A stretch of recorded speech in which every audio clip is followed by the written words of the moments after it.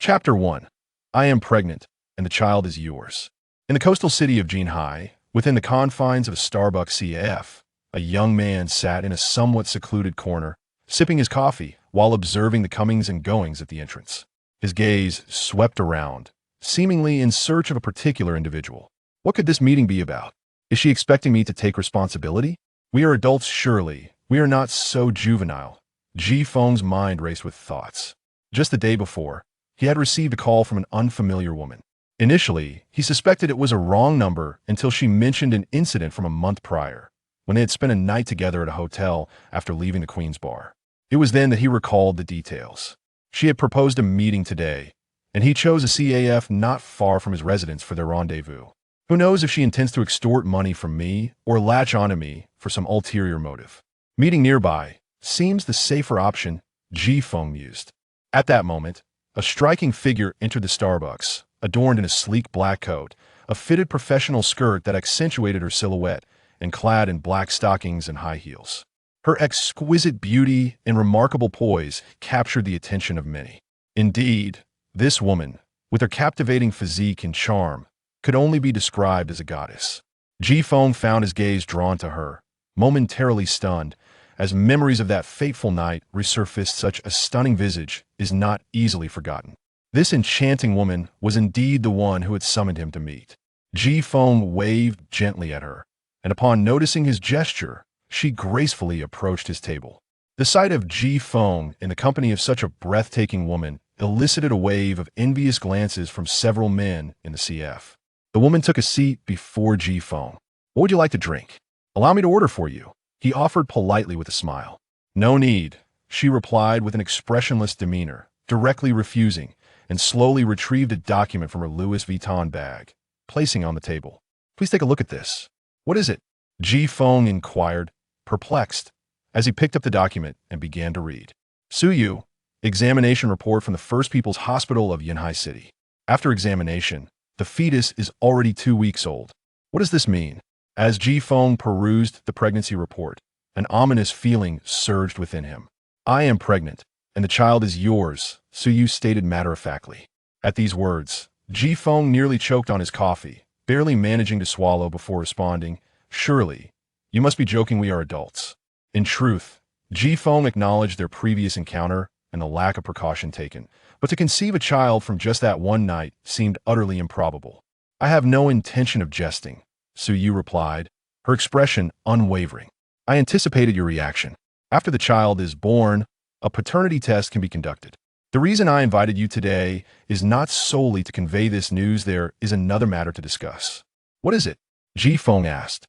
"Please examine this contract," Suyu continued, retrieving another document from her bag and placing it before him. Upon opening it, Ji Feng's eyes widened at the sight of the words "marriage contract" boldly emblazoned across the page. A marriage contract? Was she proposing marriage? His confusion deepened as he continued reading. After a moment, Ji Feng could not suppress a twitch at the corner of his mouth. This was a contract for his son-in-law, essentially requiring him to become a Livian husband. "What does this entail?" Ji Feng queried. "Now that you have reviewed the contract, all that remains is for you to make your choice. Accept or decline," Suyu stated. "Since you are the biological father of the child, I am offering you this opportunity. However, should you refuse, you will have no further ties to the child, and I hope you will not seek me out regarding this matter in the future." Suyu's words were exceedingly candid, leaving Ji Feng deep in thought. Naturally, no man desires to be a Livian son-in-law, yet the benefits outlined in the marriage contract were undeniably tempting. Should Ji Feng sign, and they obtain a marriage certificate at the Civil Affairs Bureau, so you would provide him with a bank card, crediting it with 30,000 yuan each month, which would serve as his allowance. This sum, totaling 360,000 yuan annually, would afford him a comfortable lifestyle in Jinhai, given the current cost of living. However, alongside these benefits were certain stipulations upon the child's birth. The child would bear the mother's surname, Su, and matters pertaining to Suyu's personal assets would not concern him in the slightest. For Ji Feng, an ordinary employee earning 3,000 yuan a month, the allure of this contract was palpable. Yet, a nagging worry lingered. Was this child truly his? Despite the attractive terms, the notion of being a mere caretaker for another man's child was unacceptable. As if reading his thoughts, Suyu continued, "If you are troubled by the question of the child's paternity, rest assured that the contract clearly states a paternity test can be conducted after birth. Furthermore, should the test reveal the child is not yours, you will receive a compensation of 1 million yuan. 1 million yuan was a significant sum, and Su Ye's unwavering assurance indicated that the child was most likely Ji Feng's. Given Su Ye's remarkable beauty and the benefits outlined in the contract, she had little reason to deceive him. Yet, the prospect of becoming a Libyan husband left Ji Feng feeling conflicted. At that moment, a notification chimed in Ji Feng's ear. Ding! The ultimate choice system has been successfully activated, binding the host. Binding successful options are now available. Option 1. Sign this contract, and you will receive a newcomer gift package. Option 2. Decline this contract, resulting in system unbinding and a compensation of 5 million yuan. Chapter 2. Signing the son-in-law contract. Upon hearing the notification sound from the system, Ji Feng let out a long sigh of relief, feeling an immense sense of satisfaction within. Indeed, for a traverser, the golden opportunity may come late, but it never truly misses its mark. Ji Feng is, in fact, a traverser who has been in this parallel world for nearly a month, and he never anticipated that the system would activate at this moment. As a traverser, one cannot achieve greatness without the assistance of a system. Based on the options currently presented by the system, Ji Feng swiftly made his decision. I choose option 1. Selection successful. You have successfully obtained a newcomer gift package. Ji Feng resolved in his heart. Although choosing option 1 required him to sign the son-in-law contract, it ensured that the system would not be disengaged, and he would also receive a newcomer gift package. While option 2 temporarily preserved his dignity as a man, what good was a mere 5 million? Furthermore, if this child were indeed Ji Feng's, even if unintentionally conceived, he did not wish for his offspring to call another man father. What harm was there in becoming a son-in-law? As long as he was capable and powerful, he would have a second child bearing his surname. I will sign this contract, Ji Feng declared, picking up the black pen from the table, signing his name, and pressing his fingerprint. All right, 2 copies of the contract, 1 for each of us. Upon witnessing Ji Feng sign the contract and affix his fingerprint, Suyu wasted no time and produced a bank card, stating, "This card is for you. The money will be deposited regularly each month, and the password is on the back. When convenient, we shall go to the Civil Affairs Bureau to collect the marriage certificate." "Sure, that works for me," Ji Feng replied as he accepted the bank card. "We will exchange contact information, and if anything arises, I will reach out to you," Suyu said. The two exchanged phone numbers and added each other on WeChat. After completing these tasks, Suyu gathered her bag, stood up, and informed Ji Feng, "I will take my leave now." Without granting Ji Feng a chance to respond, she swiftly exited. Ji Feng gazed out the window, watching as Suyu drove away in a red Porsche 911. A Porsche 911. She truly is a wealthy woman, Ji Feng couldn't help but marvel. Although he had stumbled upon a valuable wife today, who was also carrying his child, she appeared aloof and distant. Yet Ji Feng remained undeterred. With the system at his disposal, he was confident that one day he would win over this proud woman. Not long after Suyu departed, Ji Feng too left the coffee shop. On the way back, while driving, Suyu maintained a calm expression, though a hint of vindictive pleasure flickered in her eyes. This sense of revenge was not directed at Ji Feng, but rather at her family, which held a strong bias towards males and constantly emphasized social status and marriage. Suyu, the CEO of a company in Jihai City, had achieved her standing solely through her own vision and hard work, without any assistance from her family. However, as societal norms dictate, Suyu had reached the age for marriage and childbirth. Half a month prior, her elders had arranged a marriage for her without considering her feelings, pairing her with a young man from a prominent family known for his chaotic personal life. Despite her objections, they insisted on this union to strengthen their family's power through a strategic alliance. That night, driven by frustration, Suyu ventured alone to a bar and ended up intoxicated. Upon waking, she discovered she had been intimate with Ji Feng. It was her first experience. Instead of anger, she felt a strange calm and discreetly left, even taking the evidence from the bed with her.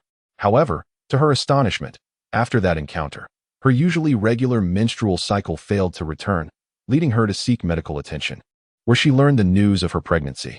Initially, she struggled to accept this revelation, but the scientific confirmation compelled her to confront the reality. Faced with her family's insistence and her current predicament, Suyu decided to invite Ji Feng to become her son-in-law, given that the child was already a reality. This was her way of demonstrating her resolve to her family. She would rather marry and bear a child with a stranger devoid of emotional ties than allow others to dictate her marital choices. With her capabilities, it was not difficult for Suyu to obtain Ji Feng's contact information, hence the scene that unfolded today. For Suyu, Ji Feng's character mattered little. Her primary concern was the child she carried. Once they obtained their marriage certificate, her family would no longer be able to interfere in her marital affairs. Moreover, with the child already on the way, she doubted her family's ability to intervene. Of course, to secure her child's safety, Suyu planned to disclose only the fact that she and Ji Feng had married once they obtained the certificate, withholding any mention of the pregnancy for the time being. Upon returning to his modest rented room, Ji Feng took out his phone and dialed his parents' number. Although he was a traverser, his parents were still alive in this world. His father, Ji Jun, and mother, Xia Ling, were ordinary people residing in a small county town. They had supported Ji Feng through university and into his current job by running small businesses. Their economic situation was modest, and by big city standards, could even be deemed poor. Yet, despite their financial constraints, the warmth of their family life brought Ji Feng great comfort. As the call connected, he heard his father's voice. Chapter 3. The Newcomer's Gift Pack. A transformation. Hey, what's the matter with you calling at this hour? Came the voice of Ji Jun. The sounds of mahjong clattered in the background. Ji Feng knew that at this time, his parents were likely engaged in a game of mahjong with their neighbors. Dad, I need to tell you something, Ji Feng said. We need the household registration book to apply for a marriage certificate. This is something that can't be hidden, so I plan on telling you and Mom. What is it? Ji Jun inquired. Just brace yourself, Ji Feng warned. Don't worry, I can handle it. Just spit it out, Ji Jun replied. You're going to be a grandfather, Ji Feng stated. What? Ji Jun exclaimed, momentarily stunned. Are you saying I'm going to be a grandfather? Which girl are you getting into trouble with? How long has this been going on? When is the baby due? His questions came out like a rapid-fire barrage. Ji Feng felt a twitch at the corner of his mouth. When is the baby due? That's a bit premature, don't you think? It's only just begun. Not long. Just recently, Ji Feng clarified. On the other end, Ji Feng's mother, Xia Ling, heard Ji Jun's words and abruptly lost focus on her game. She snatched the phone from Ji Jun and exclaimed, Son, are you serious? Am I really going to be a grandmother? Don't you dare joke about this. Mom, I'm not joking. I plan to get the marriage certificate with that girl in a few days, and I need the household registration book. Can you and Dad send it to me? Ji Feng explained. What joyous news. Make sure to protect the child. Your father and I will personally deliver the household registration book to you, and I want to see what my daughter-in-law looks like. Xia Ling responded gleefully. After years of raising a pig, she was finally reaping the rewards. Not only securing a fine crop, but also leaving behind a legacy. This was indeed a grand occasion. Mom, there is something else I need to tell you. Ji Feng continued. What is it? Is that girl demanding a house? Don't worry, your father and I have savings. Buying you a house in Jinhai City won't be a problem, Xia Ling spoke confidently. No, it's not that. The marriage comes with conditions. I signed a marriage contract that requires me to be a son-in-law, Ji Feng confessed. A brief silence fell on the line after Ji Feng's revelation. Moments later, Xia Ling's voice erupted with fury. What? A son-in-law? You ungrateful child. I raised you with great difficulty, and you're going to be someone else's son-in-law? Are you planning to abandon your mother? You heartless wretch, you must not sign that contract. After Xia Ling's tirade, Ji Jun chimed in. You've disappointed me greatly. A member of the Ji family becoming someone's son-in-law? Is it because you look down on our family for their circumstances? If you dare to go through with this, I swear I'll make you regret it. The contract is already signed. I can't back out now. If I don't sign, my child will belong to someone else, Ji Feng replied firmly. That is unacceptable. Such a significant matter, and you didn't consult your family? Ji Jun retorted angrily. Just as Ji Feng was about to respond, faint murmurs from nearby caught his attention. Is that a Rolls-Royce? A luxury car in our small town? That license plate, 8888, is impressive. Someone's getting out, and it seems they're headed towards your house. Xia Ling hearing this, Ji Jun and Xia Ling exchanged glances, sensing something significant was about to unfold. Son, we need to end this call. Something has come up. I'll contact you later, Ji Jun said, abruptly hanging up. Perplexed by the sudden disconnection, Ji Feng felt an inkling that his parents were concealing something from him. Never mind. I'll check the newcomer's gift pack for any valuable items, he thought to himself. then opened the system's gifted newcomer package. Ding. Congratulations, host. You have received the transformation potion. Staring at the crystal vial containing a blue liquid, Ji Feng noted that the instructions were simple. It was to be taken orally. Curiosity piqued. He thought, I'll see if it truly can transform me. With a decisive gulp, he drank the potion. It had no taste, and as the liquid flowed into him, it felt like a warm current settling in his abdomen. Moments later, an intense pain surged through him, accompanied by a throbbing headache. An unpleasant odor wafted up, and he realized it was emanating from his own body, now covered in dark stains, remnants of the toxins expelled from within. Hastily, Ji Feng rushed to the bathroom for a shower. To his astonishment, he discovered his physique had been remarkably enhanced. Although his height remained at 1.80 meters, he now possessed a robust build and skin smoother than that of a woman. His strength was astonishing. In terms of combat skills, he could rival elite special forces. Indeed, this potion lives up to its name, Ji Feng mused, thoroughly impressed. His physical prowess satisfied him immensely. While we live in a society governed by law, a man should possess the raw ability to defend himself. Confidence surged within him. The transformation was truly remarkable. Compared to the time he first arrived in this world, Ji Feng had indeed undergone a metamorphosis.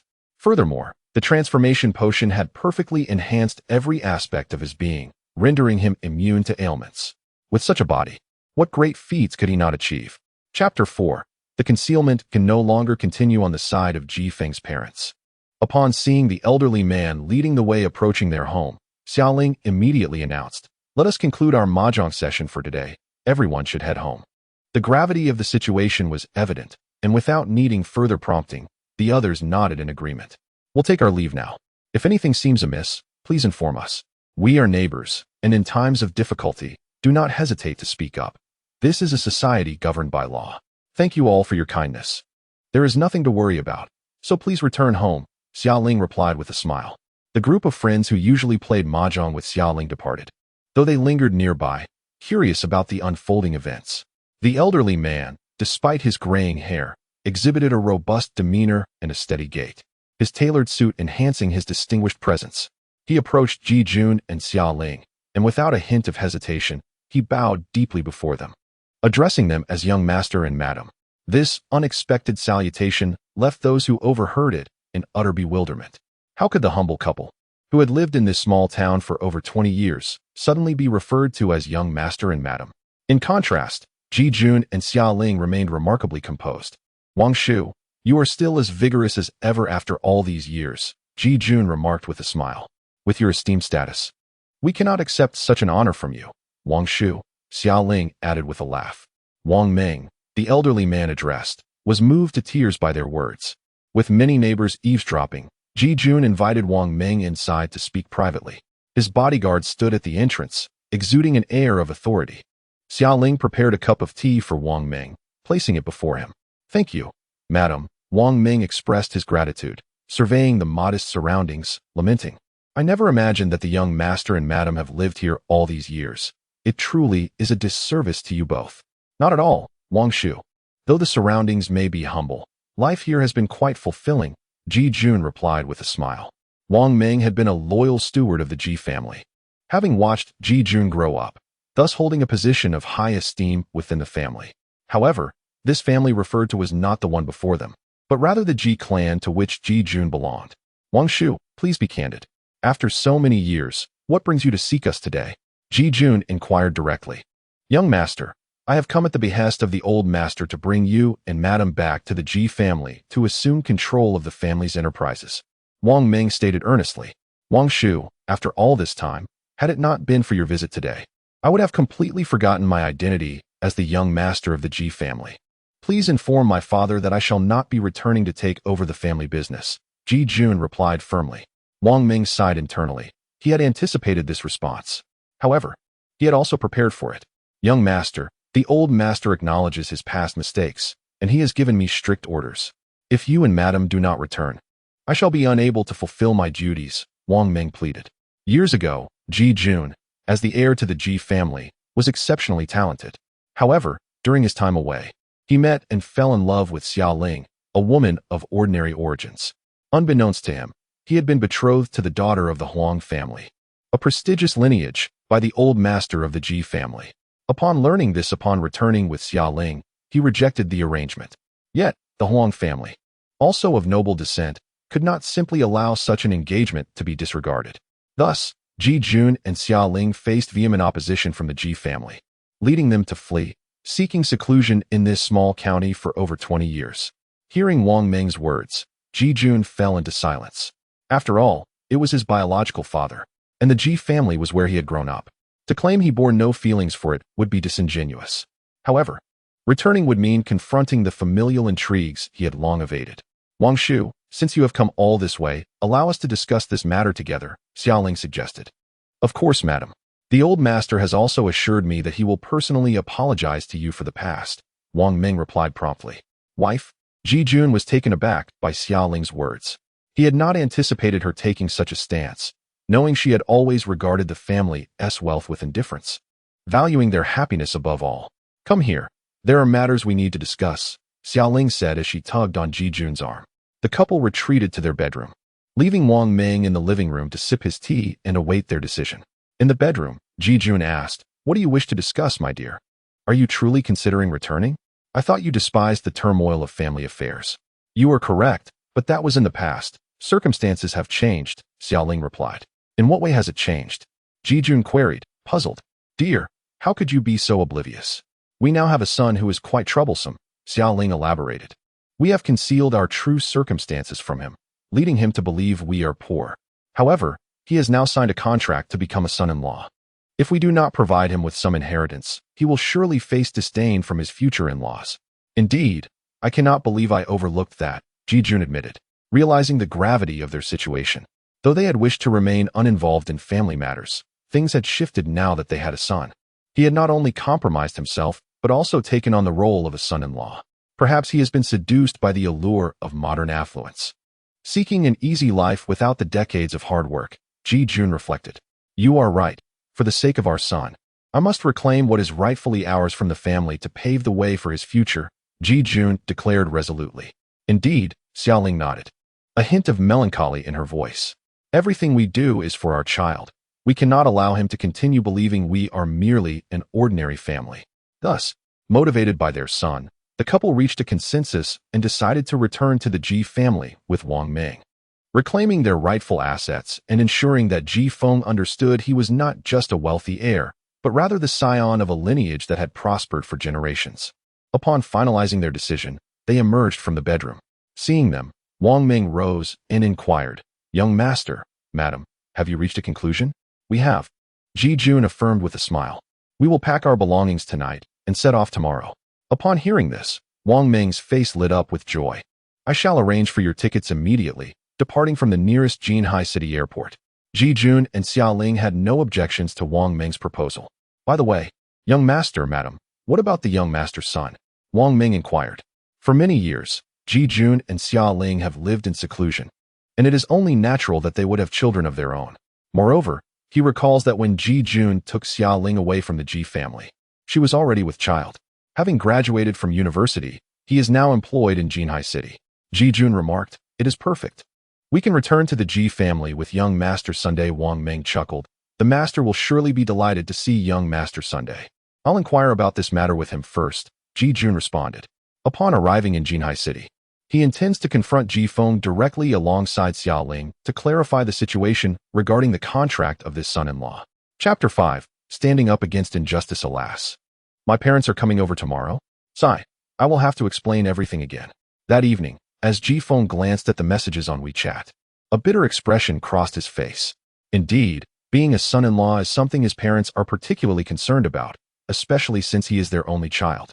Ji Feng understood that his parents would undoubtedly come to confront him, but the contract had already been signed. All he could do was to offer explanations and persuasion. Gurgle. Gurgle. At that moment, Ji Feng's stomach growled. Feeling a bit hungry, he decided to go out for a late-night snack. Having skipped dinner, he ventured out to eat. The residential complex where Ji Feng lived was an old-fashioned, modest community, and at night, the surrounding streets were bustling with various food stalls and barbecues. Boss, the usual. Ji Feng smiled as he approached a barbecue stall. Coming right up, replied Lu Mei, the stall owner, a middle-aged woman in her 50s, who had a daughter named Leah, a recent university graduate. The two relied on each other.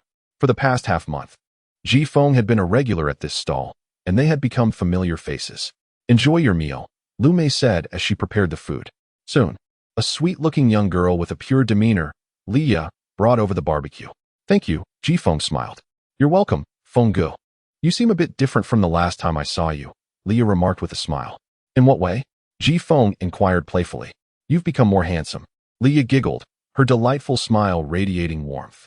She was the complete opposite of Ji Feng's cheap wife, Su Yu, in terms of beauty. "Boss, bring me 5 bottles of beer, chilled," shouted a table nearby. "Coming right up," Leah responded, swiftly heading to fetch the beer. Ji Feng began to indulge in the food laid out before him. However, after just a few bites, he suddenly heard Leah's displeased voice from behind him. "Sir, please don't behave like this." "What have I done?" Ji Feng turned to see a group of 5 men at the table that had just called for beer, now intoxicated and revealing their true colors. Seeing her daughter being bullied, Lu Mei rushed to pull Leah behind her, trying to defuse the situation. "I apologize, everyone. She is my daughter. Please enjoy your meal." The sight of Lu Mei's sweet daughter only incited the drunken men further. Emboldened by their inebriation, they began to act brazenly. "Boss, your daughter is beautiful. She doesn't have a boyfriend, does she? How about I become her boyfriend? With me as your son-in-law. No one would dare to bully you too." The leader, a chubby man, leered. "Yeah, boss, my brother here is famous around these parts. Your daughter and he would make a perfect couple. Please agree to this union." They jeered, egging each other on. Some patrons, sensing trouble, quickly settled their bills and left to avoid any conflict. Lu Mei's face darkened. As a woman running a barbecue stall at night, she dreaded encounters with such individuals.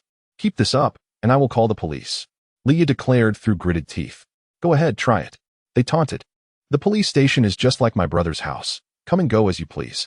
Being noticed by my brother is your honor. Little girl, don't be ungrateful." Ji Feng stepped forward, positioning himself protectively in front of Leah and her mother, addressing the ruffians with calm authority. "If you're drunk, you should settle your bill and go home. Do you not realize how disgraceful you are? If you can't comprehend that, I suggest you take a moment to reflect on your conduct." "Hey, you want to play the hero?" One of the men sneered. "I advise you to mind your own business." Ji Feng's words ignited their anger. "Xiao Feng, don't get involved. If you encounter thugs, just call the police," Lu Mei urged, concerned for Ji Feng's safety. But as Lu Mei prepared to call for help, the leanest of the group lunged at her to snatch the phone away. However, Ji Feng swiftly caught his wrist, applying pressure. "Ouch, it hurts," the lean man cried out. "That little punk dares to strike. Brothers, get him," the others yelled, grabbing empty beer bottles from the table. "Aunt, you two step back," Ji Feng instructed before confronting them. He was eager to test his skills. Despite their weapons and numerical advantage, Ji Feng felt no fear. His enhanced physique made their movements appear sluggish, allowing him to evade their attacks effortlessly.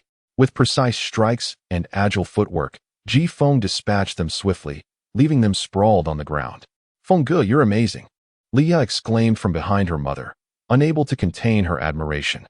Ji Feng stepped forward, placing his foot on the leader's chest, exerting enough pressure to leave him gasping for breath. "Still feeling rowdy?" Ji Feng asked coldly. "And no, I'm done," the chubby man wheezed. "Do you dare to cause trouble again?" Ji Feng pressed. "And no, I won tea. Just take it easy. I can't breathe." The man surrendered. "Settle the bill and get out," Ji Feng commanded with a kick. "Quick, pay up." The chubby man urged his companions, realizing the gravity of the situation. Having been thoroughly intimidated, one of them quickly placed 300 yuan on the table. Ji Feng turned to ask, "Is 300 enough?" "Yes, that is fine. We just need 140, Leah replied. "Consider any extra as compensation for the damaged chairs," Ji Feng added, lifting his foot and addressing the group. "Now, leave." The chubby man scrambled to his feet, leading his companions away in haste. "Xiao Feng, are you all right? Did you get hurt?" Lu Mei asked with concern. "Aunt, I'm fine," Ji Feng reassured her with a smile. "Feng Ge, you're incredible. Have you trained in martial arts?" Leah gazed at him with admiration. "They were simply incompetent. I like to stay active in my free time, so I have a bit of strength," Ji Feng replied modestly. "Truly impressive," Leah said, her eyes filled with awe. "Xiao Feng, I can't thank you enough.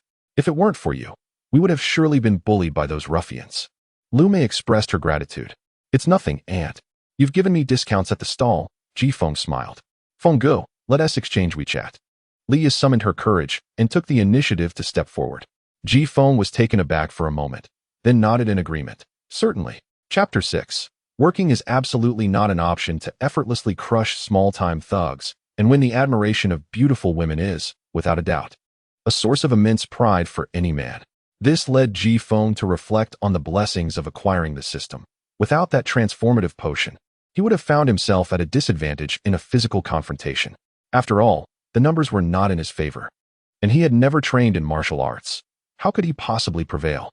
Such circumstances do not elicit bravado from every man, for before seeking the spotlight, most would consider their own capabilities.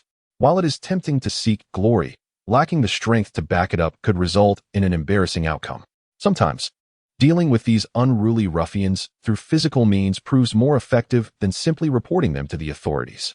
Once the rowdy drunks were dealt with, the barbecue stall's business quickly flourished. The food was authentic, the prices reasonable, and with a young beauty like Leah assisting, it was difficult not to succeed.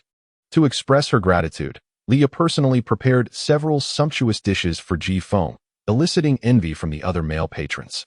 Though they were all men, the disparity between them was stark. Was it merely because this young man was handsome?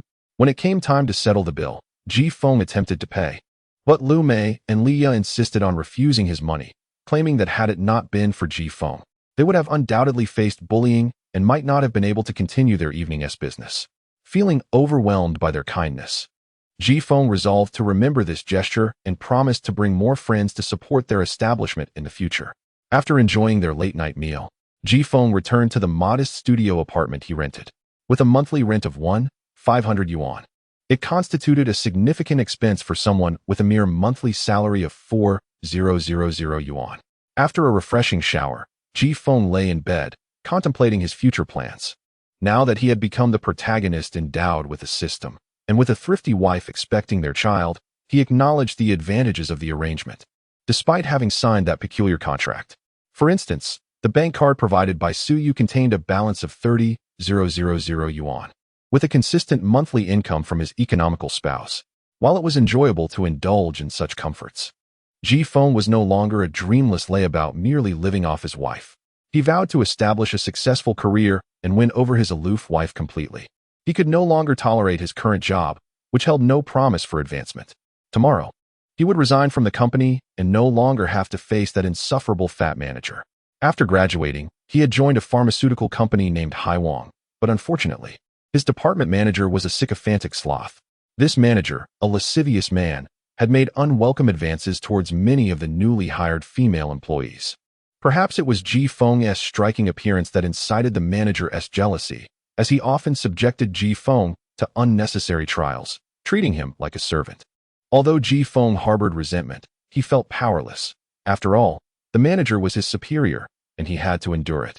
Ji Feng had long contemplated resigning, but had hesitated, fearing the uncertainty of finding a new job and the financial implications of losing his salary. He could not rely on his family after graduating, so he had remained patient. However, now, with the system by his side, Ji Feng felt fearless. Why should he continue to toil away? Thus, he resolved that working was absolutely not an option. Just then, Ji Feng's phone rang. Upon seeing the caller ID, he frowned. It was none other than his rotund supervisor. The timing of the call, especially on a day off, left no doubt in Ji Feng's mind that it would be nothing but trouble. He promptly hung up. But the phone rang again, still the same manager. With an expressionless face, Ji Feng disconnected once more. When the phone rang yet again, he decided to block his manager's number entirely. Meanwhile, in a KTV private room, a bespectacled, inebriated man fumed upon hearing the automated message informing him that the number he dialed was currently unavailable. How dare that little brat block me? We'll see what happens when he shows up at work tomorrow. I'll make sure he regrets it, Zhang Wei seethed. He had come to KTV with friends, and now he wanted Ji Feng to pick him up and drive him home. The thought of hiring a designated driver was beneath him. He had a lackey for that. Little did Zhang Wei know, Ji Feng had already hung up on him 3 times and now had him blocked. What's wrong? Asked Wang Jing, a provocatively dressed new employee sitting beside Zhang Wei. She had quickly become his mistress after joining the company, flaunting her allure. That Ji Feng has the audacity not to answer my calls. He truly doesn't want to keep his job, Zhang Wei fumed. Not answering your calls. He must be foolishly unaware of the consequences, Wang Jing scoffed. Just wait until I see him at work tomorrow. Zhang Wei replied with a sinister smirk. The following day, Ji Feng arrived at the company, armed with his resignation letter. Having made up his mind to leave, he saw no reason to delay. However, he was not so reckless as to resign over the phone. Company protocol required a written notice and a proper handover of responsibilities. He was determined to maintain his professional reputation and avoid any potential backlash from his spiteful manager. After nearly 40 minutes of travel, Ji Feng reached the office. Chapter 7. No tears until the coffin is seen. As Ji Feng entered the company, he soon encountered a person he had no desire to see. A woman who repulsed him, Wang Jing. This woman had recently joined the company and had quickly ingratiated herself with their corpulent manager, Zhang Wei, positioning herself with an air of arrogance as if she were the queen of the department, expecting everyone to heed her commands. In terms of appearance, her heavily made-up visage barely passed muster, and while her figure was passable, it was no more impressive in the dark. Yet, her inherent lewdness seemed to enthrall the rotund Zhang Wei. Good morning, Sister Jing. Morning, Sister Jing. Hello, Sister Jing. The employees arriving at work greeted Wang Jing, who basked in the attention with a smug expression. Ji Feng, however, chose to ignore her completely, walking straight to his desk to prepare his belongings. Wang Jing's satisfaction was swiftly diminished by Ji Feng's indifference, her expression turning icy as she approached him. Ji Feng, you've grown quite bold, haven't you? Even daring to ignore Manager Zhang's calls, she remarked with a frosty demeanor. Whether I answer that fatso's calls is none of your concern, Ji Feng replied coolly. Do you really want to risk your position in the company by insulting Manager Zhang? She retorted coldly. Ji Feng's audacity surprised her. It was indeed unusual. I can endure a lot, but having to witness a glutton and a harlot parading before me is beyond what I can tolerate, he stated bluntly. What did you say? Have the audacity to repeat that. Wang Jing's anger flared at being labeled a harlot in front of others. Are your ears deaf, or did I speak too softly? I said Zhang Wei is a fatso, and you are a harlot. Did you hear me? Ji Feng raised his voice, ensuring the entire department heard, plunging the room into a stunned silence as people turned to look at him. Many were astonished that Ji Feng dared to speak such words in front of so many. You're finished for insulting me and Manager Zhang, Wang Jing hissed, her face flushed with rage. Huh, the harlot still clings to her reputation. Everyone in the department knows about your sordid affair with that fat pig. Only he could have the appetite for a piece of meat like you, unafraid of disease. Ji Feng's words were like daggers, piercing Wang Jing's heart. He had longed to say such things, but had previously bitten his tongue out of necessity. Now, however, he had no qualms. If this pair of dogs had not made his life miserable before, he would not have cared what they did. Yet, their constant harassment had sickened him, justifying his remarks in front of the others. Ji Feng had articulated what many had only dared to think, as evidenced by the expressions of relief on their faces. You're doomed. Wang Jing's voice trembled with rage. What is going on here so early in the morning? Zhang Wei approached, sensing something amiss. Upon seeing him, Wang Jing seized the opportunity to gain his support. Manager Zhang, Ji Feng publicly insulted you this morning without cause. And despite my attempts to intervene, he continued to berate me as well. Ji Feng, you're becoming increasingly outrageous. I sought you out last night for an important matter, but you ignored my calls. Now, you dare to insult people publicly? Do you wish to be unemployed? Zhang Wei adopted a commanding tone. Enough of your drivel. Here's my resignation letter, Ji Feng declared, uninterested in further banter with the pair. Oh, you think resigning will absolve you? This industry is quite small. If you wish to continue, you had better apologize sincerely. Perhaps then I might consider giving you another chance, Zhang Wei threatened directly. Are you threatening me? Ji Feng replied. Unfazed. Indeed I am. Should you fail to satisfy me, no pharmaceutical company will dare to hire you, even if you resign, Zhang Wei boasted. Did you hear that? For what you said earlier, if you don't kneel and apologize today, you will face consequences, Wang Jing added. Ji Feng slowly rose from his seat, approaching Zhang Wei. What? Are you planning to strike me? Zhang Wei scoffed dismissively. Why would I resort to violence? I would never stoop to such behavior, Ji Feng smiled. I doubt you have the guts, Zhang Wei sneered. Without a word, Ji Feng placed his hand firmly on Zhang Wei's shoulder and exerted pressure. A sharp pain shot through Zhang Wei, prompting him to cry out, ouch. It hurts. Let go. Manager Zhang, what seems to be the problem? I merely rested my hand on your shoulder. Are you trying to feign injury? Ji Feng teased. Zhang Wei's face twisted in pain as Ji Feng's grip felt like an iron vice, causing him considerable discomfort and leaving him unable to break free. He had never anticipated Ji Feng possessed such strength. Let go. Let go. Zhang Wei gasped, struggling to speak clearly. Can this resignation letter be signed now? Ji Feng inquired. Yes, yes, it can be signed, Zhang Wei replied through gritted teeth. Then sign it, and spare us all the unnecessary chatter, Ji Feng said. After Zhang Wei reluctantly scribbled his approval on the letter, Ji Feng finally released him. Had you done this sooner, we could have avoided all this fuss. Ji Feng began to gather his belongings in preparation to leave. Now free from Ji Feng's grasp, Zhang Wei retreated a few steps, fuming. Do you think this is over? I'll inform HR. They won't allow you to leave so easily. According to our contract, without HR's consent, you cannot depart. You won't be able to survive in this industry anymore. Wang Jing, call security. Let us see how he handles this. Wang Jing hastily summoned the security personnel. Ji Feng's expression darkened. He merely wished for a peaceful resignation, but it appeared that this corpulent man would not relent until he had his way. Suddenly, Ji Feng's phone rang. Chapter 8. The plot twist unfolds swiftly upon seeing the caller ID indicating it was his parents. Ji Feng answered the phone. Son, where are you now? Came the voice of Ji Jun from the other end. Father, I am currently at the office. At the office? You're still working? Your mother and I have arrived. What work could possibly be more important than coming home? Hurry back. Dad, I'm actually in the process of resigning. Resigning? That's good. Resigning sooner or later was inevitable. When will you return? That troublesome fat man is causing a scene. I estimate it will take some time. You and Mom should find a place to rest. I'll return as quickly as I can. Causing a scene? No worries. I've sent Grandpa Wang to pick you up. He'll be there shortly. He can assist you with the troubles. Just pack your things for now. We can discuss everything else when you return. I'll hang up now. With that, the call ended. Grandpa Wang. Which Grandpa Wang? Ji Feng was bewildered by his father's words, though he sensed a certain swagger in his tone. However, he soon decided not to dwell on it. Wang Jing had summoned security, and 3 guards now stood watch over Ji Feng, ready to prevent any retaliation. Ji Feng, you are utterly naive. This society does not tolerate insolence from someone like you.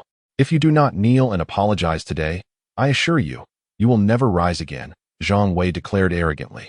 In his eyes, Ji Feng was merely a naive youth, freshly emerged from university, oblivious to the repercussions of his actions.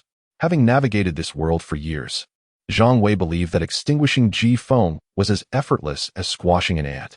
Ji Feng, you must comprehend the gravity of the situation. If you're wise, kneel and apologize. Perhaps Manager Zhang will show mercy this time, Wang Jing added, her voice dripping with satisfaction. Alas, Ji Feng felt utterly defeated. He had acted impulsively, his youth betraying him. Engaging with Manager Zhang was a battle he could not win in this realm. Regrettably, they were merely small players in this game. The murmurs among the surrounding colleagues revealed no one dared to stand up for Ji Feng. In truth, they were the lowest tier of employees. Offending someone like Zhang Wei made survival in this industry exceedingly difficult. Zhang Wei had built a network over the years, and a mere word from him could jeopardize Ji Feng's aspirations of joining a new company. Moreover, resigning from the company required the approval of the department manager. Once that was granted and the handover completed, human resources typically would not object. However, this was contingent upon the manager not obstructing the process. The contractual constraints, while seemingly stringent, often held little weight for ordinary employees.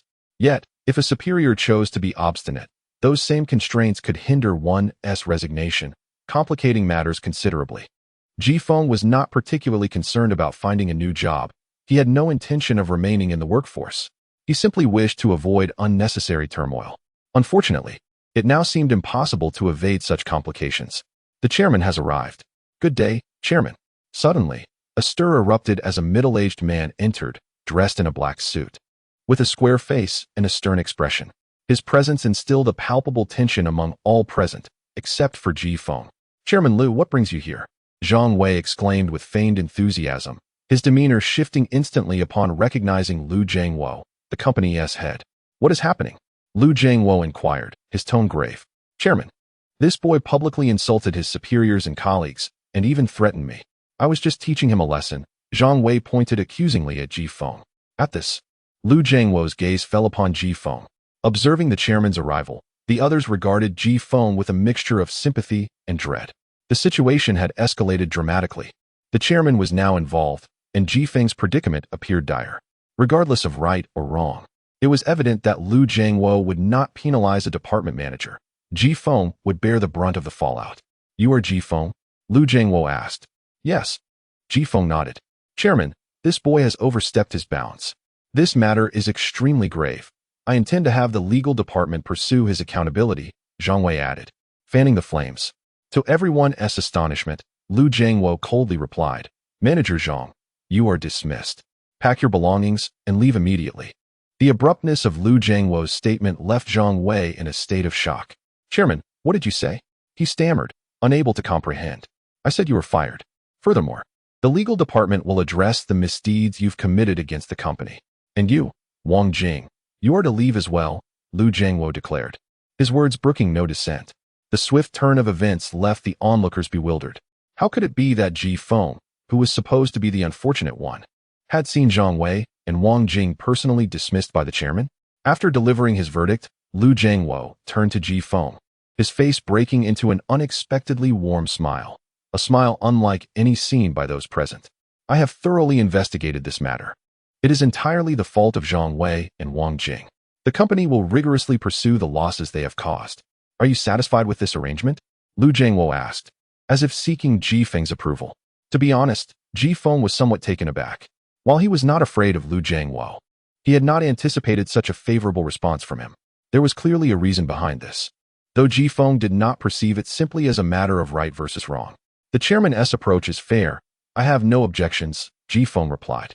Excellent, excellent, Lu Jiangwo remarked, visibly relieved.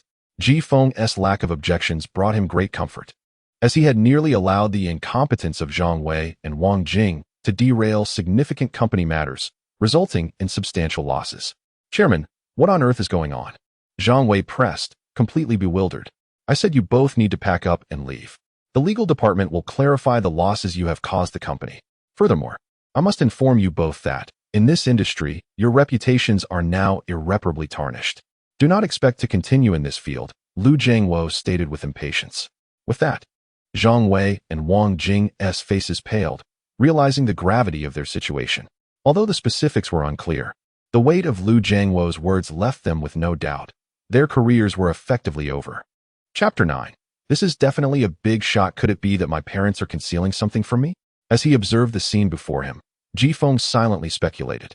The events surrounding the recent phone call and the current situation compelled Ji Feng to believe that his parents were indeed hiding something significant. Otherwise, a company CEO would never adopt such a demeanor towards him. The specifics could only be clarified once he resigned and returned home to inquire. Mr. Lu, regarding my resignation. Ji Feng began. Rest assured, it's not an issue at all. Come to my office and take a moment to relax. There's no rush, Lu Jiangwo replied courteously, directly inviting Ji Feng to his office. After Lu Jiangwo and Ji Feng departed, the entire department was left in stunned silence, and the atmosphere erupted into chaos. Could it be that Ji Feng has a connection with Mr. Lu? One exclaimed. No way.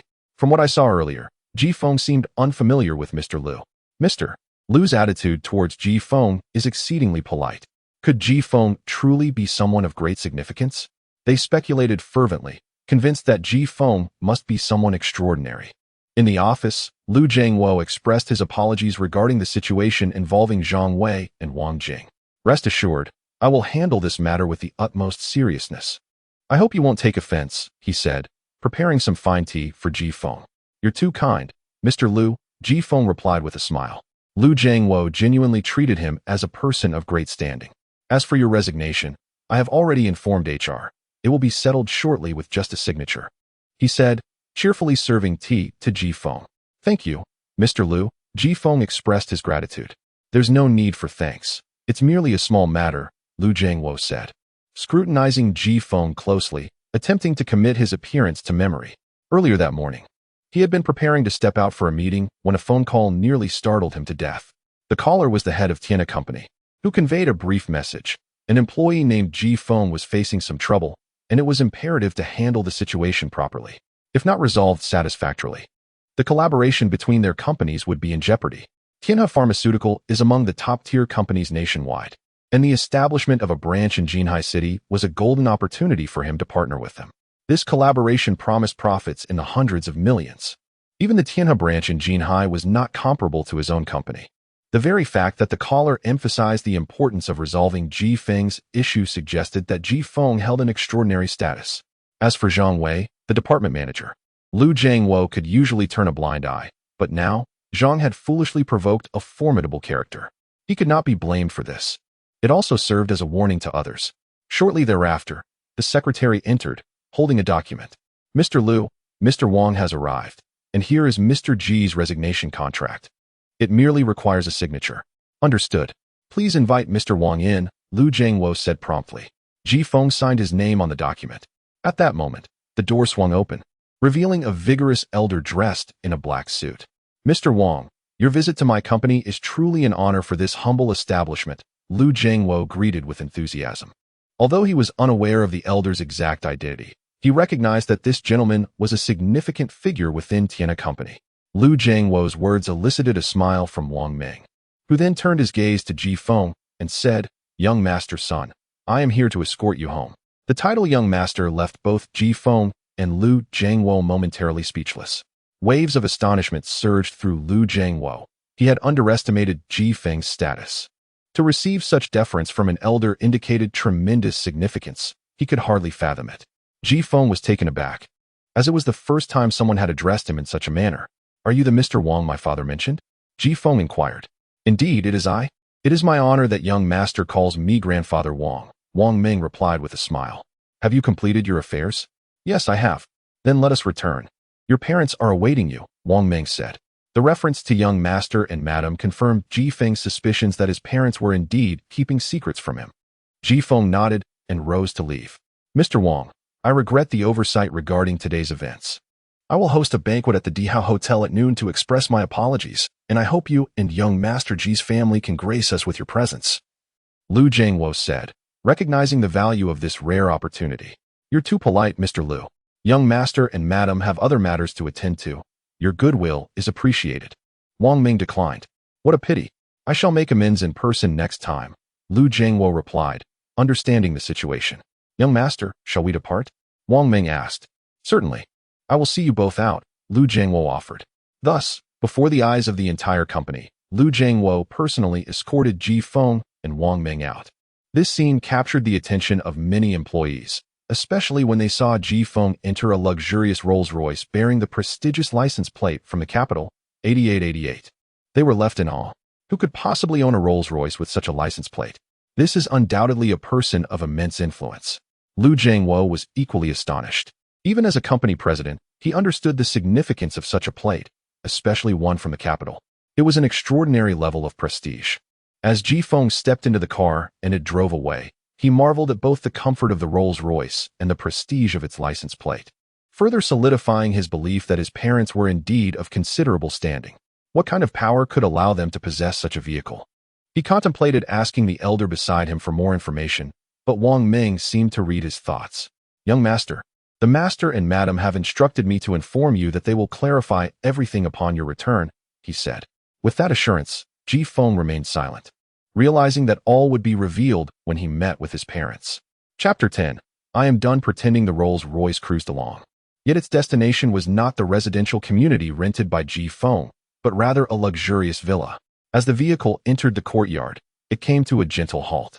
"Grandfather Wang, where is this?" Ji Feng inquired. "Young master's son, this is the residence prepared for you and the master and mistress. Should it not meet your satisfaction, we can certainly arrange for another," Wang Ming replied.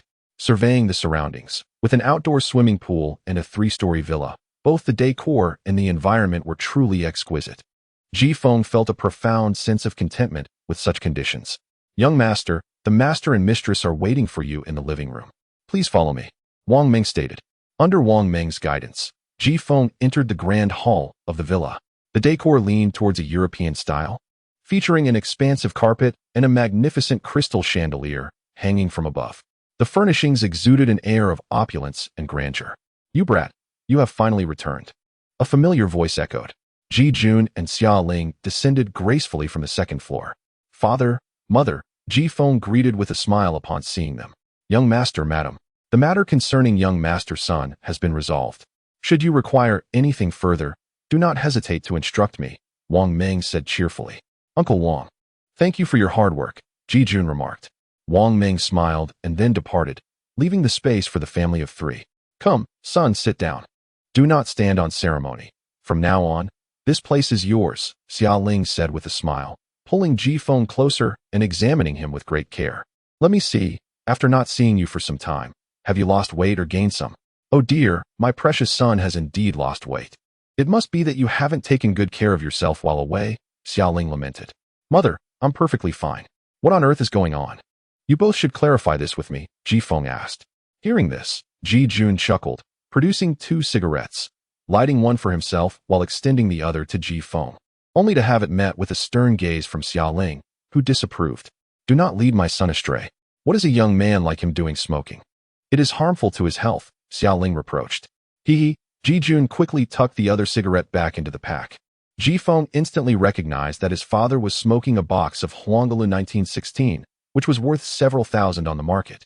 Such an expensive pack of cigarettes was certainly not something an average family could afford. Father, that is excellent tobacco, Ji Feng remarked, swiftly taking one from the pack and lighting it for himself. You have even learned to smoke. Xia Ling exclaimed. It's fine, it's fine. He is no longer a child. What is wrong with having a cigarette? Ji Jun interjected lightheartedly. Ji Feng smiled.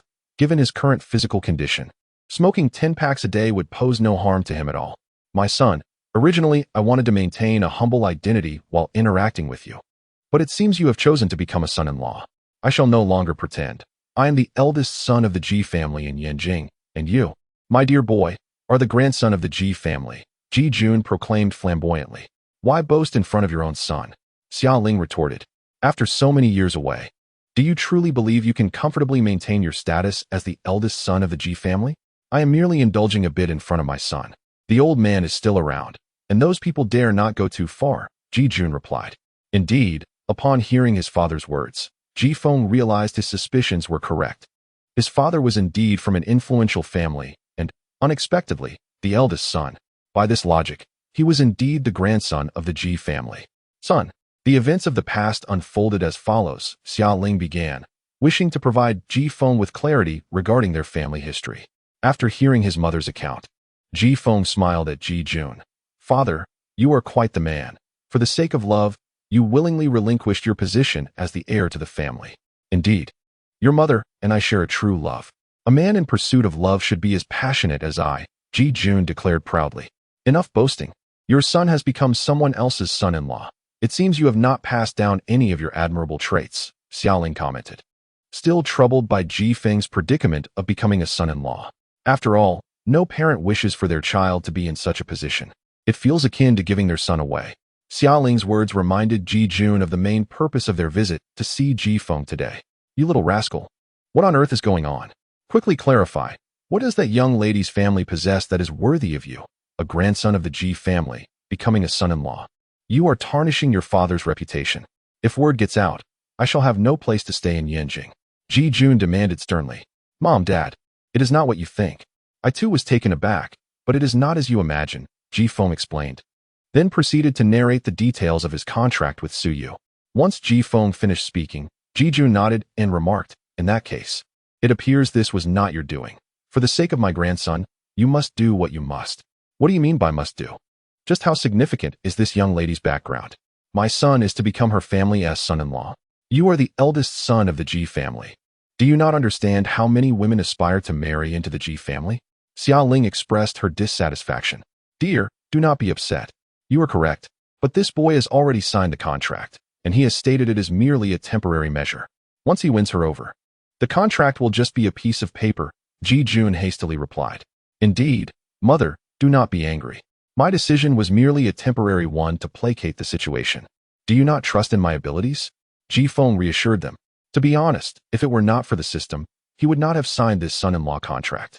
Although the title is not particularly appealing, the system is of utmost importance. With the system in place, Ji Feng felt confident that these matters would be resolved in due time. Seeing Ji Feng's conviction, Xia Ling chose to refrain from further pressing the issue and remarked, Very well. Your father and I are still uncertain about the circumstances surrounding our return to the Ji family. Perhaps your status as someone else's son-in-law could ultimately serve as a form of protection for you. Upon hearing this, Ji Jun nodded in agreement. During the journey, He and Xiaoling had analyzed the potential implications of their return to the Ji family for Ji Feng. Son, what I am about to tell you is of utmost importance. Remember it well, for it will significantly impact your future. Do you understand? Xiaoling's expression turned serious. I understand, mother. Please, go on, Ji Feng replied earnestly. Chapter 11. Aspiration for greatness in the living room of the villa. In preparation for their visit to the Ji family, Ji Jun and Xiaoling earnestly imparted their wisdom to Ji Feng. Son, the Ji family is a prominent business lineage. Tracing back to your great-grandfather's generation, our family has numerous ventures across various sectors. When I left the Ji family, our assets had already surpassed 100 billion. I am not entirely aware of the current status, but your grandfather is still with us, ensuring that the Ji family does not falter, Ji Jun explained. Ji Feng listened, his heart soaring with elation. 20 years ago, the Ji family was already a colossal entity with assets exceeding 100 billion. What astronomical figure must they have now? Society is ever evolving, and while money may diminish in value, the ability to generate wealth through existing assets is significantly easier than starting anew. As long as his grandfather retains his faculties, the Ji family is bound to flourish. Thus, Ji Feng mused, conservatively speaking, he is now the grandson of a family worth hundreds of billions, which is indeed impressive. Son, suppress your smile for now. I know this news brings you joy, but the Ji family is not solely your father's domain. There are many relatives, young and old alike, who all wish to claim a share of the family fortune. Xiaoling cautioned, noticing the grin on Ji Feng's face. Don't worry, son. If you feel like smiling, let it out. After 20 years of concealment, such a surprise deserves to be celebrated, Ji Jun encouraged. Cough. I'm fine, Mom and Dad. Please continue. I can handle this, Ji Feng replied. Son, we are still unclear about the internal dynamics of the Ji family. Having been away for so long, it will take time for you to establish your footing there. Before we go, your father and I need to ask you a question, and you must answer truthfully, Xiaoling said earnestly. Go ahead, I will respond honestly. Ji Feng assured. Do you wish to lead a carefree life as a wealthy heir, indulging in pleasures? Or do you aspire to cultivate your ambitions in preparation for taking over the Ji family? Xiaoling posed a question Ji Feng had not anticipated. Mom, is there a conflict between the two? Ji Feng chuckled. Your mother means this, Ji Jun clarified. If your desire is merely to enjoy a life of luxury without interest in business, your mother and I will return to claim your rightful share of the family wealth. However, if you are ambitious and wish to carve out a grand path, we will strategize for your future, with the primary responsibilities falling upon your shoulders.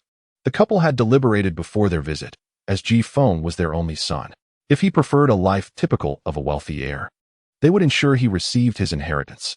Conversely, if he harbored ambitions, they would pave the way for him within the family. However, the former would entail relinquishing influence within the family, while the latter demanded much from Ji Feng. Should he lack the capability, the Ji family's legacy would not fall to him. Only through his own merit could he claim such a position. Son, which path will you choose? Rest assured, whatever you decide, your father and I will support you, Xiaoling said lovingly, her gaze filled with hope for her only son. Ding. Options released. Option 1. Live as an ordinary rich heir. You will receive a charm attribute bonus. Option 2. Achieve greatness in business. You will gain in-depth knowledge of business management. I choose option 2, Ji Feng declared resolutely. You have successfully obtained detailed knowledge of business management, the system confirmed. Ji Feng did not hesitate long before making his decision. The first option would merely lead him to a life of idle indulgence, devoid of purpose. As a man, he believed he ought to be a dragon among men, not a mere insect. Choosing the second path, he understood he might face numerous challenges, but he welcomed them. As a transmigrator, he felt compelled to build a remarkable legacy.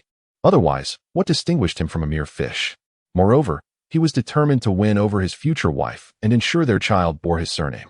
Mom, Dad, I choose the latter, Ji Feng announced with conviction. Are you certain? Xiaoling inquired. Yes, I am certain, Ji Feng affirmed. Given my advantageous circumstances, I refuse to live a life without purpose.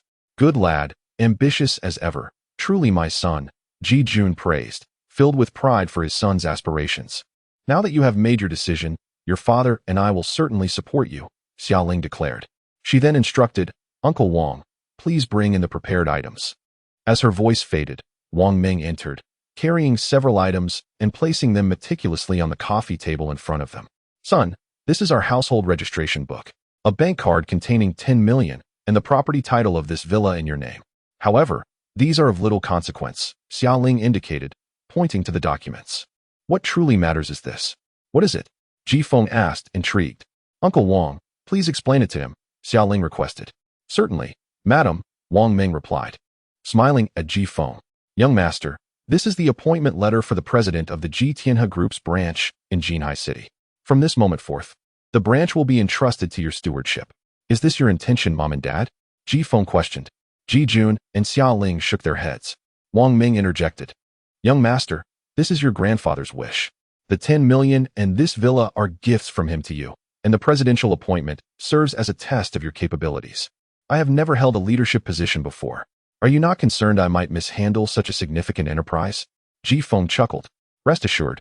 Until you are fully acquainted with the company's operations, dedicated personnel will assist you in managing affairs, Wang Ming assured him. Son, since you have chosen the second option, your grandfather's test is inevitable. Accept it, Ji Jun encouraged. Lastly, son, remember to always prepare for both outcomes, Xiaoling advised, her words laden with significance. I understand, Mom. Ji Feng replied, acknowledging her wisdom. Chapter 12. How could it be this woman regarding the tests set by the elder of the Ji family? Wang Ming subsequently provided a brief explanation to Ji Feng. It is quite simple. The Ji family possesses numerous enterprises, and both Ji Feng's father's generation and the younger descendants, including Ji Feng, have the right to manage the family business. However, while entering the family enterprise may be relatively easy, ascending to a high position is fraught with challenges. Naturally, since the current patriarch of the Ji family is Ji Baishan, Ji Feng's own grandfather, his two sons, Ji Jun and Ji Hai, enjoy additional privileges and care. Consequently, the offspring of Ji Jun and Ji Hai receive special treatment compared to other clan members, effectively placing them at an advantage from the outset.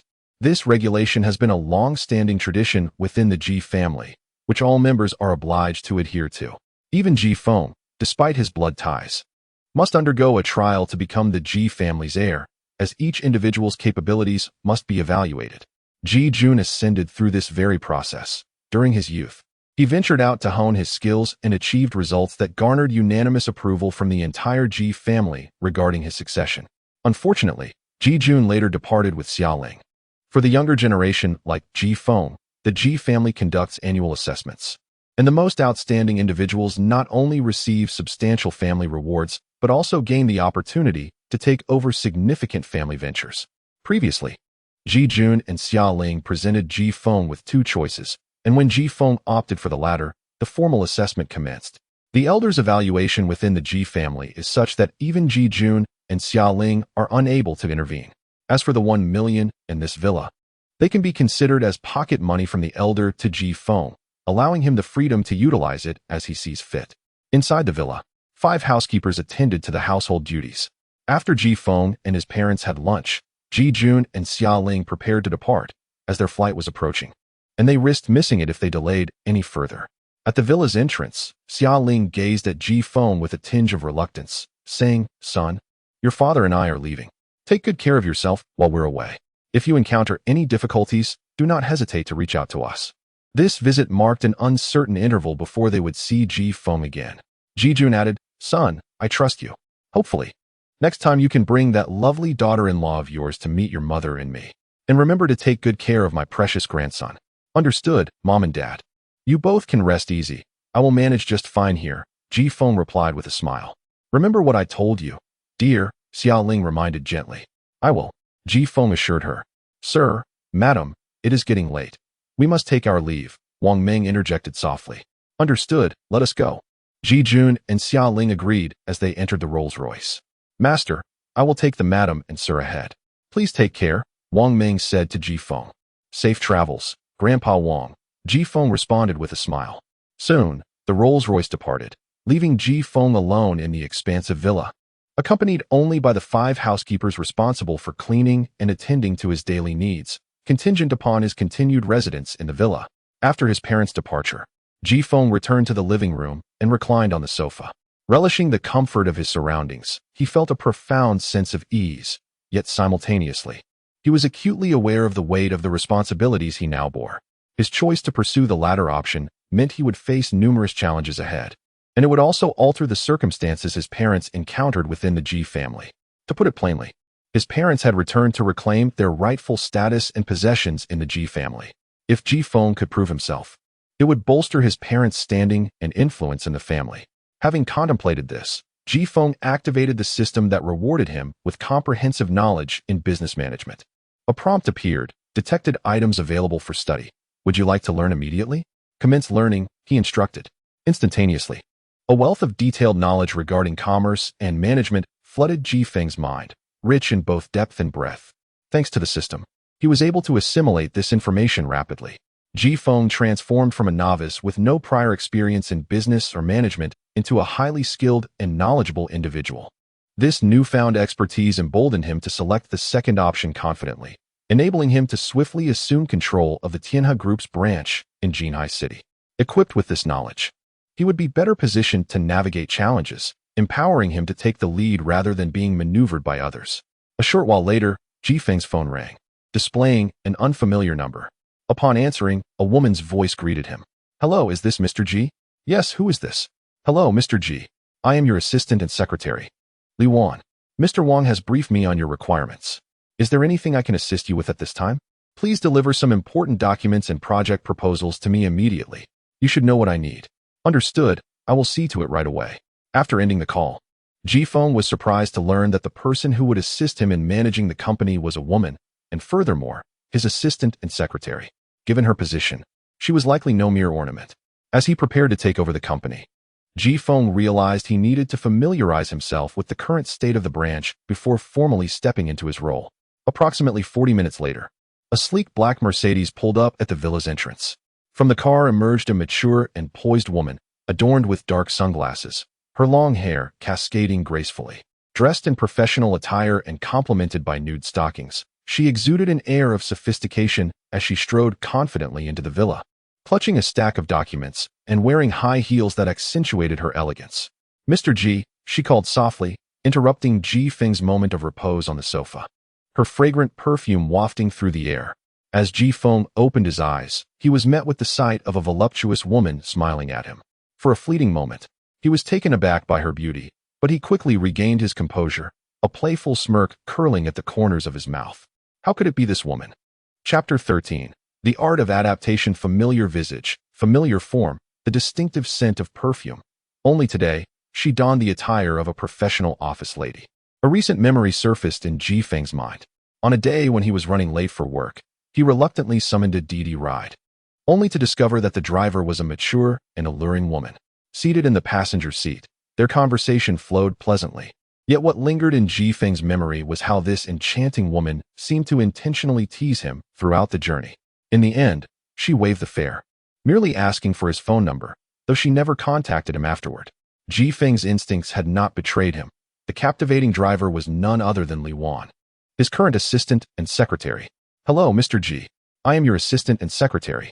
Here are the company materials you requested, along with my resume, Li Wan said, seemingly oblivious to Ji Feng's identity as she placed the documents on the coffee table before him. Ji Feng picked up her resume, noting, Li Wan, female, 30 years old, majored in business administration at Tsinghua University. While her credentials were not flawless, they were undoubtedly impressive, especially for someone in the role of a secretary, which seemed somewhat beneath her capabilities.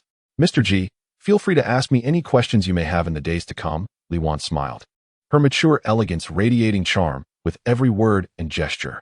It could be said that this woman's allure was intoxicating to any man. Ms. Li, do you not remember me?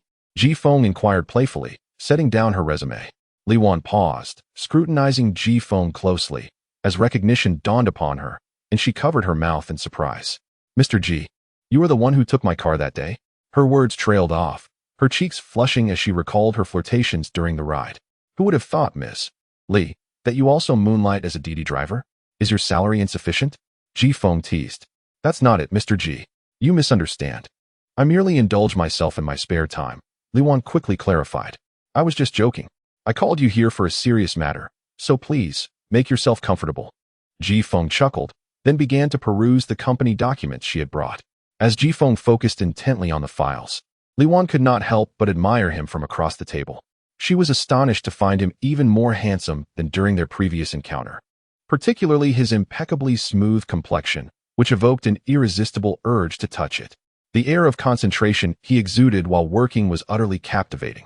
In that moment, Liwan felt her cheeks flush.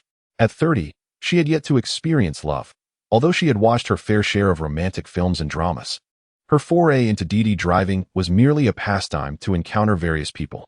On that day, she had whimsically chosen to flirt with the handsome young man, only to discover today that he was her superior. After a prolonged period, Ji Feng finally finished reviewing the documents. Ms. Li, could you clarify a few points in this section? The writing is rather unclear, Ji Feng asked. I can explain those points, Li Wan replied, and for the next hour. She answered all his queries, providing Ji Feng with a foundational understanding of the company he was about to take over. Let us conclude for today. If I require any further documents, please send them directly to me, Ji Feng instructed. Understood, Mr. Ji. I shall take my leave now. Please do not hesitate to contact me if you need anything, Li Wan replied, rising to depart. Ji Feng nodded in acknowledgement. Once Li Wan left, Ji Feng found himself lost in thought. The Tianhe Group's branch he was about to oversee was among the most prominent in Jinhai City. The internal structure of the company appeared robust. However, the past 3 years of business reports indicated a troubling downward trend in annual revenue, though it had yet to reach the point of loss. Moreover, Ji Feng had uncovered several bad debts amounting to 10 million, lingering unresolved. Some key department heads were distant relatives of the Ji family, and these debts were linked to them. Family businesses often entangle complex relationships, where certain parasites could hinder progress and pose significant challenges. Truthfully, taking over this branch was a formidable test for Ji Feng. Nevertheless, he was not without strategies. Until he thoroughly absorbed the intricacies of the company, he intended to remain in the background. Li Wan would inform him of any critical decisions requiring his input. From Ji Feng's perspective, stabilizing the branch's annual revenue should not be overly challenging, yet the potential for growth was exceedingly limited, constrained by the company's nature and the pharmaceutical market. He did not believe that merely managing a branch would suffice to prove himself within the Ji family. At this juncture, Ji Feng recalled his mother's advice: always prepare for multiple contingencies. A realization dawned upon him. Adaptability was essential, particularly in business, where a single shift could yield vastly different outcomes. Chapter 14. Move in with me. How fortunate it is to live a wealthy life. Ji Feng truly feels this now.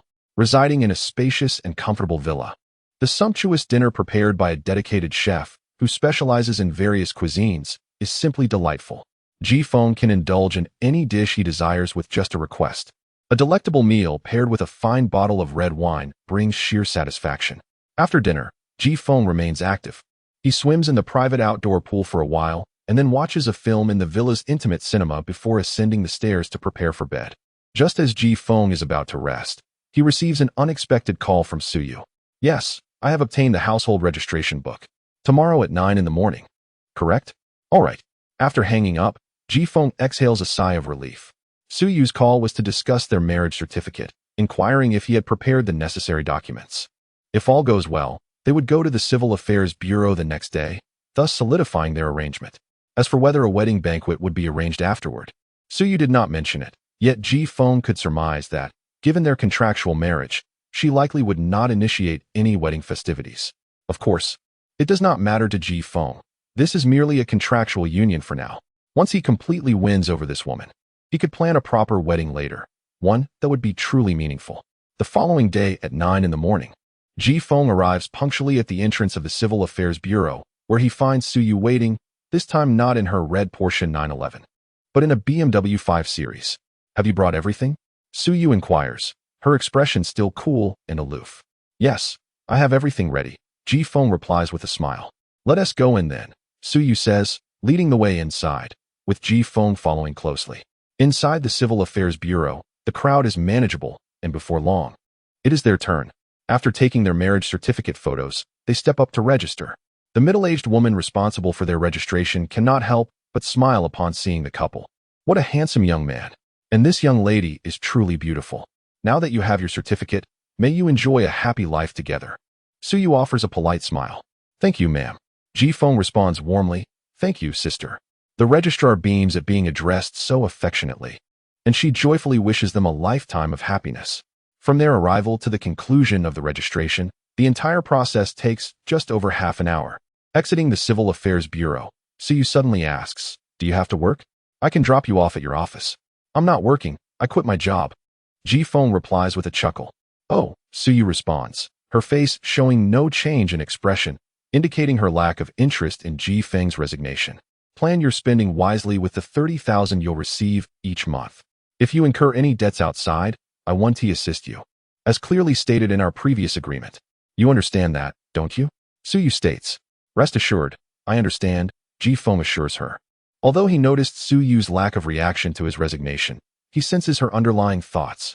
She likely perceives him as a freeloader. Assuming he would do nothing while receiving 30,000 each month, Ji-Feng knows the reality of the situation but finds no need to explain.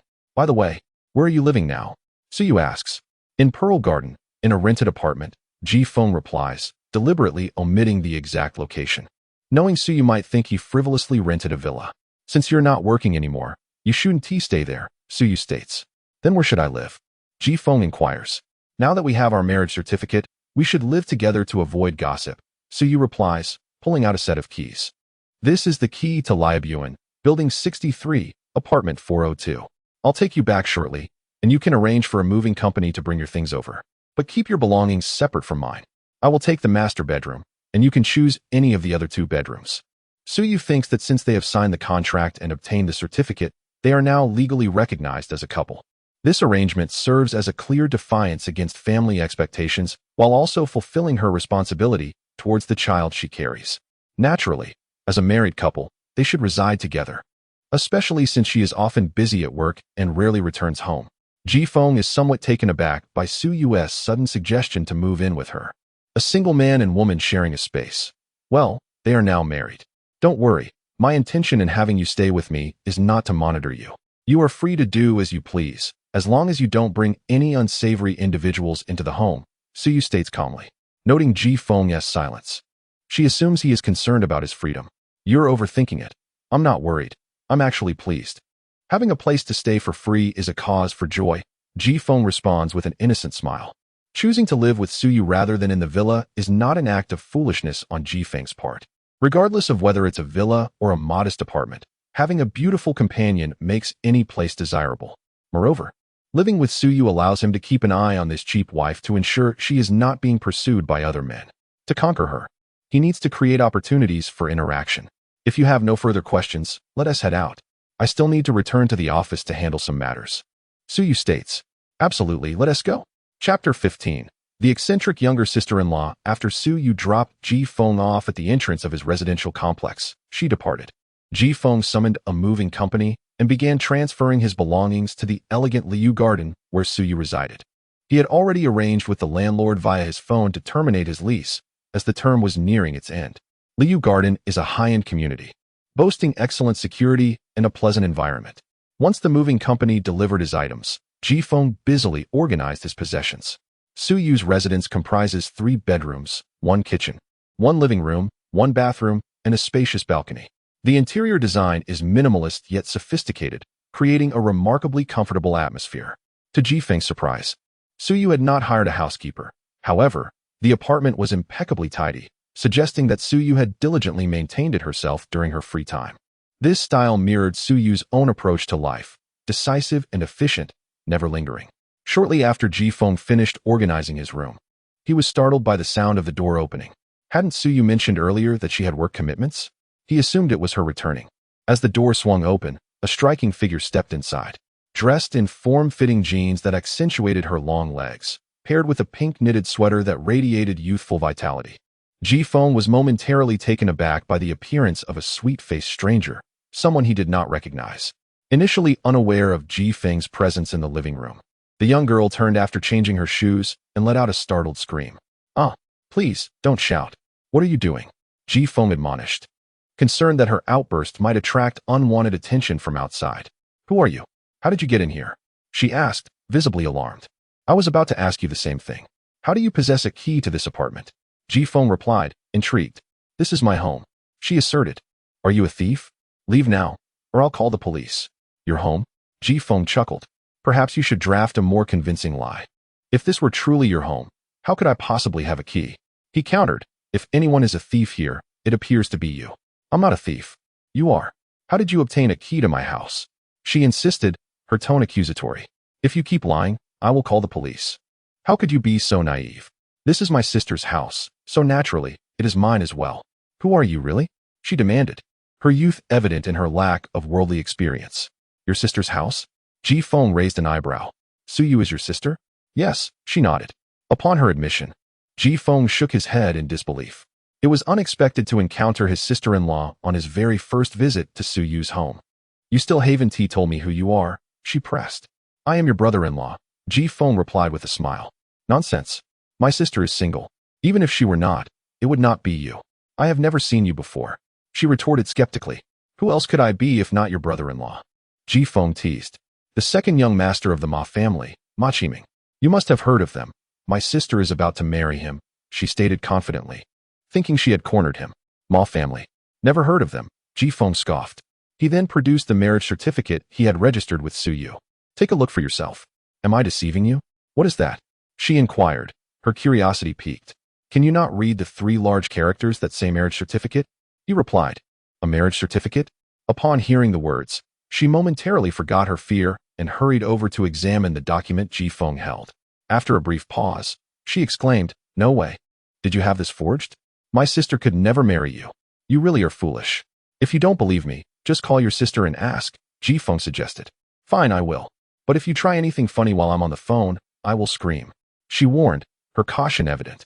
I have no interest in a child still wet behind the ears, Ji Feng replied nonchalantly. How dare you say that?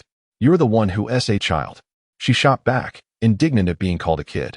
To verify Ji Feng's claims, she dialed Suyu's number. Moments later, the call connected, and Suyu's voice came through. Hello, sister. Why is there suddenly a man in your house claiming to be my brother-in-law with a marriage certificate? What? Are you serious? He truly is your brother-in-law. Suyu confirmed, leaving the girl astonished. Sis, you aren't deceiving me, are you? You married him? What about Ma Xiao's family? She asked, bewildered. Oh, I see, sister. I'll hang up now, she concluded after a brief exchange. Well, did I deceive you? Ji Feng inquired smugly. Having received confirmation from Suyu, the girl reluctantly accepted the reality that Ji Feng was indeed her brother-in-law. How could my sister make such a choice and marry someone like you? She pondered, perplexed. What is wrong with me? Ji Feng challenged. Am I not worthy of your sister? Of course not. My sister is exceptional. Countless distinguished young men pursue her, she asserted. Such a narrow perspective. Those so-called distinguished young men are nothing compared to me, Ji Feng boasted. Are you truly a young master? Or a rich second generation? She asked. Skeptically. I am who I am. As for being a rich second generation, with my car and mortgage combined, does that make me a negative second generation? Ji Feng replied with a playful smirk. Not a young master, nor a rich second generation, and yet you dare to marry my sister. I suspect she simply wants to use you as a shield.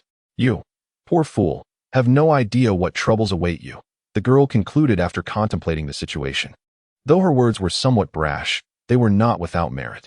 Ji Feng realized that Su Yu's marriage decision, besides the child she was carrying, was indeed a strategic move to use him as a shield. The girl's remarks left Ji Feng bemused. His quirky sister-in-law, despite her youth, seemed to possess a sharp wit. Clearly, life ahead would be filled with amusement. Chapter 16. The easiness of the sister-in-law. Su Yu's younger sister, who is also Ji Feng's sister-in-law, is named Su Miao Miao. At the tender age of 20, she is a trainee at an entertainment company. Given Su Miao Miao's ideal physique and sweet visage, her aspirations to pursue a career as a star are certainly plausible. Moreover, being a member of the Su family affords her a stable background, alleviating concerns regarding financial burdens. The young girl, evidently naive and somewhat sheltered, exudes a sense of innocence, and after several conversations, Ji Feng managed to extract a wealth of information from her. Ji Feng, why on earth did you marry my sister? What benefit did she offer you? Su Miao Miao couldn't help but inquire. Call me brother-in-law, Ji Feng corrected her. Uft, I refuse to call you that. Who knows when you might divorce my sister, she retorted, displaying her skepticism regarding Ji Feng and her sister's union. You little rascal. We have already obtained our marriage certificate, yet you continue to curse my marriage, Ji Feng jested. What does a marriage certificate matter? It's not like we live in conservative times. Divorcing can be a matter of mere minutes, Su Miao Miao remarked with an air of understanding. But I am genuinely curious. Why did you marry my sister? Is it for her beauty? No, that can't be right. I know her well. She dislikes being touched by anyone, especially men. Even if you are somewhat decent looking, appearances and wealth are but fleeting notions in her eyes. You know your sister quite well, don't you? Ji-Feng laughed. Of course. She is my biological sister, and we grew up together, Su Miao Miao replied proudly. Now tell me, what benefits did my sister grant you for you to willingly play the role of a shield? Is that your sole curiosity? Ji-Feng teased. Yes, hurry up. Su Miao Miao urged, her curiosity palpable. Then call me brother-in-law, and I shall share, Ji-Feng said. Not a chance. If you refuse, I shall remain silent. How annoying. Fine. Brother-in-law, does that satisfy you? Su Miao Miao ultimately succumbed to her overwhelming curiosity. Ah, such a good girl. But I still shan't tell you, Ji-Feng teased. How can you say one thing and do another? She protested. Did I ever claim that calling me brother-in-law would lead to me divulging the reason? Ji-Feng countered. Are you really going to bully me? Do you think I won't report you to my sister? She challenged. Go ahead. I won't stop you, Ji-Feng replied nonchalantly. Aren't you afraid of my sister? Su Miao Miao was taken aback by Ji-Feng's indifference. What is there to fear? Can your sister devour me? Ji-Feng retorted. Wow. After hearing Ji-Feng's response, Su Miao Miao smacked her lips. Though I have only recently interacted with you, you feel distinctly different from the other suitors who pursued my sister. In what way? Ji-Feng inquired with a smile. Those suitors would go to great lengths to please my sister, sometimes even trying to win me over. You, however, seem rather laid back, Su Miao Miao remarked seriously. Those suitors are merely sycophants, and in the end, they possess nothing, Ji-Feng chuckled. I agree with your viewpoint. At that moment, Su Miao Miao's stomach growled. I'm hungry. What are we having for lunch? She asked. Why ask me? Order takeout yourself, Ji-Feng replied. Takeout? What is appealing about that? I refuse to eat takeout. I want a feast, Su Miao Miao declared. If you desire a feast, go treat yourself. I'm not stopping you. But I have no money, she said, feigning a pitiful expression. Are you joking? Your sister runs a company. Your family is wealthy. How could the second princess of the household be broke? Ji-Feng doubted. I only receive 30,000 yuan as my allowance each month. It vanishes quickly with cosmetics and clothing purchases. Today is our first meeting, morally speaking. Shouldn't you treat me to a grand meal? Su Miao Miao explained. As an intern at her company, she had no income, and all her expenses were covered by Su Yu, who provided her with a monthly allowance. What benefits do you expect? Ji-Feng chuckled. Wow, you are quite the straightforward person, expecting benefits for treating a beauty to a meal. If not, then forget it. I won't press you. All right, what do you desire in return? In the future, when addressing me, refrain from using my name or you. Instead, call me brother-in-law. Understood? Understood, brother-in-law, Su Miao Miao replied, emphasizing the term as if to vent her dissatisfaction. Feeling that she was at a disadvantage in their conversation, Ji-Feng felt a sense of triumph. Dealing with his sister-in-law was relatively easy, and a single meal had resolved the issue of titles. At noon, Ji-Feng treated Su Miao Miao to lunch at a nearby authentic specialty restaurant. I'll have a portion of charcoal grilled lamb ribs, and don't forget the braised pig's trotters, and also the sweet and sour ribs. Su Miao Miao perused the menu, ordering 7 or 8 dishes, the majority of which were substantial. Are you really ordering this much? Can the two of us possibly finish it all? This seems rather wasteful. Ji-Feng remarked, not out of stinginess, but because he had been taught from a young age to abhor wastefulness. Don't worry, I have a hearty appetite. If we can't finish, we can always take some home, Su Miao Miao assured him. At the company, I only eat fruits and vegetables, devoid of any richness. After finally getting a few days of rest, I must indulge myself. Such hardship, and yet you still wish to pursue a career as an artist, which is not guaranteed to succeed, Ji-Feng observed. You don't understand, it's for the dream. Besides, I am clever and charming, so I am bound to be successful. The young girl responded optimistically. The restaurant was bustling with patrons, thriving with business. Suddenly, a loud clatter erupted from a nearby table, drawing the attention of the diners. Chapter 17. Are you brave enough to take a bet? Inside the restaurant, not far from where Ji-Feng and his companions sat, a bespectacled man appeared exceedingly agitated, pounding the table with fervor, capturing the attention of those around him. Zhang Yu, why have you treated me this way? Have I not been good enough to you? Have I not loved you enough? What is the reason for this? The bespectacled man shouted passionately at the woman seated before him, his face flushed and his emotions raw, evoking sympathy from onlookers. Xiaofeng, we are simply not compatible. Please calm down.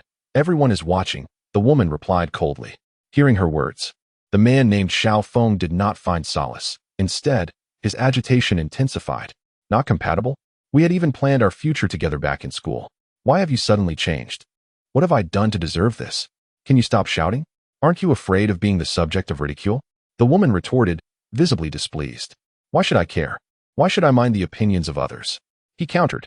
You, a rigid science student, understand nothing of romance. I tolerated your lack of charm during our school days.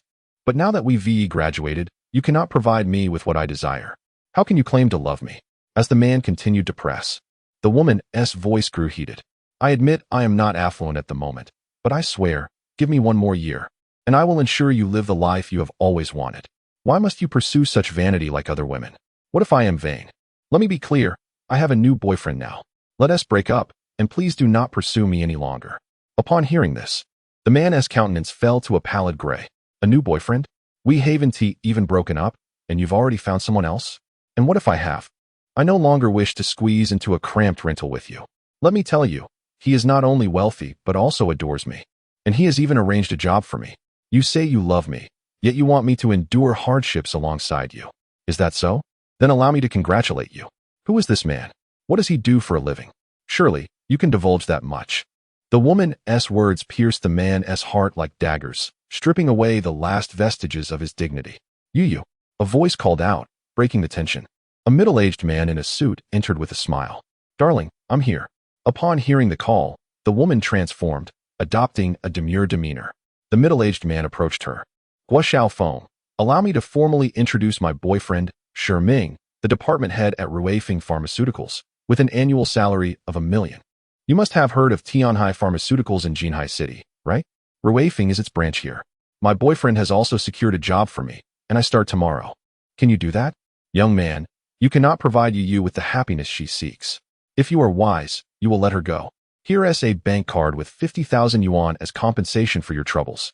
Shi Ming placed the bank card in front of Guo Xiaofeng. He did not reach for it or utter a word. His fists clenched tightly. Many patrons in the restaurant had overheard the exchange. Accept it. Do not delay the girl's happiness, one remarked. In this day and age, happiness is not merely spoken. It must be acted upon. Oh, receiving compensation for a breakup is quite generous.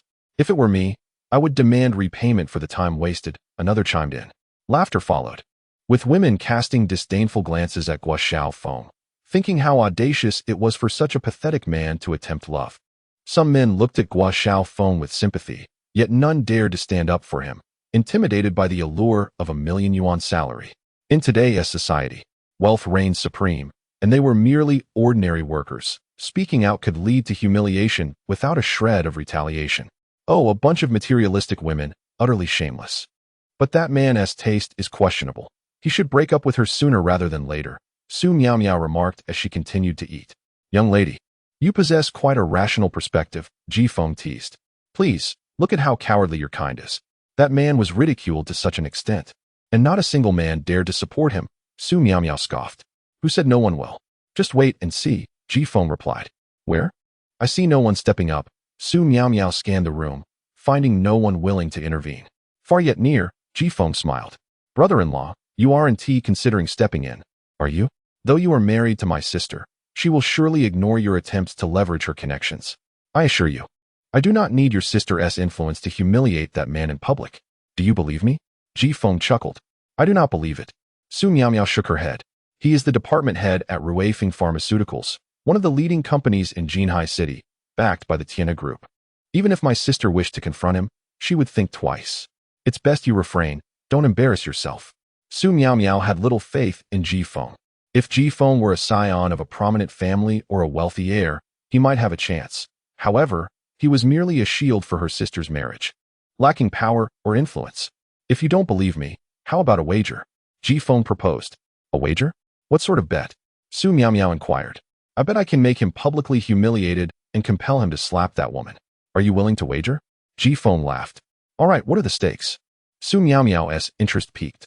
If I succeed, you will massage my shoulders for 2 hours tonight. If I fail, I'll personally donate 10,000 yuan to your spending money. Deal. You better be prepared to hand over the money.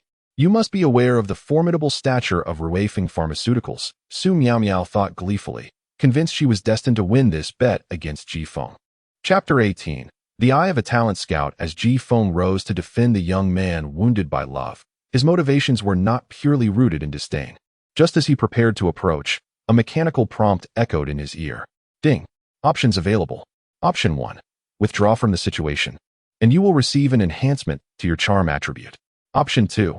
Extend a helping hand, and you will gain the skill Eye of a Talent Scout. Without hesitation, he chose the latter. The system's unexpected announcement caught him off guard, but there was no room for doubt. The rewards offered made his decision clear. Why refuse free money? If I were you, I would gladly accept it, Ji Feng mused, his voice laced with amusement. Who are you? Shi Ming inquired as Ji Feng approached. Guo Xiaofeng, is this your friend? Zhang Yu asked, her brow furrowing in displeasure. Guo Xiaofeng glanced at Ji Feng, bewildered, and remained silent. Seems you don't know him. It's best not to meddle in matters that don't concern you, Zhang Yu remarked, recognizing the disconnect between Guo Xiaofeng and Ji Feng. We may not be acquainted, but we do now, Ji Feng replied with a smile, taking a bank card from the table and placing it in Guo Xiaofeng's hand. Why refuse money when it's offered? Accept it. What do you want, friend? You don't even know him. Are you looking to defend him now? Shi Ming retorted coldly. I don't want this money, Guo Xiaofeng asserted firmly. See, he doesn't appreciate your generosity. You should leave before you embarrass yourself further. You fool, Zhang Yu scoffed. Disregarding Zhang Yu and Shi Ming, Ji Feng focused on Guo Xiaofeng. Take this money. It's for your sustenance. Sustenance? The crowd was perplexed. This clearly signifies a breakup. What do you mean by sustenance? Ji Feng continued unabashedly. I heard you've known this woman since school. After such a long relationship, you must have contributed significantly, even if you're no longer sharing a bed.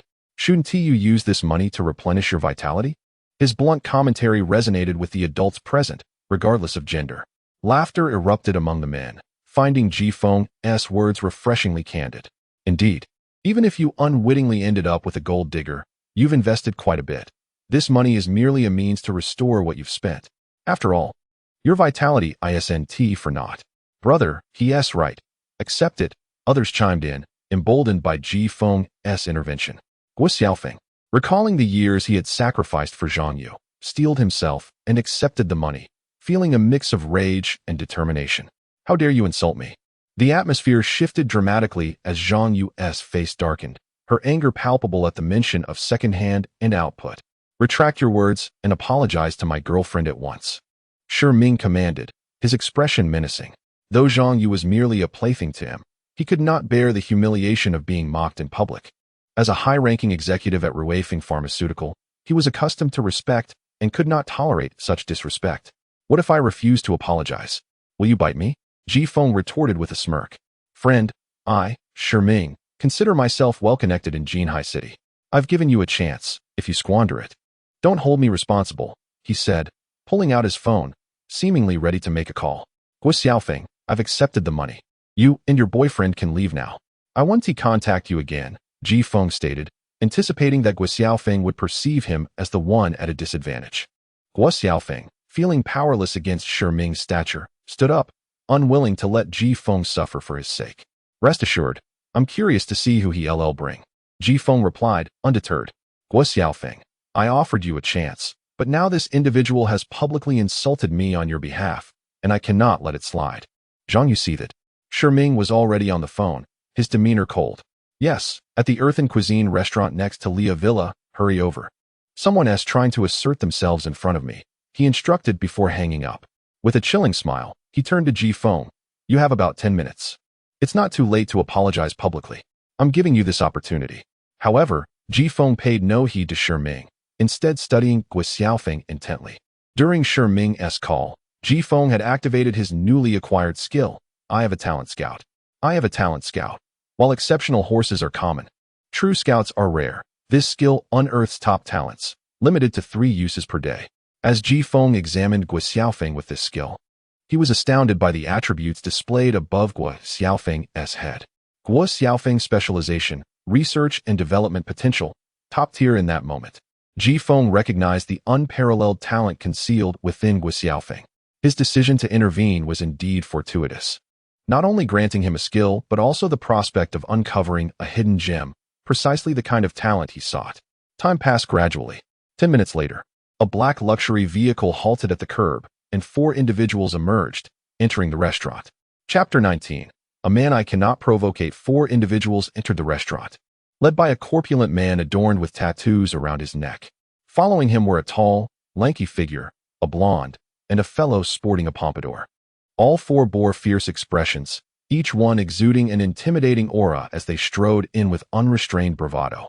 Supervisor Sure, upon receiving your call, I rushed over immediately.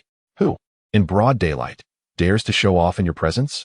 The rotund man, clad in sunglasses, spoke with an air of arrogance. To flaunt oneself before Supervisor Sure is tantamount to disrespecting our elder brother, and thus, us. Truly, one must be tired of living, seeking trouble, relishing the spotlight. If we fail to satisfy Supervisor Sure today, we shall ensure he leaves on a stretcher. The 4 of them were brimming with audacity, exuding an overwhelming sense of intimidation. Brother Ming, did you summon them? Zhang Yu, nestled close to Shi Ming, inquired with admiration upon witnessing the arrival of the 4. Indeed, Lao Qiao still commands respect in Jinhai City, Shi Ming replied, basking in his own pride. The leader, known as Zhang Qiao, had a crew that consisted of those who often engaged in dubious activities, lending money at exorbitant rates and profiting from assisting in gambling operations. Shi Ming had become acquainted with them after a chance encounter at a casino, where a few convivial dinners and some favors had led Zhang Qiao to boastfully assure Shi Ming that he could handle any issue from the underworld. With Ji Feng publicly undermining him, Shi Ming, as a man, felt it was his duty to reclaim that lost face. Thus, he summoned Zhang Qiao and his crew to intimidate Ji Feng. Not far away, Su Miao Miao, eager for the spectacle, had already pulled out her phone, ready to capture the unfolding drama. They've summoned reinforcements. Let us see how you deal with this, she thought, excitement coursing through her veins. Although Ji Feng had previously gained the upper hand verbally, she now wished to witness how he would navigate this confrontation. Should Ji Feng feign strength without the means to back it up, she would harbor no sympathy. Kid, stop playing the coward. Turn around and apologize sincerely. You still have a chance to stand. Otherwise, my friends here will see to it that you leave on a stretcher, Shi Ming declared, brimming with confidence. Having summoned Zhang Qiao's crew, he felt bolstered, ready to flaunt his perceived superiority. As Zhang Qiao and his crew entered, Ji Feng was leisurely sipping tea, his back turned to the entrance. Even upon hearing the commotion behind him, he remained unperturbed. Truth be told, no matter how many individuals they brought, they were but trifles in his eyes. Slowly placing his teacup down, Ji Feng turned around and said nonchalantly, I am most curious about the caliber of your associates. Upon recognizing the familiar faces before him, a smile crept onto his lips. The corpulent leader was none other than the same man he had dealt with at the barbecue stand that fateful night, surrounded by a drunken ruckus. The lanky figure and the blonde were also present, though one was absent. That night, there had been 5 of them in total. Oh, I didn't realize you had such connections, my plump friend, Ji Feng remarked with amusement. You're that guy from that night? Zhang Qiao stammered, his prior bravado evaporating upon seeing Ji Feng's face. He recalled vividly how they had been thoroughly bested by this young man, who had dispatched them with ease. What a coincidence. Weren't there 5 of you? Where's the other one? Ji Feng teased. What do we do now, big brother? The blonde and his companions were suddenly filled with trepidation, haunted by the memories of that night. Brother, it's all a misunderstanding, Zhang Qiao hastily interjected, eager to avoid another humiliating encounter. Supervisor Sure, my apologies. This fellow is not someone we can provoke. I'm leaving, Zhang Qiao stated. Don't leave, chubby. Weren't you rather brazen upon arrival, insisting I would be the one leaving on a stretcher? And you 3, weren't you all so imposing? Ji Feng replied coolly. Brother, I didn't know it was you. It's all a misunderstanding. Had I known, I wouldn't have dared to come, Zhang Qiao pleaded earnestly. Brother, it truly was a misunderstanding. I apologize. Please disregard our previous remarks. They were mere foolish banter. We were in the wrong, he continued, desperate to appease Ji Feng. Do refrain from boasting about your exploits in public. You never know who might take you seriously, Ji Feng quipped, his sarcasm directed at Shi Ming. Yes, brother. We shall take our leave, Zhang Qiao concluded, swiftly leading his subordinates away. Their livelihoods depended on petty gambling and loan sharking, and they could not afford to be embroiled in a predicament that might land them in jail. The once menacing quartet had entered with great fanfare, but left in disgrace after just a couple of minutes, leaving onlookers in stunned silence. Shi Ming's face turned an array of colors, a mix of anger and embarrassment. He had summoned them to assert his dominance, only to be humiliated as they cowered before Ji Feng. Wow, this guy is impressive. He made them back down immediately. He must have considerable influence, murmured the crowd, admiration evident in their voices. Su Miao Miao, who had intended to capture the spectacle on her phone, now stood agape, astonished by the unexpected turn of events. Ji Feng's earlier demeanor had been unexpectedly charismatic. Brother Ming, what now? Zhang Yu whispered, her voice laced with concern. You've outdone yourself. Let us go? Shi Ming glared at Ji Feng, seething with frustration as he prepared to leave. Trying to leave, are you? Not so fast. Look who has arrived outside. Ji Feng's playful voice rang out, halting Shi Ming in his tracks. Chapter 20. Tell your story. Ji Feng's words left Shi Ming momentarily stunned, as he gazed out in confusion. There, parked by the roadside, was an Audi A6, from which emerged a rather portly woman. The familiar license plate and the woman's countenance struck Shi Ming with a wave of recognition.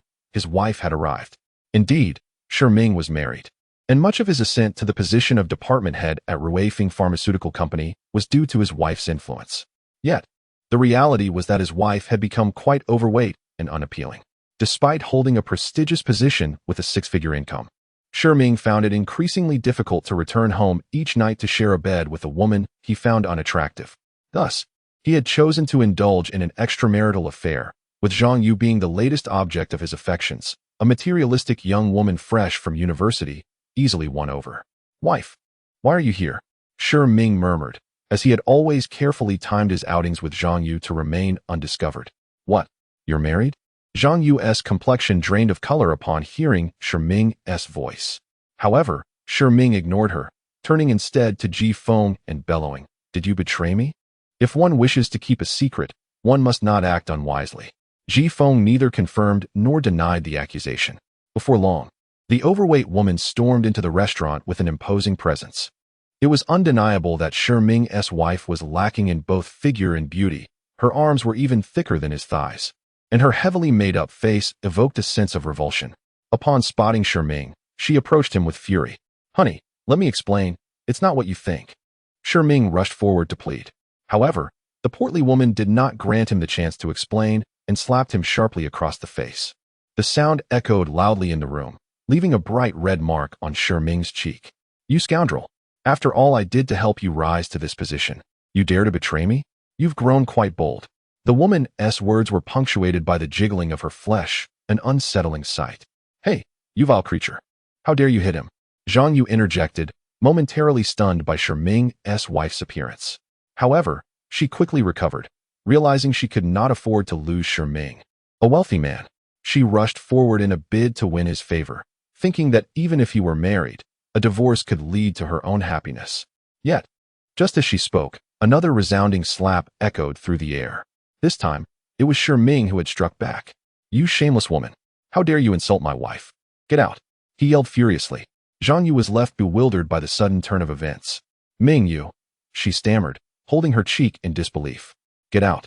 I said, if you hadn't insisted that I come here to support you, none of this would have happened. Shi Ming unleashed his pent-up frustration on Zhang Yu, growing angrier by the moment. He had not intended to come out at all, but her incessant coaxing had led him here. And now the situation was spiraling out of control.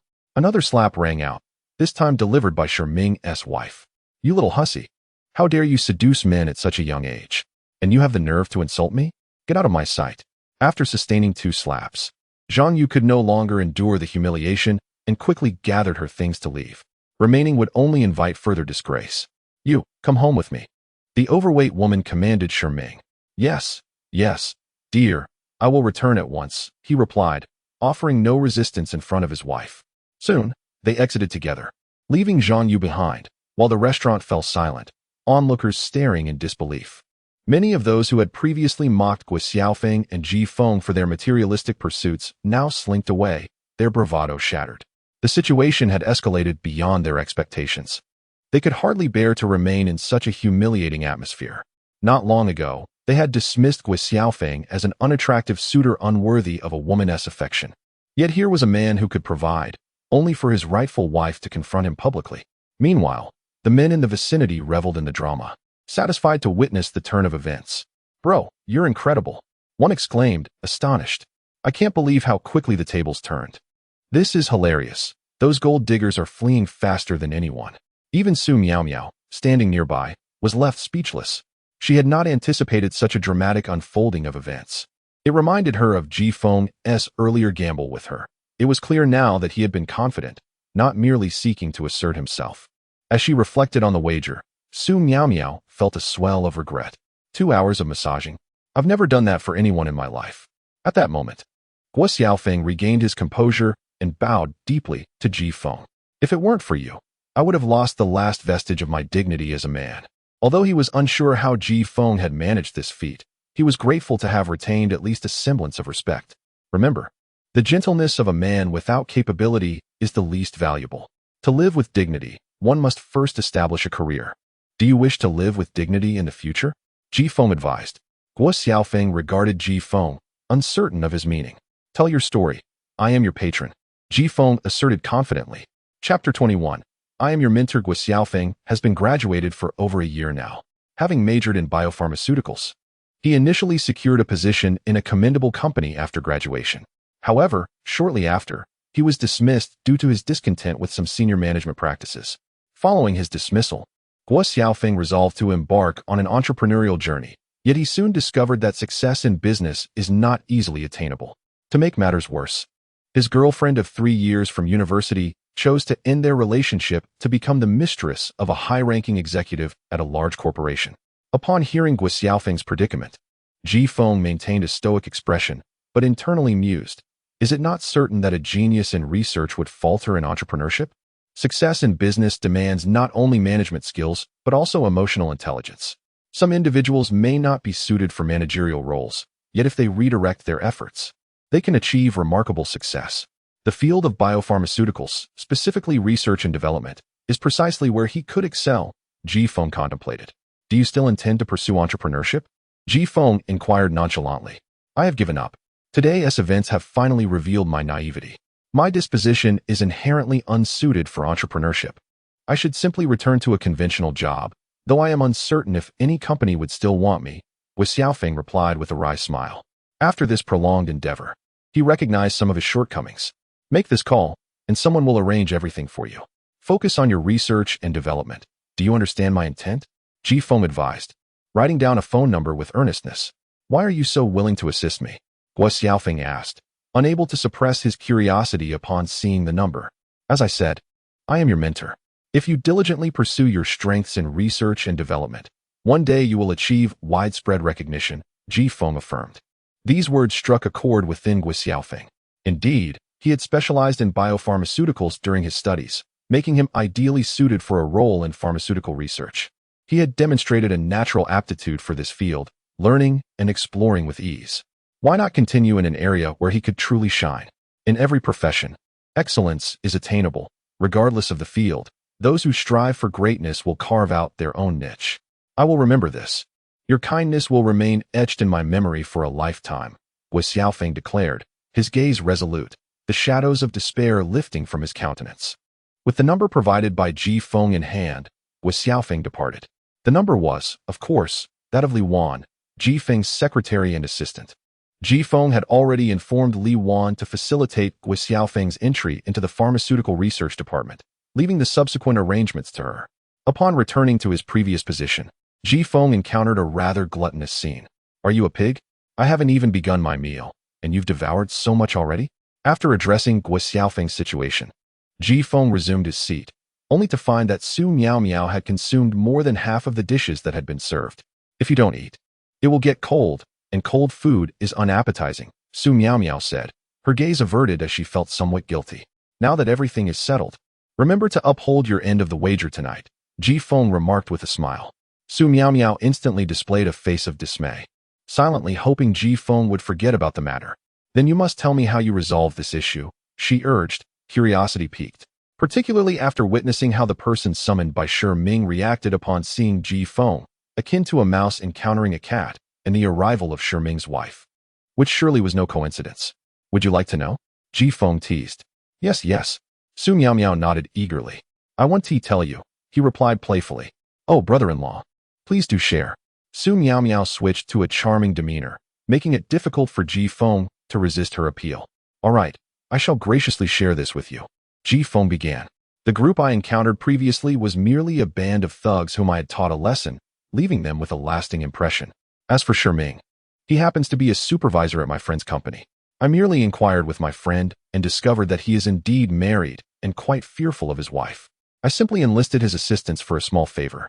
Is that all? What more did you expect? Ji Feng continued. You saw for yourself. Ming made a fool of himself publicly and even slapped that woman.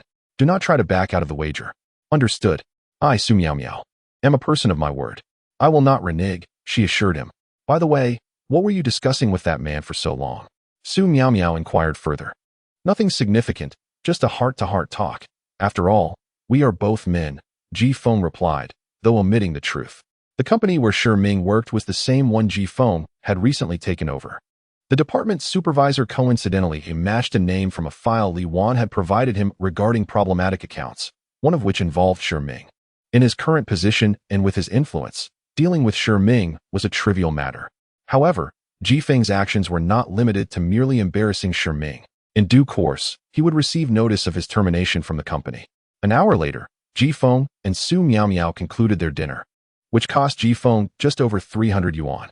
Given the substantial amount of exquisite dishes and the authentic flavors of the rustic restaurant, this price was quite reasonable. Su Miao Miao was thoroughly satisfied, patting her flat abdomen with a look of contentment. Such a delightful meal was a rarity for her during her time at the company. Having indulged, shall we return now? Ji Feng suggested. Not yet. What do you wish to do? One must engage in some physical activity after a meal to aid digestion. Otherwise, one risks gaining weight, Ji Feng replied, bemused. Chapter 22. A woman should not be indulged too much. Women often engage in trivial pursuits. Take, for instance, my sister-in-law, Su Miao Miao, who indulges in a feast for dinner while simultaneously fretting about gaining weight and proclaiming her intention to exercise. Her notion of exercise appears to consist solely of dragging herself to the shopping mall. At this moment, Ji Feng follows his charming sister-in-law through the bustling aisles of the mall, resigned to his fate. You call this post-meal exercise? He remarks with a hint of exasperation. Of course, it's perfect. Walking while shopping is the best of both worlds. Su Miao Miao asserts with a serious demeanor. I suspect you simply want me to foot the bill. Ji Feng retorts, cutting through her playful scheming. Well, you are my brother-in-law.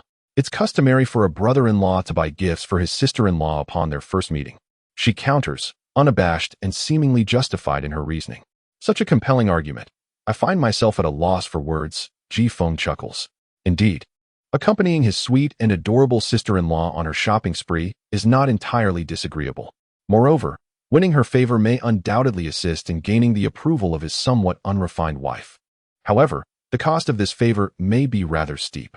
With a successful businesswoman for a sister, coupled with a privileged upbringing, Su Miao Miao has always been extravagant in her shopping habits. Otherwise, her monthly allowance of 30,000 would hardly suffice. At this moment, Su Miao Miao has stepped into the luxurious confines of an LV boutique. The staff in such high-end establishments are known for their discerning taste and eloquent salesmanship. Not long after entering, Su Miao Miao is captivated by the latest handbag on display, enhanced by the enthusiastic pitch of the sales associate. Madam, you have an exquisite eye. This bag is a limited edition, newly released in our store. We have just one left, and if you hesitate, it may be snatched up by another. The sales associate declares. Wow, I saw this bag on the official website. I can't believe it's already out. Su Miao Miao exclaims, her admiration evident. Indeed, you're quite fortunate. This new model was just launched, and our store is the only one in the vicinity with it, the associate replies. Brother-in-law, come quickly. Isn't this bag beautiful? It matches my outfit perfectly. Su Miao Miao calls out eagerly. Ji Feng approaches, shaking his head in resignation upon spotting the price tag of 80,000. I find it rather ordinary, he feigns indifference, though he seeks to win over his sister-in-law. 80,000 is an exorbitant price to pay. Even if he is not currently short on funds, he believes money should not be squandered frivolously. Most importantly, one must never spoil a woman too much. It's stunning. Just 80,000, and there's only this one. If we don't buy it now, it will be gone. Su Miao Miao pouts, her financial situation dire. Her allowance is exhausted, and her credit card is maxed out. If circumstances were different, she would have purchased it without a second thought. Now, She hopes her brother-in-law might come to her aid. Since you're so keen on it, I'll call your sister and see if she can lend you some funds, Jifeng suggests. Yes, just sweet-talk her. She'll surely agree. Su Miao nods enthusiastically. Believing Jifeng's statement stems from a lack of funds on his part, Jifeng retrieves his phone and dials Su's number. After several rings, there is no answer. Your sister isn't picking up, he informs her. Ah, Su Miao sighs, disappointment washing over her. She truly adores this bag. Then I suppose it's hopeless. With my brother-in-law lacking funds and my sister unresponsive, I must concede. Could you possibly hold this bag for me until tomorrow? I'll return to purchase it then, she implores the sales associate, still unwilling to give up. Apologies, miss, but we have a policy against that, the associate replies regretfully. Isn't that Su Miao? Here to buy a bag, I see. But judging by your appearance, it seems you're short on cash, a mocking voice rings out, belonging to a heavily made-up and flamboyantly dressed woman who approaches. Hearing the voice, Su Miao's brow furrows. It is Zhang Li, a fellow intern from her company. Their previous disagreements had left a bitter taste, and they had not seen eye to eye since. Zhang Li, as if you could afford it. Save your snide remarks for someone else, Su Miao retorts coldly. I may not afford it, but my boyfriend certainly can, Zhang Li boasts. Turning to the young man beside her. Darling, I've set my sights on this bag. Will you buy it for me? Of course, if you like it. Let us get it, the young man replies, adorned in designer labels, his purple hair and piercings contrasting with his pale complexion and heavy dark circles, indicating a lifestyle of excess. So, you've latched onto a rich heir, I see. I wondered how you had the audacity, Su Miao scoffs. The young man, Jiang Hao, had previously pursued Su Miao, but she had rebuffed him. Now, he has turned his attention to Zhang Li. Miao, if you desire that bag as well, agree to my previous terms, and I shall procure it for you. Jiang Hao leers at Su Miao, his gaze undressing her, revealing his unabashed desire. How revolting. Su Miao sneers. Mind your own business. Unlike you, I don't pretend to be pure, Zhang Li snaps back, aware of the arrangement between herself and Jiang Hao. Her satisfaction lies in seeing Su Miao disgraced. Is this your boyfriend? He seems merely a penniless loser, Zhang Li observes Jifeng with disdain. Chapter 23. Truly caught in the crossfire initially, Jifeng intended to remain a mere observer, savoring the unfolding drama. However, upon hearing Zhang Li's remarks, he felt a surge of discontent. What had he done to deserve this? The feud between her and her aunt was their own affair. Why transfer their animosity onto him? Was this not akin to being caught in the crossfire? Was she a rabid dog, ready to bite anyone in sight? Enraged, Jifeng retorted. Who are you calling a rabid dog? A mere pauper dares to speak to me in such a manner? Zhang Li shot back furiously. You acknowledge it yourself? Indeed. You are a rabid dog. Su Miao chuckled. Moreover, he is my brother-in-law, not my boyfriend. You deranged mutt. Honey, they are insulting me, Zhang Li whined, turning to Jiang Hao for support. Kid, you dare to insult my girlfriend? Do you know who I am? Jiang Hao boasted, seizing the moment to flaunt his superiority before Zhang Li. And who might you be?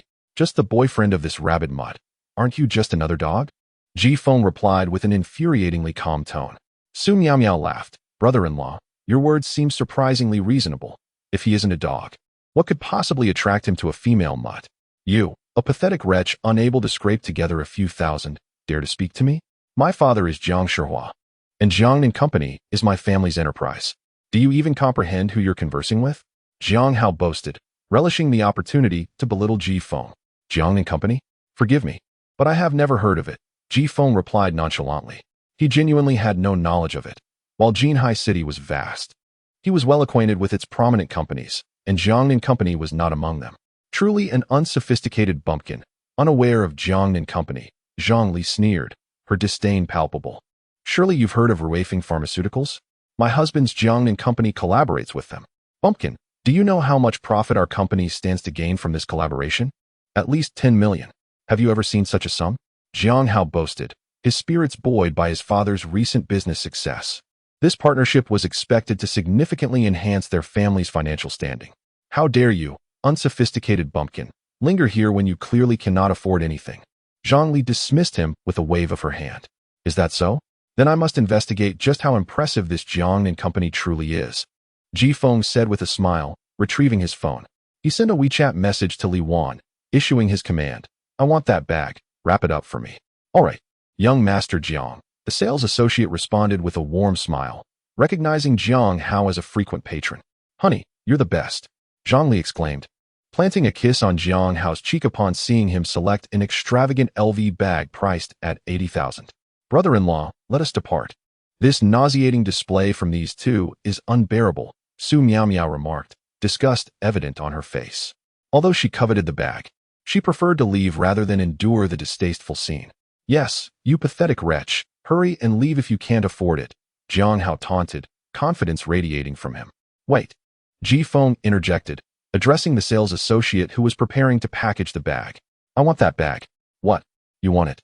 Do you have the funds?" Zhongli exploded with indignation. "You, a mere boy, have no right to act tough in front of women. 80,000, do you earn that much in a year?" Jiang Hao sneered. Ignoring their remarks, Ji Feng turned to the sales associate and said, "Wrap it up for me. I will pay." Su Miao Miao gasped in disbelief and hurriedly approached Ji Feng, whispering, "Brother-in-law, do you have 80,000 on you right now? Haha, you're killing me. Even she knows you're broke. Just stop pretending and leave." Zhongli mocked before Ji Feng could respond. "Don't pay attention to this pathetic wretch. Wrap it up for me. I'm buying it," Jiang Hao commanded the sales associate. The sales associate nodded, her demeanor shifting. "You were indeed the first to express interest in the bag, but since you did not proceed with the purchase, young Master Jiang is entitled to it." She now regarded Ji Feng with an air of disdain, perceiving him as just another pauper compared to the wealthy Jiang Hao. "This is outrageous. Even if we hesitated momentarily, we hadn't exited the store yet. Why should it be given to them first?" Su Miao Miao protested, feeling belittled by the sales associate's attitude. "I'm sorry, miss, but if you truly intend to purchase, you may leave a deposit, and we will check with headquarters to see if we can obtain another," the sales associate replied coolly, her initial enthusiasm evaporating. "Did you hear that? If you're not buying, don't waste our time. Just leave if you can't afford it," Jiang Hao gloated, reveling in his perceived superiority. "I will lodge a complaint against you." Su Miao Miao seethed, her frustration boiling over. Encountering Zhang Li and Jiang Hao was already nauseating, but being treated disdainfully by the sales associate was unbearable, had it not been for her sister's constant advice to remain low-key. As a member of the Su family in Jinhai City, she would never have tolerated such disrespect over a mere $80,000 bag. Calmly, Ji Feng addressed the sales associate. "What makes you so certain that young Master Jiang can afford it?" Jiang Hao erupted in laughter. "Can't afford it? 80,000 is like $8 to me. Do you think I can't buy something worth $8? With that, he produced a credit card and handed it to the sales associate. "Charge it." "Certainly, young Master Jiang," she replied, casting a contemptuous glance at Ji Feng. "As of now, young Master Jiang has spent over 500,000 in our store. 80,000 is a trivial amount to him. Pathetic wretch, today you shall understand what kind of people belong in what kind of stores," Jiang Hao declared triumphantly. Chapter 24. Not worth comparing. The sales clerk took the card that Jiang Hao had given him to the counter for payment. Upon swiping the card, a sound of error echoed, beep. A second swipe yielded the same result. A third attempt proved fruitless as well, producing yet another error beep. The clerk, suspecting a malfunction, continued to swipe multiple times, only to be met with the message that the card had been frozen and was no longer usable. Meanwhile, Jiang Hao wore a smug expression as he glanced at Ji Feng, eager for him to witness the extravagant spending of the wealthy. However, the clerk approached Jiang Hao with an apologetic demeanor, stating, "Young Master Jiang, this card cannot be used. Please provide another." "Impossible," Jiang Hao retorted, incredulous. "It is indeed true. Young Master, I would not dare deceive you," the clerk insisted earnestly. "Fine, I have another card," Jiang Hao replied, retrieving another bank card and handing it to the clerk, simultaneously teasing Ji Feng. "Have you ever seen so many affluent bank cards, you poor wretch?" "Thank you, young Master Jiang." The clerk took the card and swiped it again. Beep, beep. Still, it was futile. Shortly after, the clerk returned, his expression grave. "Young Master Jiang, this card also cannot be used." Jiang Hao's anger flared. "How can this be? This is a new card my father gave me today. There must be something wrong with your machine. Young Master, we have checked thoroughly. The machine is functioning properly. See for yourself." "I refuse to believe it. I will try myself," Jiang Hao declared, striding to the counter to swipe the card again. Beep, beep, beep. Yet, the card remained inoperative. "Darling, what's wrong?" Zhang Li inquired, sensing something amiss. "It's nothing. I'll call my father," Jiang Hao replied, pulling out his phone. Just then, the phone rang, and upon seeing it was his father calling, he answered, "Hello, Dad, why can't I use my card?" Jiang Hao asked directly. However, before he could finish, his father, Jiang Shihao, erupted in fury on the other end. "You little brat, where are you? Hurry and come back." "What's wrong, Dad? Don't ask so many questions. Just get your ass back here." "Dad, why are you shouting? My card isn't working. I was just about to pay." "Pay for what? Another bag for a woman, I presume? I've canceled that card. Come back immediately. Or don't bother returning at all." The call abruptly ended. Dad. Jiang Hao attempted to continue, but the line had gone dead. "Darling, what happened?" Zhongli asked, noticing Jiang Hao's troubled expression. "My father wants me to return right now," Jiang Hao replied. "What about the bag?" Zhongli asked. "What bag? You only think about bags all day," Jiang Hao snapped, disregarding Zhongli as he stormed out, humiliated by the presence of onlookers. "Wait for me," Zhongli called after him. As Jiang Hao left, Zhongli hurried to catch up. The two departed in disgrace, leaving the clerk dumbfounded and speechless. "What does this mean? We were prepared to check out, and now they're not buying?" The clerk was bewildered. The life of the wealthy," Ji Feng remarked with amusement. Knowing that Jiang Hao's father's company had dealings with Ruifeng Company, Ji Feng found it exceedingly simple to deal with him. As a mere distributor for Ruifeng, Jiang Hao's presence was inconsequential. They could easily cut ties.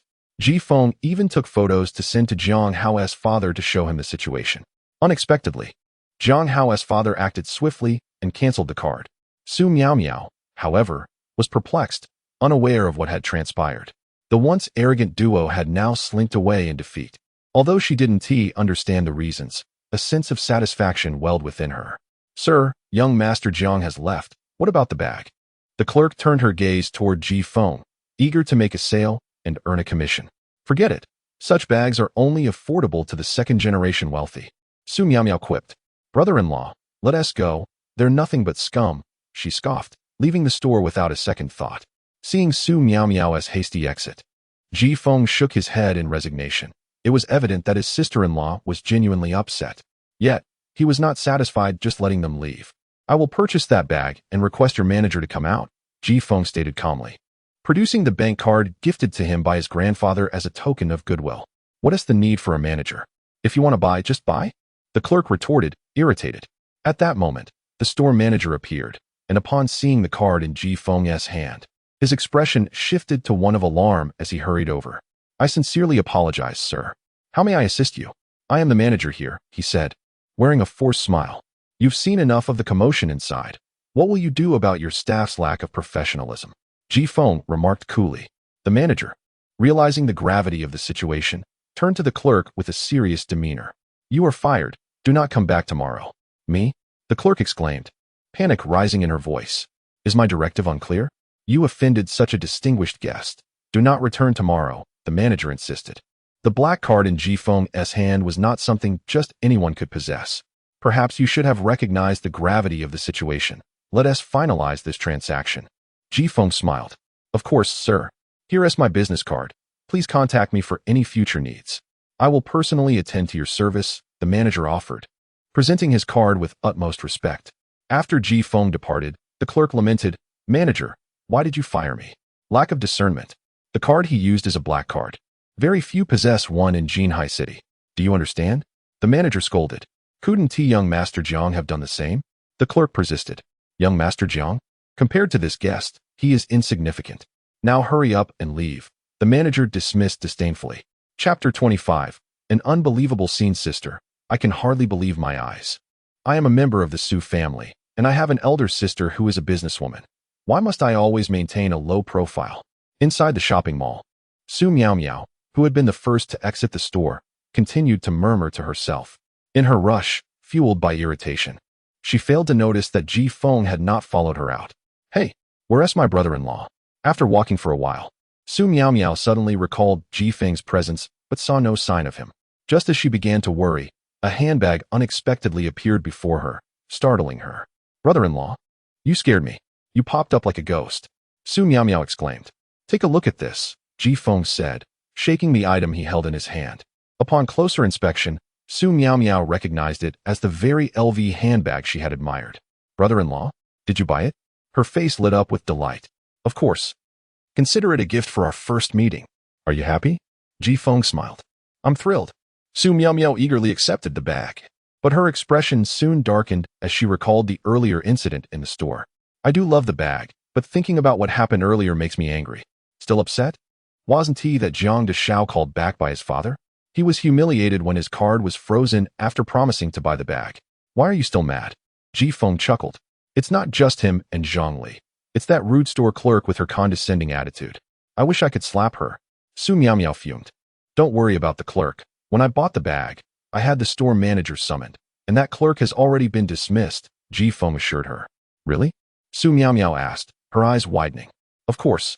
The customer is king, and when the king complains, they must comply, Ji Feng replied. Now I feel much better. Su Miao Miao said, her spirits lifting once more. By the way, brother-in-law, where did you get the money? Didn't you say you were short on cash? I had to overdraw my credit card, and I'll need to ask your sister for reimbursement later, Ji Feng explained. Right? She should definitely reimburse you. She is partly responsible for this, Su Miao Miao concurred. Huh, how is this her fault? Ji Feng asked, puzzled. If she hadn't constantly told me to keep a low profile and act like an ordinary person, and if she didn't give me such a meager allowance each month, I wouldn't have been embarrassed today. Don't you think it's her fault? Su Miao Miao reasoned logically. Yes, your analysis is quite sound, Ji Feng admitted, suppressing a laugh while internally marveling at the excellent upbringing of his sister-in-law. With such a sweet and lovely sister, her education was remarkably commendable, unlike many daughters from wealthy families who were often arrogant and unruly. However, given Su Yu's disciplined nature, it was only natural that she raised Su Miao Miao in this manner. Hey, brother-in-law, why did Zhang Hao's card suddenly get frozen? Wasn't he flaunting his family's collaboration with a big company like Ruifeng? Su Miao Miao inquired curiously. I'm not sure, but have you ever heard the saying? Those who flaunt their wealth often attract calamity. His arrogance might have caught the attention of the heavens, leading to his punishment, Ji Feng remarked. Brother-in-law. That makes perfect sense. After these two incidents, Su Miao Miao's attitude toward Ji Feng, her brother-in-law, improved significantly. She realized that her sister had married a man without power or influence. Yet Ji Feng was different from other men. He did not evoke her disdain. Furthermore, during their time together, Su Miao Miao found Ji Feng to be quite intriguing, and having such a brother-in-law was not too shabby. That evening, Su Yu returned home from work. Upon opening the door, she was met with a scene that left her utterly astonished. Typically, Su Yu would work late and sleep at the office. However, with Ji Feng having moved in and Su Miao Miao back home, she felt compelled to check in. As soon as she pushed the door open, she was greeted by the sight of Ji Feng lounging on the sofa, while her younger sister diligently massaged his shoulders and back. Hey, apply a bit more pressure. Higher up. Yes, just like that. So relaxing. Lower a bit. Yes, perfect. Your massage technique is remarkable.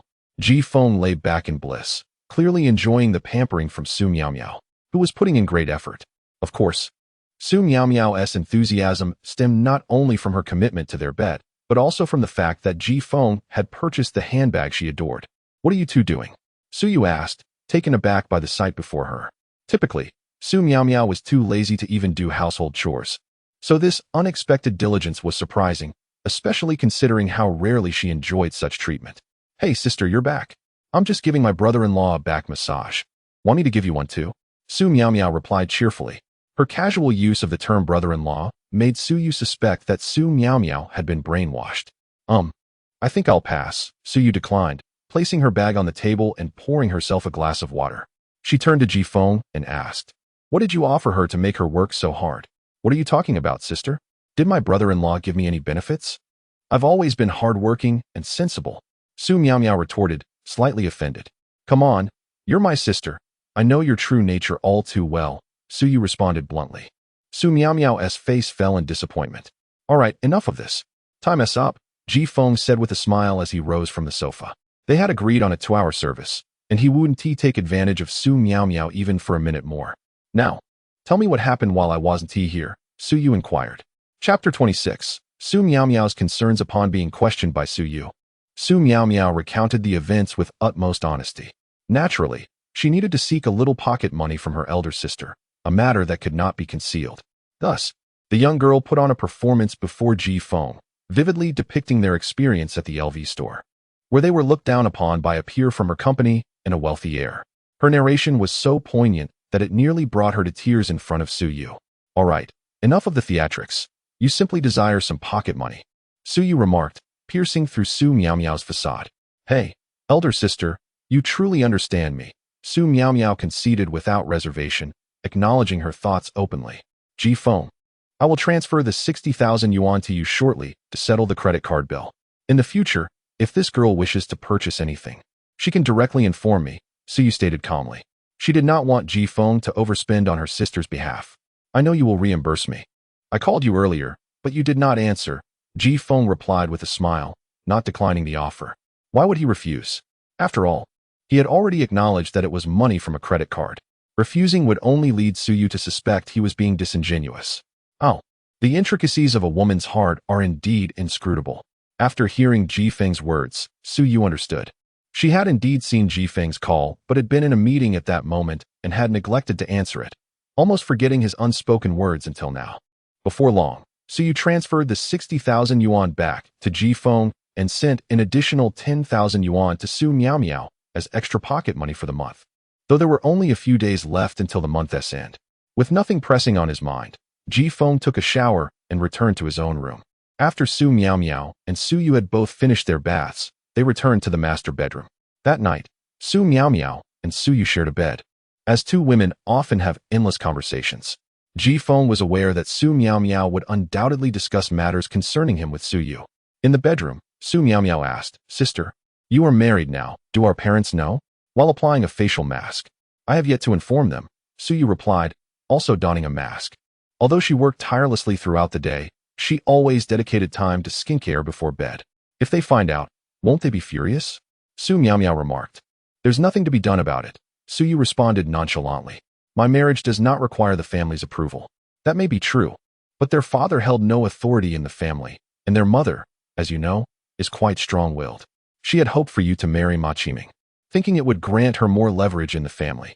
Your actions have shattered her hopes, Su Miao expressed. Do not fret over this matter. Children should not concern themselves with adult issues. I am no longer a child.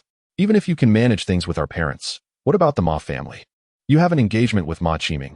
What do you plan to do about that? Su Miao's greatest worry lay here. The situation with both the family and the Ma family was not something easily brushed aside. I have my ways of handling this. Stop worrying unnecessarily. How many days off do you have? Su Yu inquired. 3 days.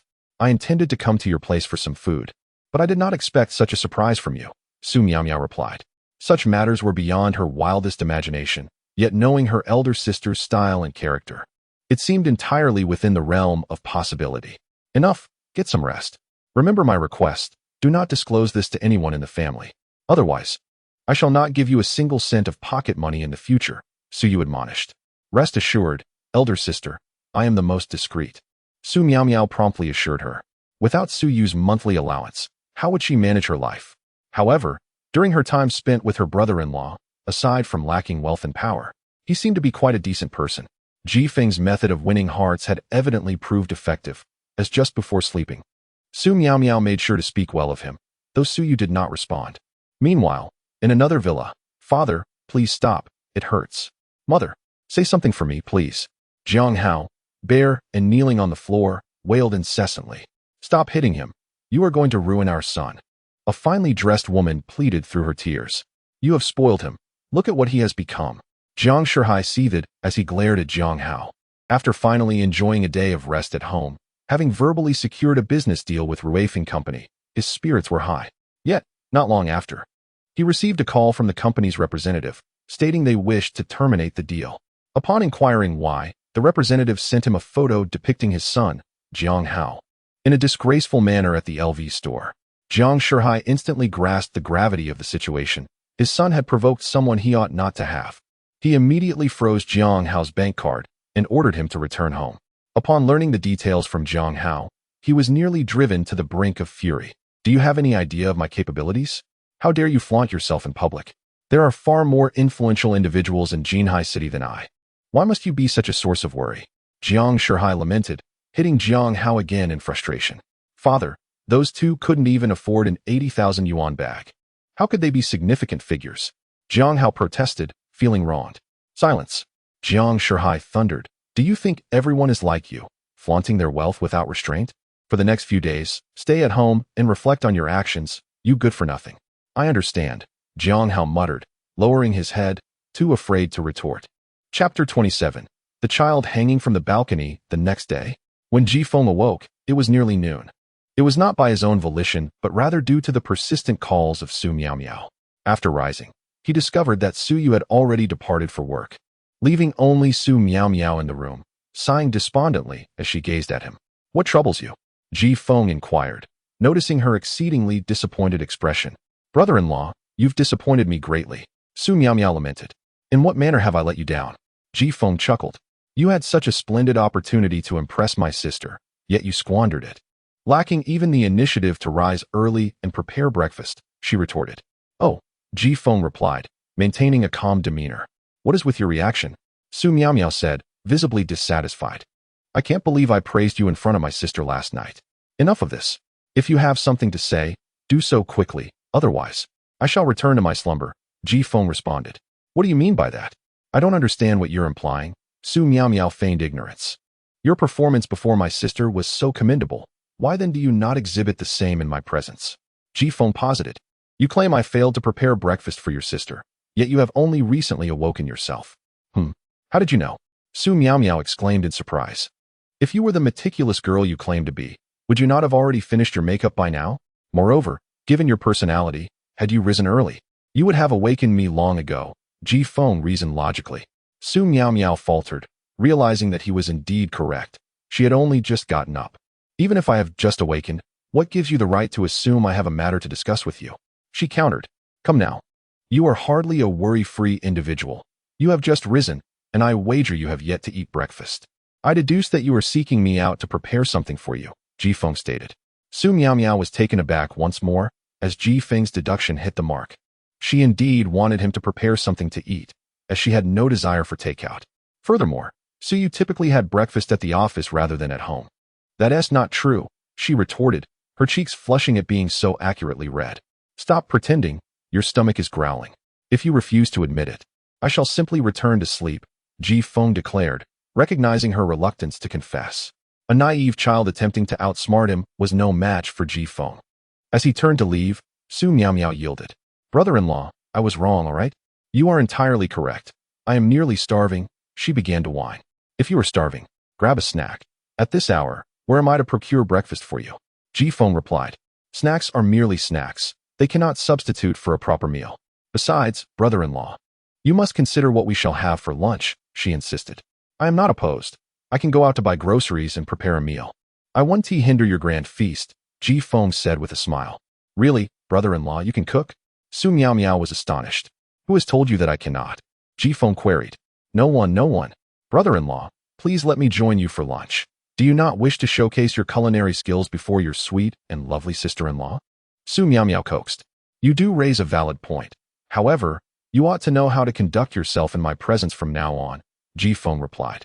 Rest assured, brother-in-law, I am well aware of that, Su Miao Miao assured him, for she understood that as long as there were benefits to be had, everything was negotiable. Ji Feng had plenty of strategies to deal with this archetypal sister-in-law who believed that milk equated to maternal favor. After refreshing himself, Ji Feng ventured out to procure groceries. The upscale community of Lia Bun boasted a nearby market. The hallmark of such an affluent neighborhood lies not only in its luxurious interiors and exquisite decor, but also in the convenience of transportation and daily living. Upon exiting the community, Ji Feng ambled leisurely for about 15 minutes until he arrived at the market. The market was bustling with people, featuring an array of stalls. There were offerings from the sky, the sea, the land, and the earth. Truly, everything one could desire was available for purchase. Without the benefits of an awakening system and prior to his parents revealing their true identities, Ji Feng had learned many life skills while living alone and working. With limited income, he had to find ways to economize. Preparing his own meals rather than relying on takeout saved him a significant amount each month, though that was no longer necessary. Previously, he cooked to save money. Now, he did so to cultivate his spirit, indulging in the joy of cooking whenever he wished. After perusing the market, Ji Feng purchased pig trotters, ribs, pork, and various vegetables. In the past, during a time when pork prices were exorbitant, such luxuries were beyond his means. However, circumstances had changed. Although pork remained costly, Ji Feng now had the financial means to afford it. Having gathered his groceries, he was about to return home when he noticed a commotion ahead, with a crowd gathered around something. Initially thinking it was a mere spectacle, Ji Feng's expression shifted dramatically upon hearing the commotion. "Child, hold on tight. Do not let go. Have the police been called? When will they arrive? Have the child's family been contacted? At this rate, the child cannot hold on much longer. This is untenable. The child will surely fall.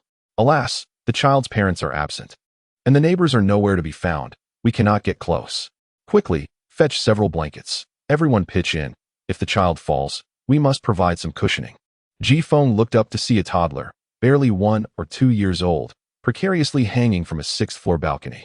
Though the balcony was equipped with security bars, the child, being small, had managed to slip his head through an opening. The helpless little legs flailed in the air, with tiny hands grasping futilely, unable to find purchase. If this continued, the child was at risk of plummeting. This was the 6th floor. Should the child fall, the odds of survival were grim, with a 90% chance of fatality, or, if fortunate, a life marked by disability. Either outcome would inflict tremendous harm upon the child. Chapter 28. A Moment of Crisis. Ji Feng takes action. The situation was dire, and the crowd gathered below, anxiously preparing for a rescue, was palpably distressed. However, there was little they could do. The child was home alone, and the neighbors were absent, making it difficult to approach. Although the police had been alerted, their arrival would take time, and everyone feared that the child might not endure this weight. At that moment, a young man began to climb from the 1st floor, utilizing the balcony, air conditioning unit, and various leverage points to ascend slowly. Nonetheless, reaching the 6th floor was no small feat, and the positions of these leverage points were not particularly favorable. Suddenly, as the young man neared the 2nd floor, he slipped and fell, but fortunately, he landed in the arms of the crowd below and emerged unscathed. "This is too difficult. Some spots are impossible to find footing on," he lamented. "Look, the child is rolling his eyes." Someone exclaimed in alarm. "It's over. The child can't hold on much longer. What are we going to do?"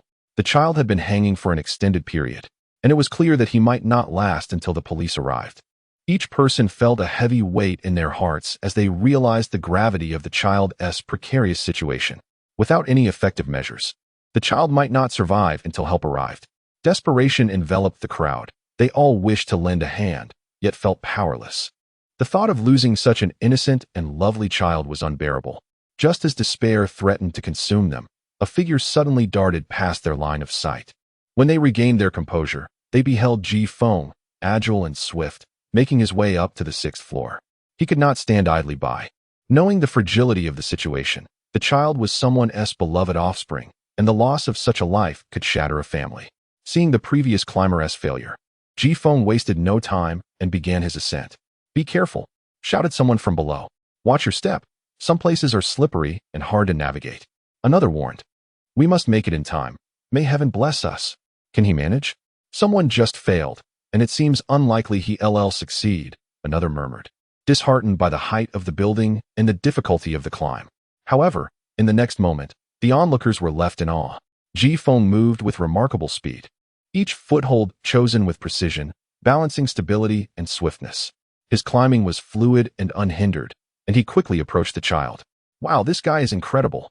This young man is astonishing. Could he be a professional climber? Perhaps he is a veteran. He is too impressive. Unbelievable. How can he be so fast and steady?" The young man who had previously attempted the climb expressed his admiration, acutely aware of the challenge he had just faced. Ji Feng soon reached the child, who, having hung for too long, was now rolling his eyes and showing signs of severe oxygen deprivation. It was imperative to restore the child to a position that would ensure adequate breathing. Ji Feng used his right hand as a platform for the child's legs while exerting force to lift him, preventing the child from bearing the weight of his own body on his neck. For anyone else, balancing oneself on the 6th floor while simultaneously hoisting the child would be a Herculean task. Yet Ji Feng's physical prowess made this exertion trivial. He successfully positioned the child atop the balcony's protective railing. Although the child was now safe from falling, he had succumbed to unconsciousness due to prolonged oxygen deprivation. Immediate first aid was essential, but given Ji Feng's current position, administering such aid was impossible. With no other option available, Ji Feng resorted to a more forceful approach. The protective grating of the window was made of aluminum, which lacked significant hardness.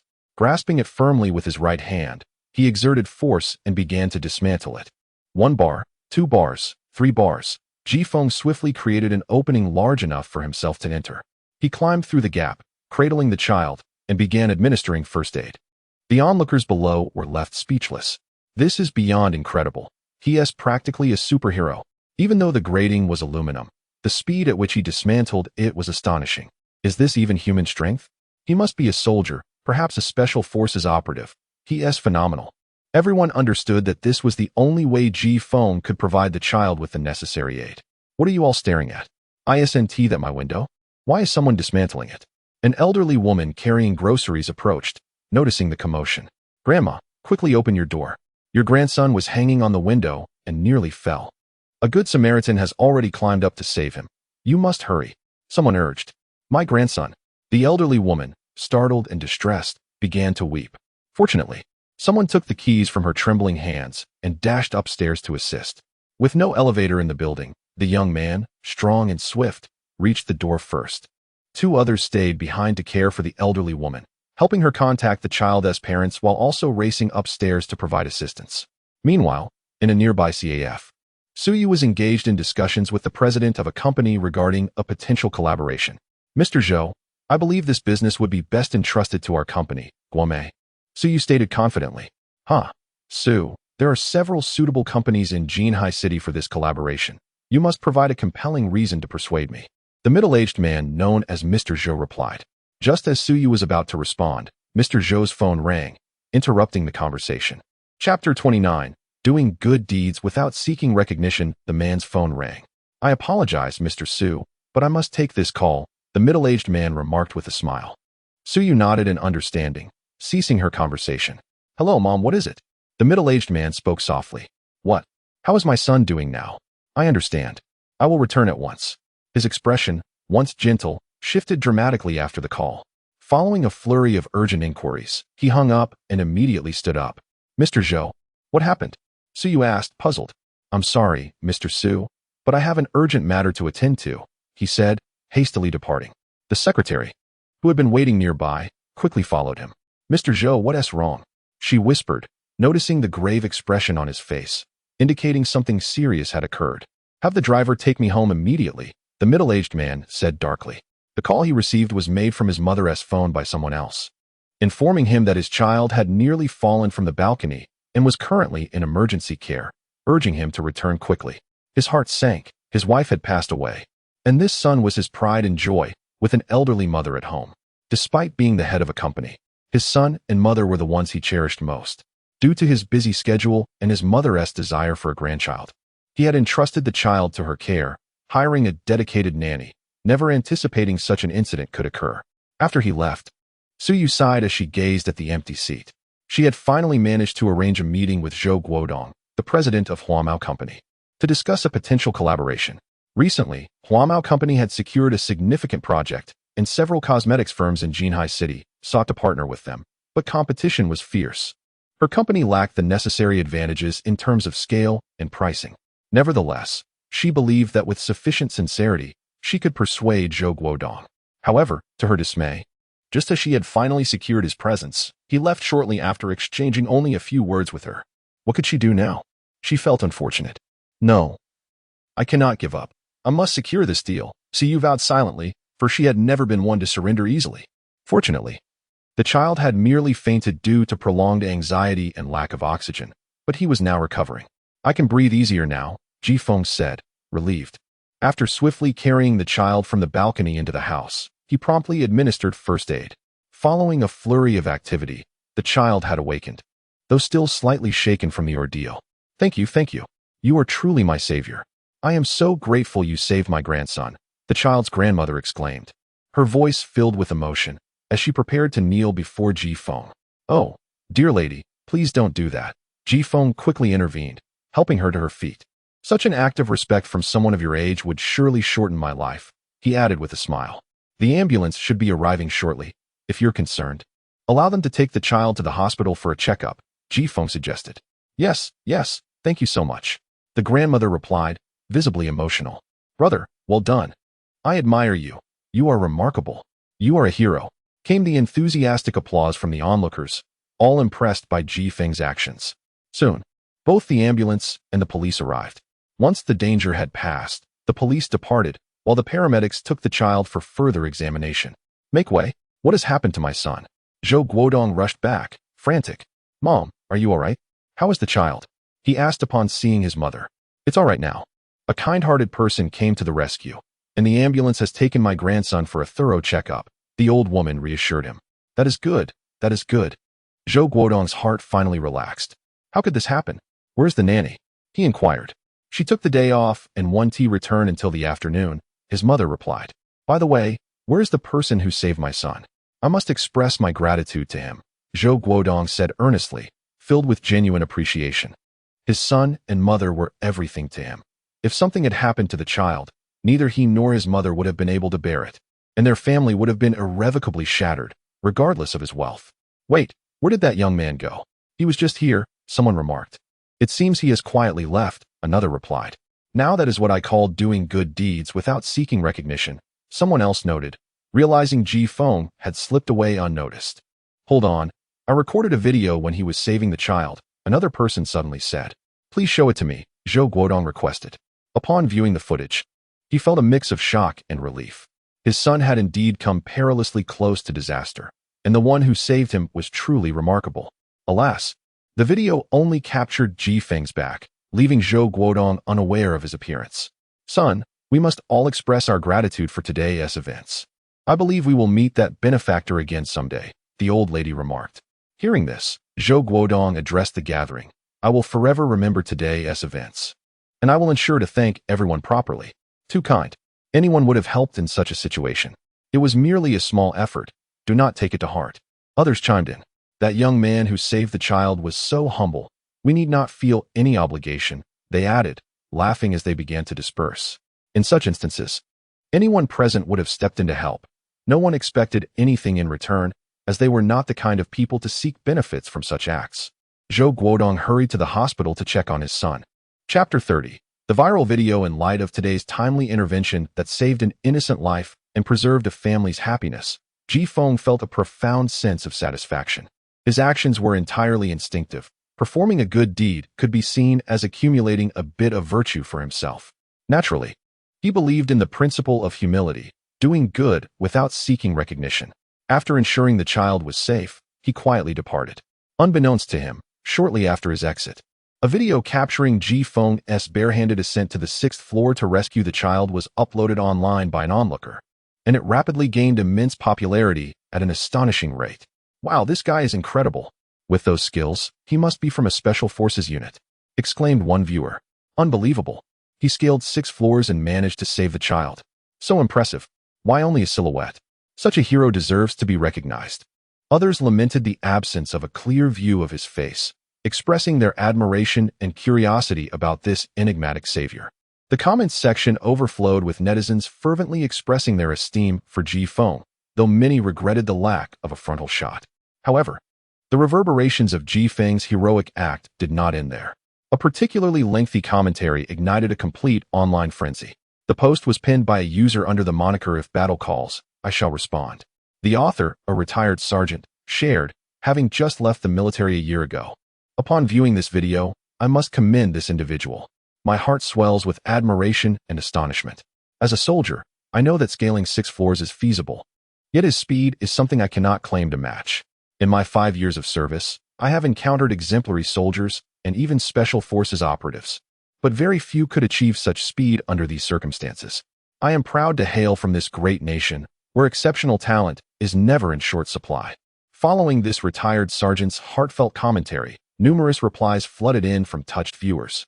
"I am truly moved. Tears fill my eyes. Our country remains safe thanks to individuals like you," one user remarked. "In truth, there is no such thing as peace without sacrifice. Someone must bear the burden for us." Meanwhile, within a nearby residence, Su Miao Miao, having snacked while awaiting Ji Feng's return from grocery shopping, stumbled upon the viral video. "Wow, how incredibly heroic," she mused, her heart fluttering. Women, being inherently emotional beings, could scarcely resist the allure of such a hero. However, she found it unfortunate that only his silhouette was visible. Something about it felt familiar. Just then, The door swung open. "I'm back," Ji Feng announced cheerfully as he entered. "Brother-in-law, why did you take so long? I thought I would starve," Su Miao Miao complained. "Come on. With your cheeks stuffed with snacks, how could you possibly be starving?"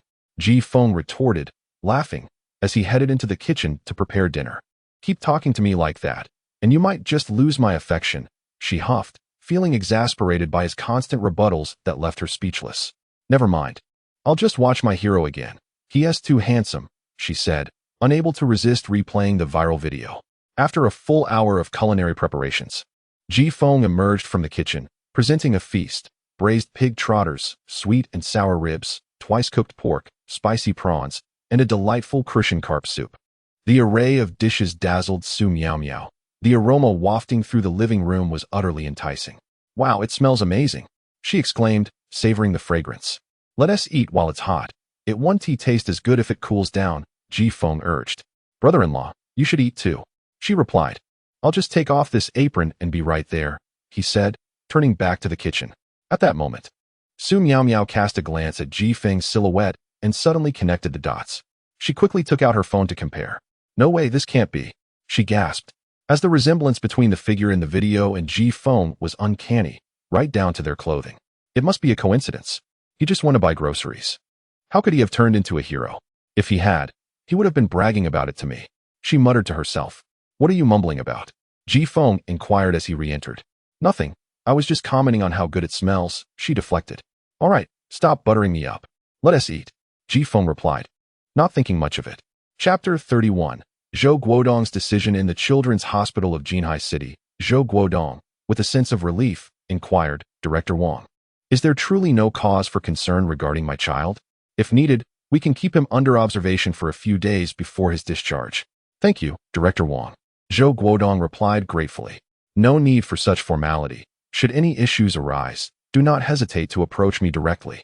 Within the VIP ward, Zhou Guodong's son lay peacefully asleep, a privilege afforded to them due to Zhou Guodong's acquaintance with the director of the pediatric hospital, enabling this swift admission. "Guodong, is my grandson truly all right?"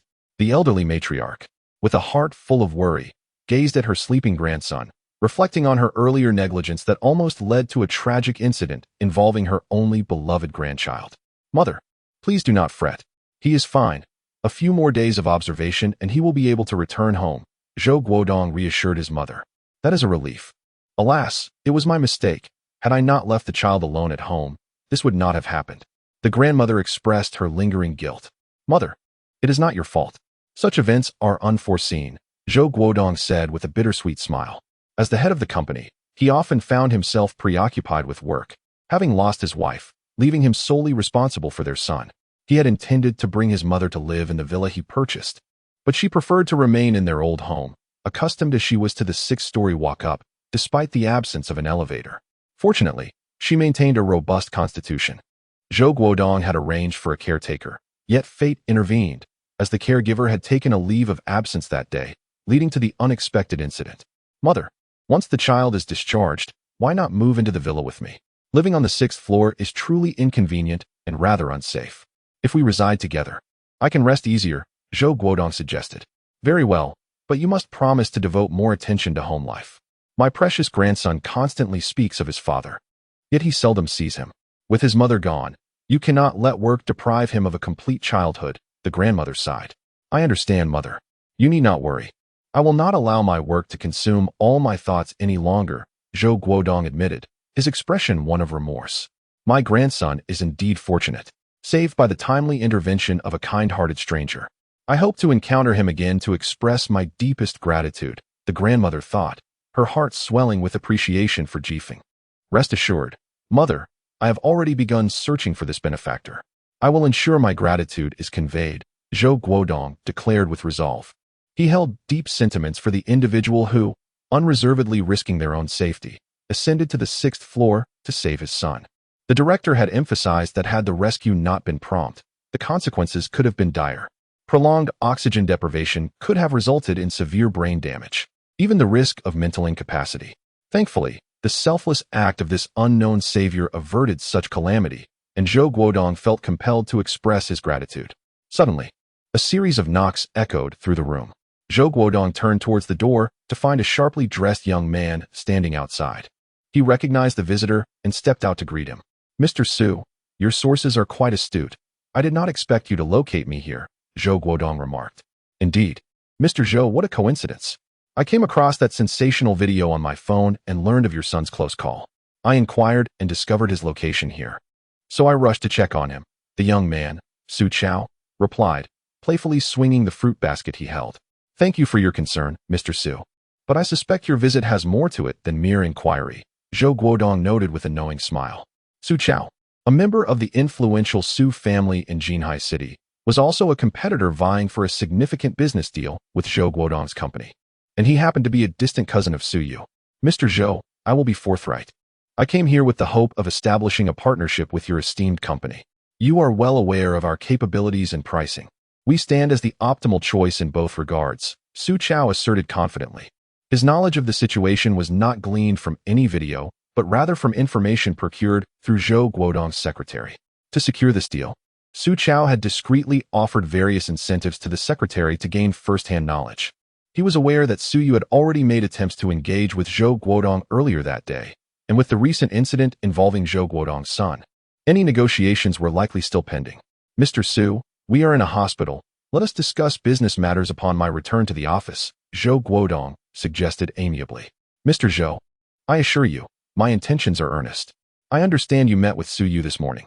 I am uncertain of the terms she presented, but rest assured, my offer will always be 1 point lower than hers, Su Chao insisted with unwavering conviction. May I ask, Mr. Su, given that both you and Su Yu belong to the same family, why do you appear to be adversaries? Zhou Guodong inquired with curiosity. She is she, and I am I. I have the full backing of the Su family, while she is merely associated with a small company. I have demonstrated significant goodwill.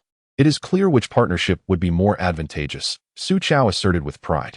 Although Su Yu's company was her own creation, Su Chao believed his lineage would ultimately prevail, as his father was the second son with a male heir in the family. Understood. I hope for a fruitful collaboration, Zhou Guodong concluded. Indeed. A fruitful collaboration it shall be. I shall take my leave now, Mr. Zhou, Su Chao laughed heartily. Chapter 32. A step too late, Su Chao departed, leaving Zhou Guodong to glance disdainfully at the fruit basket he had left behind. He promptly decided to give it to the nurses at the station for their enjoyment. To be frank, Zhou Guodong held Su Chao in low regard. If it were not for the backing of the Su family in his search for collaboration, he would have never even considered him. Despite his disdain for Su Chao, Zhou Guodong found himself in a position where he had little choice. From this moment forth, he realized he must divide his focus between work and home. Even if the collaboration did not reach his ideal of perfection, a satisfactory outcome would suffice. Moreover, with the Su family's support, the partnership should prove advantageous. Ultimately, Zhou Guodong resolved to collaborate with the Su family. As Su Chao exited the hospital, he was in high spirits. His recent conversation with Zhou Guodong, coupled with Zhou Guodong's response, indicated that the deal was practically secured. In terms of potential partners, Zhou Guodong had no valid reason to reject him, especially now that Su Chao had lowered his price. The thought of snatching this lucrative opportunity from Su Yu filled Su Chao with elation. That little vixen thought she could outmaneuver me simply by associating with the Ma family. But she was sorely mistaken, he mused. Approaching his car, an Audi A4, Su Chao felt a twinge of dissatisfaction. He could not help but compare it to Su Yu's BMW 5 Series and her Porsche 911. However, he consoled himself with the thought that upon successfully securing the collaboration with Zhou Guodong, his grandmother would likely reward him with a new vehicle. Just as he prepared to enter his car and leave, Su Yu arrived at the hospital in her BMW 5 Series. Spotting her inside the vehicle, Su Chao extinguished his cigarette and leisurely exited his car. As Su Yu parked and stepped out, she encountered someone she wished to avoid. Step aside, she coldly instructed, addressing the obstructive Su Chao. What an unfortunate coincidence to run into you. I must have neglected to consult my fortune, Su Chao replied nonchalantly, puffing on his cigarette. Disinterested in engaging with him, Su Yu attempted to bypass him and enter the hospital. However, Su Chao followed her like a hound, blocking her path once more. Su Yu, I am speaking to you. Have you gone deaf? Su Chao snapped, irritated by her aloofness, especially in his presence. Could you refrain from behaving like a dog and blocking the way? Su Yu retorted icily. Did you just insult me? Perhaps you should take a look in the mirror before casting stones, Su Chao sneered. Do you truly believe that just because you have a small company and have latched on to ma chiming, you are of any significance? You are here because you learned that Zhou Guodong's son is in the hospital, aren't you? At his words, Su Yu's heart sank. She had indeed come to check on Zhou Guodong's child, who had recently encountered an accident, prompting Zhou Guodong to rush to the hospital. Her intention was to ascertain the child's condition and offer assistance, while she had no intention of discussing contracts at this moment, planning instead to schedule a later meeting. However, seeing Su Chao here made her uneasy, and it was clear he had arrived before her. Let me enlighten you. You are too late. Before you arrived, I had already secured the deal with Zhou Guodong. I have taken on the contract from his company, Su Chao boasted. You? Really? Su Yu's expression reflected her disbelief. Indeed. It is me. While my company may lag slightly behind in market sales, I have the entire Su family backing me. My grandmother has pledged her full support this time. Compared to my family, what do you truly amount to? Su Chao declared triumphantly. At his words, Su Yu's expression grew even colder, and a surge of anger welled up within her. She had worked tirelessly for years, building her own company from the ground up without any assistance from the Su family. In stark contrast, Su Chao was merely a wastrel, indulging in a life of excess, yet he received preferential treatment from their grandmother, who entrusted him with the family business. The disparity in treatment between the direct granddaughter and grandson of the Su family was glaring. Are you finished? If so, do hurry back and share your good news, Su Yu stated, quickening her pace as she passed Su Chao and entered the hospital. Despite the disheartening news she had just received, she was not one to surrender easily. As long as Zhou Guodong and Su Chao had not signed a formal contract, she still had a chance. That woman refuses to concede, even now. She truly invites her own misfortune, Su Chao remarked coldly, watching her retreating figure. Upon entering the hospital, Su Yu made her way to the ward where Zhou Guodong's child was located. After inquiring with a nurse, she discovered the room number. Knock, knock, knock. Su Yu gently tapped on the door, then quietly entered. Inside the room, Zhou Guodong, upon hearing the sound and seeing Su Yu, felt a headache coming on.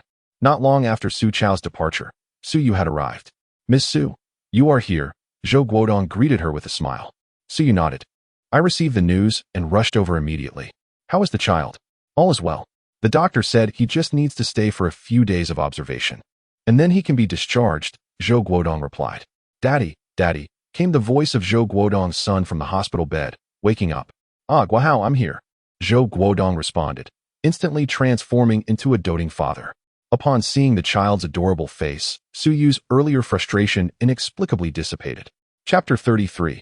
This time, it truly failed. Su Yu could not ascertain whether it was due to her potential pregnancy, but she now felt an unusual fondness for children. Perhaps it was tied to the innate maternal instinct that accompanies impending motherhood. Daddy, who is this beautiful sister? Asked Zhou Guodong's son, Zhou Guahao, upon seeing Su Yu. It must be said that a beautiful woman invariably captures attention. Guahao, call her sister Su, Zhou Guodong chuckled.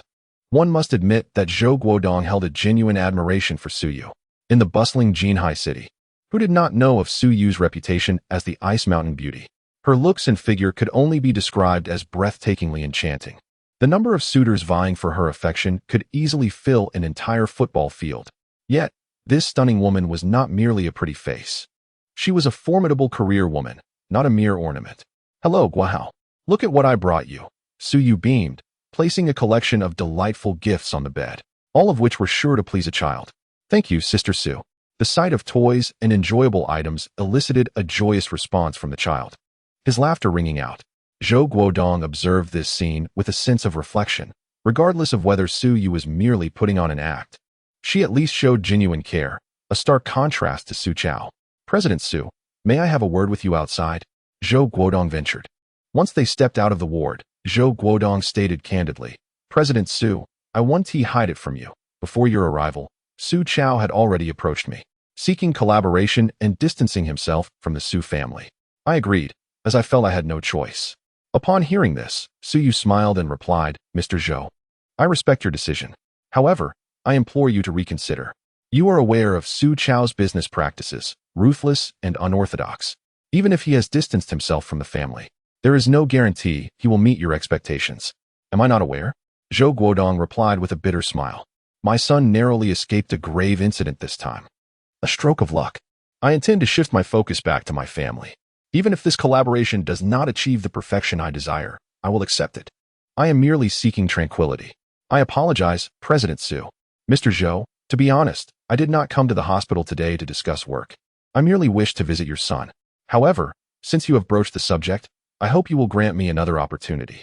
Let us schedule a time. And I promise to present a collaboration proposal that will undoubtedly satisfy you. Forget it, President Su. Su Chao has stated that no matter what price you offer, he will undercut you by 1 point. Moreover, he has the backing of the Su family. I do not wish to complicate matters further. Please, take my regards. Should any other opportunities arise, I will consider you first, Zhou Guodong asserted, his tone resolute, as if his mind was made up. Mr. Zhou, must we not discuss this further? Su Yu's expression turned bitter. She truly did not wish to relinquish this opportunity. I am sorry, President Su. Zhou Guodong offered an apologetic smile, shaking his head helplessly as he returned to the ward. Witnessing Zhou Guodong's demeanor, Su Yu felt a profound sense of disappointment. The potential collaboration with Zhou Guodong's company represented an invaluable opportunity for her own enterprise. In pursuit of this collaboration, she had devoted countless hours to market research and the formulation of proposals, meticulously overseeing each step. Had the collaboration succeeded, her company would have made significant strides. Yet now, she had failed, utterly and irrevocably. She had anticipated the possibility of Su Chao competing for this deal, yet she believed Zhou Guodong to be a seasoned businessman, one who considered the bigger picture and paid attention to every detail. Therefore, she had not deemed Su Chao a significant threat. However, the unfortunate incident involving Zhou Guodong's son had dramatically altered his perspective, leading her meticulously crafted plans to unravel. Su Yu departed, feeling despondent and powerless. She found herself at a loss for what to do next. At 10 o'clock that evening, Ji Feng was in his room, engaged in a video game. With nothing else to occupy his time, he turned to gaming to pass the hours. It must be said, wealth certainly has its advantages. Ji Feng was currently playing an online game called Blood Legend, albeit a private server. It was not that Ji Feng sought to save money by playing on a private server. Rather, he was drawn to its combat mechanics. There was no tedious questing to level up, just a singular focus on combat. Of course, should one possess sufficient funds, they could rapidly level up or purchase equipment to engage in battle directly. In a short span, Ji Feng had already invested a staggering 100,000 yuan into the game, and he had found himself at odds with another player. The two had begun their skirmish in the novice village, exchanging blows, reviving, and continuing the fight, with Ji Feng pouring money into upgrades and equipment. Now, both players had reached the highest level, yet they continued to invest further, acquiring gems and crafting gear to enhance their prowess. Kid, you're impressive. If I don't force you to yield today, I want to log off. The player, with the ID, call me daddy, sent Ji Feng a private message. Huh. Let us see who calls whom daddy. Ji Feng retorted fearlessly, his own ID provocatively named. Those below me are all my sons. The two engaged in a fierce competition, purchasing gems and equipment with real money in the public square, attracting a crowd of onlookers. The system's announcements of their transactions drew the attention of many players, as the spectacle of two wealthy individuals clashing in combat was always a thrilling sight. Chapter 34. The Game of the Affluent. Naturally, Ji Feng was not idly engaged in a contest with an unfamiliar wealthy player merely for amusement. The impetus for this encounter stemmed from the system's recent issuance of a selection task. The first option allowed him to engage in a fierce competition with the affluent player through monetary investment, promising a funding support of 10 million RMB. The second option entailed forfeiting the contest, which would yield no rewards whatsoever. For Ji Feng, the choice was quite straightforward. He opted for the first option. After all, the system was generously offering him the opportunity to spend lavishly within the game. What a delightful prospect. Ding. You have successfully embedded a level 9 ruby. Ding. You have successfully embedded a level 9 sapphire. Ding. You have successfully enhanced your equipment to 15. Ding. You have successfully enhanced your equipment to 20. The computer screen was incessantly filled with notifications. A level 9 gem represented the highest tier available in this private server, with each gem priced at 3,000 RMB. Moreover, enhancing equipment to level 20 typically required a conservative expenditure of 2,000 RMB, while the pinnacle of enhancement reached level 30. Calculating the costs, one could expect to invest approximately 4 million RMB to equip oneself with top-tier gems, equipment, and pets, thereby creating a premier character. At this juncture, Jifeng had already replenished his account to nearly 1 million RMB, while his rival had similarly invested no less than 1 million. The rivalry between Jifeng and his opponent soon captured the attention of the private server's official customer service. In this virtual realm, the clash of wealth among affluent players naturally benefited the gaming company. To facilitate Jifeng's needs, the company appointed a VIP personal customer service representative. Given the current trajectory of their expenditures, it was anticipated that the combined spending of Jifeng and his competitor would surpass 10 million RMB by nightfall. Such a sum was indeed daunting for a private server. Jifeng's lavish spending left nearby players, who merely sought to experience the private server, utterly astounded. Is this truly the world of the affluent? It's as if money holds no value here.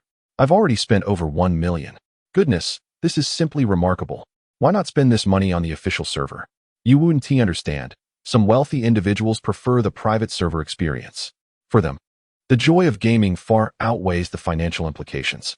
Ugh, do you not tire of this? My fingers are nearly numb from clicking. As Jifeng continued to recharge and purchase items in the marketplace, a private message from his opponent elicited a chuckle. I'm exhausted too. How about we have a duel? Jifeng suggested. All right, let us do it. His opponent agreed. Both players ceased their extravagant spending and directly entered the arena for a PK match. This contest drew the attention of over 1,000 spectators within the private server. Both players were of equal level and possessed similar equipment. Yet, Jifeng's superior skills and reflexes enabled him to emerge victorious, retaining a third of his health after defeating his opponent. Curse it. I can't lose. I'll recharge another million. After his defeat, the opponent promptly injected another million into the game. All right, I'll match you. Jifeng replied without hesitation, recharging another million as well. He understood that while he had a technical advantage, it was imperative that their equipment remained comparable. The system announced their respective recharges of another million, inciting a frenzy among other players. This is madness. Another million recharge. Each of us now has invested over 2 million. Rich player, please take me under your wing. Who can withstand this? Playing a private server and encountering such extravagant spending is unreal. The brilliance of their equipment and gems is blinding. The two continued to pour another million into the game, converting their purchased game currency into combat prowess. Before commencing yet another PK match. In this round, Jifeng decisively dominated his opponent once again. I refuse to accept defeat. I'm recharging another million to beat you. His opponent was undeterred. Count me in. Jifeng readily agreed, recharging yet another million. Thus far, both Jifeng and his adversary had each invested over 3 million RMB. The system issued announcements, and in a bid to showcase the superiority of affluent players, the gaming company's CEO instructed the technical team to repeatedly broadcast notifications within the game. Recharge, spend, fight. Recharge, spend, fight. Ultimately, Jifeng had expended a total of 380 million, while his opponent had similarly reached a comparable sum. Their equipment and gems had reached the pinnacle, leaving no room for further enhancement. Nevertheless, in the realm of PK, Jifeng's opponent still found himself outmatched. I refuse to accept this. Care to engage in a guild war? The opponent defiantly messaged Jifeng. A guild war? Very well, I shall accompany you to the end tonight. Jifeng responded with unyielding confidence. Chapter 35. Suyu has disappeared. The affluent player with the ID, "You Call Me Daddy," has now fully engaged in a rivalry with Jifeng. For individuals of their wealth, gaming is a pursuit of exhilaration and enjoyment. When faced with displeasure, they seek ways to reclaim their joy. Unable to match Jifeng's skills in one-on-one combat, they resort to forming alliances to initiate faction battles. It is important to note that the atmosphere of a faction war, with hundreds or thousands gathered, is entirely distinct. Soon, an announcement echoed across the game's public screen. "You Call Me Daddy, the Godslayer Guild is recruiting members. Voice chat, 23234. Fighting accounts provided, bonuses for victories." Observing that the opponent had begun recruiting within the game, Jifeng wasted no time in retaliating. "Those below me are my sons. The Immortal Abode is recruiting members. Voice chat, 13455. Fighting accounts provided, rewards for victories." Upon learning of Jifeng and the other wealthy players' impending faction war, the game company promptly offered to supply ready-made fighting accounts. Although these accounts could not rival the characters and equipment crafted with real money, they were more than sufficient for combat. However, Each account required a rental fee of 1,000 RMB per hour. Ji Feng immediately rented 100 accounts for 2 hours, totaling 200,000 RMB. At this moment, the ordinary players within the game became increasingly agitated.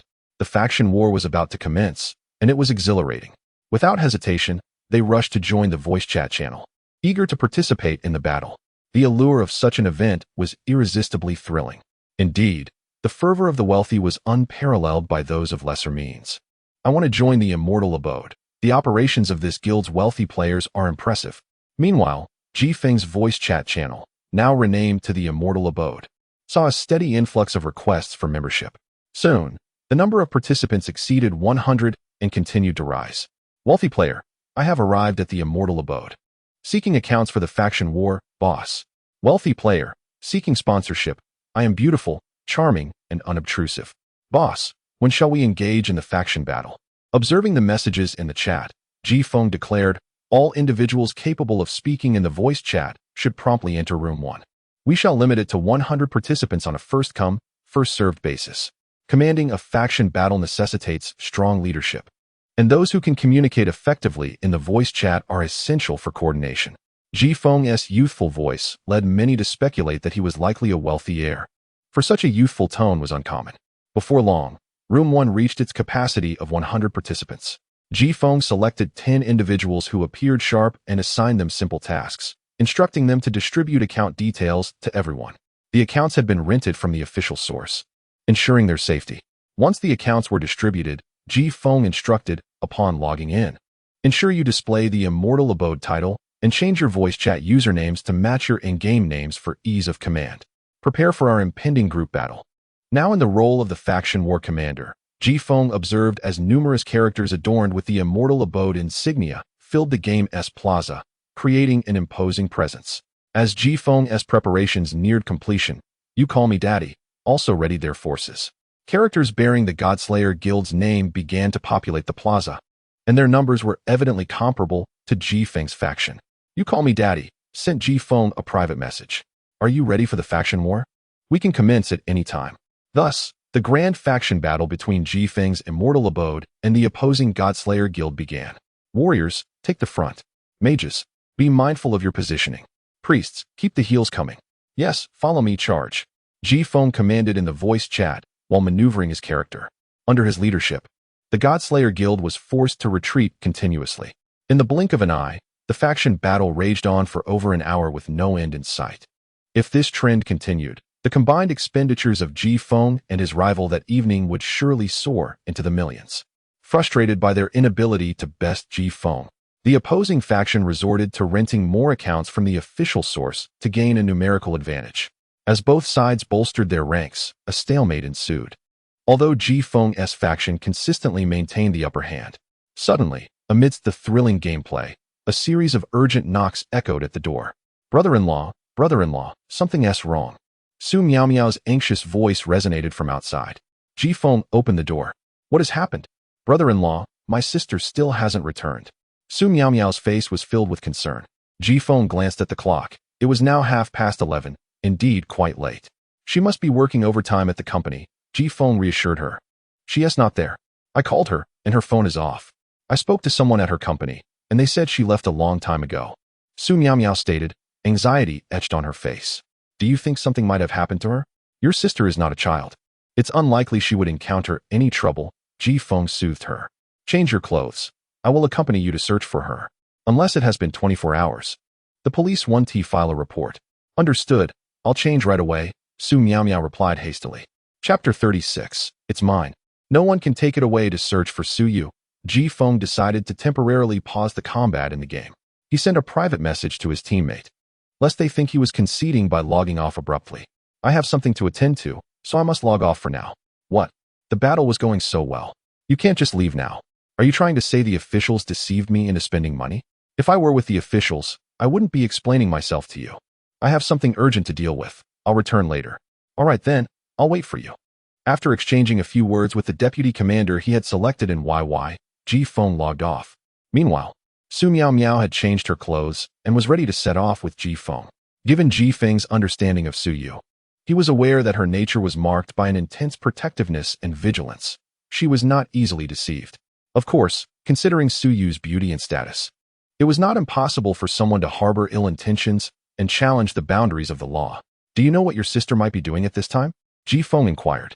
Searching for someone must be guided by clues and objectives. It would be unrealistic to aimlessly wander through the vast sea of people in Jinhai City. At this hour, my sister is either working overtime at the company or she's already home, Su Miao Miao replied. Is it possible she went to your parents' place? Ji Feng asked. That's impossible. Because of the engagement issue with Ma Qiming, she has a very strained relationship with our parents and wouldn't go back. Su Miao Miao explained. Then why not call and ask? You might obtain some useful clues, Ji Feng suggested. Brother-in-law, you make a valid point. I'll ask. Su Miao Miao said, contemplating before dialing the number. The call rang quickly. Mom, are you still awake? Su Miao Miao asked, somewhat surprised when her mother answered. I've nearly been driven to madness today. How could I sleep? The voice on the other end was filled with anger. What's wrong? Su Miao Miao inquired. It's about your sister. What happened to my sister? That wretched girl. She has always been reluctant about the engagement with the Ma family. In our home, your father and I have no standing whatsoever. Today, Su Chao boasted in front of your grandmother, claiming he secured a major deal for the family, which was originally meant for your sister. That brat had the audacity to say your sister lacks the ability and that her success in business is purely luck. I could just scream. Has she returned home? Return? With her personality, you think she would come back voluntarily? What's up? Do you need something? No, nothing. I was just asking. Well, as long as there's nothing, don't emulate your sister. Let me have some peace of mind. Or your father and I will never hold our heads high in the Su family. The call ended. Feeling aggrieved, Su Miao Miao said, see? I told you. My sister wouldn't go back. I got lectured by Mom for calling. Meanwhile, Ji Feng had clearly overheard the entire conversation between Su Miao Miao and her mother, extracting a crucial piece of information.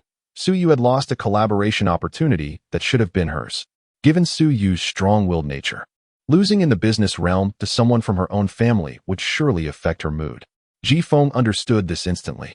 By the way, does your sister have a particular place she goes to when she is feeling down? Ji Feng asked. Let me think. After a moment of contemplation, Su Miao Miao responded, I got it. Brother-in-law, are you suggesting that my sister might have gone out to clear her mind because someone stole her business deal? Isn't it worth checking? Ji Feng replied. Then let us hurry. Su Miao Miao exclaimed, driving Ji Feng towards the riverbank. That night, the temperature by the river varied greatly between day and night. Clad only in a coat, Su Yu stood by the river, gazing across the water, feeling a slight chill. Just as she tightened her coat around her, a jacket was draped over her shoulders. Startled, she turned around to see a familiar face smiling at her. Ji Feng, what are you doing here? Su Yu could not help but ask. It's late, and you haven't returned. Since Miao Miao thought you might have been kidnapped. She asked me to help look for you. Ji Feng chuckled. Sis, there you are. We finally found you. Su Miao Miao arrived, slightly out of breath after getting out of the car. How did you know I was here? Su Yu inquired. Thanks to brother-in-law. I learned from Mom that Su Chao had stolen your business deal. He thought you might be feeling down and came here to unwind, knowing you love this place. Su Miao Miao explained, feeling relieved. What has got you so upset that you needed to come here? If we had arrived, even a moment later, you wouldn't have been considering jumping into the river, would you? Ji Feng teased. Rest assured, I'm not that fragile. I'm just a bit frustrated. Su Yu admitted, surprisingly letting slip a curse word in front of Ji Feng. Sis, it's just a business deal. You don't need to be this upset. Su Miao Miao said, puzzled. Isn't it normal for success and failure in business? Generally, when Su Yu came here to clear her mind, it signified deep-seated frustration. If another company had snatched the deal, I wouldn't have much to say. But it was Su Chao. He is utterly incompetent to take this deal from me. He even invoked the Su family's name and received full support from our grandmother, who dotes on him. It's utterly laughable. Su Yu gritted her teeth, clearly enraged. Grandmother's actions this time were truly excessive. In the Su family, the treatment meted out to her and her sister was worlds apart from that of Su Chao and his ilk. So, are you planning to give up now? Ji Feng asked. Zhou from the International Trade Company has already verbally agreed with Su Chao. His stance is firm. What else can I do? Su Yu replied. Verbal agreement doesn't mean the contract is signed. As long as it's not inked on paper, there is still a chance. Tomorrow, I'll accompany you to fight for it. Ji Feng smiled. What good will that do? How will you know unless you try? Ji Feng asserted confidently. I firmly believe that what is rightfully yours cannot be taken away by anyone. Upon hearing Ji Feng's words, Suyu felt a flicker of emotion within her. Chapter 37. I bear this responsibility. Suyu has always believed that for a couple to live harmoniously together, their values must align. Although she and Ji Feng are contractually married and their pregnancy was a matter of serendipity, Ji Feng remains somewhat of a stranger to her. Their previous conversations were few, and they had spent almost no time alone together. Yet, Ji Feng's words struck a chord within her. If I do not give up, what is mine will remain mine. No one can take it away. This sentiment stirred something deep within Suyu. She realized she could not abandon this path. Ji Feng was right. Mere verbal agreements held little weight. Until a contract was signed in black and white, nothing was certain. With the outcome still in flux, anyone could emerge as a dark horse.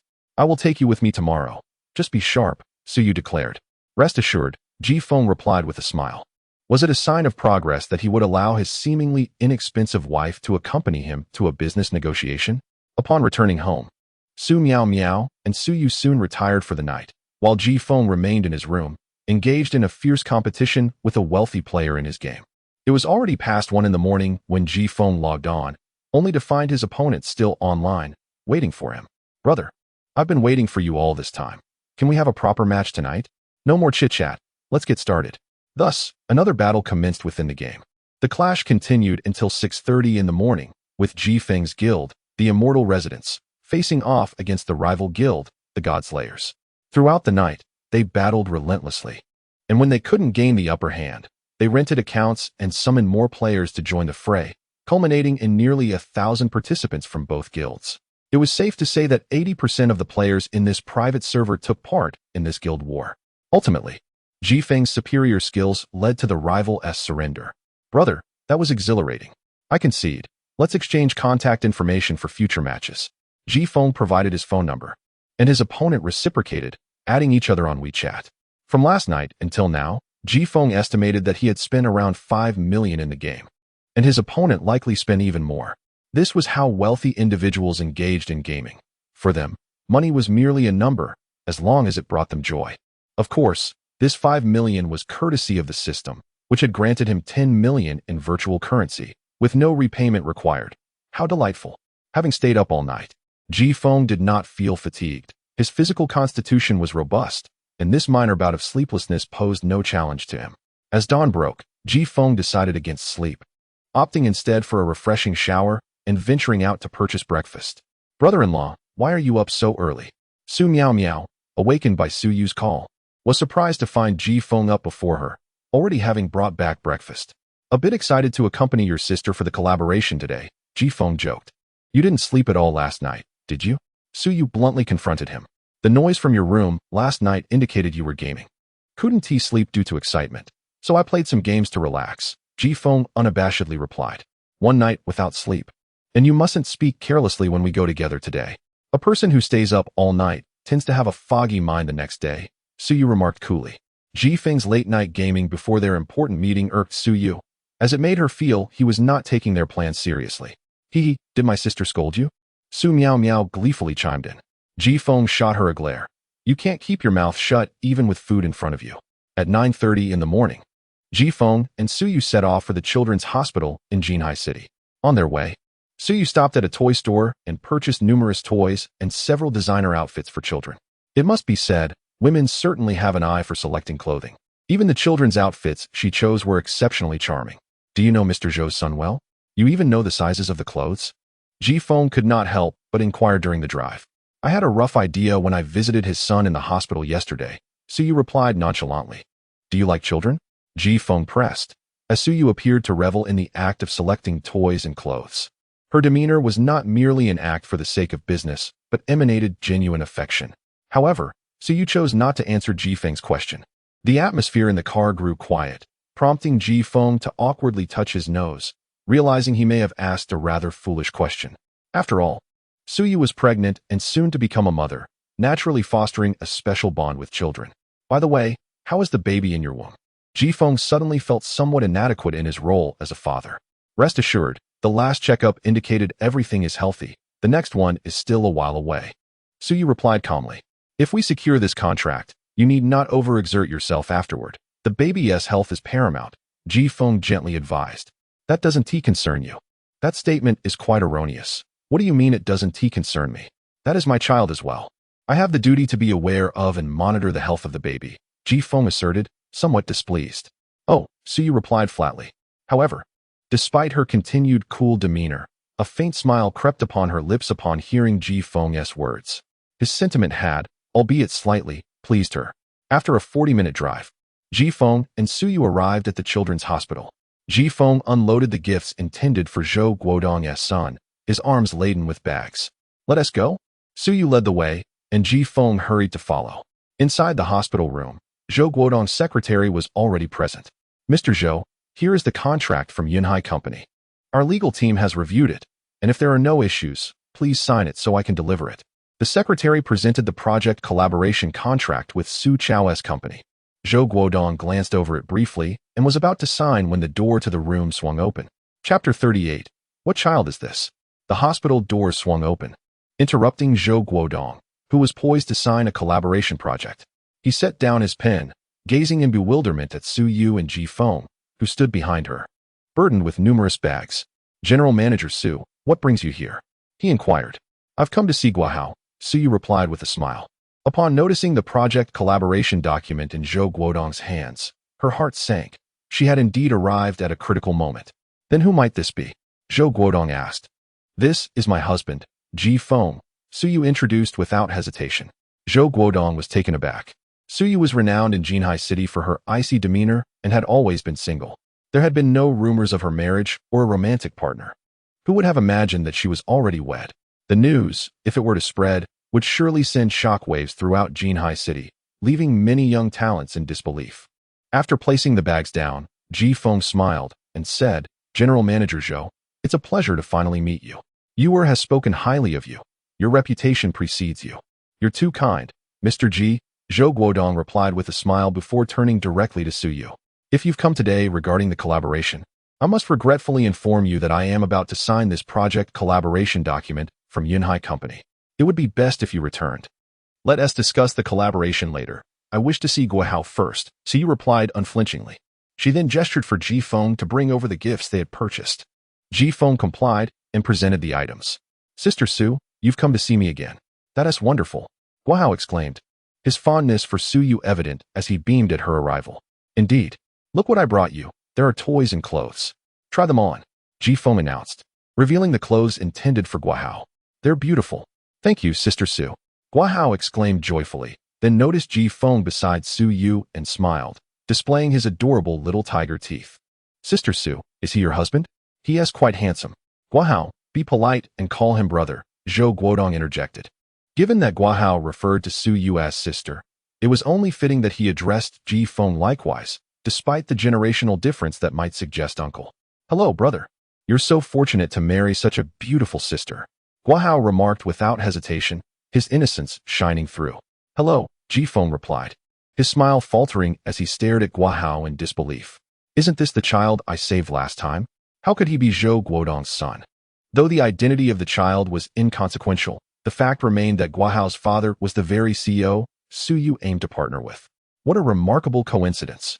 Since Ji Feng had left after ensuring Guahao's safety, the child was unaware of his savior's identity. Su Yu, oblivious to the underlying connections, was now assisting Guahao in trying on the new clothes. They fit perfectly and looked splendid on him. I really like this outfit. Thank you, sister, Guahao said with delight. Zhou Guodong observed this tender scene, momentarily lost in thought. Since the passing of his wife, he felt an overwhelming sense of guilt regarding his son, to the extent that he likely did not even know the size of clothing his son required, let alone shop for it himself. Yet here was Su Yu, an outsider, showing genuine care by selecting fitting attire for his son, a testament to her thoughtfulness.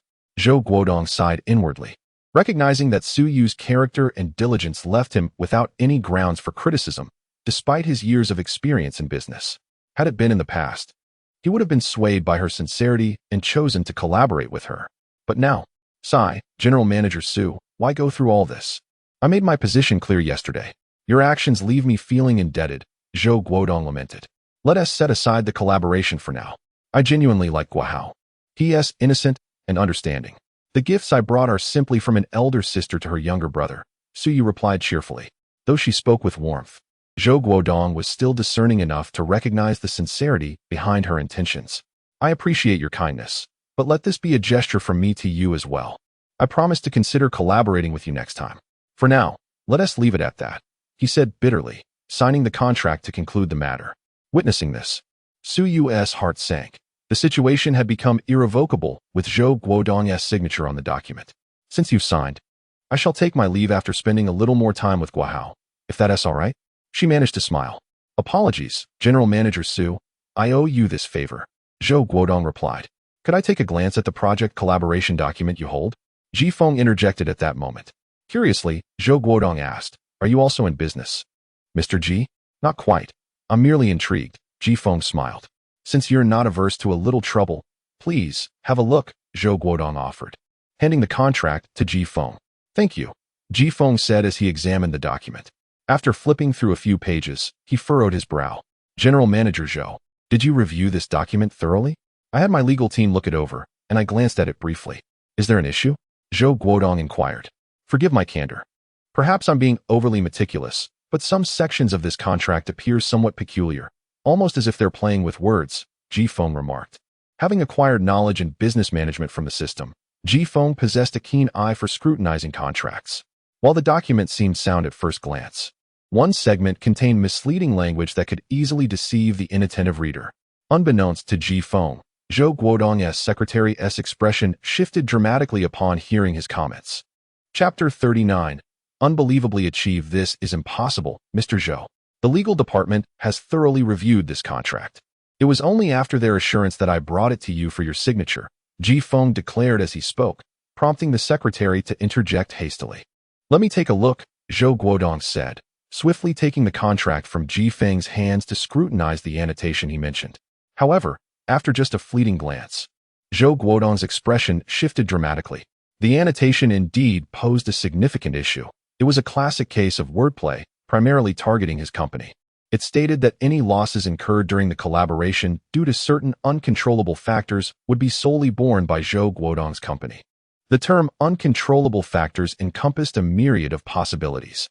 Moreover, it was utterly unjust for Zhou Guodong's company to shoulder the losses, especially considering that this collaboration represented a major contract initiated by his firm. To expect him to bear the losses was nothing short of absurd.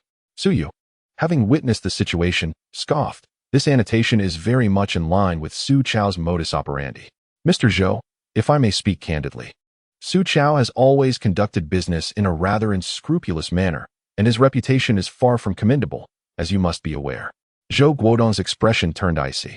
He was aware of Su Chao's poor reputation. However, Su Chao had even leveraged his family name to secure this collaboration with Zhou's firm, leading Zhou Guodong to believe he could not afford to be overly aggressive. Yet, he had not anticipated that the contract contained such a blatant trap. Mr. Ji, I trust that the legal department of your esteemed company is not comprised of mere incompetents who fail to notice such discrepancies, Ji Feng remarked with a subtle smile. Every company collaborates with a dedicated legal team to conduct meticulous reviews of contracts, primarily to guard against potential traps and linguistic manipulations from the opposing party.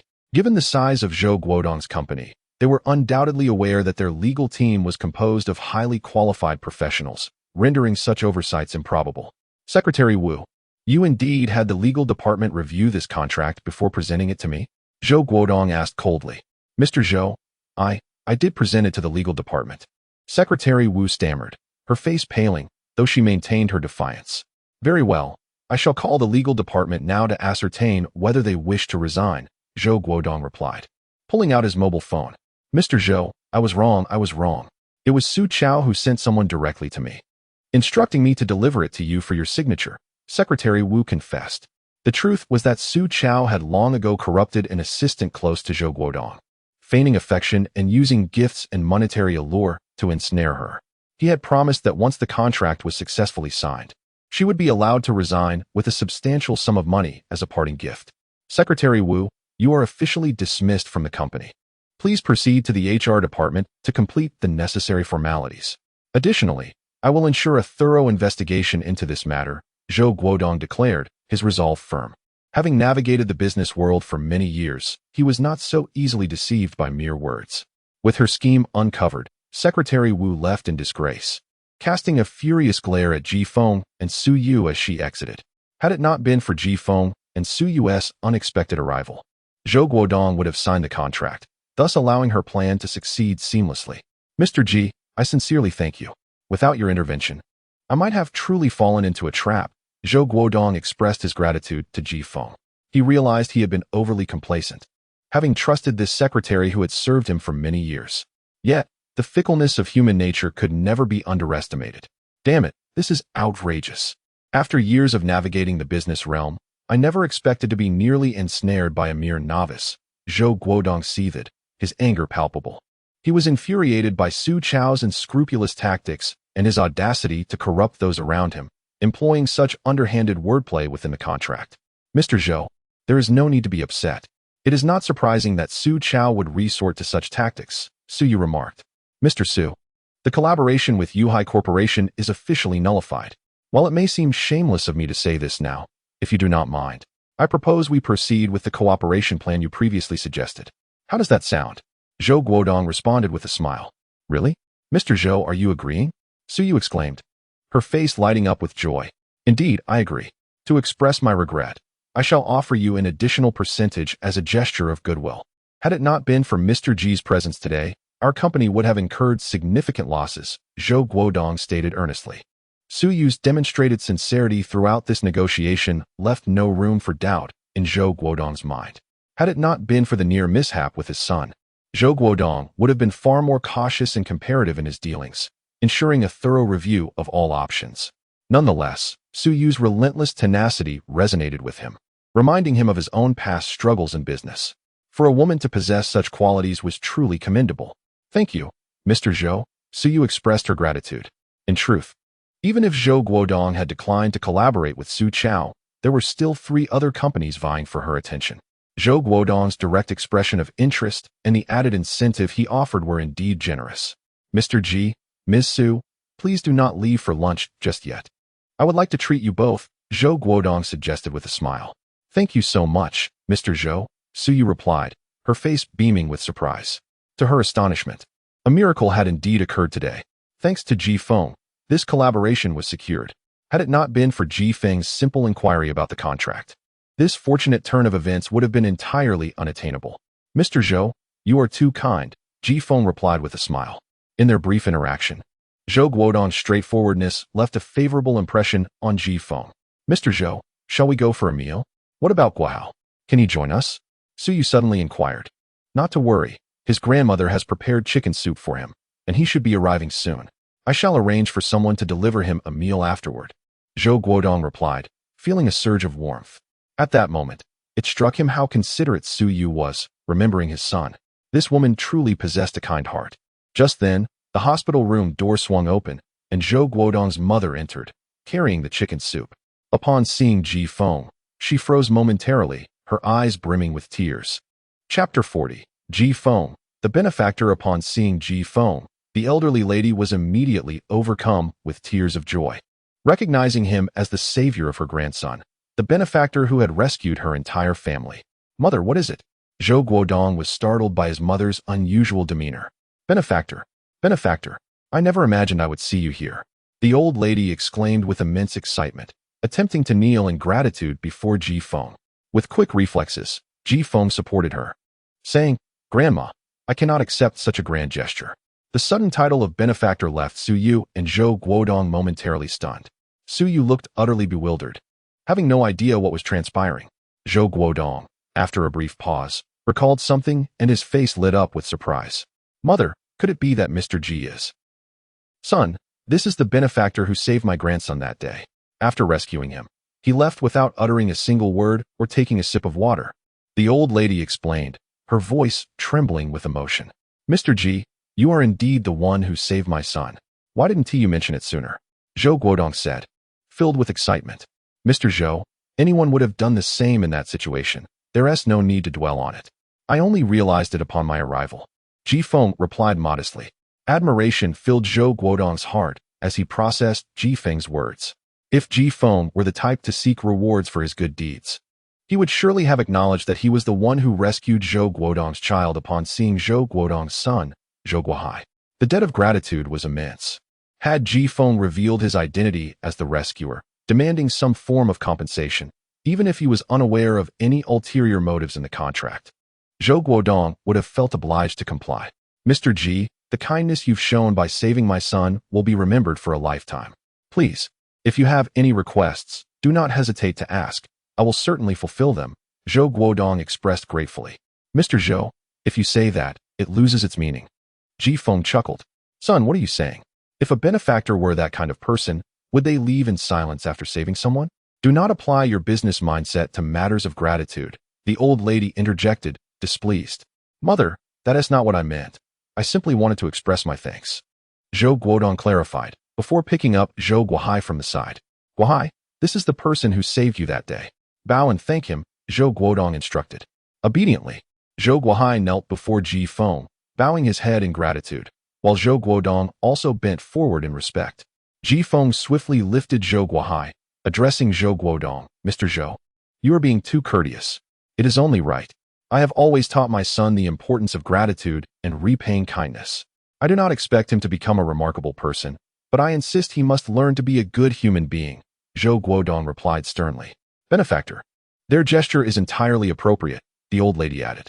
Grandma, please refrain from calling me benefactor. If you don't mind, you may call me Ji Feng or Xiao Feng. Ji Feng suggested. Being addressed as benefactor by someone of her age felt rather strange to Ji Feng. Then I shall call you Xiao Feng, the old lady said happily. Since I am older than you, if you don't mind, I will call you Ji Laudi, and you may call me Dong Ge. Let us drop the formalities of Mr. Zhou. It feels too distant, Zhou Guodong chimed in. All right, Dong Ge, Ji Feng agreed with a smile. Haha, Ji Laudi. Xiao Feng, who is this beside you? The old lady asked, glancing at Su Yu. Grandma, this is my wife, Su Yu, Ji Feng replied with a smile. Xiao Feng's wife. Such a beautiful young lady. Marrying a boy like Xiao Feng is indeed a blessing for you, the old lady remarked. You are quite right, Grandma, Su Yu responded with a smile. Su Yu's heart was tumultuous with excitement. Having accompanied Ji Feng today, she was already thrilled about securing a contract that had seemed lost. Yet, she had never anticipated that Ji Feng would become the benefactor of the Zhou family. Xiao Feng, it's already noon. Don't leave.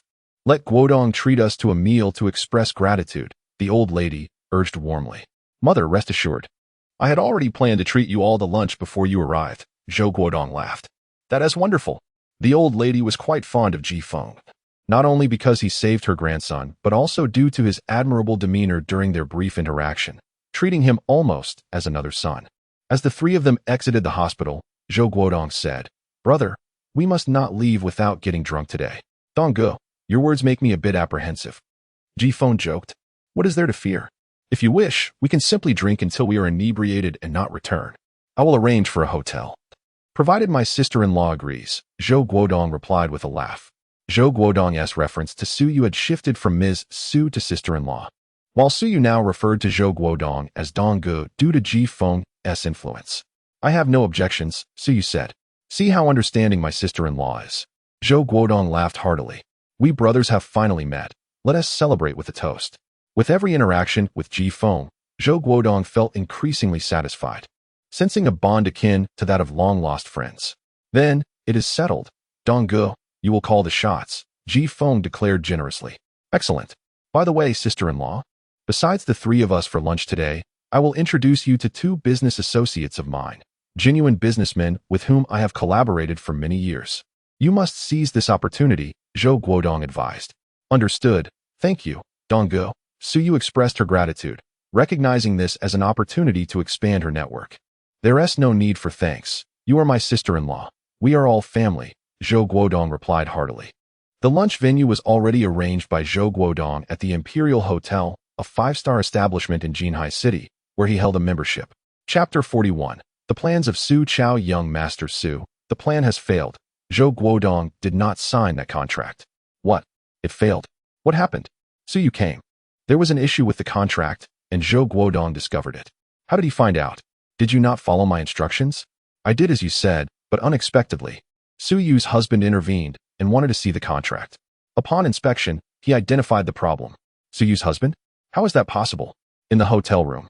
Having just engaged in vigorous activities, Su Chao suddenly sat up in shock upon hearing this revelation. Young Master Su, you scared me. The abrupt movement caused the sheets to slip, startling the naked woman beside him, who let out a soft gasp. There are other women there?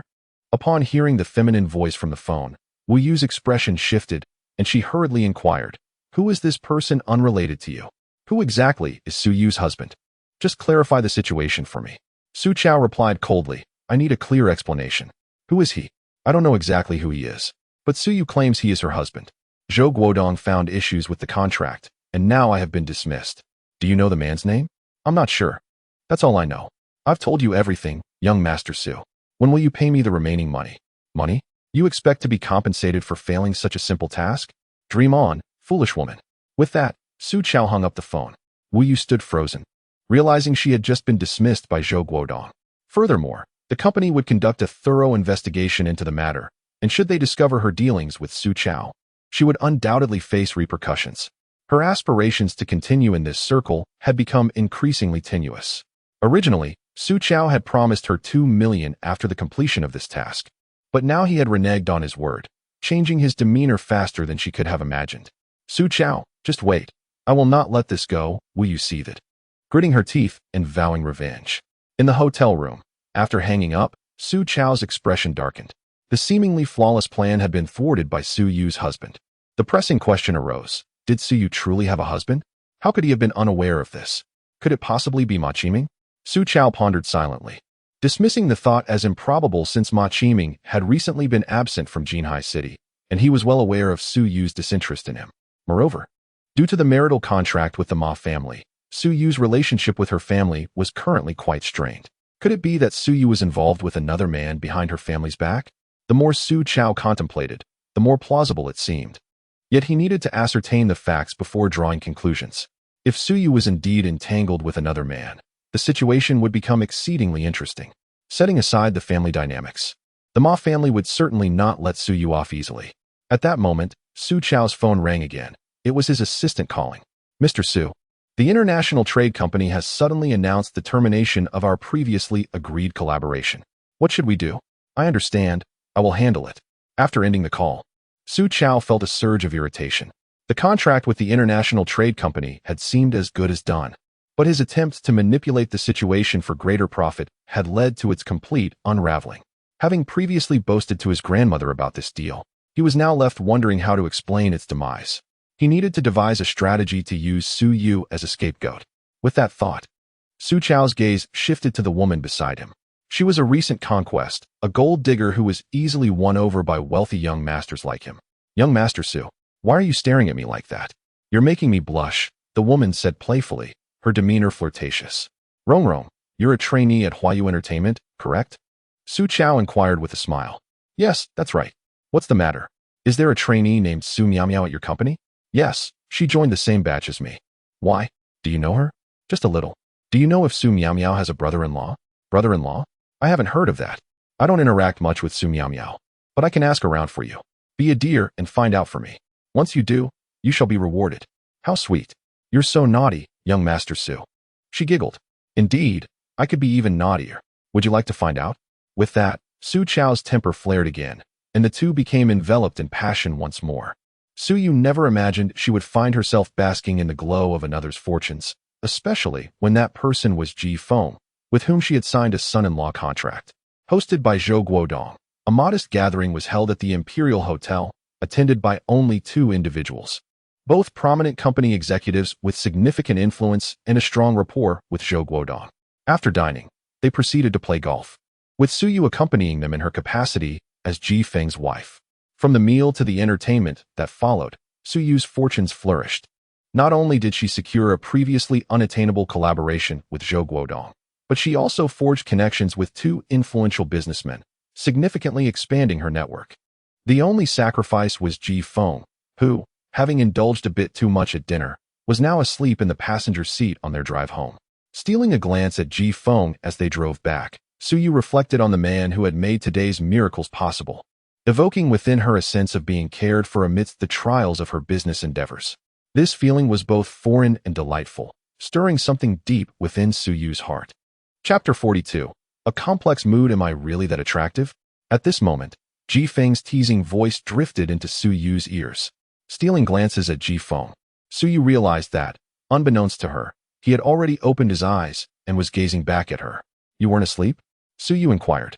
Mindful that Ji Feng had consumed a considerable amount of alcohol during lunch, while Zhou Guodong and the others were somewhat tipsy. How could I possibly be drunk from that little bit of alcohol? Ji Feng chuckled.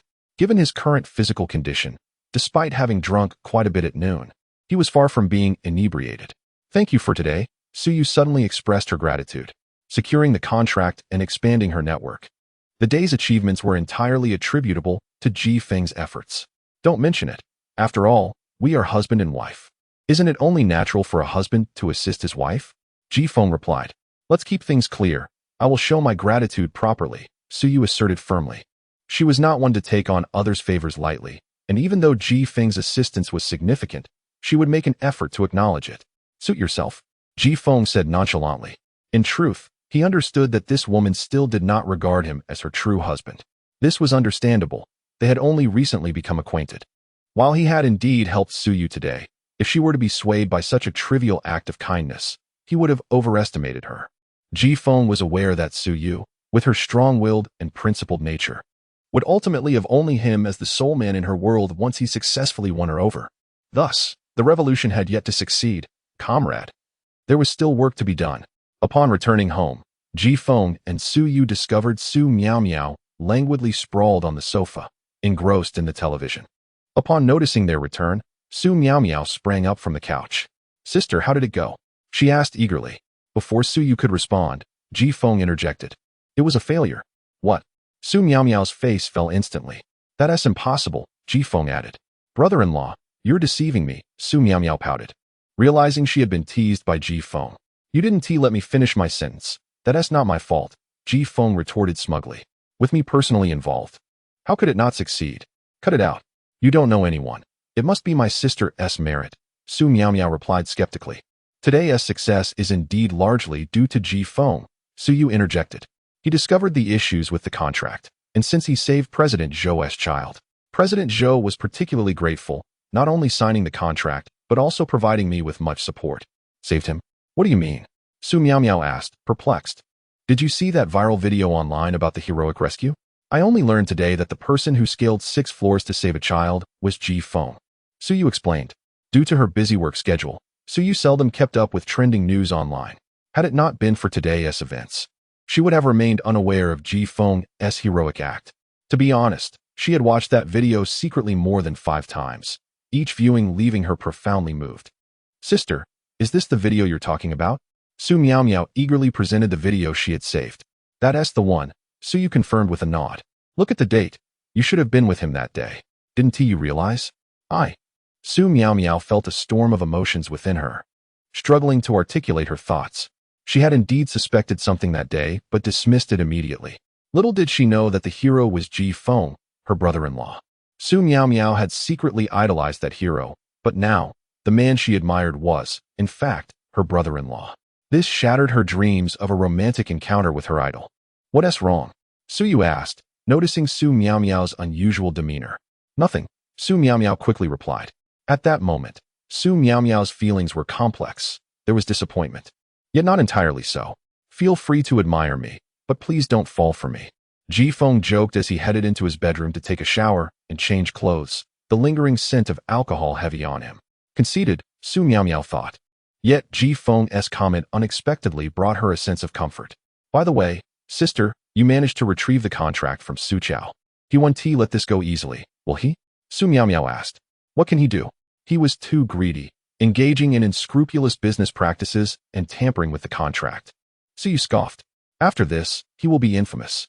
Speaking of which, I will return to the company tomorrow, Su Miao Miao said, a knowing smile on her face. I will give you your allowance next month, plus an extra 20,000. Just be frugal, Su Yu replied calmly. Thank you, sister. Love you to bits. After Ji Feng finished his shower, he noticed that he was alone at home. Neither Su Yu nor Su Miao Miao was around. He didn't think much of it until an unexpected phone call caught his attention. The caller was someone familiar. Leah? The daughter of the barbecue vendor he had helped that night. Since they had added each other on WeChat, they hadn't been in touch much, and Ji Feng almost forgot about her. Although uncertain why she was calling, he answered. Not long after ending the call, Ji Feng was surprised to learn that Leah had invited him to her home for dinner. Chapter 43. Lia's request at this moment. Suyu and Su Miao Miao were en route to the Mercedes-Benz dealership. Wow, sis, you're actually going to gift brother-in-law a Mercedes? That is simply splendid. Su Miao Miao remarked, her face brimming with envy. While Ji Feng was bathing, Suyu had pulled her aside to express her intention of purchasing a car as a token of gratitude. I owe him a significant favor this time. Naturally, I must repay it, Suyu stated nonchalantly as she drove. You two are already married, yet you keep things so separate? Su Miao Miao commented. A favor is a favor, it must be repaid. With that, Su Miao Miao fell silent, fully understanding her older sister's character. Just then, Suyu's phone rang. Hello. What is the matter? All right, I understand. She hung up the call. Was that brother-in-law? Su Miao Miao inquired. Suyu nodded. What did he say? He mentioned he would be dining at a friend's place tonight. Oh, by the way, sis, do you think brother-in-law would be overjoyed if he knew you were buying him a car? I'm not certain. After approximately an hour's drive, Suyu brought Su Miao Miao to the nearest Mercedes-Benz dealership. This time, Suyu was driving her own Porsche 911, and upon arriving at the dealership, she immediately caught the attention of the staff. Once they entered, the manager personally came out to greet them. Hello, I'm the manager of this store. How may I assist you? He inquired enthusiastically. I would like to purchase a Mercedes G500. Do you currently have any in stock? Suyu asked directly. The manager was taken aback. To open with such a high-end request was indicative of her affluent background. We don't have it in stock at the moment, but we can arrange to have it delivered, with the earliest arrival by tomorrow, he replied with a smile. Very well, I'll take a black one. Let us settle this with my card, Suyu said, pulling out her bank card. Not being an expert in car purchases, she did not concern herself with details. She simply desired a vehicle she liked. Right this way, madam, the manager remarked, impressed by the decisiveness of wealthy clients. After completing the full payment, which amounted to over 1.6 million, the dealership handled all the paperwork, including temporary license plates, alleviating Suyu of any concerns regarding the formalities. Since the car would not arrive until the following day, Suyu instructed them to contact Ji Feng directly once it was ready for pickup. The entire car buying process took less than half an hour. Once everything was finalized, Suyu and Su Miao Miao headed back. Sister, that's quite a hefty sum. Over 1 million. Without even a blink, Su Miao Miao exclaimed, her eyes wide with admiration. Her own car was merely a modest vehicle costing in the tens of thousands. Once you become a big star, such sums will be trivial for you. What is there to envy? Suyu replied. Hee. Then sister, could you perhaps offer me a bit more support before I become that future big star? Get lost. At the entrance of their community, Lia, who had been waiting, waved cheerfully as Ji Feng alighted from the taxi. Didn't you already tell me your building number? Why wait for me at the entrance? Ji Feng chuckled, carrying gifts he had purchased. This community is quite old, and my place is not easy to find. So I thought I'd meet you here, Lia explained. Let us go? I bought some supplements for Auntie. I hope she likes them. You're too kind. Lia, why bring gifts? Ji Feng replied. It's only proper. Under Lia's guidance, Ji Feng arrived at the modest 50-square-meter one-bedroom apartment where she and her mother currently resided. The community indeed had an aged appearance, with a mediocre environment. Some building numbers were missing, and there was no security at the entrance. Without Lia's direction, Ji Feng would have struggled to locate the place. Xiao Feng is here. Lu Mei, emerging from the kitchen, greeted warmly. The place is a bit small, please don't mind. Auntie, you're too modest. Ji Feng responded with a smile. Why bring gifts when you're dining at our home? Just a small token. The meal will be ready shortly. Xiao Feng, please make yourself comfortable while Xiaoya pours you some tea. Understood, Mom. Ji Feng's visit delighted Lu Mei and her daughter, who were eager to entertain him. Xiao Feng, please enjoy some tea and fruit while I assist my mother in the kitchen, Lia said. Ji Feng nodded with a smile. Before long, the meal was prepared, a delightful spread of 5 dishes and a soup, all of which were Lu Mei's specialties. Xiao Feng, I truly appreciate you coming to our home, Lu Mei said with a smile. Auntie, it's my privilege, Ji Feng replied. The main reason for inviting you was to express our gratitude for your help the other day, Lu Mei added. Auntie, that's all in the past. You're being too kind. It's not just courtesy. This kindness is something Xiaoya and I will always remember. Lu Mei held a firm belief in gratitude and reciprocity. Hee, Brother Feng, I have some good news to share with you. Lia exclaimed. Oh, what is it? I found a job, right in Hating District, and I have an interview tomorrow. Lia responded, her face glowing with excitement. Having just graduated, securing a job so quickly in Jinhai City was monumental for her. Though it was merely an interview, she felt confident. Is that so? That truly is wonderful news. How do you feel? Are you confident? Ji Feng inquired. I have confidence, but I have a request. I wonder if Brother Feng could accompany me? Leah said, her eyes sparkling with anticipation as she looked at Ji Feng. Chapter 44. A guiding light. All right. Let me know around what time tomorrow, and I shall accompany you, said Ji Feng, unable to refuse the sweetly innocent gaze of the young girl before him. It was quite understandable for a fresh graduate to seek a companion for her first interview, as it would bolster her confidence. That's wonderful. Thank you, Brother Feng, Leah exclaimed joyfully upon receiving his affirmation. After sharing a meal at Leah's home and spending some time together, Ji Feng took his leave. The young girl and her mother, Lu Mei, graciously escorted him to the entrance of their community, demonstrating their sincerity in seeing him off. I'm off now. We'll be in touch. Ji Feng waved as he boarded a taxi, smiling. All right, goodbye, Brother Feng. Xiao Feng, do come over to play again sometime. Leah replied. Understood. Goodbye, Annie. Goodbye, Xiaoya, he said as the taxi drove away, leaving Leah gazing wistfully in the direction he had departed. Stop staring, or your eyes might just fall out, Lu Mei teased. Mother, Leah replied with a hint of shyness, feeling somewhat embarrassed. Xiao Feng is a good boy. I like him. But he didn't even ask if he has a girlfriend when he came, Lu Mei remarked. Oh, Mom, that is personal. Never mind. I won't discuss it, it's too embarrassing. I'm heading back now, Leah said bashfully, turning to leave. Alas, Lu Mei sighed, my daughter. This isn't something to be shy about. Exceptional young men never wait for anyone. Well, let her handle her own matters. Upon returning home, Ji Feng found that night had fallen. In the living room, Su Yu and Su Miao Miao were comfortably seated on the sofa, engrossed in a television show. Brother-in-law, you're back. Su Miao Miao greeted him cheerfully. Did you go shopping this afternoon? Ji Feng inquired, noticing the numerous bags surrounding Su Miao Miao. Hee. I'm returning to the company tomorrow, and my sister spoiled me with these treasures before I leave, she replied with delight. Every time she was about to leave Su Yu, Su Miao Miao would affectionately persuade her sister to take her to the mall for various items and treats as a form of replenishment. How disappointing. Not a single gift for me amidst all these. Ji Feng feigned disappointment as he surveyed the bags filled with feminine items. Umph, brother-in-law, how shameless can you be? My adorable little sister is leaving tomorrow, and you didn't even bring me a gift, yet you expect one for yourself? How could you do this to me? Su Miao Miao pouted. Had it not been for Su Yu advising her not to tell Ji Feng that she had already arranged a Mercedes-Benz G-Class for him, Su Miao Miao would likely be expressing her envy and desire for gifts right now. Who said I didn't prepare a gift for you? Ji Feng declared confidently. Really? Have you secretly prepared a surprise for me, brother-in-law? The young girl's eyes sparkled with excitement. Indeed. Since you are leaving tomorrow, I, as your brother-in-law, shall bestow upon you a piece of advice. Umph, I thought it was something special, but it's merely some inspirational words, Su Miao Miao replied, her enthusiasm dampened. How could I offer you something as insipid as mere platitudes? Ji Feng countered. What is it then? Brother-in-law, I see you are clever, lively, and quite the performer. Rather than singing and dancing, you should pursue acting.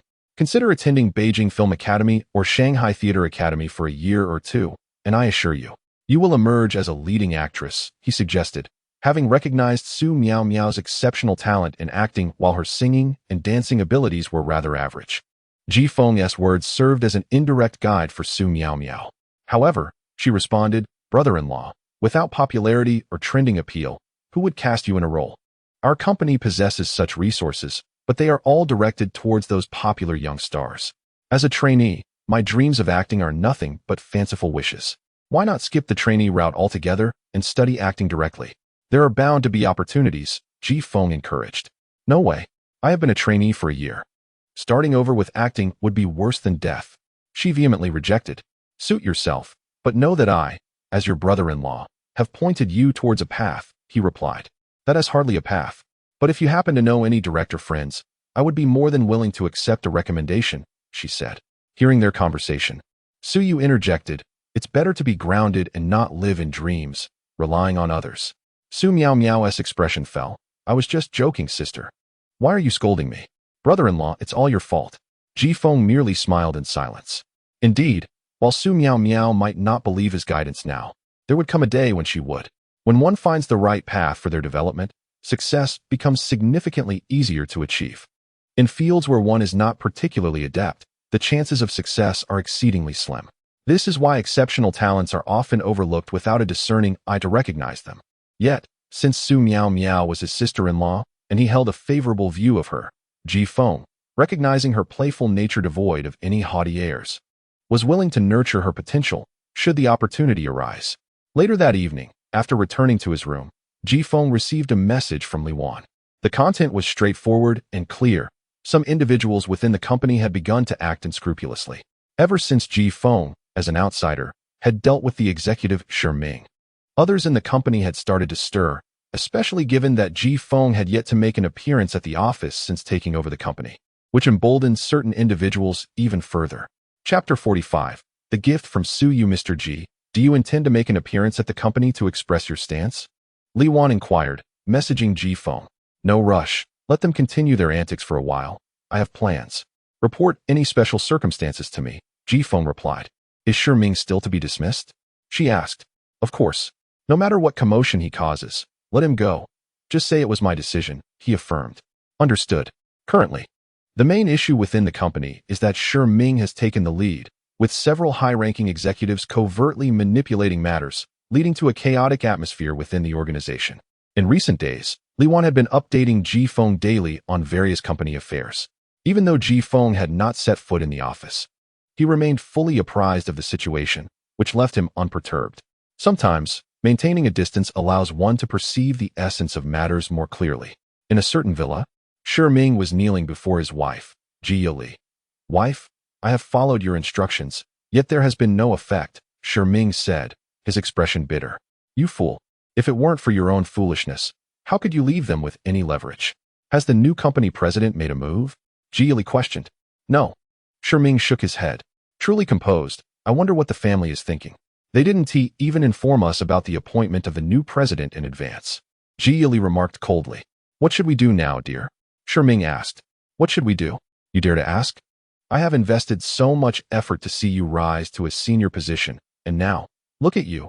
Your incompetence has sparked the first fire of the new administration. She scolded. Wife, I promise I won't let it happen again, Shi Ming replied. Do you think it's because of that young man from last time? How could a mere inexperienced youth possess such power to unseat you? Ji Li scoffed. I received news that the long-lost young master has returned home with his wife after over 20 years. The old man personally issued the announcement. Surely, the family business will undergo significant changes. And here you are, faltering at a critical moment. Then, should you speak well of me to father? Shi Ming suggested. I will return, but I refuse to bear this misfortune alone. Did you go to meet the three of them, as I instructed? Ji Li asked. I did. What did they say? They said they would support me. Those three are no simpletons. Be cautious, or you might find yourself sold out without realizing it. I will return tomorrow. Keep me informed of any developments. Understood, dear. The following day, Su Miao Miao left early, and Su Yu also headed to the office, leaving Ji Feng as the last to rise in the household. After awakening, he found the house empty. However, Ji Feng had matters to attend to, as he was to accompany Li Ye for a job interview. After freshening up, he stepped outside. Soon, they met at the designated location. Li Ye looked strikingly radiant today, as she donned professional attire for her interview, a fitted blazer over a white shirt, paired with a pencil skirt, nude stockings, and black high heels. Her sweet appearance radiated a mature elegance, making a splendid impression. Brother Feng, do you think my outfit is suitable for the interview? Li Ye twirled before him. Absolutely. With your figure and charm, if you don't succeed, it can only be said that they lack vision, Ji Feng teased. They arrived at the entrance of the company where Li Ye was to interview. Brother Feng, I'll head in now, she said. Ji Feng smiled and nodded. I'll wait for you nearby. Good luck. Thank you, Brother Feng. With Ji Feng's encouragement, Li Ye felt confident. After she entered, Ji Feng was about to order a coffee at a nearby CAF for a short break when his phone suddenly rang. Hello, who is this? Is this Mr. Ji Feng? Yes, it is. Mr. Ji, good day. Miss Su Yu has ordered a Mercedes-Benz G500 for you at our dealership, and the vehicle has arrived. Would you prefer to collect it personally, or shall we deliver it to you? I'll come by to pick it up. Please provide me with the address. Ji Feng replied, somewhat astonished. Why is Su Yu gifting me a car? He pondered. The G500 costs over $1 million. Could it be that his wife truly has more money than she knows what to do with?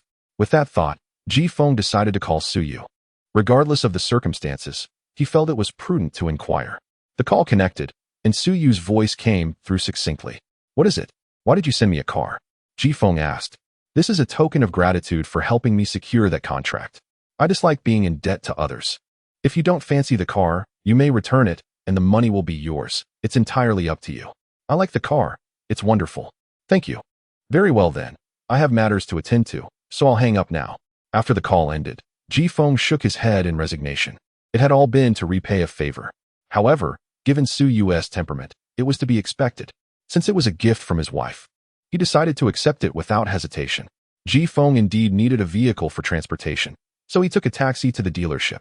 Upon arrival, after providing his identification and necessary documents, he successfully drove away in the magnificent Mercedes G-Class.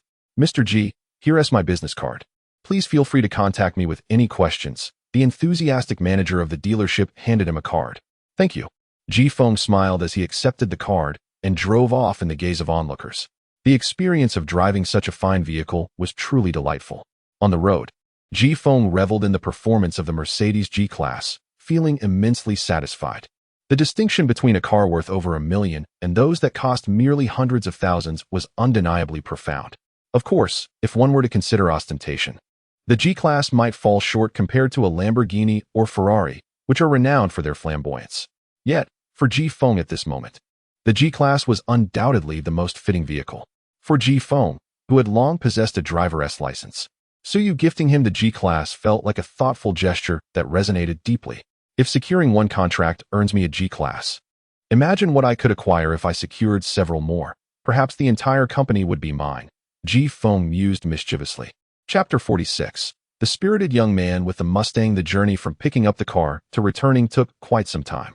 However, the duration of Li Ya's interview exceeded Ji Feng's expectations. By the time he drove back, she was still not finished. Judging by the time, it should be wrapping up soon.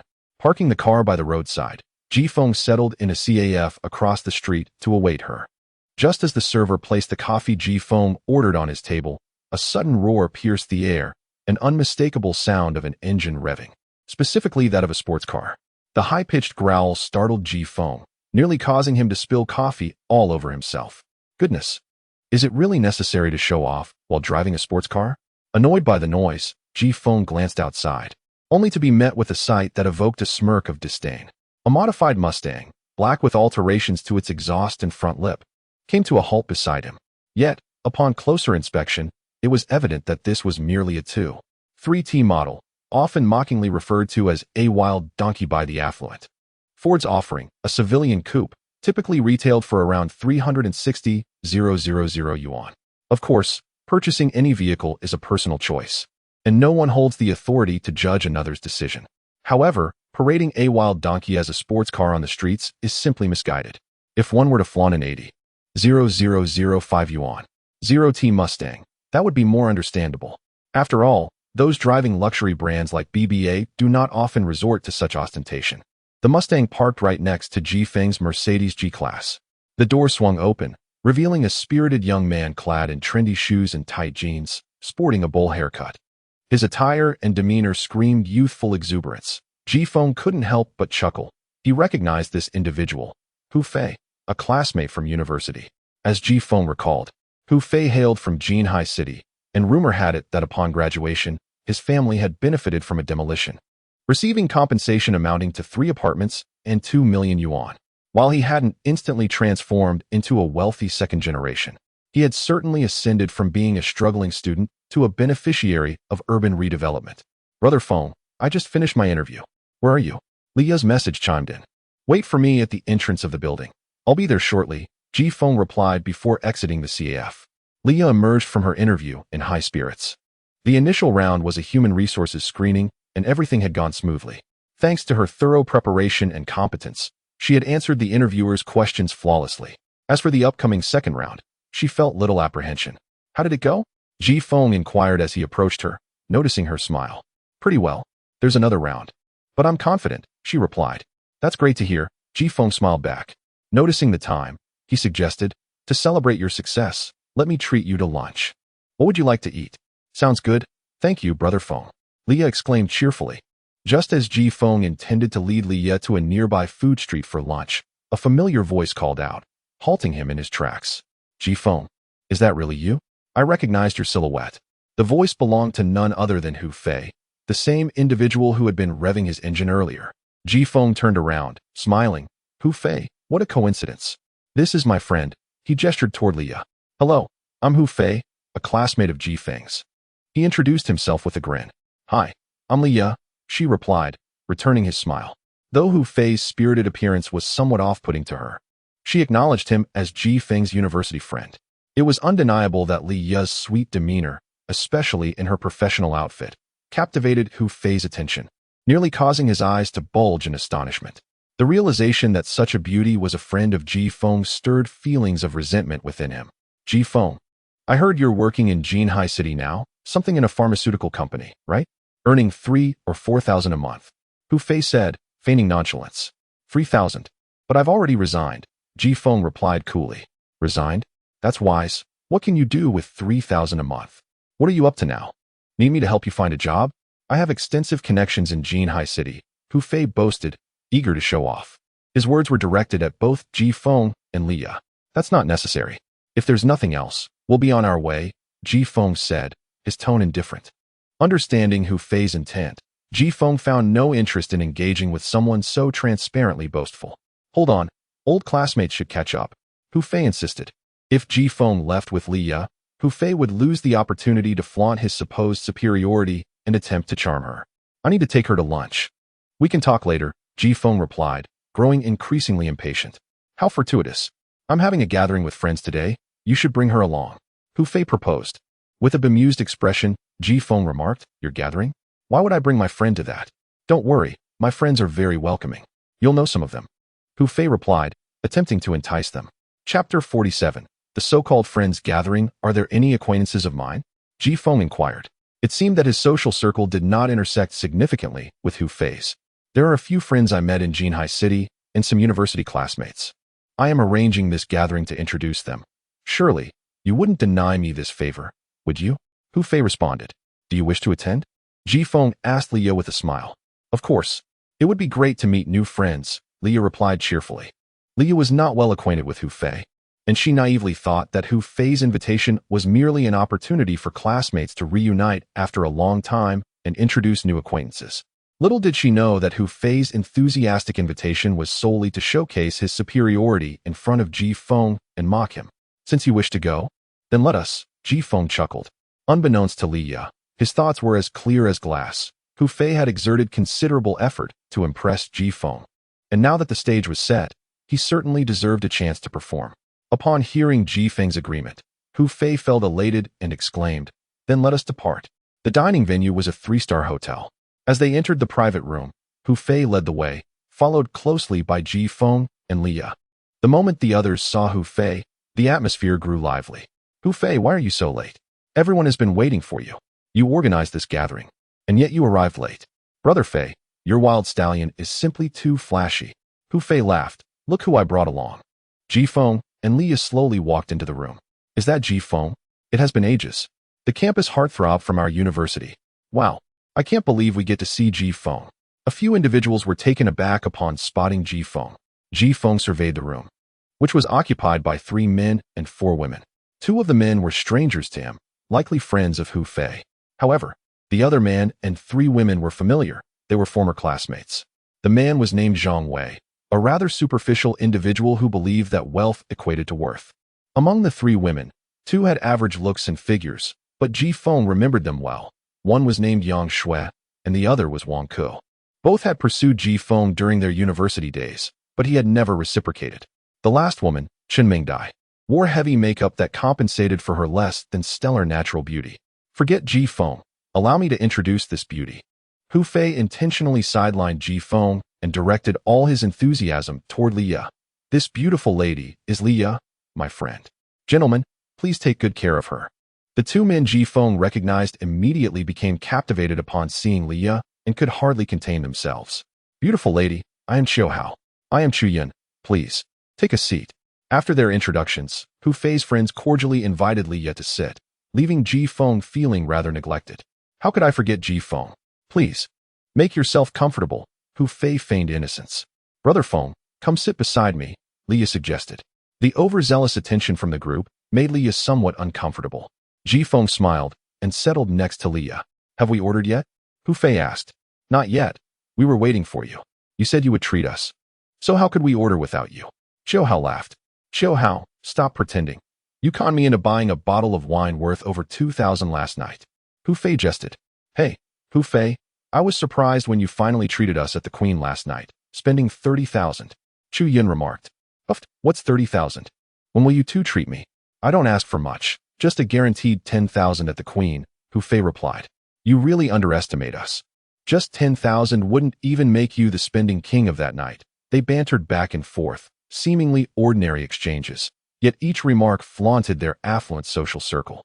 Ji Feng observed the varying reactions from those present, while Leah remained oblivious to the underlying tension. Although Ji Feng maintained a stoic expression, he found amusement in Hu Fei's performance. The former classmates, however, exhibited a different demeanor. Brother Fei, Brother Yun, Brother Hao, you guys are incredible. Spending tens of thousands without a second thought. Zhang Wei exclaimed enviously. That's nothing, Hu Fei boasted, last time at the Queen. Chu Yun and Xiao Hao got into a spat with a fool from out of town and spent 200,000 to shut him up. That fool didn't dare to speak again. Impressive. Brother Yun, Brother Hao, can you take me under your wing? Zhang Wei flattered. Rest assured. You are a classmate of Hu Fei's. Hu Fei is my buddy, so you are all brothers now, Chu Yun assured him. Hu Fei, you are quite the domineering figure. Don't forget your old classmates. Yang Shui teased. Oh, how I regret not pursuing you back then, Hu Fei. Is it too late to express my affection now? Shen Mengdai flirted. Mengdai, such matters depend on fate. When it arrives, one cannot hinder it, can they? Hu Fei basked in his own pride. During their university days, he had pursued Chen Mengdai, but she had turned him down. Now, her attitude was drastically different, delighting Hu Fei, who felt confident that he could win her over that evening if he so desired. Thus, one could argue that university romances were juvenile. Back then, they understood little. Now, it seemed one should seek partners like Hu Fei and his successful friends. Wang Ke interjected, by the way, Ji Feng, I heard you have been working in Jinhai City since graduation. Which company are you with now? Before Ji Feng could respond, Hu Fei interjected, Wang Ke. That's where you've gone wrong. Ji Feng just left his job. Asking him about it might stir up painful memories. Of course, if it were me. I wouldn't work for a salary of 3,000 a month either. That's barely enough to feed a dog, wouldn't you agree? Hu Fei's comments elicited laughter from everyone present. Ha ha, he's not wrong. It truly isn't enough. My dog's monthly food expenses exceed 3,000. Hu Fei's humor continued to entertain, leaving the room in fits of laughter. Chapter 48. I never ride a mule. It was evident to all that Ji Feng had become the subject of ridicule in the conversation. What kind of talk is this? Leah said, her dissatisfaction apparent. She realized that this so-called gathering of friends was anything but friendly towards Ji Feng. Don't take it seriously. It's all in jest. Hu Fei laughed. Little sister, you seem quite young, perhaps just graduated not long ago? Wang Ke inquired. Yes, Leah nodded. As someone who has been through it, I must advise you, finding love in these times is not easy. It's true happiness to find a successful man. Don't let anyone's sweet words deceive you. Wang Ke remarked with insinuation. Indeed, in this day and age, what love can a man without money offer? Yang Shui chimed in. The two women harbored resentment towards Ji Feng due to his past rejections of their advances, and now that they had a chance to mock him, they would not let it slip away. They perceived that Ji Feng and Leah were either in a romantic relationship or that Ji Feng was pursuing her, and they seized this opportunity to disrupt their connection.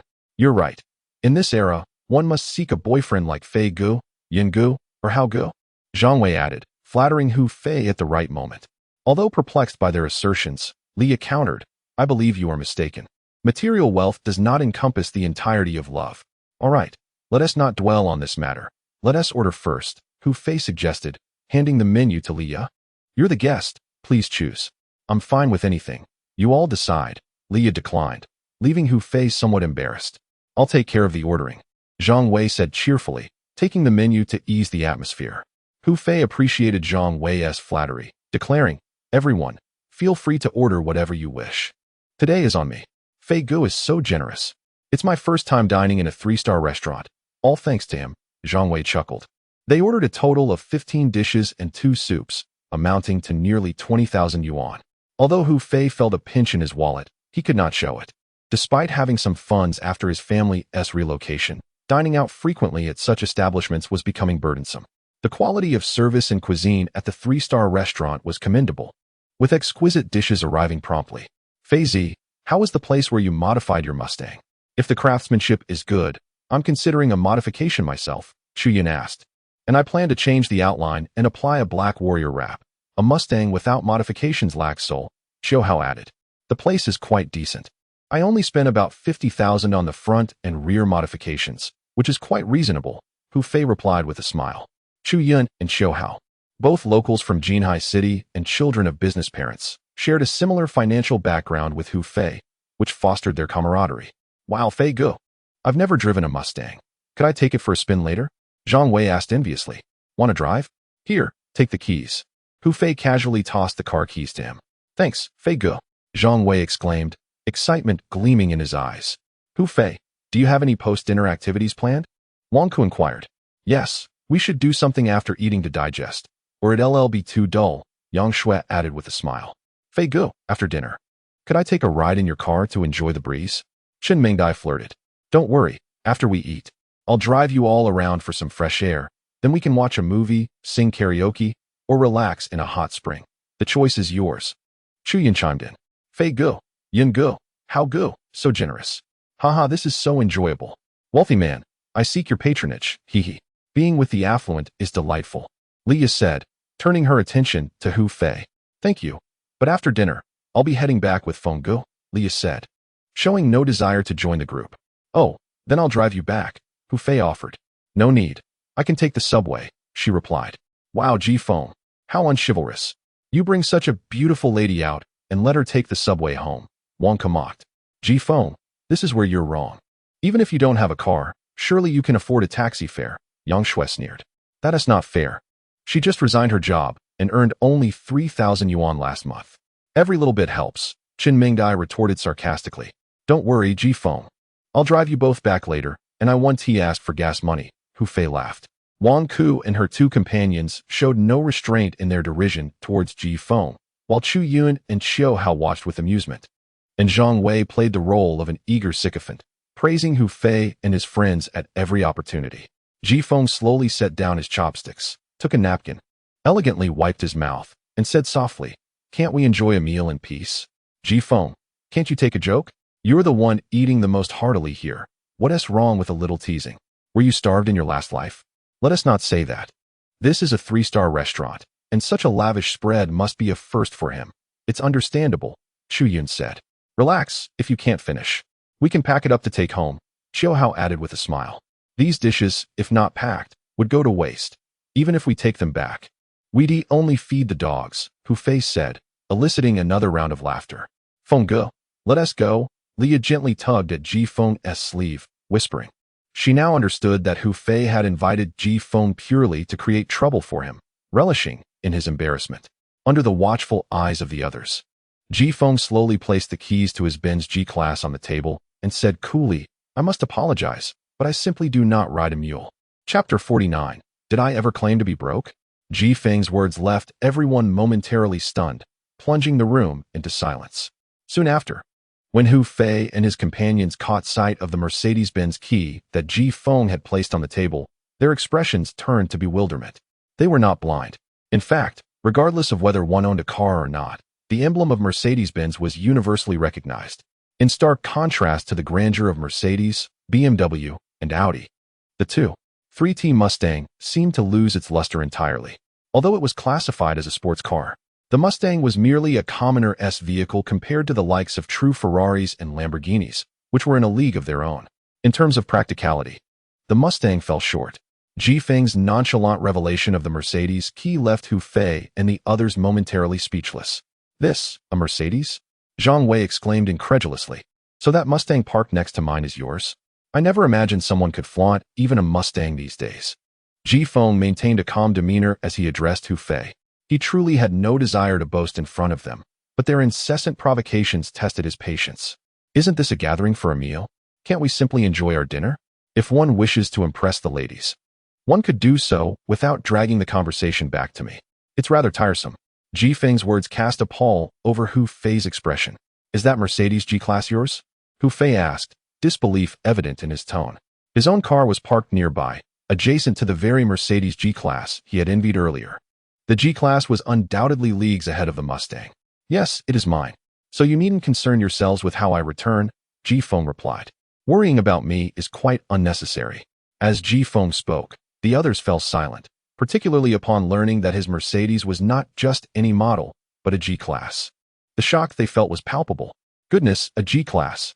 A luxury vehicle worth over $1 million. The Mustang pales in comparison. Chu Yun and Xiao Hao were at a loss for words, aware that while their families were somewhat affluent, a G-Class was beyond their means. Brother Feng, didn't you just say you quit your job? How can you afford a Mercedes G-Class? Zhang Wei, quick to change his tone to Brother Feng, demonstrated an astonishingly rapid shift, leaving women feeling ashamed in comparison. I did resign, but did I ever say I was broke? Ji Feng replied with a hint of amusement. Did I mention I'm now a businessman? Would you believe that? Absolutely, Brother Feng. I believe anything you say? Zhang Wei stated with utmost sincerity. Wang Ku, Yang Shui, and Chun Mengdai exchanged glances, their expressions tinged with disbelief. They had always perceived Ji Feng as merely a handsome individual from an average background. While good looks might afford advantages in college, the real world prioritized wealth. Yet, it appeared they had gravely misjudged him. Still silent? Then let us eat. Once I'm full, you may attend to your own affairs. There's no need to worry about me. I'll settle the bill to avoid being accused of not having dined at all, Ji Feng continued, picking up his chopsticks as if nothing were amiss. Although Li Ye was utterly confused, she refrained from questioning further, regardless of the truth of Ji Feng's statements. Witnessing the discomfort of Hu Fei and his friends brought her a sense of joy. Their prior words and actions had indeed been excessive. I need to use the restroom, Yang Shui announced, primarily to alleviate the awkwardness. I'll go too. Me as well. It seemed that the ladies preferred to visit the restroom in groups. As both Wang Ku and Qin Mingdai rose to follow Yang Shui, once the three departed the private room, Hu Fei and the others were left in an uncomfortable silence, forced to quietly consume their food without uttering a word. What could they possibly say? They certainly couldn't mock Ji Feng, who drove a Mercedes G-Class, with their own Mustang that cost over 300,000. Eat more? When you're full, I'll drive you home, Ji Feng offered, serving Leah some food. Thank you. Brother Feng, Leah replied with a smile. As time passed and the three girls had yet to return, a commotion erupted outside the room. Wei already apologized. What more do you want? A bottle of red wine worth over 200,000? Why don't you just go rob someone? If you keep being unreasonable, I'll call the police. What is happening out there? Zhang Wei, concerned, turned to Hu Fei. Go check, Hu Fei instructed. Zhang Wei opened the door and shortly returned, looking rather awkward. Fei Gu, Yang Shui, and the others have been cornered. They need you to step in. Let us go, Hu Fei said, leading the way, followed by Chu Yun and Xiao Hao. Brother Feng, should we go see what is happening? Li Ye inquired. It's not our concern. Focus on your meal. Ji Feng replied with a smile. Okay, Li Ye complied, obediently returning to her meal. In the hallway, Yang Shui and her companions faced two young men, a shattered bottle of red wine lying on the ground. What is going on? Hu Fei asked as he emerged. Fei Gu, they're being unreasonable. I accidentally bumped into him and broke a bottle of wine. I've already apologized, but he let it go, Yang Shui explained, relief washing over her at Hu Fei's arrival. Come on, give us a break. Don't argue with a woman, Hu Fei said with a smile. One of the young men surveyed Hu Fei with disdain and retorted, Who do you think you are? Why should I give you face? Humiliated in front of the women, Hu Fei's expression darkened. Let us not make this more difficult than it needs to be. How much is it? I'll pay for it. Oh, you want to pay? Fine, it's 200,000.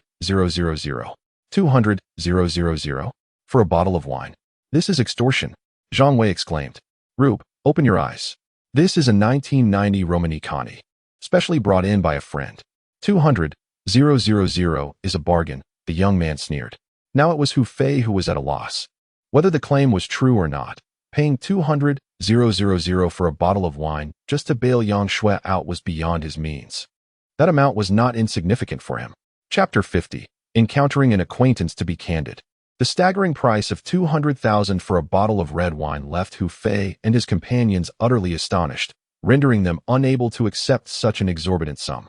Friend, if this is how it is, we have no choice but to report this to the authorities, Chu Yun declared in a grave tone. A compensation of 200,000 for a single bottle of wine was no trivial matter for the three of them. Report it? Go ahead and do so. The man laughed derisively. A bunch of country bumpkins. Do I really have the inclination to swindle money from you? You claim it's a 1990 Roman e-Conti. But how can we be certain it's genuine? There are countless counterfeit wines these days, Chiohao remarked with dissatisfaction. A true bunch of bumpkins, the man chuckled.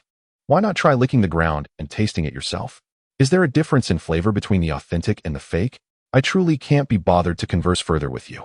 Either you compensate me, or you kneel down and clean up the spilled wine, then beg for forgiveness. And we'll consider this matter resolved. The man's words caused the faces of Hu Fei and his companions to shift simultaneously. Compensating 200,000 merely to extricate a woman from trouble was beyond their comprehension.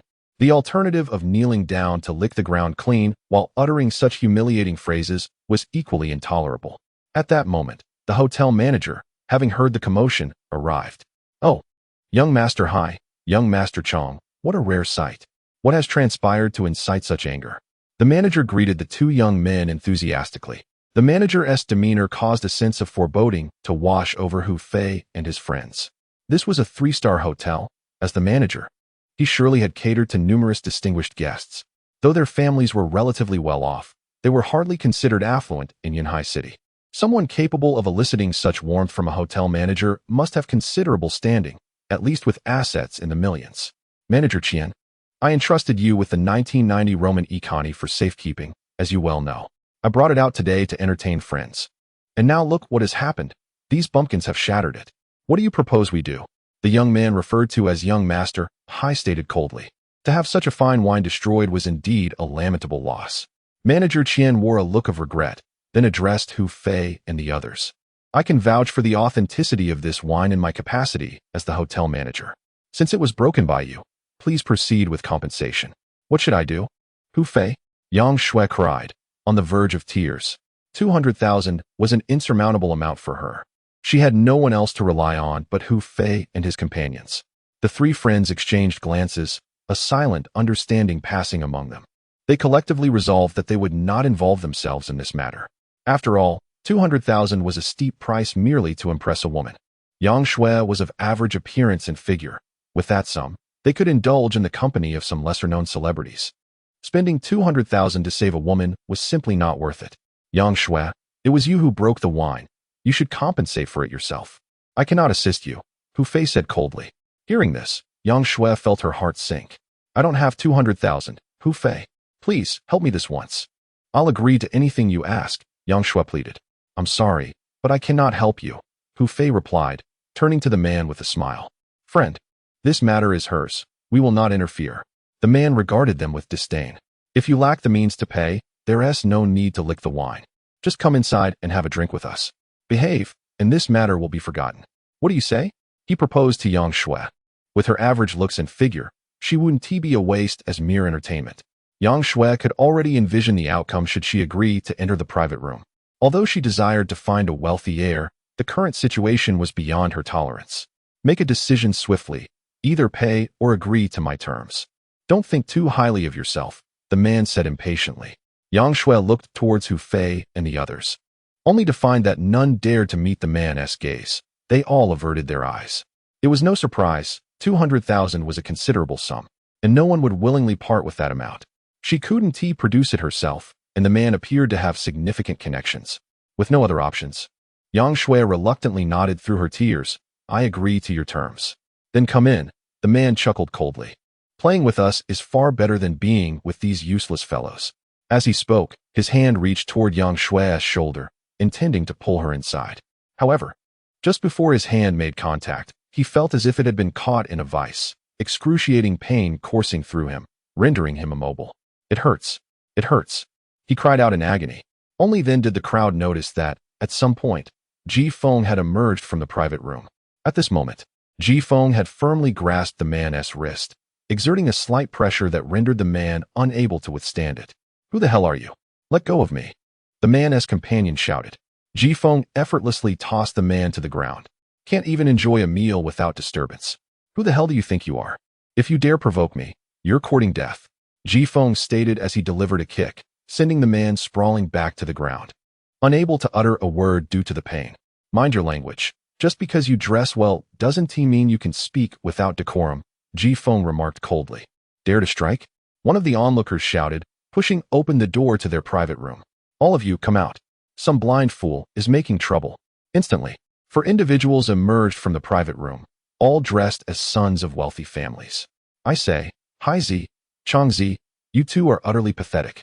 Getting bullied in your own territory? The leader remarked upon seeing his companion kneeling on the ground, mockingly. How go? Spare us the sarcasm. If this incident spreads, what will become of us? Another replied. Don't worry, I just left home a few days ago and was looking for someone to vent my frustrations on. I didn't expect someone to deliver themselves right to my door, Jiang Hao said, shifting his gaze towards Ji Feng. Noticing Ji Feng, he was taken aback, for he recognized an acquaintance. Ji Feng also appeared surprised, unable to suppress a smile. He had not anticipated encountering an old acquaintance in such a setting. The leader of this group of young masters was none other than Jiang Hao, whom Ji Feng had met previously while accompanying Su Miao Miao at the LV store. Chapter 51. The boy has grown wiser in recent days. Jiang Hao has been enduring quite a miserable existence. Ever since his last failed attempt at showing off in the LV store, he was summoned home by his father and has since been confined, with his credit card suspended and no permission to go out. Today, after finally receiving his father's consent to dine with friends before returning home, he unexpectedly encountered a troubling situation and an old acquaintance. Ji Feng left a profound impression on Jiang Hao, as not long ago, he had attempted to flaunt himself before Ji Feng and Su Miao Miao at the LV store, only to have the higher-ups of Ruifeng Corporation learn of it, leading to an abrupt termination of their cooperative project. The cessation of this partnership resulted in an invisible loss of over 10 million for his family, and he had certainly felt the sting of his father's belt as a consequence. Jiang Hao could hardly fathom how the people at Ruifeng Corporation discovered his antics. It was difficult to imagine how someone who hesitated to purchase an 80,000 yuan bag could possibly be acquainted with the executives of such a colossal company, which towers over Jinhai City. Why are you here? Jiang Hao asked, astonished. I never expected to find young Master Jiang here, Ji Feng replied, a hint of amusement in his voice. Ji Feng was now curious whether Jiang Hao had managed to vex his father to the point of fury upon returning home. Jiang Hao's expression shifted. He felt a sense of intimidation when facing Ji Feng, as he was utterly perplexed by Ji Feng's true background. Brother Hao, he has already beaten Hai Zi. Why waste your breath on him? Chang Zi exclaimed, preparing to charge at Ji Feng. Hold on. Jiang Hao quickly intervened. What is wrong with you, Brother Hao? The people around him were bewildered. This was not how Jiang Hao typically behaved. Their comrade had been assaulted. Yet he remained eerily calm. How is Hai Zi? Get him to the hospital. Just let this matter rest. I'll cover the cost of that bottle of red wine. Jiang Hao spoke words that left his companions utterly confounded. Brother Hao, what are you saying? Why should you pay for the wine that they smashed? Brother Hao, this cannot be brushed aside. The group expressed their dissatisfaction. They were all wealthy heirs, and Jiang Hao, as their leader, had never endured such humiliation. If you still consider me your brother, then let us not say another word. This is how it will be decided. Jiang Hao's tone was resolute and commanding. Upon hearing this, his companions exchanged glances, falling silent. With Jiang Hao stating his position so firmly, they had no choice but to acquiesce. Very well, let us settle this matter. What do you think, Ji Feng? Jiang Hao's tone shifted, now resembling a query directed at Ji Feng. Ji Feng found the situation amusing. Indeed, a few days' absence felt like an eternity. The last time they met, Jiang Hao had been brimming with arrogance, yet today, he appeared markedly more subdued and reasonable. Not so fast, Ji Feng replied slowly. Jiang Hao's expression darkened. What do you want then? Don't be alarmed, Ji Feng chuckled. I do not enjoy taking advantage of others.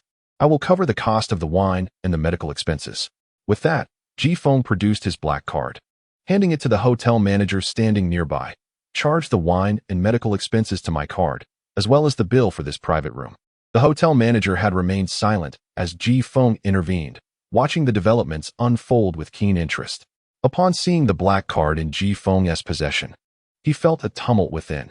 As a manager at this 3-star establishment, he possessed both ability and discernment. He was accustomed to hosting numerous esteemed guests. Yet this was only the second time he had encountered a black card during his tenure. The first had belonged to an outsider, not a local of Jinhai City. To his knowledge, there were no more than a handful of individuals in the entire city who possessed such a card. This young man, seemingly of the same age as his son, certainly had significant standing. Of course, I will take care of it immediately. Please hold on. The hotel manager replied with utmost respect, treating Ji Feng with far greater deference than he had shown Jiang Hao and his group. Upon witnessing Ji Feng present the black card, it became evident to Jiang Hao that his group was not in the same league as Ji Feng.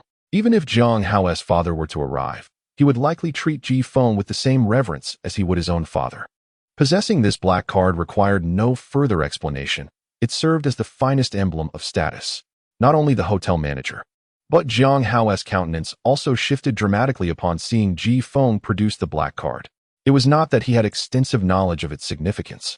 This was merely his first encounter with such a card.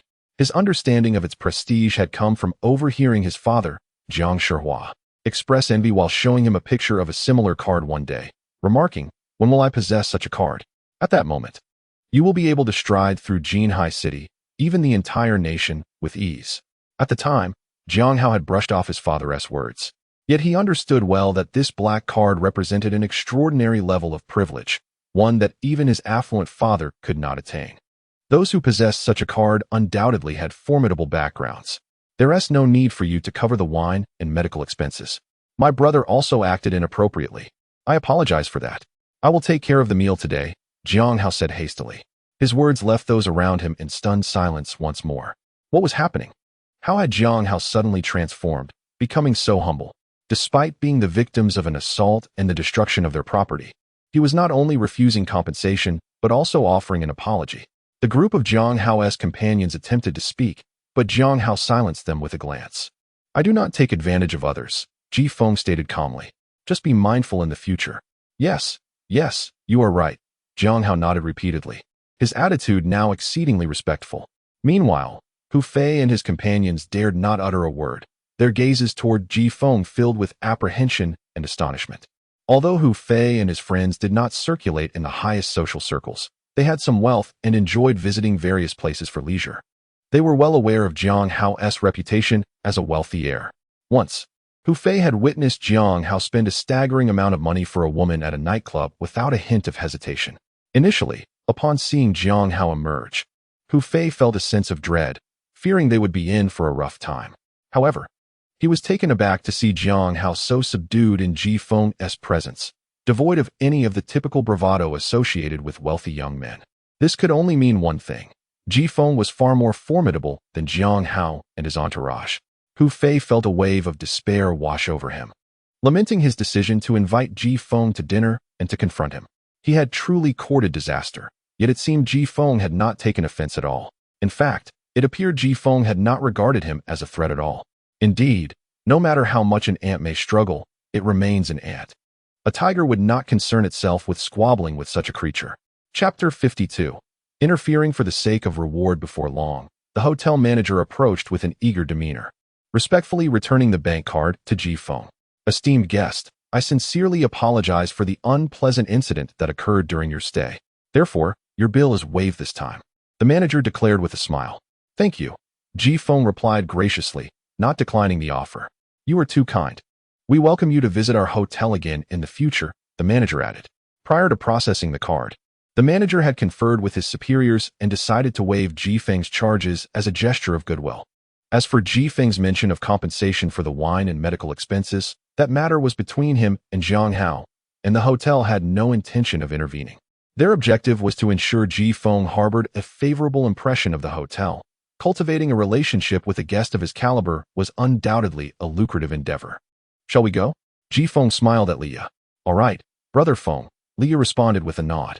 Internally, she was profoundly astonished and held immense admiration for Ji Feng. A 200,000 yuan bottle of wine was beyond her experience. She had anticipated a far more tumultuous outcome. However, Ji Feng resolved the situation swiftly, and the opposing party exhibited no sign of anger. It dawned on Leah that she had mistakenly perceived Ji Feng as merely an ordinary young man from a humble background. Of course, the extent of Ji Feng's identity and connections bore little significance to her. As Ji Feng and Leah departed, Hu Fei and Jiang Hao remained behind, exchanging bewildered glances, none daring to utter another word. Even the wealthy young men who had previously questioned Jiang Hao's decisions now recognized Ji Feng's formidable stature, evidenced by the manager's evident flattery. Although the establishment was merely a 3-star hotel, it possessed its own backing, The manager's demeanor had never been so obsequious before. How good? Who exactly is he? Someone could not help but inquire. He is someone we cannot afford to provoke. Let's not linger here. Let us go inside and eat, Jiang Hao replied, relieved. He felt a sense of pride in his earlier calm decision. Had he entertained thoughts of revenge or obstinacy, he might have faced Ji Feng's wrath. A person of Ji Feng's caliber was not to be trifled with, even for someone of Jiang Hao's standing. Meanwhile, Yang Shui, the orchestrator of the situation, stood rooted in place, watching Ji Feng and Li Ye's retreating figures, her teeth clenched in frustration. She had never anticipated that Ji Feng would be the one to intervene, particularly after her scathing remarks at the dinner table. After a moment's contemplation, Yang Shui hastily followed after them. Yang Shui, where are you going? Hu Fei asked. Yet, Yang Shui chose to ignore him. Does she really believe that by trying to ingratiate herself now, Ji Feng will take a liking to her? Hu Fei remarked, dissatisfied. Ji Feng. As soon as Ji Feng and Li stepped out of the hotel, they heard Yang Shui calling after them. Is there something you need? Ji Feng turned to inquire. It's nothing significant. I just wanted to express my gratitude and apologize, Yang Shui said sincerely. In her university days, she had not been this way. It was only after entering society that she had become so materialistic and superficial. There's no need for that. Just cherish yourself moving forward. Ji Feng responded, choosing not to prolong the encounter with Yang Shui, and he took Li with him as they departed. Ji Feng silently hoped that this woman would indeed change for the better. His intervention to assist Yang Shui had not been his original intention. He was no saint. Given her earlier derision, he had no obligation to aid her. However, he had received a task from the system. Task 1. Step in to resolve the situation and gain expertise in gambling. Task 2. Remain uninvolved, with no rewards. Though Ji Feng was unaware of the potential benefits of the gambling expertise for him, he was not a gambler by nature. Yet, navigating the complexities of life often required a diverse skill set. Thus, he opted for the first choice, resolving the situation. Furthermore, Ji Feng felt compelled to act when the man he had confronted had insulted Hu Fei's group, indirectly labeling him a country bumpkin as well. For this reason, he deemed it necessary to intervene. To him, it was a trivial matter, just a group of young men who relied on their father's wealth. Lacking any significant cunning or depth, easily manageable. The reward was inconsequential.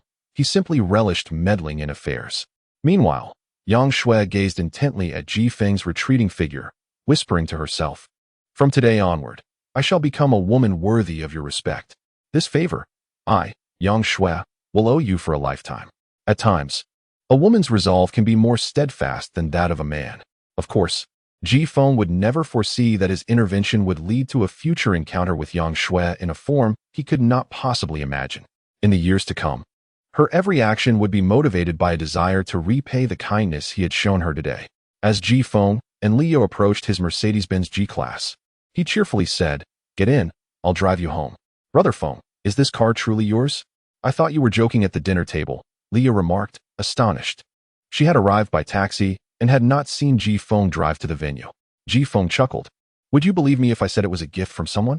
Not a chance. Who would give away such an expensive car?" Leo replied innocently, "Just consider it a purchase I made during your interview. Now, hop in," Ji Feng said, offering no further explanation. "Wow, this is my first time riding in such a luxurious car," Leo exclaimed, her face aglow with happiness. Ji Feng felt gratified by Li Ye's demeanor. She was not a shallow gold digger. At the dinner table, she had defended him and remained unfazed by the ostentation of Hu Fei and his companions. In a world so rife with superficiality, her character was truly commendable. With a roar, the Mercedes-Benz G-Class revved up, drawing the attention of passers-by along the street. Its imposing presence was an undeniable spectacle. Ji Feng drove off with Leah, leaving a lasting impression behind. Chapter 53, The Fanatical Gambler. Paying to high at the Imperial Club in Jinhai City, it presents itself as a leisure venue. However, those of prominence in Jinhai City are well aware that beneath its faade lies an expansive underground casino, reputed to be the largest of its kind in the region. The patrons of this clandestine establishment are invariably individuals of considerable influence, and entry is exclusive to members, each of whom must have a minimum spending capability of 1 million. Here, even with a fortune in the tens of millions, one could find oneself destitute overnight. Yet conversely, one might also amass a fortune of hundreds of thousands in a single night. This casino is backed by formidable powers and generally adheres to gambling regulations, garnering a following among the affluent gamblers of Jinhai. Inside the casino, a bustling atmosphere prevails, with an array of gambling options available. If one possesses wealth, nearly any desire can be fulfilled, including the companionship of high-end escorts, facilitated by the casino's staff. While minor gambling may be a source of enjoyment, excessive wagering can lead to ruin. Thus, one must tread carefully, for once ensnared, extricating oneself becomes increasingly arduous. In a luxurious private room, Pang Dahai, a rotund man, fervently murmurs, 9, 9, 9, I want 9, as he reveals his cards. A native of Guizhou, he is a quintessential scion of wealth, his family thriving in real estate, with his father, Pang Bo, possessing a fortune in the billions. This visit to Jinhai was prompted by a friend's recommendation, enticing him with tales of the casino's allure. Upon arrival, he was indeed captivated by the scale and service, feeling his journey was worthwhile. As a super-rich heir, Pang Dahai indulges in two passions, gambling and gaming. Despite his affluent background, he possesses a commendable business acumen. Utilizing 10 million in startup funds from his father, he has successfully cultivated a personal fortune of 300 million, proving himself no mere hedonist. Currently, he is engaged in a game of show hand, a poker variant where the arrangement of 5 cards determines victory. Each player is dealt a hidden card, and subsequent cards prompt betting based on the strength of their hands. As the game unfolds, Pang Dahai finds his hand lacking. With an 8 and no sequence, he faces an opponent with an ace, resulting in his defeat. Damn it, this is outrageous, he exclaims, frustrated after a streak of losses that has seen him sink millions. Mr. Pang, it appears your luck has run dry. Will you continue to gamble? A bespectacled middle-aged man inquires with a smirk. Of course I will. I've only lost 10 million, Pang Dahai retorts dismissively. Perhaps you should reconsider. I feel responsible for bringing you here, suggests a younger man standing beside him. It's none of your concern. I asked you to bring me here. My wins and losses are my own. Now, fetch me another 10 million in chips, he commands. Reluctantly, the younger man departs, a glint of cunning in his eyes masked by a facade of concern as he takes the check to exchange for chips. Mr. Pang, quite generous, the bespectacled man chuckles. Enough chatter. I want tea rest until you return every last cent you've won, Pang Dahai declares vehemently. Is that so? I, Shun, shall accompany you to the end. Shen Wenshu replies with a smile. To Shun, Pang Dahai appears to be a fish ready to be hooked, with careful prodding. He believes he can reel in this lucrative catch. Unbeknownst to Pang, Shun is a master gambler, renowned in the gambling city of Australia, brought here specifically to challenge him. While many affluent individuals enjoy gambling, most lack true skill. They chase the thrill of winning, believing luck governs the outcome. Thus, when faced with losses, they often gamble further in hopes of recouping their fortunes. Casinos exploit this mindset, allowing patrons to win a little initially before orchestrating their downfall. Ensnaring them in a web from which escape becomes increasingly difficult. Typically, local wealthy patrons are not exploited. Casinos prefer not to invite skilled gamblers to challenge them. Local affluent individuals tend to keep their gambling within reasonable bounds, thus generating goodwill and referrals for the establishment. In contrast, outsiders like Pang Dahai represent prime targets, and the casino has set its sights on him since his arrival in Jinhai. Here you go, the attendant returns with Pang Dahai's chips. Here's a little something for your trouble. Pang tosses 100,000 chip towards him. Thank you, Mr. Pang. Shall we continue? Shen inquires with a grin. Indeed. Let us raise the stakes. Pang Dahai proposes eagerly. I assure you, I shall be your companion throughout this endeavor. Shen replies, maintaining his composure. Chapter 54. The fish is hooked in the casino's backstage. A massive LCD screen displayed the happenings inside the opulent private room where Pang Dahai and Shun Wenshu were engaged in conversation, their words audible even in the back office. The scene intrigued a young man, whose fervent expression betrayed his excitement. He was Sun Tai, the clandestine owner of the casino. Sun Tai, a prominent figure in his own right, was not originally from Jinhai City, but had established a formidable presence there within just 3 years, revealing the depth of his connections. Boss, Pang Dahai has quite a reputation in Guizhou. Is it wise to exploit him like this? Inquired one of Sun Tai's subordinates in hushed tones. What is there to fear? Can he possibly cause me any trouble? Sun Tai responded with confidence. After all, his father is Pang Bo, the owner of Pang Real Estate in Guizhou. If he learns of his son's predicament, he surely won't let it slide. Huh, you underestimate Pang Dahai. Do you think the money we're winning now comes from his father?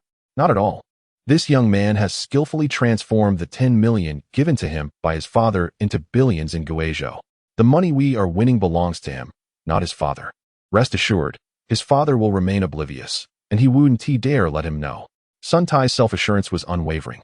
The fact that Pang Dahai had traveled from Guizhou to Jinhai City, specifically to gamble at his casino, was no mere coincidence.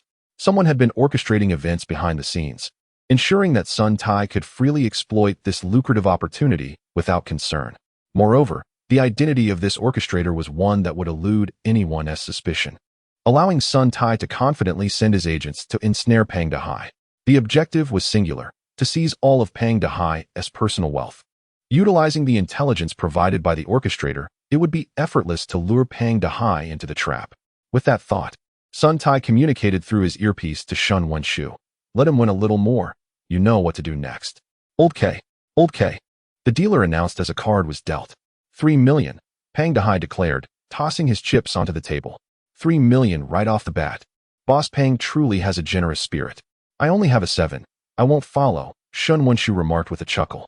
Huffed, coward, Pang Dahai scoffed. With this hand, Pang Dahai secured a victory, reclaiming 100,000 on top of the initial 50,000 bets from both sides. The dealer continued to deal. 10 of hearts. The dealer called. 2 million, Pang Dahai said. I want to follow, Shun Wenshu replied, maintaining his stoic demeanor. Why are you suddenly timid? It's just 2 million. Pang Dahai taunted, relishing his apparent fortune. Boss Pang, with such a weak hand, why would I be foolish enough to follow? Shun Wenshu retorted calmly. Even if I lose to the base bet, I can still take you down, Pang Dahai boasted. As the rounds progressed, Shun Wenshu only followed once. And in a brief span, Pang Dahai had regained 2 million. Fortune shifts like the tides. It seems luck is on my side now, Pang Dahai declared, brimming with confidence. He believed gambling was merely a game of chance, and following a streak of bad luck, he felt that fortune had finally returned. He was determined to capitalize on this momentum. Boss Pang, quite impressive, a voice chimed in. Enough chatter, deal the cards, Pang Dahai commanded, eager to continue. The dealer, although one of Sun Tai's men and a master of gambling, adhered to the rules, as any sign of cheating on his part could tarnish the casino's reputation. Sun Tai was adamant about maintaining integrity in this regard. Observing Pang Dahai's smug demeanor, Shun Wenshu feigned indifference due to his recent losses, yet internally, he reveled in delight. The fish had taken the bait. It was time to reel him in. Much like many affluent gamblers, Pang Dahai believed that a slight improvement in his hand indicated that luck had turned in his favor, unaware that every move he made was well within Shun Wenshu's control. The dealer continued to deal. Old K. The dealer announced again. 1 million. Pang Dahai said, now riding high on confidence, placing his chips in increments of 1 million. I have a queen of hearts on the table. It would be unreasonable not to follow, Shun Wenshu stated in a firm tone. The dealer dealt once more. Pang Dahai revealed 2 kings, while Shun Wenshu held a queen of hearts and a jack of hearts. 2 million, Pang Dahai boasted, his spirits soaring as he faced off against Shun Wenshu. The dealer dealt the 4th card. To Pang Dahai's surprise, he received another king, while Shun Wenshu drew a 10 of hearts. 3 of a kind. The dealer announced. I have 3 kings. There's no reason not to raise the stakes. 5 million. Do you dare to follow? Pang Dahai challenged. Are you not concerned that I might have a straight flush? Shun Wenshu replied with a smile. Do you think a straight flush is as common as cabbages? Pang Dahai, do not entertain such superstitions, he retorted confidently. Interesting. I shall follow and raise you an additional 2 million, Shun Wenshu declared, tossing 7 million in chips onto the table. The dealer dealt the 5th and final card. The outcome of the game would soon be decided. This time, Pang Dahai received a 9 of hearts, while Shun Wenshu was dealt an ace of hearts. With only 1 ace on the board, I refuse to believe you have a straight flush. Even with 3 kings, I can secure a win against you, Pang Dahai asserted, pushing all his remaining 7 million chips into the pot, along with a 10 million check. I'm all in. Let us see the cards, he said, excitement coursing through him. At this point, the total pot had swelled to 44 million. Pang Dahai eagerly revealed his cards, 3 kings.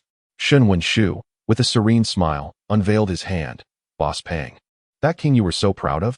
It's right here with me. Shun Wenshu's hand. A straight flush of 10, jack, queen, king, and ace of hearts secured the victory. Pang Dehai's expression darkened, his face paling as the realization set in. Chapter 55. The company spokesperson is in trouble. Apologies, Boss Pang. It appears fortune still favors me, Shen Wenshu said with a grin. Having secured a substantial win, he undoubtedly outmatched Pang Dehai, who was currently grappling with 3 consecutive losses. With his prior defeats factored in, Pang Dehai had now incurred a staggering loss of 30 million. While 30 million may not be a trivial amount for Pang Dehai, it was nonetheless significant. More critically, he was now in a state of distress. Damn it, this is outrageous. You can't possibly be cheating, Pang Dehai exclaimed. Boss Pang, if you truly believe that, then our game loses its charm, Shen Wenshu retorted coolly. There are cameras everywhere. I'm not foolish enough to cheat under surveillance. In truth, Shen Wenshu had not cheated at all. The phrase most gamblers cheat may hold some weight, but cheating is merely a tactic within the gambling realm, not the essence of it. A skilled gambler, when faced with an opponent, observes their habits and nuances to deduce the cards they hold. Against someone like Pang Dehai, Shen Wenshu didn't need to resort to cheating. Merely understanding his psychology and habits was sufficient to dominate him completely. Upon hearing this, Pang Dehai fell silent. Recognizing his own desperation, "Give me another 20 million in chips," he gritted his teeth, producing another $20 million check. Although casinos typically require cash for gambling, given the esteemed clientele, they accepted various forms of stakes, provided they underwent rapid verification to allay any fears of bad checks. Despite Pang Dehai's assets totaling 300 million, the liquid funds he controlled were approximately 50 million. Should he lose this additional 20 million, his business could face a perilous threat to its cash flow. Yet, at this moment, he was beyond caring. Boss Pang, do you wish to continue? If you have doubts about my integrity, feel free to seek another opponent, Shen Wenshu said indifferently. No, I'm determined to challenge you today. Pang Dehai shot back defiantly. Then let us proceed. At 3:30 p.m. today, a tragic accident befell the popular star Dahlia on her way to shoot a commercial for Guame Cosmetics Company, Limited. She has since been rushed to the hospital for emergency treatment, with further details currently unknown. At this moment, Ji Feng's attention was captured by this news on his phone. While he was indifferent to the celebrity's plight, the fact that a spokesperson for his wife's company was involved in a car accident piqued his interest. The comments below the news article were a flurry of concern from netizens. Oh my, how could this happen? After watching the footage, that truck driver is truly despicable. She is so young, it's just too tragic. I hope she is okay. I wonder if Dahlia will be able to recover from this. Ji Feng was somewhat familiar with his wife's company, which specialized in cosmetics. Over the years, Su Yu had amassed considerable wealth. And following a recent lucrative deal with Zhou Guodong, her company's performance was set to soar. Su Yu, known for her tenacity, would not squander the opportunity to venture into the high-end cosmetics market. The quality of a cosmetics product is paramount, but a suitable spokesperson is equally crucial. The influence a well-matched celebrity can wield is formidable. Dahlia, though new to the industry, had quickly risen to fame, making her an ideal choice as a spokesperson for Su Yu's products. Who could have foreseen such an unfortunate incident? If Ji Feng's intuition was correct, Su Yu's mood must be quite dismal at this moment. At Guame Cosmetics Company, Limited, in the president's office, the atmosphere was tense. President Su, we received word from the hospital that Dahlia is in critical condition. It's clear that the commercial shoot is now impossible, the secretary informed her. I understand. You may leave, Su Yu replied, her mood severely dampened. Securing a contract with Dahlia had seemed like a masterstroke, but now, with this calamity, her plans were jeopardized. Over the years, the company had enlisted various second-tier and third-tier celebrities, yielding lackluster results. Signing Dahlia was meant to pave the way for Su Yu's entry into the premium cosmetics market. She had invested considerable effort into this venture, and now, with Dahlia's accident, it felt as though her plans had been severed before they could even be executed. If she couldn't swiftly find a suitable substitute spokesperson, her lucrative deal with the international trade company could also be at risk, derailing her subsequent plans entirely. Yet, if finding an appropriate spokesperson were as simple as it seemed, she wouldn't be in such a state of anxiety. Suddenly, Su Yu's phone rang, displaying an unfamiliar number. Hello, who is this? Su Yu. I realize this may not be the best time for a call, a teasing voice replied. Upon recognizing the voice, Su Yu's expression darkened. Su Chao. What do you mean by that? I saw the news. This turn of events has brought me great amusement. Isn't it a delightful surprise? Did you orchestrate this incident? Without evidence, One must be cautious with accusations. I would never engage in such unlawful actions. However, you must be in quite a predicament now, struggling to find a new spokesperson, am I right? How about we strike a deal? What kind of deal? You transfer the International Trade Company's contract to me, and I'll arrange for a first-tier female celebrity to endorse your products. What do you say? Dream on. Don't be so hasty in your judgment. Consider it, and feel free to call me anytime. With that, the call ended, leaving Suyu feeling a heavy weight in her chest.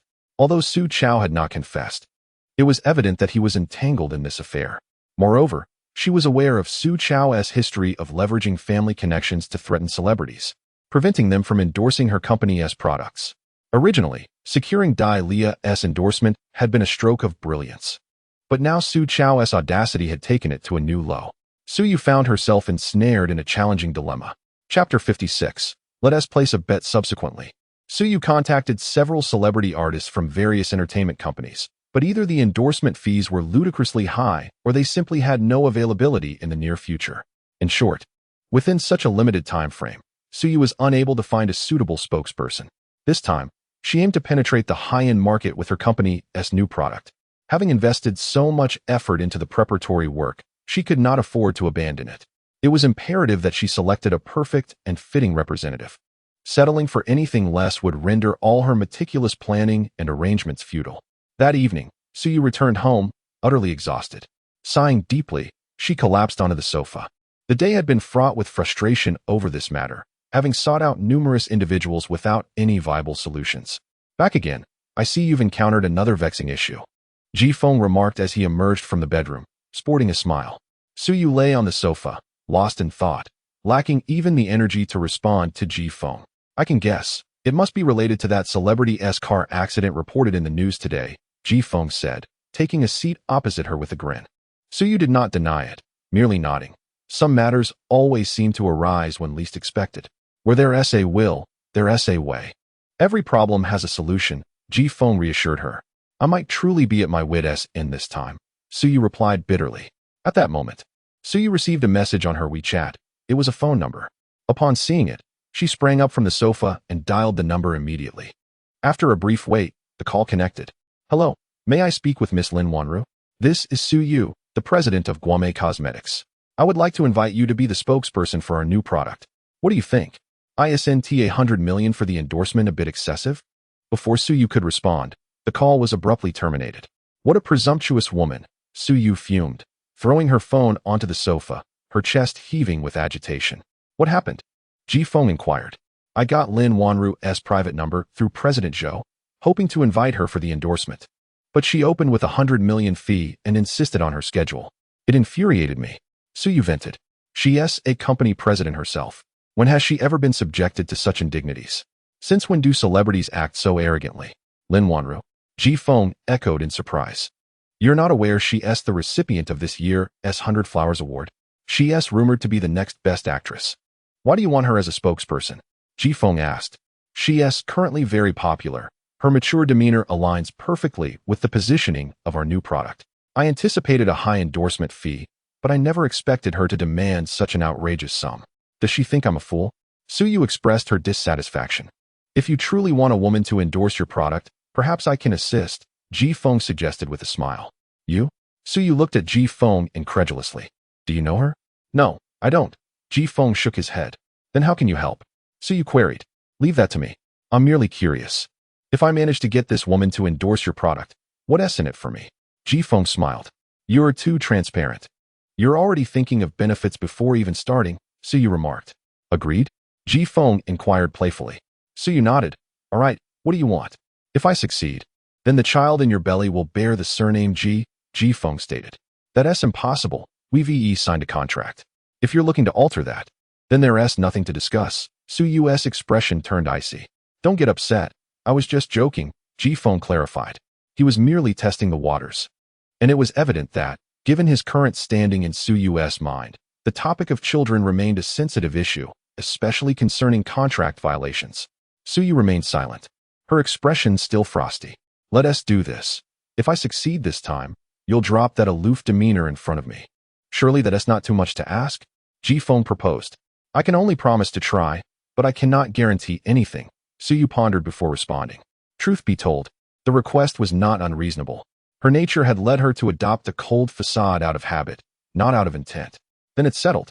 In truth, Ji Feng had no ulterior motive for wanting to derive benefits from Su Yu. He merely desired to alter her demeanor.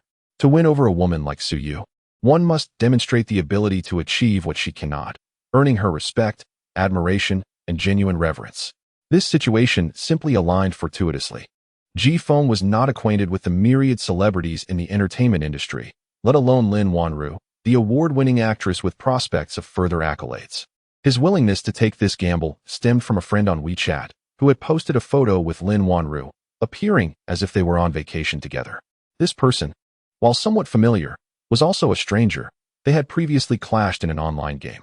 Over the past few weeks, Ji Feng had engaged in several collaborative battles with this individual, fostering a bond that led to exchanging WeChat contacts and phone numbers, becoming online friends.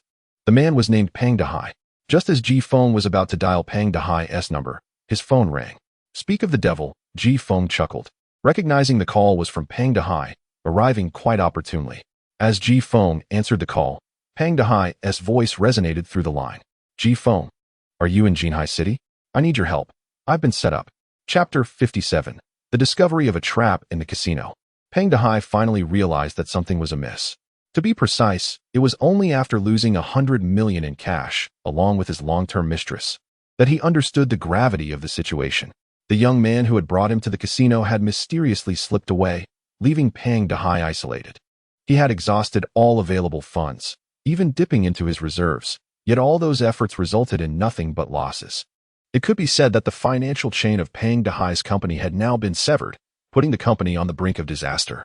Moreover, in a fit of desperation, he had also gambled away Lin Wanru, his mistress of many years. Peng Dehai was not merely a wealthy heir. He was also the financial backer of the rising star, Lin Wanru.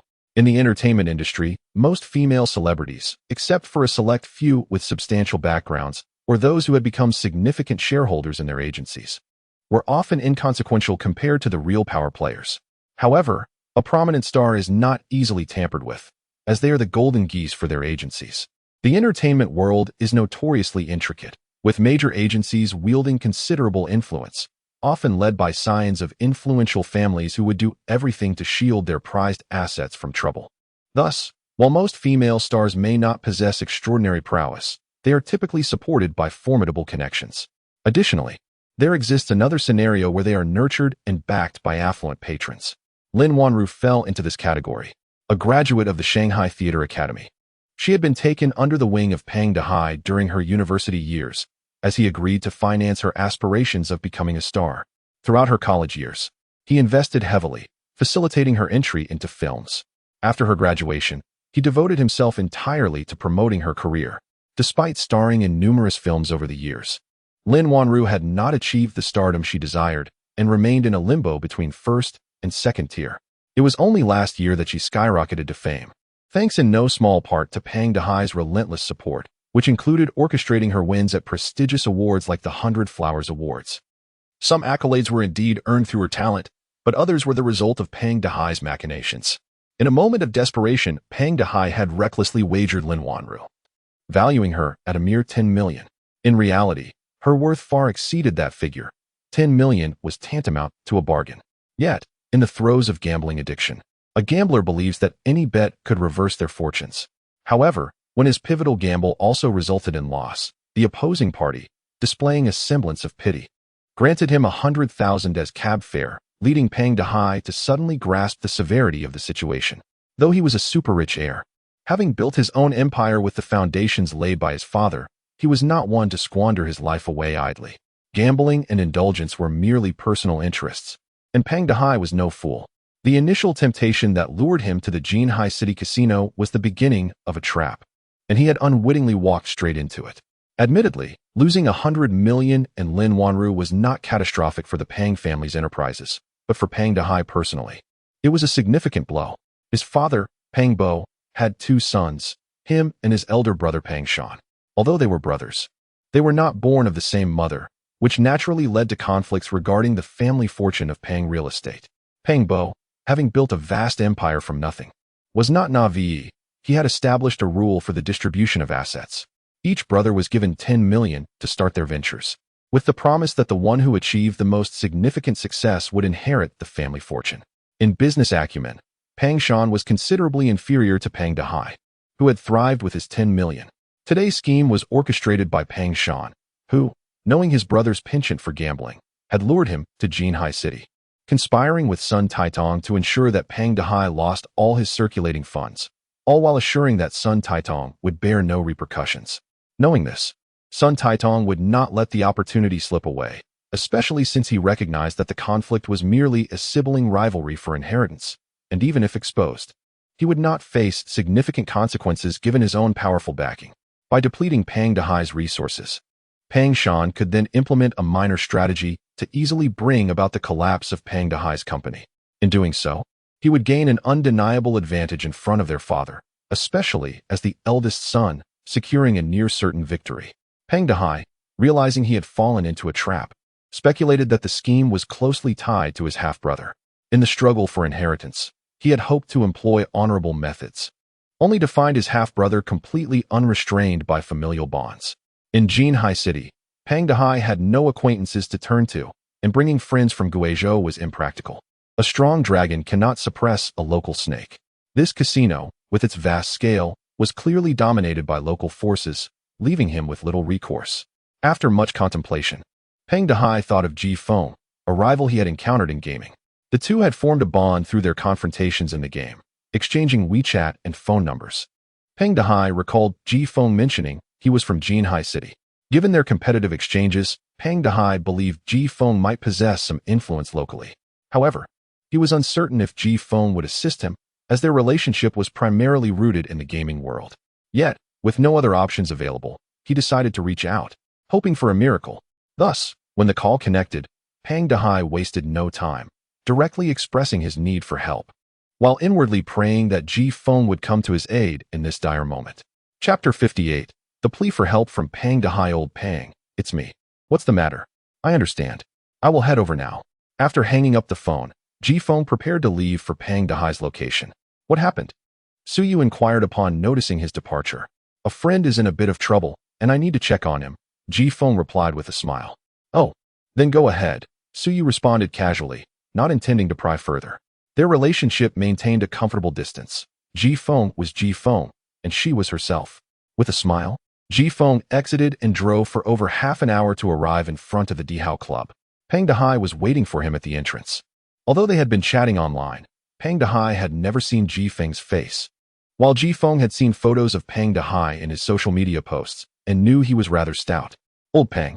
Ji Feng approached the man pacing at the entrance with a smile. You are Ji Feng? Pang Dehai was astonished by the presence of the remarkably handsome young man before him. Indeed, Ji Feng affirmed. I never anticipated you would be so young. I am quite surprised, Pang Dehai chuckled. What exactly is going on? Please clarify so I can assess whether this matter is worth my assistance, Ji Feng stated directly. Upon hearing this, Pang Dehai sighed and explained the general situation to Ji Feng. Old Pang, you truly are something else. While gambling, you even risked your own woman. How can you bear to see those you've shared intimacy with being taken by other men? Ji Feng teased. Alas, do not bring it up. I deeply regret it. Brother, does your word carry weight in Jinhai City? Can you help me with this? Pang Dehai asked earnestly. I can assist, but after helping, how do you plan to express your gratitude? Ji Feng chuckled. Upon hearing the glimmer of hope, Pang Dehai's spirits lifted. Brother, as long as you help me through this crisis, I will give you whatever you desire. Is 50 million enough? If not, I can offer you Lin Wanru. Forget it. You've raised her since childhood. It would be inappropriate for me to take her. As for money, I am not interested. I merely require one favor, Ji Feng replied. What favor do you need? Pang Dehai inquired quickly. I need Lin Wanru to serve as a spokesperson for a company for the next few days, Ji Feng stated. Hey, that is no trouble at all. As long as you help me this time, not only will I ensure her lifelong free endorsement, but I will also remember this favor forever, Pang Dehai declared. You have my word on that. Indeed, I do. Now let us proceed inside, Ji Feng said, preparing to enter. Wait a moment, brother. Do you know the owner of this casino? Pang Dehai questioned. I do not. Ji Feng shook his head. Then how do you plan to assist me? Pang Dehai was puzzled. Are you perhaps one of those influential figures in Jinhai City whose words carry weight? You are overthinking it. I will help you win back what you lost, Ji Feng laughed. Brother, you are not jesting, are you? I was careless before, but now I realize that the person you are dealing with is undoubtedly a skilled player hired by the casino. Is it not akin to courting disaster? Peng Dehai exclaimed. How do you know I am not skilled? Ji Feng countered. You are still too young. Peng Dehai felt a twinge of disappointment. His confidence in Ji Feng wavered, fluctuating from hope to disillusionment in a turbulent emotional journey. Enough with the idle chatter. Do you want my help or not? If not, I will leave now. Ji Feng said, uninterested in further dilly-dallying with the seemingly naive Peng Dehai. Yes, I do want your help, but I must make it clear that I have already signaled my intentions. If I end up losing, do not blame me, Peng Dehai cautioned. Rest assured, just follow my instructions, Ji Feng smiled. Accessing the casino beneath the Dihao Club required a membership, but a member could bring in a guest. Thus, under Peng Dehai's guidance, they smoothly entered the casino. How many chips do you have left? Ji Feng asked. 1 million. Upon mentioning this, Peng Dehai's frustration resurfaced. Damn it. I should have saved some for my travel expenses and brought more next time. You truly are unfortunate. You act tough in the game. Yet here you are being toyed with like a dog, Ji Feng commented without holding back. Who can argue with that? A strong dragon cannot suppress a local snake. If not for my concerns, I would have demolished this casino today, Peng Dehai fumed. A strong dragon? If they dare to play you like this, it indicates they are not intimidated by your background. Keep those thoughts to yourself. Ji Feng bluntly poured cold water on Peng Dehai's ambitions. Brother, your temperament is just like it is in the game, Peng Dehai sighed. During their gaming sessions, he had always been overshadowed by Ji Feng. Seeing him now, it was evident that the reputation was well-deserved. Lead the way. I shall confront this so-called gambling expert of yours. Under Peng Dehai's guidance, they made their way directly to a private room. Inside the room, Shun Wenshu had not yet departed, surrounded by two models who were massaging him while he indulged in cigars and red wine, thoroughly enjoying the moment. Upon seeing Peng Dehai and Ji Feng enter, Shun Wenshu chuckled. Oh, Boss Peng has brought a helper. Enough with the pleasantries. I am here to gamble. Are you willing to play? I wish to wager the amount that old Peng lost to you today, Ji Feng declared. With that, Ji Feng turned to Peng Dehai. Old Peng, bring out the chips. Peng Dehai's face flushed as he placed the mere 1 million chips, an amount gifted to him by the opponent, on the table. How humiliating. When did he ever find himself gambling with only 1 million? Shun Wenshu burst into laughter. This is hilarious. Is Boss Peng's friend really only wagering 1 million? Peng Dehai was about to retort in anger, but Ji Feng spoke first, exuding arrogance. Enough with the chatter. 1 million is sufficient to win against you. I have plenty of money. If I need more, I can have my father transfer it to me. Millions are trivial to me. Do you dare to bet against me?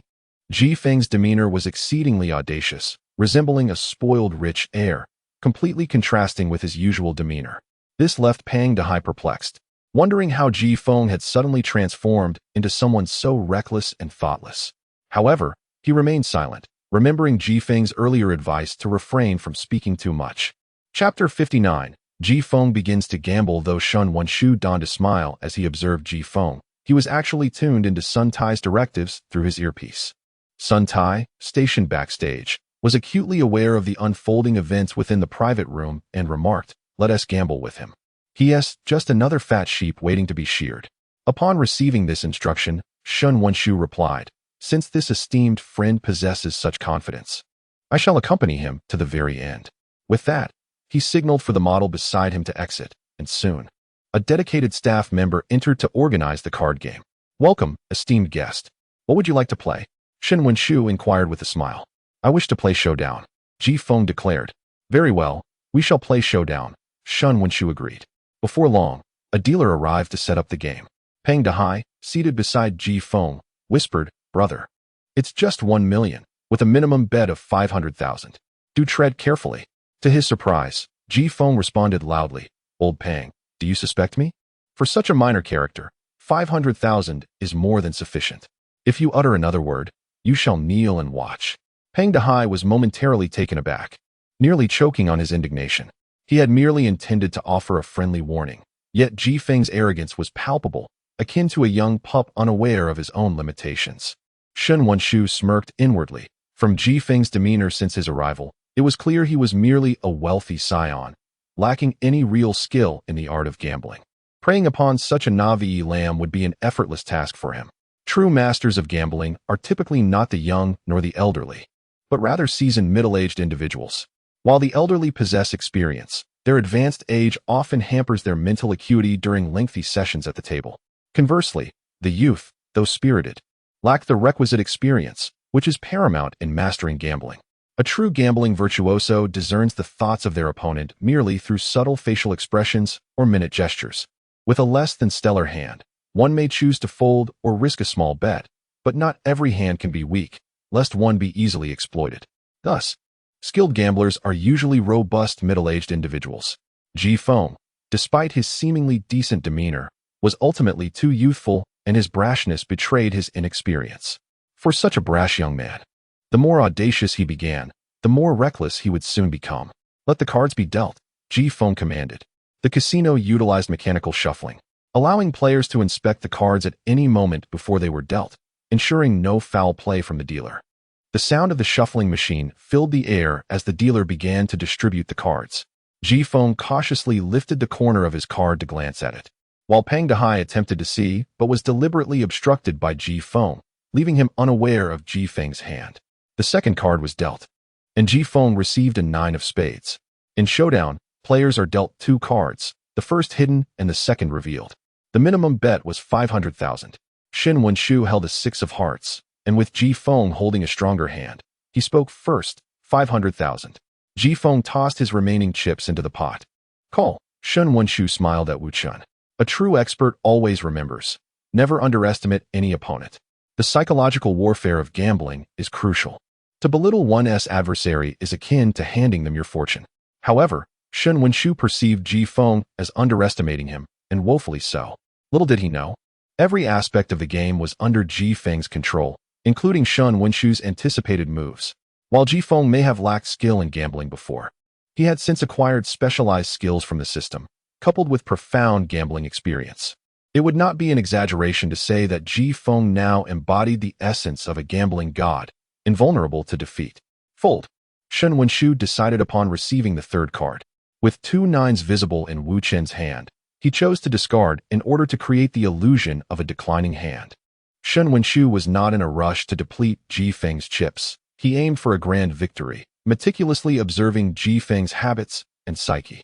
When gambling against the young, Shen Wenshu was seasoned enough to lose a little at first to stimulate them, ultimately leading to substantial gains. Although Ji Feng's stack was not vast, he had boasted of his father's wealth. After 5 rounds, Ji Feng won 4 and lost 1, having amassed a total of 5 million chips. 1 million minimum bet. Shen Wenshu suddenly inquired, eyeing Ji Feng. Yes, let us raise the stakes for excitement, Ji Feng replied, brimming with pride. Fortune had finally smiled upon him, and Peng Dehai felt a rush of exhilaration as he watched Ji Feng's chips grow from 1 million to 5 million. Believing that luck had turned in their favor at the casino. Unbeknownst to him, all of this was being quietly observed by Shen Wenshu. 5 more rounds ensued, and under Shen Wenshu's deliberate leniency, Ji Feng continued to win more than he lost, escalating his chips to 15 million. In the 11th round, Ji Feng had consistently refrained from inspecting his bottom cards, projecting an air of confidence in his luck. Yao Bin revealed a king of spades. 1 million. Ji Feng tossed his chips into the pot. Call. Yao Bin followed suit. The dealer continued to distribute the cards. Both players held poor hands, with Ji Feng possessing a hand of hearts and K, clubs 8, clubs 9, and spades 2, while Shen Wenshu's hand included spades Q, spades 10, hearts 7, and diamonds 4. Given their respective hands, Ji Feng appeared to have the upper hand, but without knowing his bottom card, he was unaware of the true outcome. I wager all your chips. Shen Wenshu boldly pushed a mountain of chips forward, smiling as he gazed at Ji Feng. Chapter 60. Are you trying to deceive me? Shen Wenshu went all in. However, this did not mean that he wagered all of his chips. For the rules of the game dictate that the player with the fewest chips at the table is the one to be counted. Ji Feng had the choice to either call and compare hands or fold. You possess quite a bit, he remarked with a feigned seriousness, glancing at the corner of his cards. Peng Dehai's heart raced as he wished to see, but Ji Feng denied him the opportunity, leaving Peng Dehai with a look of deep discontent. How could one guard against such tactics? Thus, Ji Feng pushed all of his chips forward. Ji Xiao, do you dare to raise? Shen Wenshu suddenly suggested, having learned Ji Feng's surname from Peng Dehai over the course of several rounds. How much do you wish to raise? Ji Feng inquired. How about an additional 50 million? Shen Wenshu replied. But it seems, Ji Xiao, you may not have that much on hand. As soon as Shen Wenshu finished speaking, Ji Feng retorted with arrogance. Are you saying I lack funds? It's merely 50 million. I have plenty. With that, he slammed a bank card onto the table. It was a gold card containing 100 million, prepared for him by Li Wan upon his arrival. Naturally, it involved the company's liquid funds. Although Ji Feng was the president, mobilizing such a vast sum from the company's assets was somewhat irregular, and a loss could lead to serious repercussions. However, Ji Feng felt no trepidation, for he had never once considered the possibility of defeat. Observing the bank card on the table, Shen Wenshu smiled. Indeed, Ji Xiao is quite generous. Unexpectedly, Ji Feng turned to Pang Dahai and said, Old Pang, the password is 6 zeros. Go exchange it for chips, but make sure to get me 100 million. Upon hearing this, Shen Wenshu's expression shifted dramatically. Through 10 rounds of observation, he had come to believe that Ji Feng was a man who relied heavily on luck and was also prudent enough to gauge the value of his cards before speaking. This gambling style was typical of many gamblers. If the face-up card was strong, they would wait to see the whole cards before making a decision. If the face-up card was weak, they would check the whole cards early.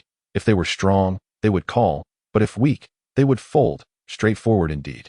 In this round, Ji Feng's first face card was the King of Hearts. The face cards remained high, leading him to ultimately check the whole cards and choose to go all in. Shen Wenshu's face fell. He sensed that something was amiss. His whole card was the Queen of Diamonds. This hand gave him a pair of queens. Given that Ji Feng's highest face card was the King, Shen Wenshu realized that to win, he needed a pair of kings to beat Ji Feng's pair of queens. Previously, Ji Feng had not checked his whole cards, leading Shen Wenshu to believe that the possibility of Ji Feng holding a king was slim. Shen Wenshu had deliberately provoked him, hoping to entice him to raise. He was confident that whether Ji Feng called or refused his raise, he would win. He wanted Ji Feng to call. And indeed, Ji Feng did call. Yet, Ji Feng suddenly deviated from the expected play and boldly raised by 100 million. Pang Dahai quickly returned with the 100 million in chips, 20 gleaming chips, each worth 5 million. Ji Feng pushed a box of chips forward with a smile, declaring, raise. Shen Wenshu's face turned pale. He hesitated. Judging that Ji Feng's whole card was 80% likely to be a king, such a substantial bet indicated that Ji Feng's hand was formidable. Based on his observations over time, Shen Wenshu had a clear understanding of Ji Feng's character. Like most gamblers, when Ji Feng was confident in his hand, he would raise without hesitation. Suddenly, Shen Wenshu chuckled. Ji Xiao, you are far too hasty. With a strong hand, you are eager to reclaim your brother's money. If you had just held back and raised by only 50 million, I might have called. After saying this, he revealed his whole card, a queen, gleefully waving it in front of Ji Feng before tossing all his cards aside, opting to fold. This signified that he would not match Ji Feng's 100 million raise. From the beginning until now, he had lost a total of 21 million, which was inconsequential as he had won 100 million from Pang Dahai. This 21 million allowed him to fully grasp Ji Feng's temperament. It was a lucrative venture. Goodness. Ji Feng, your whole card being a king was far too obvious. One more moment of patience could have earned you an additional 50 million, Pang Dahai lamented. Had Ji Feng not intimidated Shen Wenshu into folding, he could have recouped a significant portion of his losses. Who said my whole card was a king? It's merely an ace, Ji Feng said, grinning as he revealed his hand. What? An ace? Pang Dahai exclaimed in disbelief. Ji Feng's cards were the ace of hearts, king of hearts, 8 of clubs, 9 of clubs, and 2 of spades. Shen Wenshu's cards were 2 queens of spades, 10 of spades, 7 of hearts, and 4 of diamonds. Ji Feng's hand, though scattered, contained the highest card, the ace. Shen Wenshu had a pair of queens. Thus, in reality, Shen Wenshu had lost the round, having misjudged Ji Feng's gambling style and been deceived into believing that Ji Feng's whole card was a king. Ha ha ha, this is hilarious. Bravo. Ji Feng. Pang Dahai burst into laughter, feeling a sense of relief after being pinned up for so long. In this round, Ji Feng had won a total of 15 million from Shen Wenshu. Are you trying to deceive me? Shen Wenshu glared at Ji Feng. Is it my fault that you lack the courage to call? Ji Feng replied nonchalantly. Heh. It has been quite some time since I encountered a young man as intriguing as you, Shen Wenshu scoffed. Old Pang, exchange this 100 million. It seems I will not need it after all, Ji Feng stated. All right. Peng Dehai quickly went to handle the matter, now thoroughly impressed by Ji Feng. The game continued. Ji Feng possessed 30 million in chips, while Shun Wenshu had 90 million, of which 20 million was his initial stake and 70 million was his winnings. In the subsequent 20 rounds, Shun Wenshu found it increasingly difficult to win against Ji Feng, losing more than he won. Moreover, Ji Feng's performance began to baffle Shun Wenshu. At times he appeared timid, while at others he would deliberately bluff, and sometimes he would suddenly fold.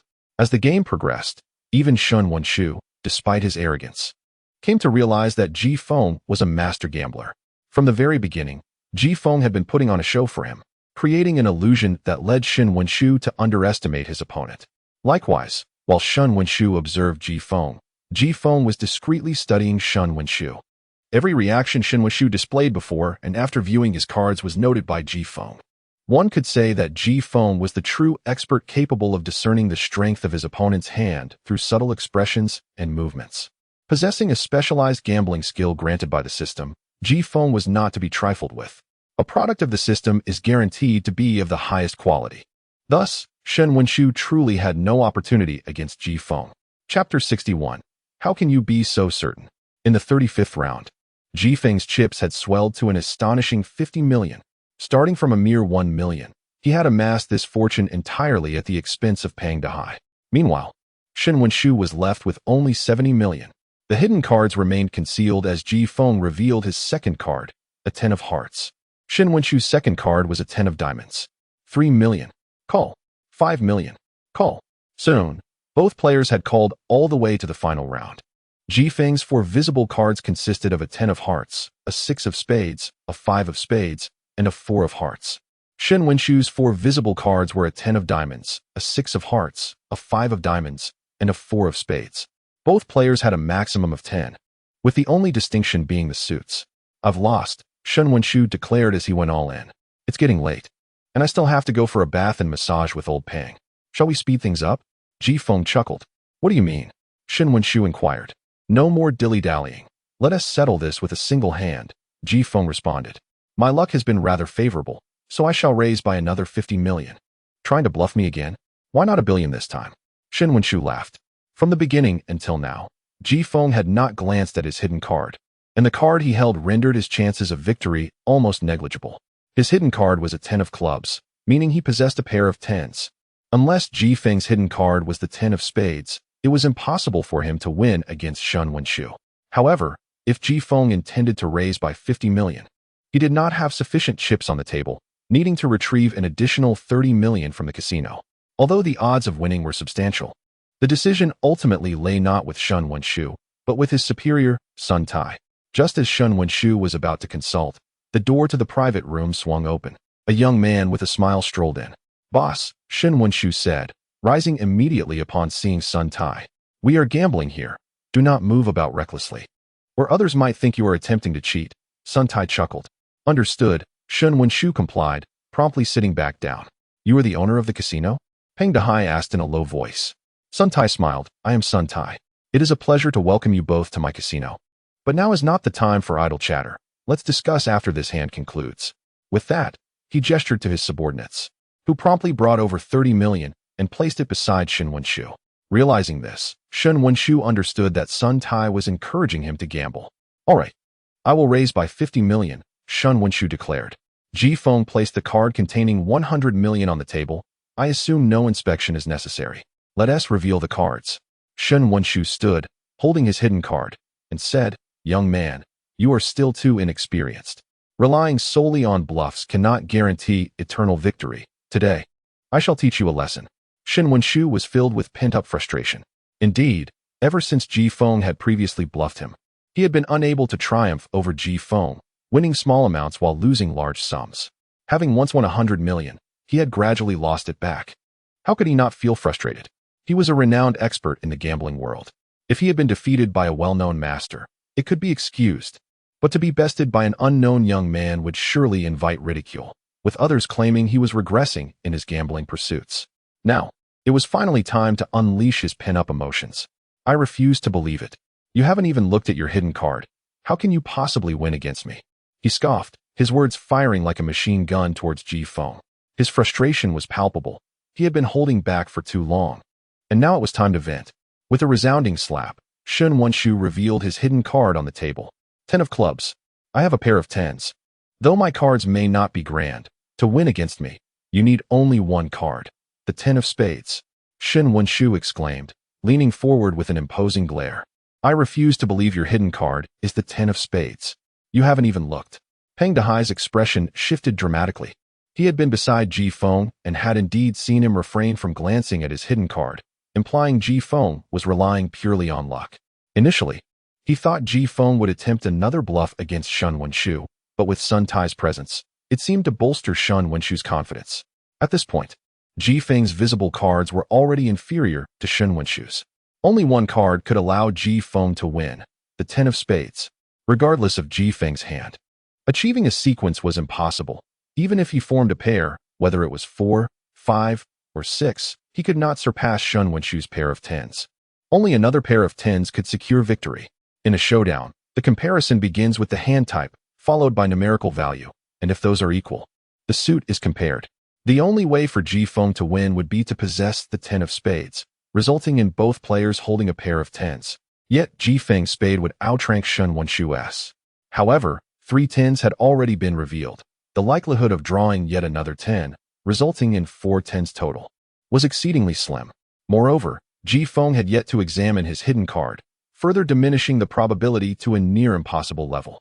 Thus, it seemed certain that Ji Feng was destined to lose this round. Sighing, Peng Dehai could not suppress his dismay. This hand was a foregone conclusion.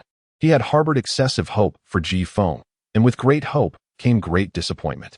Not only would he fail to recover his losses, but he would also find himself down by 50 million. He should have stopped after winning that initial 50 million. Conversely, Shun Wenshu wore a victorious smile, and Sun Tai, seated nearby, also bore a satisfied expression, subtly nodding. He had returned after observing the current state of play. Both players had cards of equal numerical value.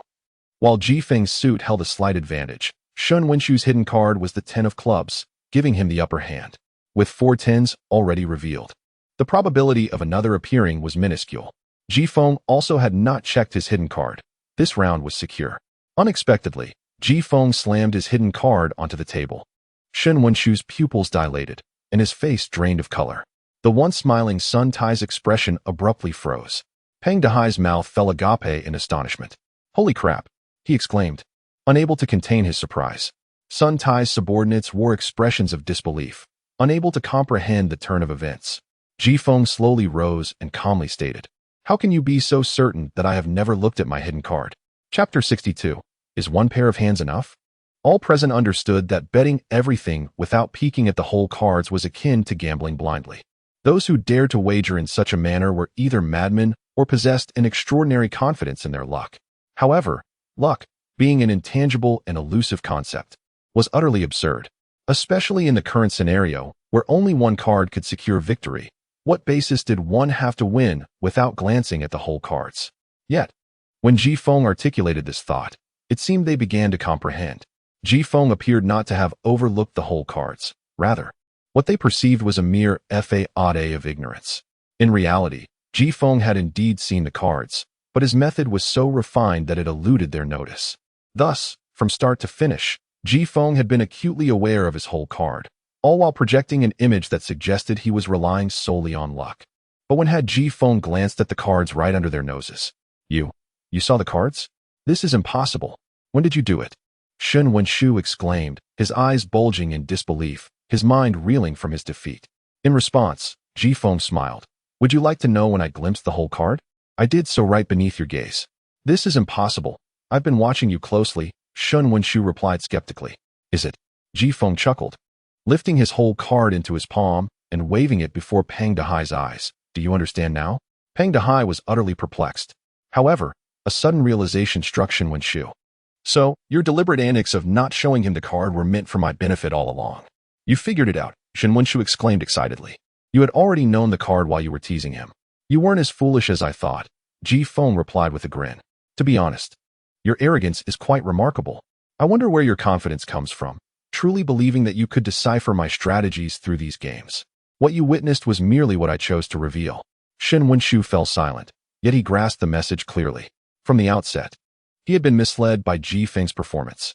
Even though he was aware that gambling demanded humility and respect for others, he had unconsciously strayed into Ji Feng's trap. I wondered why you burst into the room so boisterously. It was all an act, Pang Dehai said, realization dawning upon him. Initially, he was puzzled by Ji Feng's brazen demeanor, presuming it was a manifestation of his true nature, only to discover it was all a performance. You'd make a fine actor with those skills, Pang Dehai remarked. Old Pang, your genuine performance was crucial for this act, Ji Feng replied with a smile. Had it not been for your timely distractions, he wouldn't have fallen for it so easily. Indeed, from the first round, Ji Feng had been observing the whole cards. His occasional final glance was merely a ruse. He had already seen and understood his whole card long before. Ji Feng's technique was so ingenious that it was difficult for anyone to discern when he actually looked at the cards. As Wu Chen spoke, he circled the gambling table and approached Yao Bin. Applause erupted within the private room. Impressive, truly impressive, Sun Tai exclaimed as he rose to his feet. Internally, he was profoundly shocked. He had never anticipated this turn of events. Despite closely monitoring Ji Feng through the surveillance, he had failed to notice when Ji Feng had glimpsed the cards. Young Master Ji is indeed extraordinary. May the stakes be honored, Sun Tai remarked with a smile. Now, not only had Ji Feng helped Pang Dehai recover the lost 100 million, but he had also won an additional 50 million. However, the matter was far from concluded. Ji Feng lifted a 1 million chip from the table and tossed it in front of Shen Wenshu, stating nonchalantly, "This 1 million is for Lin Wanru. No need to look for her." Ji Feng's primary objective in aiding Pang Dehai was Lin Wanru. He was indifferent to the monetary gains, desiring only her. What do you mean? We only discussed gambling money, not betting Lin Wanru, Shen Wenshu retorted coldly. Young Master Ji, 1 million to buy Lin Wanru back seems rather insufficient. Considering Boss Pang has pegged her worth at 10 million, Sun Tai interjected. What's wrong? Is it too little? Ji Feng inquired, a playful glint in his eye. Don't go too far. I can see that I've lost this time, but Lin Wanru is not part of this wager, Shen Wenshu scoffed. If young Master Ji is interested in Lin Wanru as well, I might consider parting with her, but for 100 million, Sun Tai added with a smile. 100 million is not too much, but I can offer something else in place of that sum. I wonder if you would find it satisfactory? Ji Feng proposed. What could it be? Sun Tai asked, puzzled. Ji Feng stood and approached Shen Wenshu. What do you intend to do? Shen Wenshu asked, his expression turning wary, uncertain of Ji Feng's intentions. Without a word, Ji Feng took a few steps closer to Shen Wenshu, seizing his left forearm and commanding, do not move. Shen Wenshu froze momentarily, then reacted like a startled rooster, struggling vigorously. What are you doing? Let go of me. Let go. Yet, he could not escape. Ji Feng's grip was as unyielding as iron, rendering Shen Wenshu immobile. Ji Feng then forcefully jerked his arm, causing a playing card to fly from Shen Wenshu's sleeve and land on the ground, face up. It was the King of Spades. Instantly, Sun Tai's expression shifted. How dare you cheat? Pang Dehai fumed. He had long suspected Shen Wenshu of cheating during their game, but lacked evidence to prove it. Little did he know, Shen Wenshu didn't require any deceit when playing against him. You requested to inspect the cards before this round commenced, using the opportunity to secretly pocket this ace of spades, concealing it in your sleeve. Did you truly think I was blind? I chose not to expose you, merely because I had yet to win back everything from you.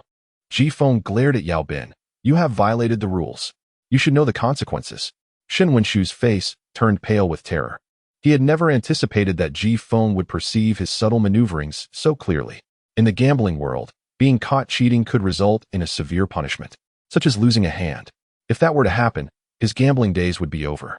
Boss son, do you think these hands are sufficient to trade for Lin Wanru? Ji Feng inquired playfully. Sun Tai's expression darkened, and he remained silent.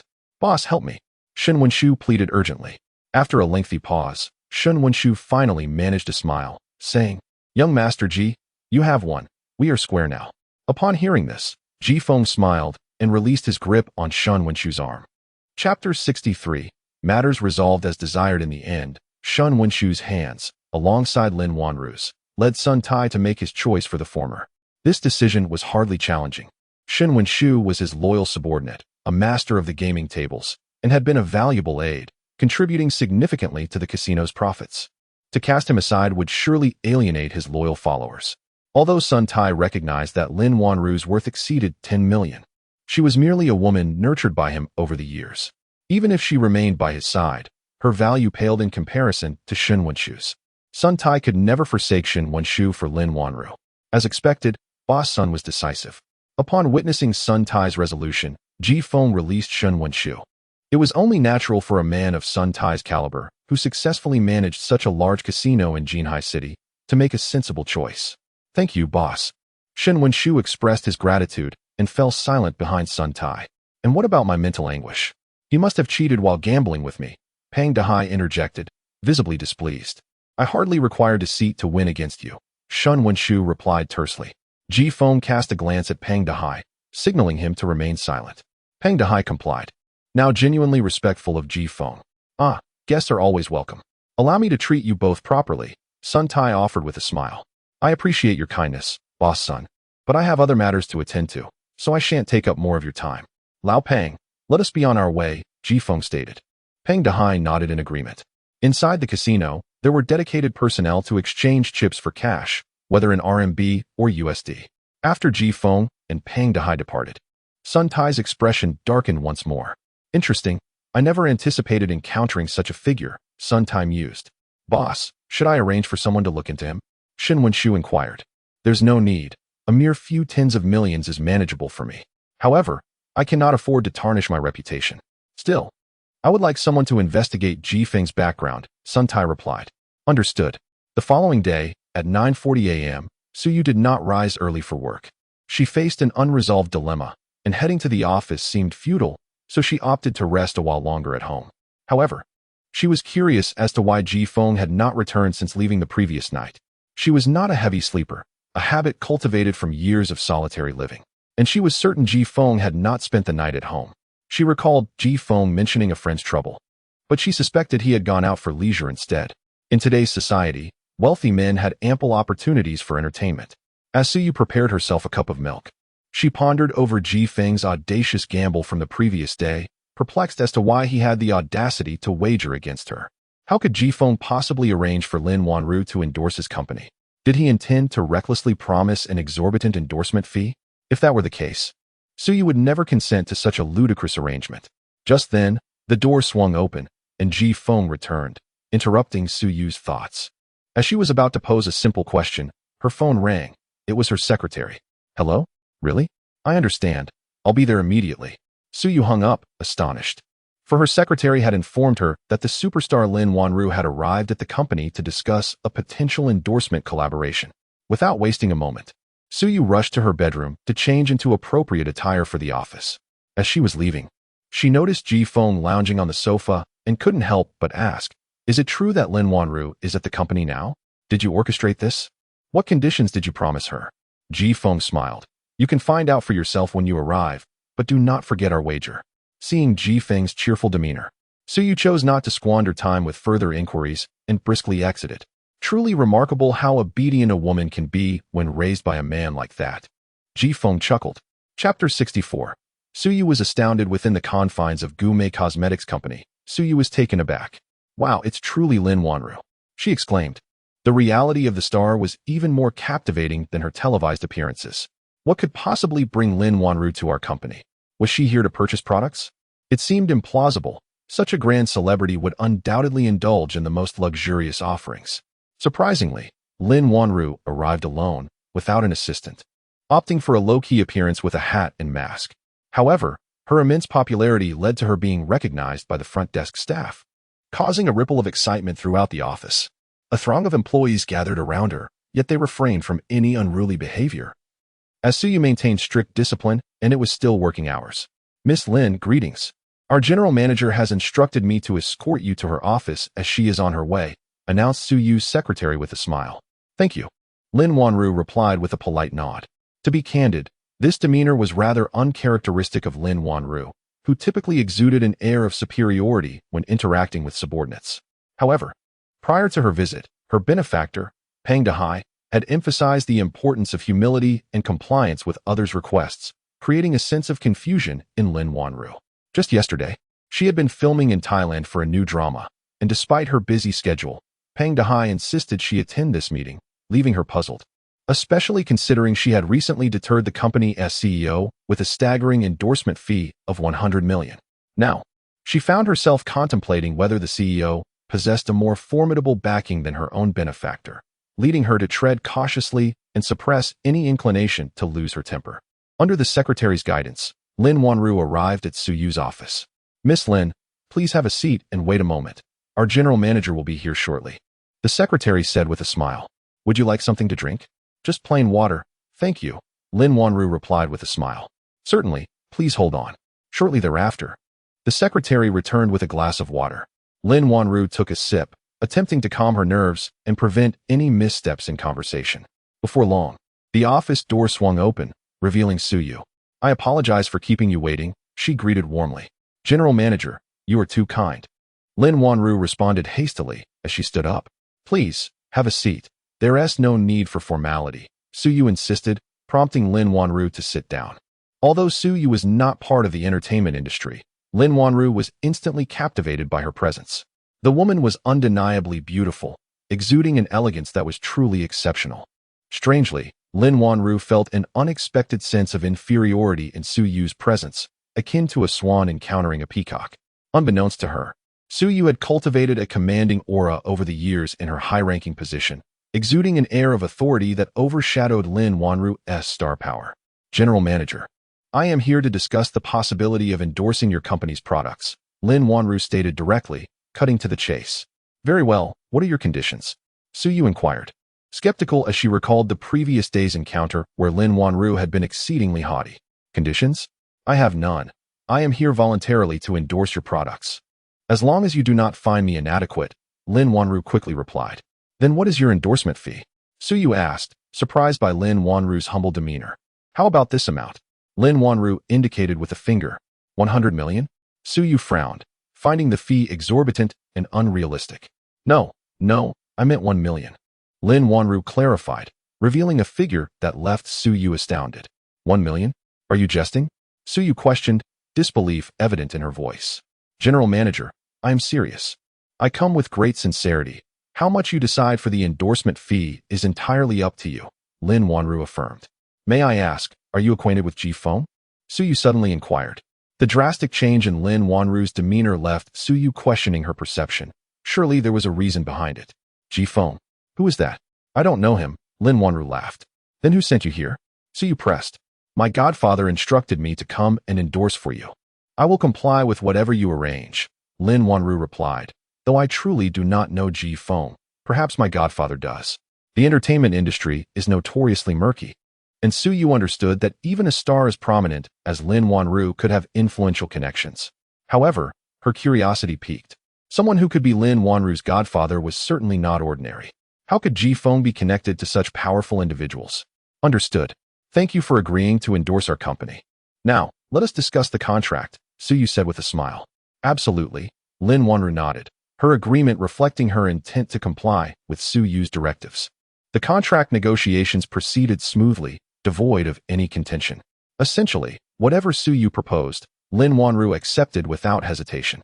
Initially, Suyu had intended to propose a fee in line with typical rates for first-tier female celebrities, but Lin Wanru insisted on a mere 1 million, a gesture of goodwill. Yet, Suyu was acutely aware that she was leveraging a considerable favor from Ji Feng in this arrangement. Chapter 65. A rare call from Mom. Ji Feng was somewhat taken aback. Ever since their parting, his parents, who had gone to the Ji family in Yanjing, had surprisingly initiated a video call with him. It is worth noting that during this period, his parents had not even sent a single WeChat message, leading Ji Feng to wonder if they had forgotten about him altogether. "Mom, it truly feels like the sun has risen from the west today. To think you would call me," Ji Feng teased over the phone. "You unruly child, what nonsense are you spouting? If it weren't for the inheritance dispute, would I be so busy? I barely have time to rest," Xiao Ling replied with dissatisfaction. Having not returned to the Ji family for many years, now that she was back, she had to deal with numerous relatives and the responsibilities of taking over the family business. After all, having been away for so long, it would take some adjustment to manage the enterprise. "Busy, you say? Did something happen with you and Dad?" Ji Feng inquired. "Busy indeed. As for incidents, nothing major. But I can't explain everything over the phone. By the way, how have you been lately?" "Not too bad." "What do you mean by not too bad? And what about that girl?" Don't worry, everything is under control. I must tell you, your father and I have returned to a family with many watchful eyes. For the time being, they are not focused on you, but you need to prepare yourself mentally. You said you wanted to make a significant impact. Otherwise, your father and I wouldn't be working so hard for your inheritance. Understood, Mom. Just don't overexert yourselves. By the way, where's Dad? That old man has been out all day, mostly socializing. He seems quite pleased. I suspect upon returning to the G family, many young, beautiful women have started to approach him. Mom, you know him well. After being under your thumb for decades, even if he has the desire, he lacks the courage. True enough. I just took a moment from my busy schedule to call you. By the way, I have a question. Go ahead. Was it you who dismissed Jia Li's husband from his position? Who is Jia Li? Technically, she is a distant cousin, and her husband, Shi Ming, is an executive at Ruifeng Company. Yes, I did dismiss him. What of it? Well, upon my return today, he has been stirring up trouble, complaining and crying injustice. After all, he is a high-ranking official at Ruifeng, and his wife is a member of the G family, albeit a distant branch. What did Grandpa say about it? Your grandfather remained silent and did not express his stance. However, your second uncle might not be as reticent. The headquarters may send someone over to inform you. So prepare yourself. Seriously? As the president of a company, I might be investigated by the headquarters for a personal matter? Not an investigation. They are likely just here to understand the situation. As for how to handle it, you're on your own. If you get into trouble, your father and I will back you up. Don't be timid. That's what I wanted to hear, Mom. All right, I must go now. Just a final note. Although your grandfather hasn't made a statement, he will definitely be watching you closely. Understood. Please take care of yourselves. Of course, and remember, you must secure that girl for me. You are the only son I have to be a son-in-law. If it weren't for you forbidding me from intervening, I would have sought out the Su family myself. Rest assured. After hanging up, Ji Feng felt quite pleased after conversing with his mother. Although she complained that life would not be as tranquil as before, it was evident that both of them were busily engaged for his sake. Thus, Ji Feng resolved to not let his parents down. Certainly, with his parents returning after so many years and taking over the family business, there would inevitably be some discontented murmurs from others within the family. If Ji Feng could prove himself, perhaps his parents would hear less gossip within the Ji family. Moreover, he was confident that his management of Ruifeng Company had not yet been disclosed to the family, with only a few individuals aware. Otherwise, the discontent would surely escalate. After reflecting, Ji Feng dialed another number. The call was quickly connected. How is the investigation progressing? Ji Feng inquired. Boss, we have completed the investigation on Shi Ming. The inquiries into the other 3 individuals are still ongoing. How much longer will it take? Approximately 1 week. I am giving you 3 days. Within that time, I expect a complete report. Additionally, I will provide a bonus of 5 million for your efforts. Understood, boss. With the call ended, Ji Feng couldn't help but feel content, having substantial financial resources at his disposal. With over 60 million in his account, 10 million from his original black card, and an additional 50 million won from Sun Tai-S gambling, he felt quite secure. Although he did not accept the 100 million offered by Pang Dahai, he insisted Ji Feng take the extra 50 million he had won. Ji Feng's strategy regarding the management of the branch company was straightforward. He would replace all key positions with his own people, ensuring that all executives had some connection to the Ji family. Those who could contribute would be retained, while those who could not would be dismissed. As for the dismissal process, it was simple. Anyone who had managed to maintain integrity within the company, even if they had taken minor advantages, would be deemed useful. However, those who were detrimental to the organization must be eradicated. If Ji Feng could not even manage a branch company effectively, it would be inconceivable for the Ji family's vast assets to be entrusted to him. He believed that his grandfather held the same perspective and was observing his performance closely. Ji Feng had employed several private investigators from outside the city for this task, ensuring that everything remained under his control. As for proving his capabilities to his grandfather, Ji Feng had his own plans. With these thoughts in mind, he couldn't help but recall Pang Dahai, the rotund figure. The notion that this seemingly naive man was the youngest son of a real estate magnate from Guizhou brought a smile to Ji Feng's face. That night, he and Pang Dahai had merely indulged in a simple massage and then sought out a place for late-night snacks and drinks. After several bottles of liquor, coupled with Ji Feng's significant assistance, Pang Dahai confided much about himself, and their relationship quickly evolved from mere acquaintances to sworn brothers. Pang Dahai also shared some family matters, which surprised Ji Feng, revealing that this jovial fellow was embroiled in a dispute over family inheritance with his half-brother. Such familial strife was not uncommon in large families, and Ji Feng hoped such a situation would not befall him. Of course, should it occur, he would not hesitate to act. Though he was the grandson of the Ji family, he held no emotional ties to its members. Chapter 66. The invitation from Zhou Guodong at 5 o'clock in the afternoon. Ji Feng was enjoying his dinner when his phone rang. To his surprise, the call was from Zhou Guodong, and he found himself pondering the nature of the call. "Hello, little brother, what are you up to?" Zhou Guodong's hearty voice resonated through the phone. "Not much, brother Dong. Is there something you need?" Ji Feng inquired. "Not exactly, but I wanted to ask if you're free tonight. I'd like to take you out for some excitement," Zhou Guodong replied. "Well, I need to hear what kind of excitement you're talking about first," Ji Feng chuckled. "Murong family's Murong Xiaoxiao has returned." Murong Xiaoxiao? The name puzzled Ji Feng. She is the beloved daughter of Murong Fu, who just arrived back in Jinhai City from America. To welcome her, Murong Fu is hosting a banquet tonight and has invited numerous guests.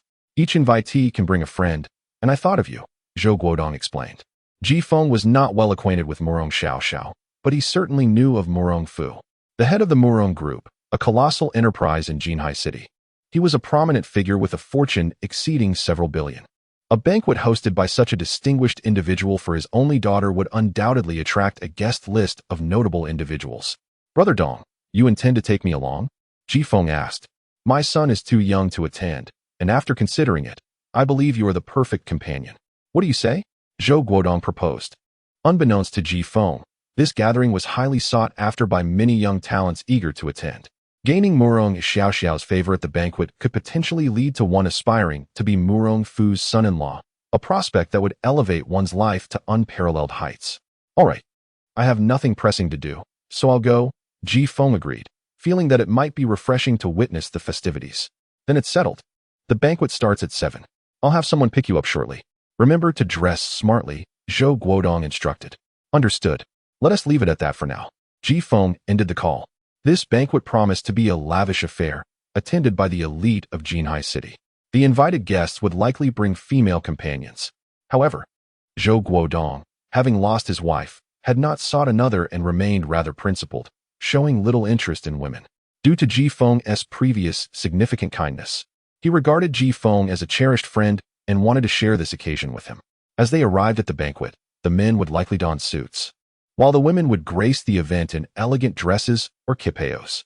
Ji Feng possessed a formal suit, an essential attire for such an event. Indeed, a well-tailored suit could significantly enhance a man's charm, embodying the essence of success. At 5:30, a driver arrived to escort Ji Feng, and by 6:30, Ji Feng and Zhou Guodong reached the venue for the banquet, the Jinhai Hotel.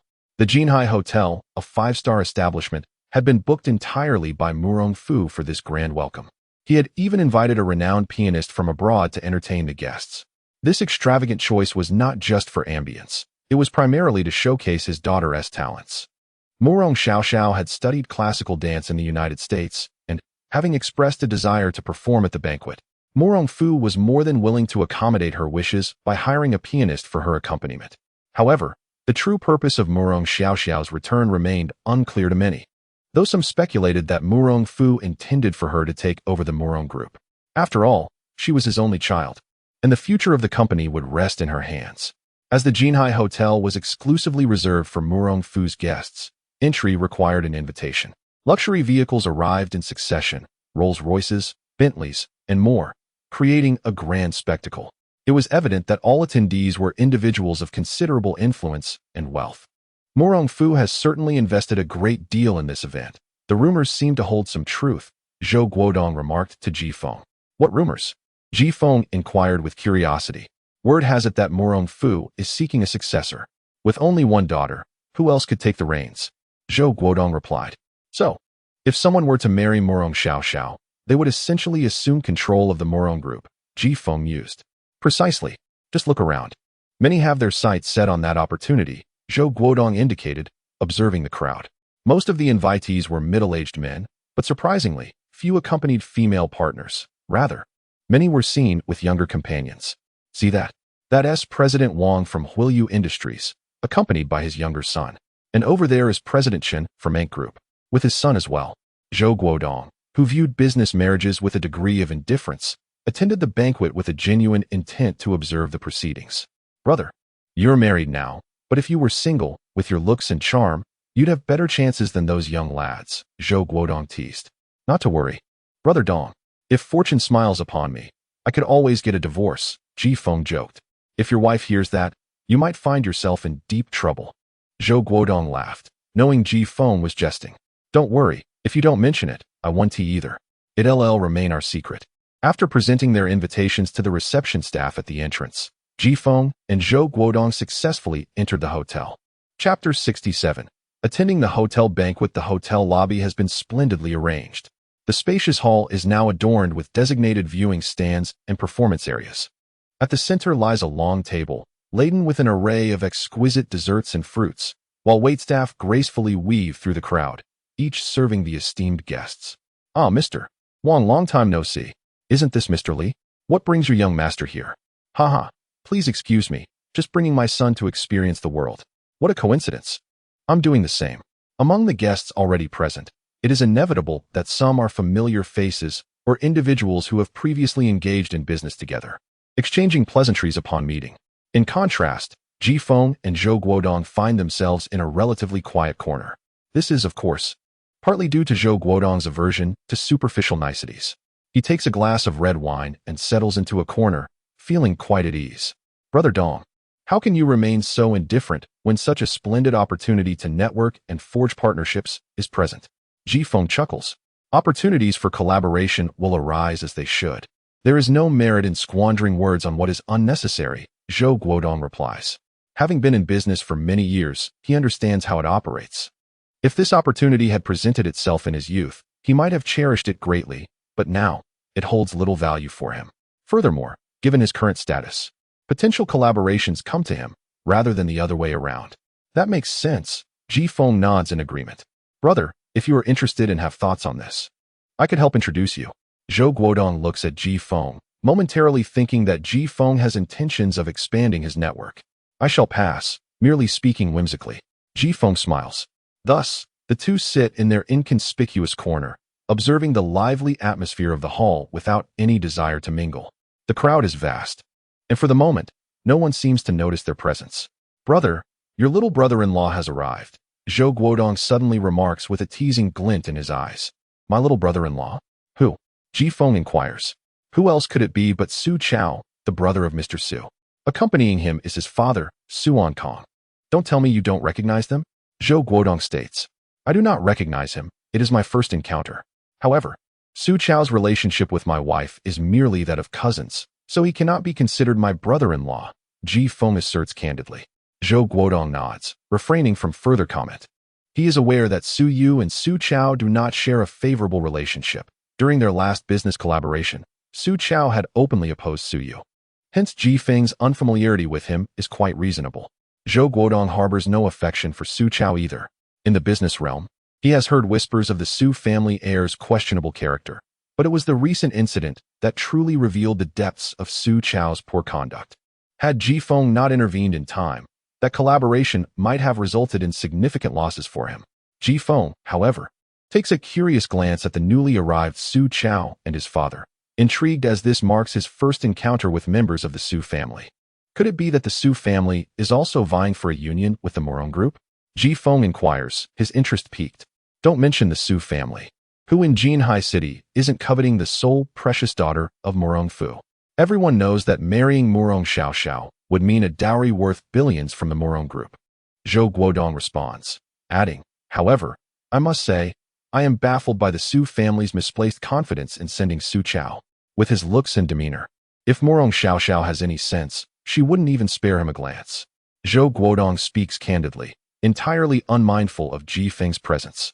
Suan Kong possesses a square face, and Su Chao has evidently inherited those genes. In terms of appearance, he is decidedly unremarkable. As for his demeanor, it is evident from his unsteady gait that he is no stranger to indulgence, having long since squandered his vitality.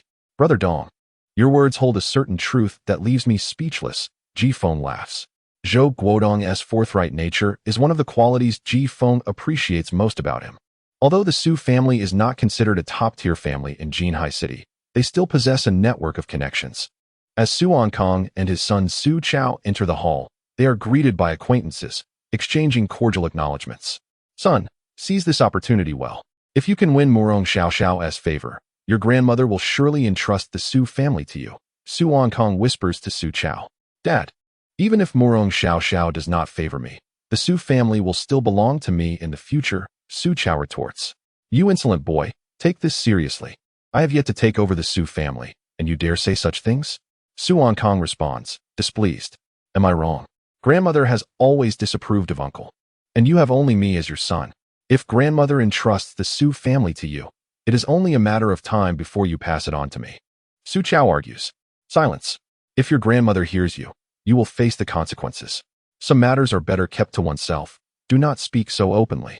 Until things are certain, refrain from making such definitive statements. Understood? Understood, Su Chao replies, his tone laced with impatience. What is your plan for explaining the cancellation of the collaboration with the International Trade Company to your grandmother? She will undoubtedly be furious upon discovering it. I haven't figured that out yet. It's all that Su Yu's fault, Su Chao grumbles, his face contorted in anger at the mention of Su Yu. Is it true that Su Yu is already married? This is a significant matter. I have sent someone to investigate, but I suspect it to be true. You know Su Yu's temperament. When we arranged her engagement to Ma Qiming, her reaction was telling. If her conscience were clear, how could she have reacted so vehemently? Hurry and ascertain the truth. If it is indeed the case, you can have an explanation ready for your grandmother regarding the cancellation of the collaboration with the International Trade Company and shift the blame onto Su Yu. Rest assured, I know what to do. When Morong Xiao makes her appearance, be sharp. Many are eyeing this lucrative opportunity. If you can seize it, I too shall benefit from your success. Dad, you can relax. I have been preparing for this day for several days now. Meanwhile, on the third floor of the Jinhai Hotel, the host of the banquet, Morong Fu, the head of the Morong Group, is engaged in conversation with his sole, cherished daughter. Chapter 68. Morong Fu's Intentions. My dear daughter, today I have invited many prominent figures from Jinhai City to welcome you back. Take a moment to see if there are any noble signs that catch your eye. Morong Fu, with graying temples, earnestly spoke to his treasured daughter, Morong Xiao. She was his only child, and with her return, he had decided to entrust the Morong Group's enterprises into her capable hands. Yet, being a young woman, she required assistance, and her future husband would be the most suitable candidate for that role. In the room, a young woman adorned in a flowing white dress was delicately grooming herself before the mirror. Upon hearing her father's words, Morong Xiao replied, Father, here you go again. I have no interest in those young masters. I know you have high standards, but I am not suggesting you must choose one of them. However, you should at least pay attention. Who knows, there might be someone suitable. Morong Fu responded, with those individuals only aiming to curry favor with the Morong Group. How can you expect me to consider them for my future husband? Morong Xiao retorted, I am aware of their intentions. I simply want you to see if there is anyone you feel a connection with. We can discuss other matters later, Morong Fu explained. He understood well that most of the guests he had invited brought their sons for this very purpose. This banquet was organized specifically to introduce his daughter to the influential people of Jinhai City and to explore any potential romantic interests among the young aristocrats. All of them are frivolous and extravagant. I have no desire for such company. Morong Xiao dismissed the young masters of Jinhai City with a wave of her hand. Morong Fu sighed. My dear, tell me, what exactly are you looking for? You have been abroad for so many years, and I have yet to see you return with a boyfriend. Come on, father, do you really think I don't know your antiquated beliefs? Even if I were to find a foreign boyfriend, would you accept him? Morong Xiao teased. Perhaps a foreigner is not the best idea, Morong Fu conceded, still somewhat traditional in his expectations for his only daughter's future partner. Rest assured, while I have been studying abroad, I do not particularly favor foreign culture or lifestyles. Morong Xiao clarified. As for my future husband, my requirements are modest. First, he must possess a certain level of musical talent, and second, I must feel a spark with him. If he meets these two criteria, that would suffice.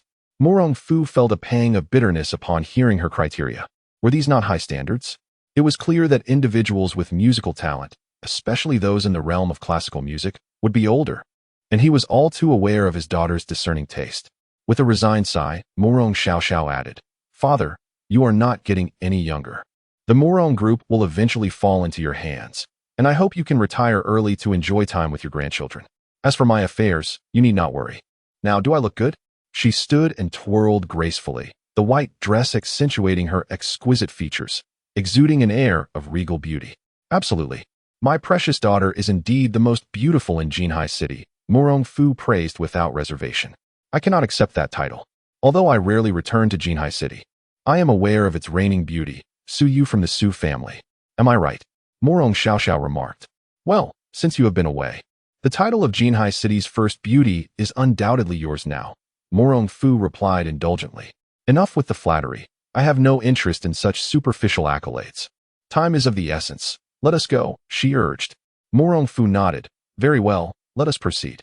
Did you not wish to showcase your dance before everyone? I have arranged for a master pianist to accompany you." Upon hearing the mention of the pianist, a glint of mischief sparkled in Morong Xiaoxiao's eyes. To thwart her father's intentions of finding her a suitor among the young masters, she had quietly devised a plan. In the grand hall, Morong Xiaoxiao, smiling and with her arm linked to her father's, descended gracefully from the third floor. The previously lively and bustling hall fell into a hushed silence at their entrance. "Is that Morong Xiaoxiao?" murmured the attendees. "Morong Fu's daughter is truly enchanting. Son, make sure to impress Morong Xiaoxiao when the opportunity arises. This is your chance.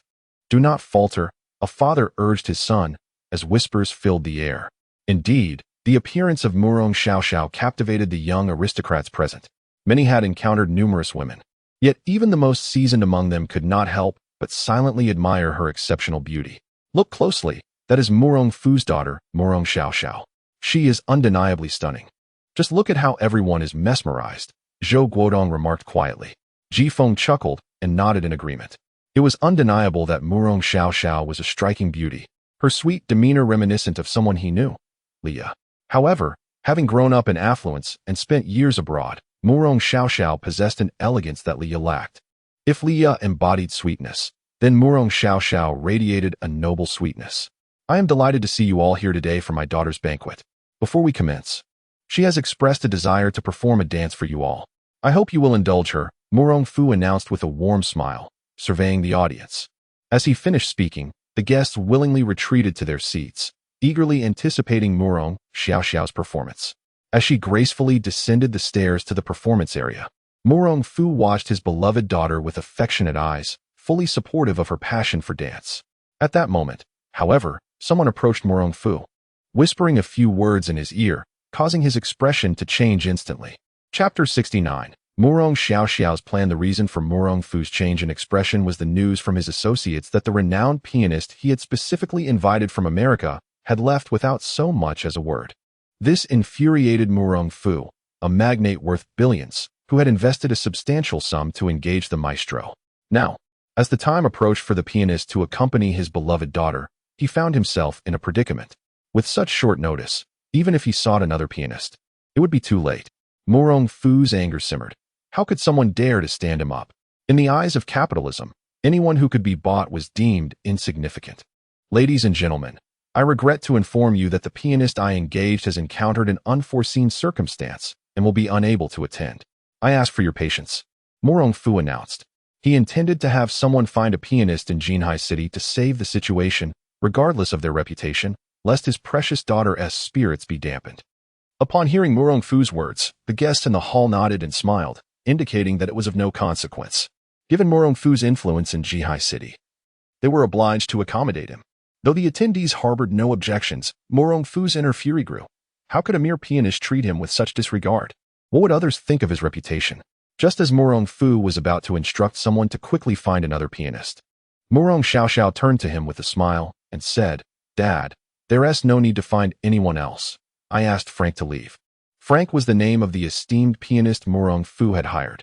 At her words, a resigned smile crept across Morong Fu's face.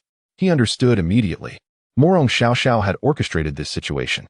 Knowing her as he did, he realized she had her own plans for the evening, compelling the pianist to leave without informing him.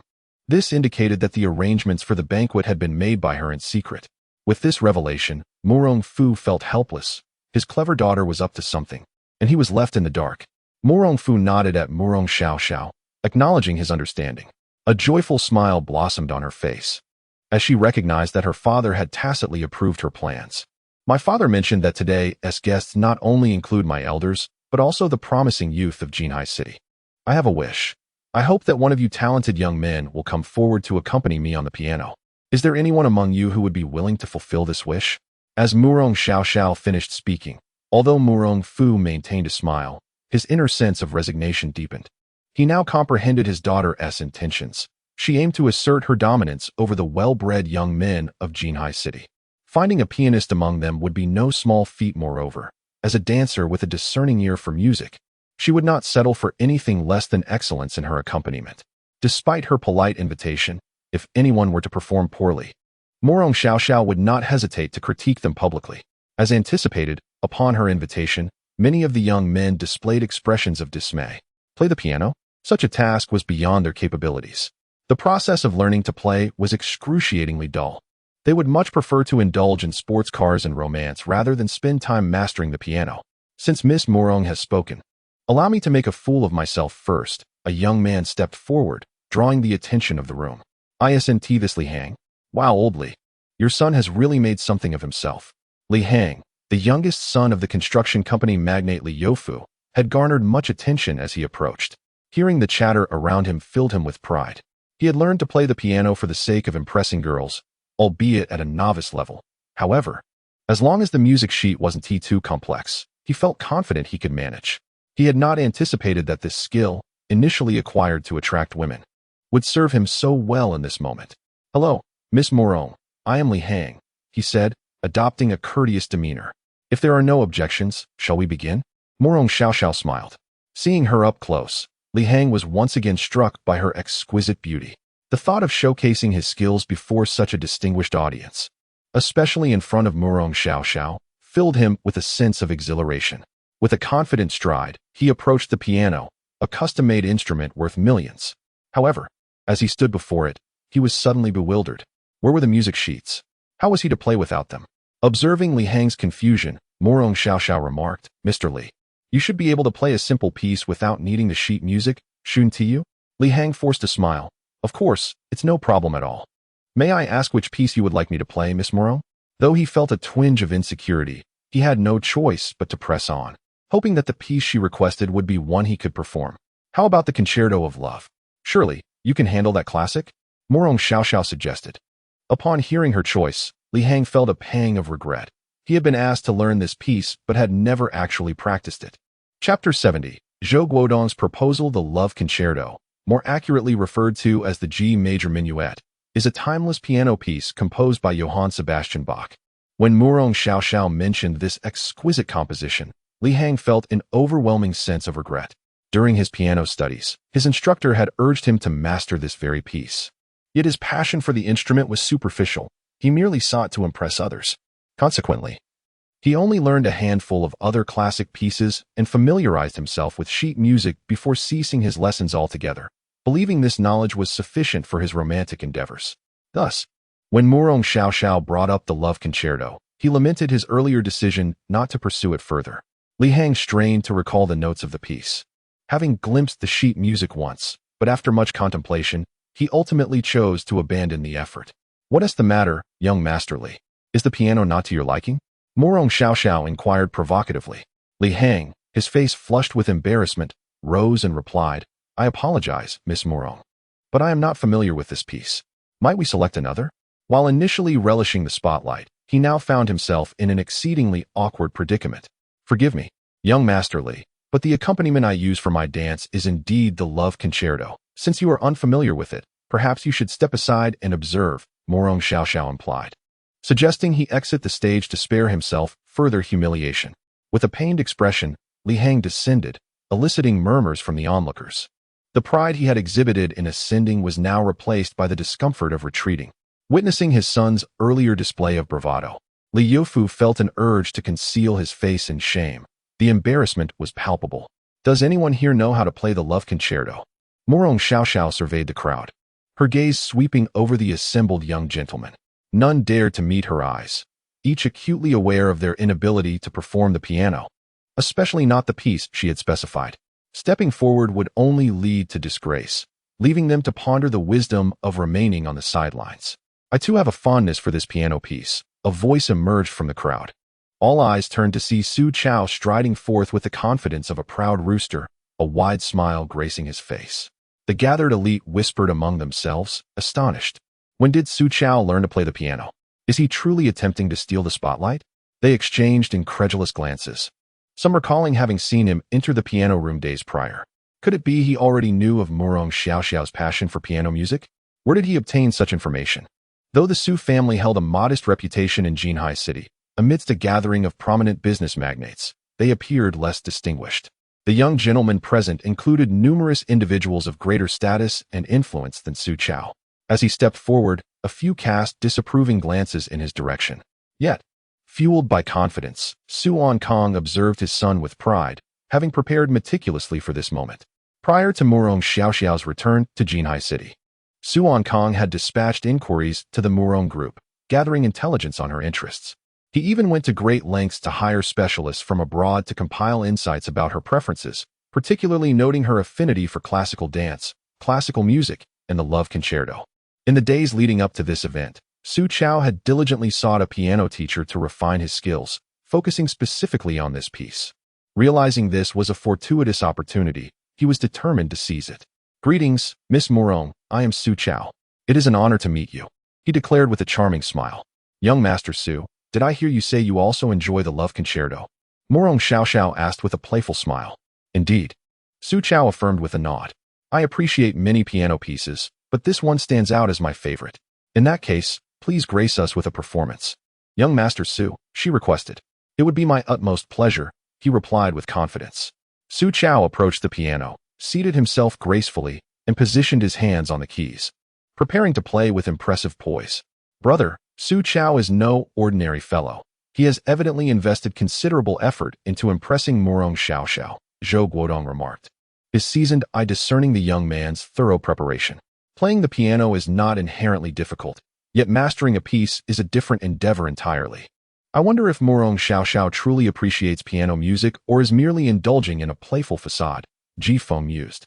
"Brother, do you play the piano?" Zhou Guodong suddenly inquired. "Only a novice," Ji Feng replied with a chuckle.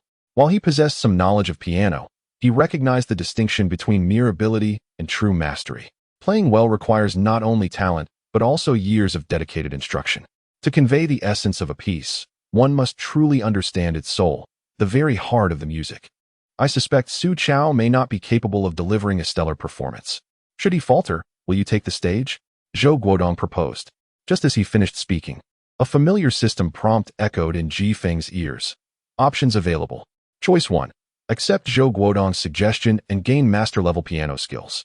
Choice 2. Decline Zhou Guodong's suggestion and receive expert-level piano skills. Finding himself in a bind, Ji Feng realized that regardless of his choice, he would acquire piano skills. If that were the case, he would naturally opt for the superior option, even if it bore the scent of pretension. "I choose option 1. Congratulations, host. You have acquired master-level piano skills. Brother, what do you think? Are you interested in showcasing your abilities?" Zhou Guodong inquired once more. "Since you have extended the invitation, I shall take to the stage shortly," Ji Feng replied with a smile, signaling his agreement. Chapter 71. The Art of Facade. At this moment, Su Chao was fully prepared to perform. However, Murong Xiaoxiao had no intention of dancing simultaneously. She aimed to assess the capabilities of this young master of the Su family. It was clear that Su Chao could play the piece. Yet what Murong Xiaoxiao saw was not merely someone who could play the piece, but rather someone who could play it exceptionally well.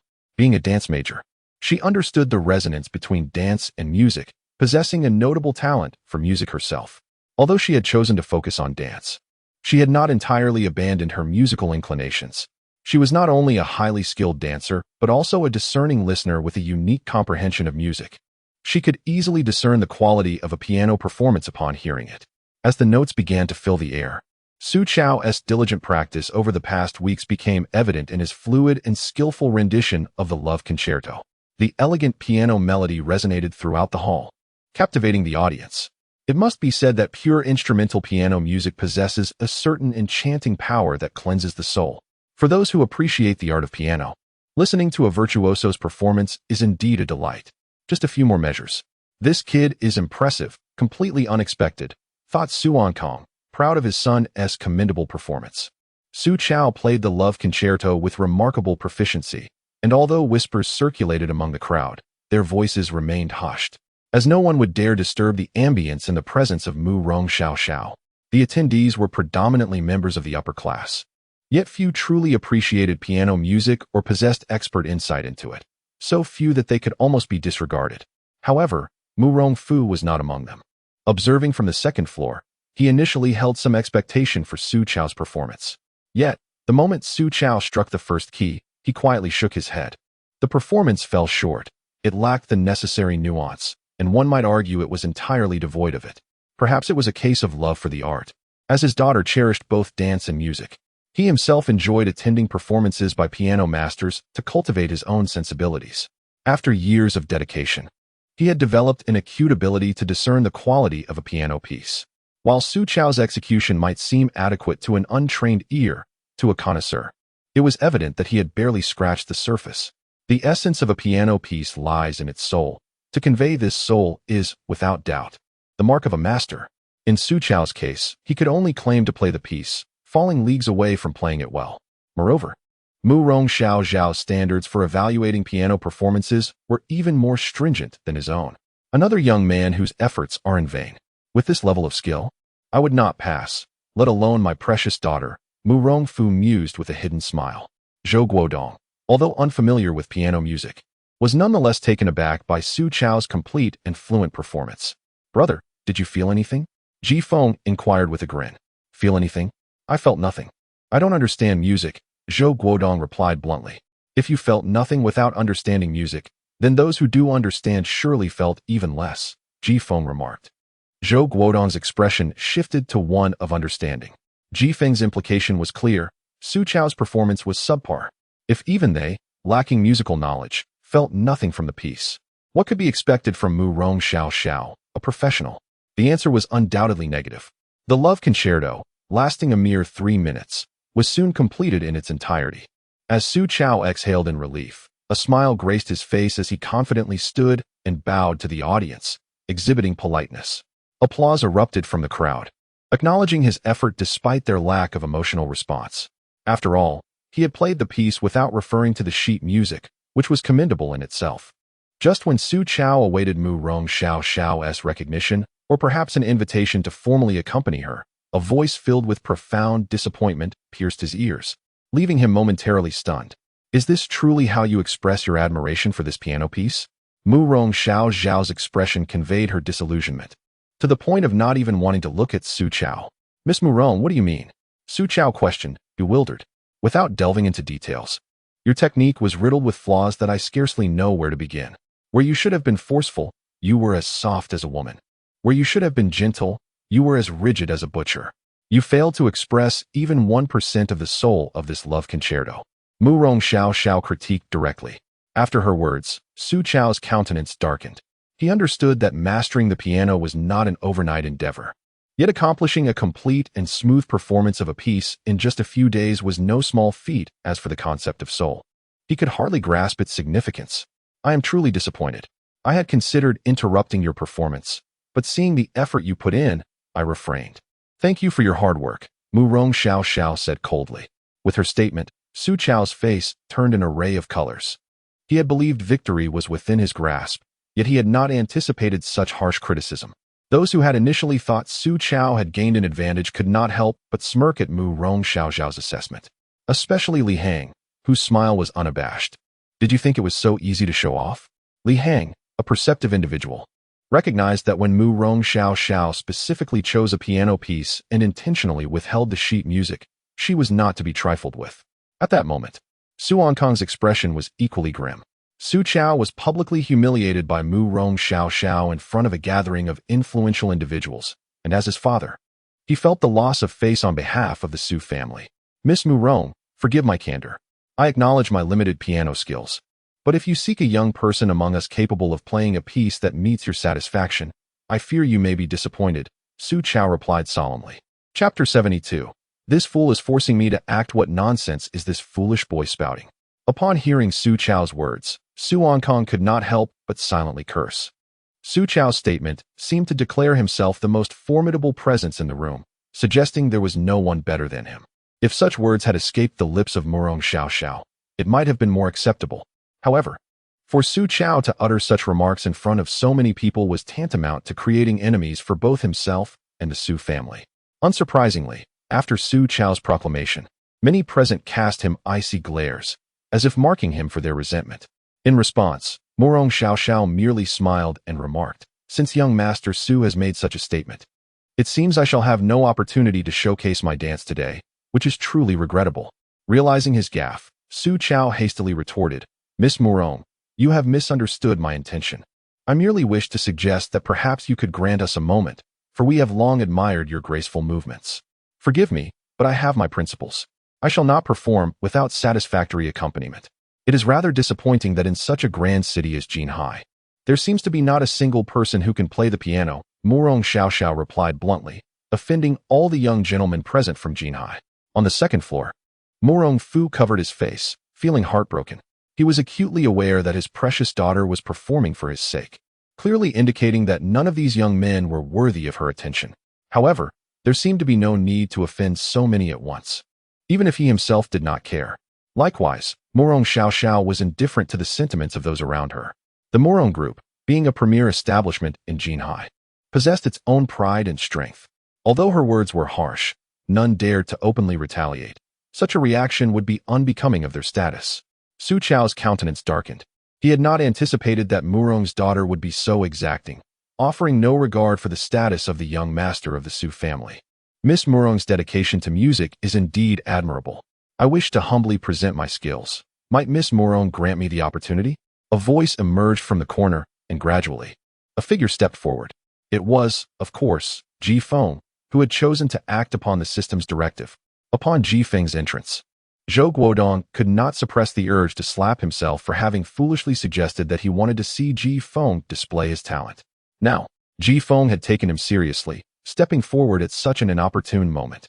Should he falter, he would certainly offend a multitude. Ji Feng's appearance instantly drew a flurry of curious gazes. Who is this person? His face is unfamiliar. Which family does he belong to? They whispered among themselves, having never seen him before. To seek the limelight at such a moment seemed utterly foolish. Who are you? Murong Xiao inquired, intrigued by Ji Feng's commanding presence, which stood in stark contrast to the so-called scions of noble families. Miss Murong, he is my friend, Zhou Guodong interjected, ensuring Ji Feng did not face the pressure alone. Ah, a friend of Mr. Zhou. May I ask your name? Murong Xiao replied with a smile. Ji, he answered simply. Ah, Mr. Ji, Murong Xiao beamed. It is a pleasure to meet you. I look forward to your guidance. Miss Murong, you are too kind, Ji Feng responded. Their exchange caught everyone by surprise, including Zhou Guodong, as Murong Xiao had not previously offered such courteous words to anyone else taking the stage. Murong Fu, too, turned his attention to Ji Feng, studying him with intrigue and nodding in approval. This young man indeed possessed a commendable demeanor and appearance. Mr. Ji, do you play the piano? Murong Xiao inquired. Her curiosity piqued. Somewhat, Ji Feng replied modestly. Since you wish to showcase your talent, I welcome you to do so, Murong Xiao gestured invitingly.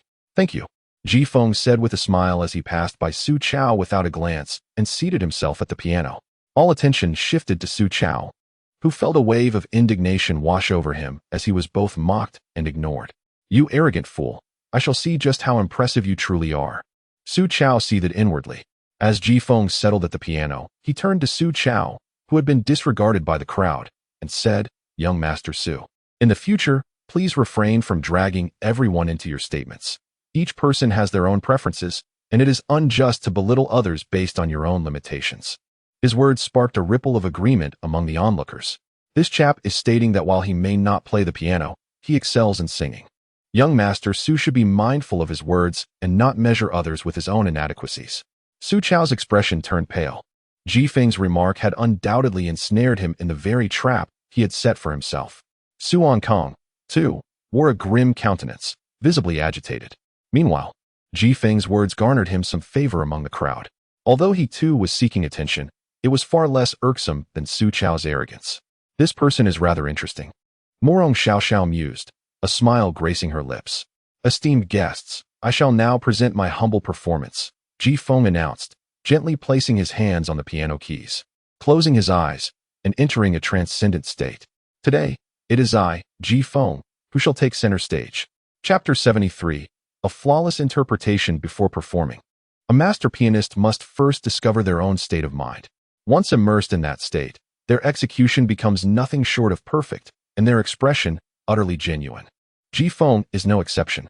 Indeed, with his masterful piano skills, Ji Feng's prowess transcends that of any contemporary pianist in the world. He possesses the ability to execute any piece flawlessly, capturing the very soul of the music. Only a pianist capable of infusing a piece with such spirit can be deemed a master. And to express that spirit with perfection and intensity is the domain of a true virtuoso.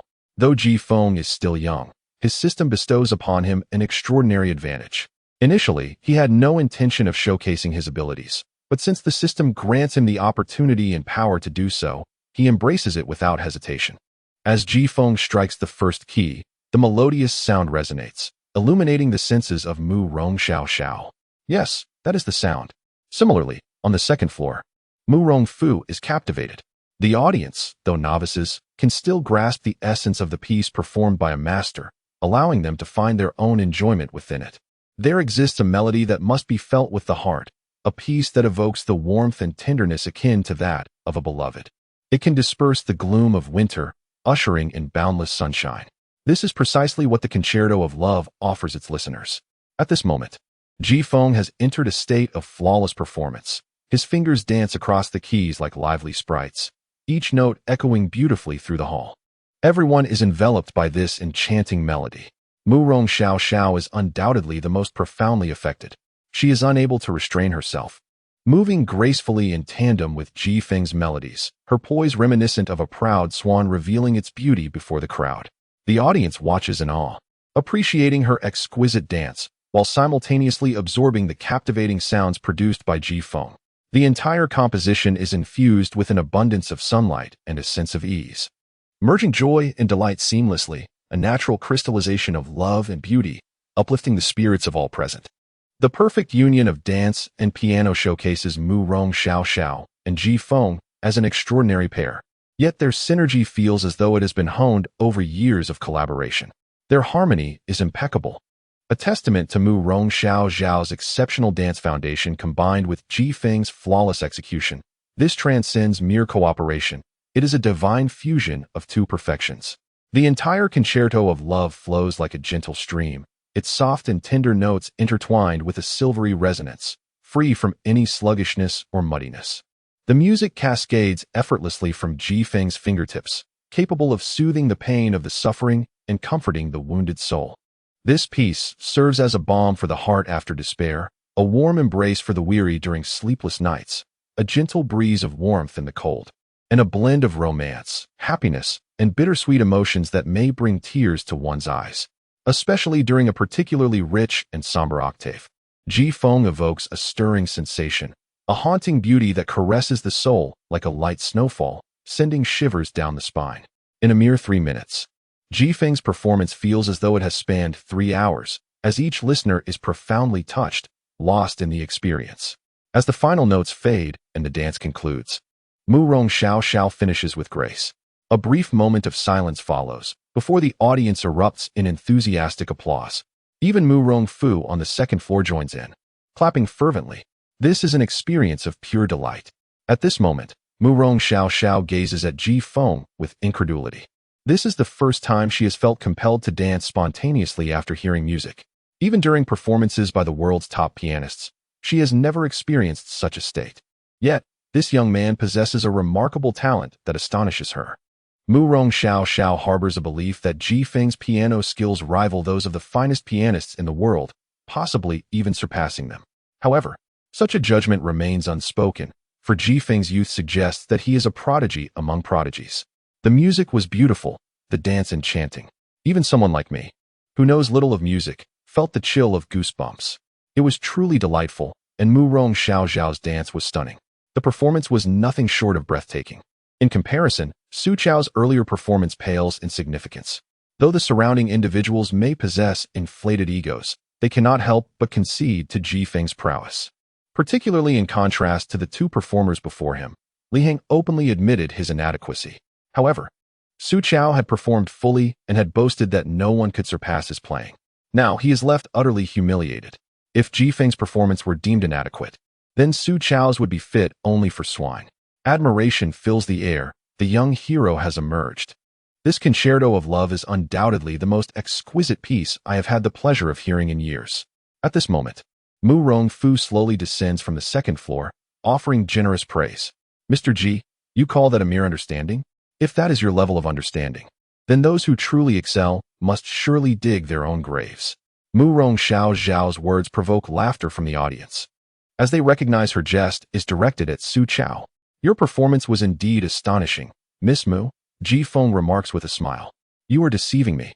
You were playing with your eyes closed and did not witness my dance. Mu Rong Xiao replies playfully. I need not see.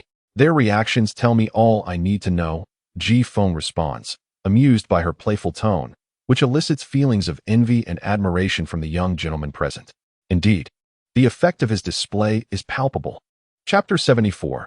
I wish to hear another melody. Mu Rong Xiao's demeanor and tone towards Ji Feng now evoke envy among the young gentlemen present. It is noteworthy that throughout their acquaintance, she has never treated them with such warmth and regard. Su Chao's expression mirrors that of someone who has just tasted bitterness. He had believed himself thoroughly prepared to seize this opportunity and outshine his peers in front of Mu Rong Xiao. However, not only did he fail to achieve the anticipated effect, but he also faced public reprimand from her, digging himself a pit of discontent among the onlookers. The pit he thought he could bury instead became a chasm into which he was pushed, and the one pushing him was none other than the suddenly appearing Ji Feng. Observing the scene unfold, Zhou Guodong felt a deep admiration for Ji Feng. His suggestion for Ji Feng to showcase his talent had initially been a jest, yet he never anticipated Ji Feng would take it seriously. Ji Feng's unexpected entrance left Zhou Guodong feeling frustrated, for it was apparent to all that the young lady from the Morong group was not easily impressed. If his words had led Ji Feng to falter in front of such a crowd, it would have weighed heavily on his conscience. Fortunately, Ji Feng surprised him by indeed showcasing his remarkable skill, leaving the other young men in a state of dismay and eliciting admiration from Mu Rong Xiao. Though Zhou Guodong was not well versed in piano music, Ji Feng's performance sent shivers down his spine, as if something profound was resonating within his soul. To possess the ability to play a piano piece with such finesse spoke volumes of Ji Feng's talent. Who is your teacher? Mu Rong Xiao inquired, filled with curiosity. Would you believe me if I said I am self-taught, relying solely on innate talent? Ji Feng replied with a smile. If I were to believe you, would it surprise you? Mu Rong Xiao gazed into Ji Feng's eyes as she spoke. Whether you believe it or not is your concern. I find nothing surprising. Ji Feng met her gaze evenly. You have a rather amusing way of speaking, Mu Rong Xiao remarked, her surprise evident as she turned her gaze away. She had hoped to glean something from Ji Feng's eyes, yet found them inscrutable, deep, and pure. All right, Xiao, it is getting late. Since the music has been played and the dance performed, let us officially commence this gathering, announced Mu Rongfu. At the same time, he resolved to keep a close watch on Ji Feng, for it was rare to find a young man capable of eliciting such an attitude and tone from his daughter. Moreover, a young man who could play the piano with such artistry was certainly not an ordinary individual. Wait a moment, Dad, Mu Rong Xiao interjected. Before we begin the gathering, I have a request that I hope Mr. Ji can fulfill. The crowd turned their attention to Ji Feng once more. Miss Mu Rong, feel free to ask. Ji Feng responded with a smile. I would like to request Mr. Ji to perform another piece. I wish to hear another melody. Can you grant me this request? Mu Rong Xiao looked at Ji Feng with anticipation. Ji Feng's piano prowess had left her in awe, and she felt incredibly fortunate to have had him accompany her during her previous dance. It was not often that one had the privilege of being accompanied by such a piano master. Ji Feng smiled and replied, if everyone does not mind, I would be delighted to oblige. I have no objections, my friend. Please play another piece. It is truly delightful. To hear such a level of piano music is a rare honor. Who could possibly object? Since Miss Mu Rong has asked, let us have another performance. One of the gentlemen chimed in. Mr. Ji, it is evident that your artistry has captivated us all, Mu Rong Xiao added. Then, Miss Mu Rong, please select a piece. Ji Feng suggested. Mu Rong Xiao's eyes sparkled with surprise and joy as she replied, I would like to hear Beethoven's Moonlight Sonata. Ji Feng chuckled softly, offering no further words as he approached the piano and seated himself gracefully. Beethoven's Moonlight Sonata, originally titled Piano Sonata No. 14 in C-sharp minor, is one of the 10 most celebrated piano compositions worldwide. This piece comprises 3 movements. The first flows with a gently melancholic melody. The second is brief, yet exquisitely beautiful. And the third expresses a fervent emotional outburst and indomitable spirit. As Ji-Feng began to play, the room fell into a hushed silence, the elegant melodies reverberating through the hall once more. No one dared to disrupt the tranquility, for each listener, whether knowledgeable or novice, was united in their desire to experience Ji-Feng's performance in its entirety. The music he played seemed to possess an enchanting power, striking at the very core of their souls and stirring profound resonance within them. Murong Xiaoxiao, who had suggested Ji-Feng play the Moonlight Sonata, was particularly enraptured. No one understood better than she the essence conveyed through this piece. Ji-Feng did not disappoint. He skillfully expressed the soul of the Moonlight Sonata through his playing. As for why she had chosen this particular piece by Beethoven, it stemmed from a beautiful tale surrounding its creation. One evening, while wandering the streets, Beethoven overheard a young woman lamenting, "I truly adore Beethoven's music. If only I could witness him perform live. Alas, the tickets are too expensive, and I am so poor." Moved by her words, Beethoven knocked on the door, and upon seeing the moonlight streaming through the window, he spontaneously composed and performed the Moonlight Sonata for her. Of course, this is merely a story, and its veracity remains uncertain, but such romance and surprise are the dreams of every young woman, and Murong Xiaoxiao is no exception. In this moment, she envisioned herself as the girl from the story, with Ji-Feng embodying her own Beethoven. If possible, she wished to hear his piano playing every day of her life. Chapter 75. She is not a simpleton. The banquet, which had little nutritional value to begin with, concluded shortly after Ji-Feng had finished showcasing his prowess. It can be said that amidst the gathering of numerous young elites from Jinhai City, the most remarkable presence was not any of the distinguished gentlemen, nor was it Murong Xiaoxiao. Instead, it was Ji-Feng, who had merely come as a friend of Zhou Guodong, intending to observe the festivities. The moment Ji-Feng took the stage to perform the Concerto of Love, all the young gentlemen present were overshadowed. Following his rendition of the Clair de Lune, although the banquet had just officially commenced, it had essentially reached its conclusion. All the attention of the evening was captured by Ji-Feng, who had monopolized the spotlight. In the car on the way back, Zhou Guodong chuckled. "You've hidden your talents quite well. This banquet was practically your personal showcase." "Brother Dong, you did ask me to show a little skill," Ji-Feng replied with a smile. "All right, but don't play coy now. Did you notice the way Murong Xiaoxiao was looking at you?" Zhou Guodong remarked. "Looking? What kind of look?" Ji-Feng inquired. "You didn't see how her gaze was fixed on you while you played the piano? She looked as if she wanted to devour you whole," Zhou Guodong said, curiosity evident in his voice. "But I find it puzzling. Your attitude towards her seems rather indifferent. At the banquet, she was quite proactive in engaging you in conversation, yet you responded with mere trifles, appearing entirely disinterested." However, the more aloof Ji-Feng acted, the more enthusiastic Murong Xiaoxiao became. Before the banquet concluded, she even extended a special invitation for Ji-Feng to attend a piano performance next week in Jinhai City, which he promptly declined. "I have no intention of developing any relationship with her. There is simply no need to be overly cordial," Ji-Feng said with a faint smile.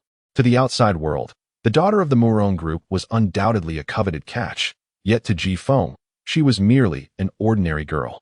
Nevertheless, Ji-Feng was acutely aware that Murong Xiaoxiao was far from the sweet and innocent girl she appeared to be.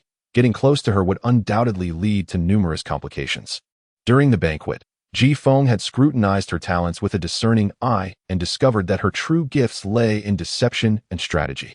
This revelation indicated that Murong Xiaoxiao was not a simpleton. She possessed a profound depth of cunning.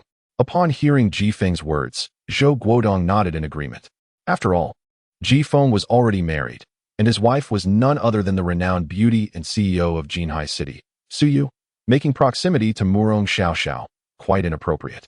Inside the Jinhai Hotel, after the banquet concluded, Murong Fu and his daughter Murong Xiaoxiao did not depart. They stood on the balcony of a presidential suite on the 3rd floor, admiring the nightscape of Jinhai City while engaging in heartfelt conversation. "Did you have any unexpected gains today?" Murong Fu inquired with a smile. "Are you referring to Ji-Feng?" Murong Xiaoxiao replied. Murong Fu nodded. "I haven't seen you speak to a boy with such demeanor and tone in a long time. He indeed surprised me. He's rather interesting. I just can't tell if he was putting on an act or if he had done his homework beforehand, Morong Xiaoxiao mused. Some things require no preparation. You certainly didn't spare Su's family any dignity, Morong Fu chuckled. He understood well what Morong Xiaoxiao meant by being prepared. The Su family, particularly Su Chao and his father, had invested heavily, even bribing a minor supervisor within the Morong group to gain advanced knowledge of Morong Xiaoxiao's return to Jinhai City. They had even conducted investigations into her preferences at her school, a fact both Morong Fu and Morong Xiaoxiao were fully aware of. The Su family? Morong Xiaoxiao scoffed. Ever since the passing of the patriarch, the Su family has been in gradual decline, relying on one elderly matriarch to last long. The only one who piques my interest is Su Yu. She is truly impressive and has recently collaborated with Zhou Guodong, investing considerable effort in finding a new spokesperson for her company. It seems she is planning something significant. I wonder what that old woman is thinking. Neglecting such a capable granddaughter and instead favoring her useless second son and grandson. If only she would assist Su Yu, her achievements would certainly surpass what they are now, Morong Fu remarked. Morong Xiaoxiao, unlike her previous sweet and charming self, seemed entirely transformed. Morong Fu smiled. Every family has its own struggles. Everyone has their own thoughts. However, Ji Feng is a stranger to me. It's rare to find a man who intrigues you. If you're willing, I see no harm in you getting to know him better. We shall see. My instincts tell me he is different from those young elites, Morong Xiaoxiao replied. Follow your heart and act according to your own plans. Today's performance was sufficient for the board members. Tomorrow, I will officially announce your appointment as the vice president of the group. Morong Fu, a self-made magnate who established the Morong group, was no ordinary figure. And his only daughter, Morong Xiaoxiao, was equally exceptional, having spent years studying abroad. The plan for her to take over the Morong group had been set in motion since she entered university, with Morong Fu investing considerable effort in her upbringing. This duality resulted in Morong Xiaoxiao presenting two different personas, a vivacious and sweet girl to outsiders, while becoming a shrewd strategist when it came to matters concerning the Morong group. After years of meticulous cultivation, Morong Xiaoxiao had developed a complex personality. However, what Morong Fu did not realize was that it was only during moments of serene piano listening or when she was entirely immersed in dance that her true self emerged. Moreover, Morong Xiaoxiao's return was not solely about officially taking over the Morong group. I will uncover the truth behind the events of the past, Morong Xiaoxiao whispered, her gaze resolutely fierce. Chapter 76. The curiosity of Su Yu upon returning to the community. It was already 11 o'clock at night. However, Su Yu had yet to arrive. Due to an incident involving the originally contracted spokesperson, the company had to find a new representative, resulting in a multitude of tasks that required reorganization. Consequently, Su Yu had been exceptionally busy during this period. Being a dedicated career woman, it was not uncommon for her to work late into the night, even spending the night at the office. Just as Ji Feng assumed he was alone in the house, the door swung open. A weary Su Yu stepped inside, her face etched with fatigue. She placed her bag on the shoe rack with a casual gesture and kicked off her high heels, slipping into a pair of comfortable slippers that adorned her delicate, nude-stockinged feet. You're back? I thought you might be sleeping at the office tonight, Ji Feng remarked, surprised. There is still a lot to do. Staying up late won't resolve everything. It's better to get a good night's sleep and tackle the tasks refreshed tomorrow. Su Yu replied, her gaze towards Ji Feng betraying a hint of complexity.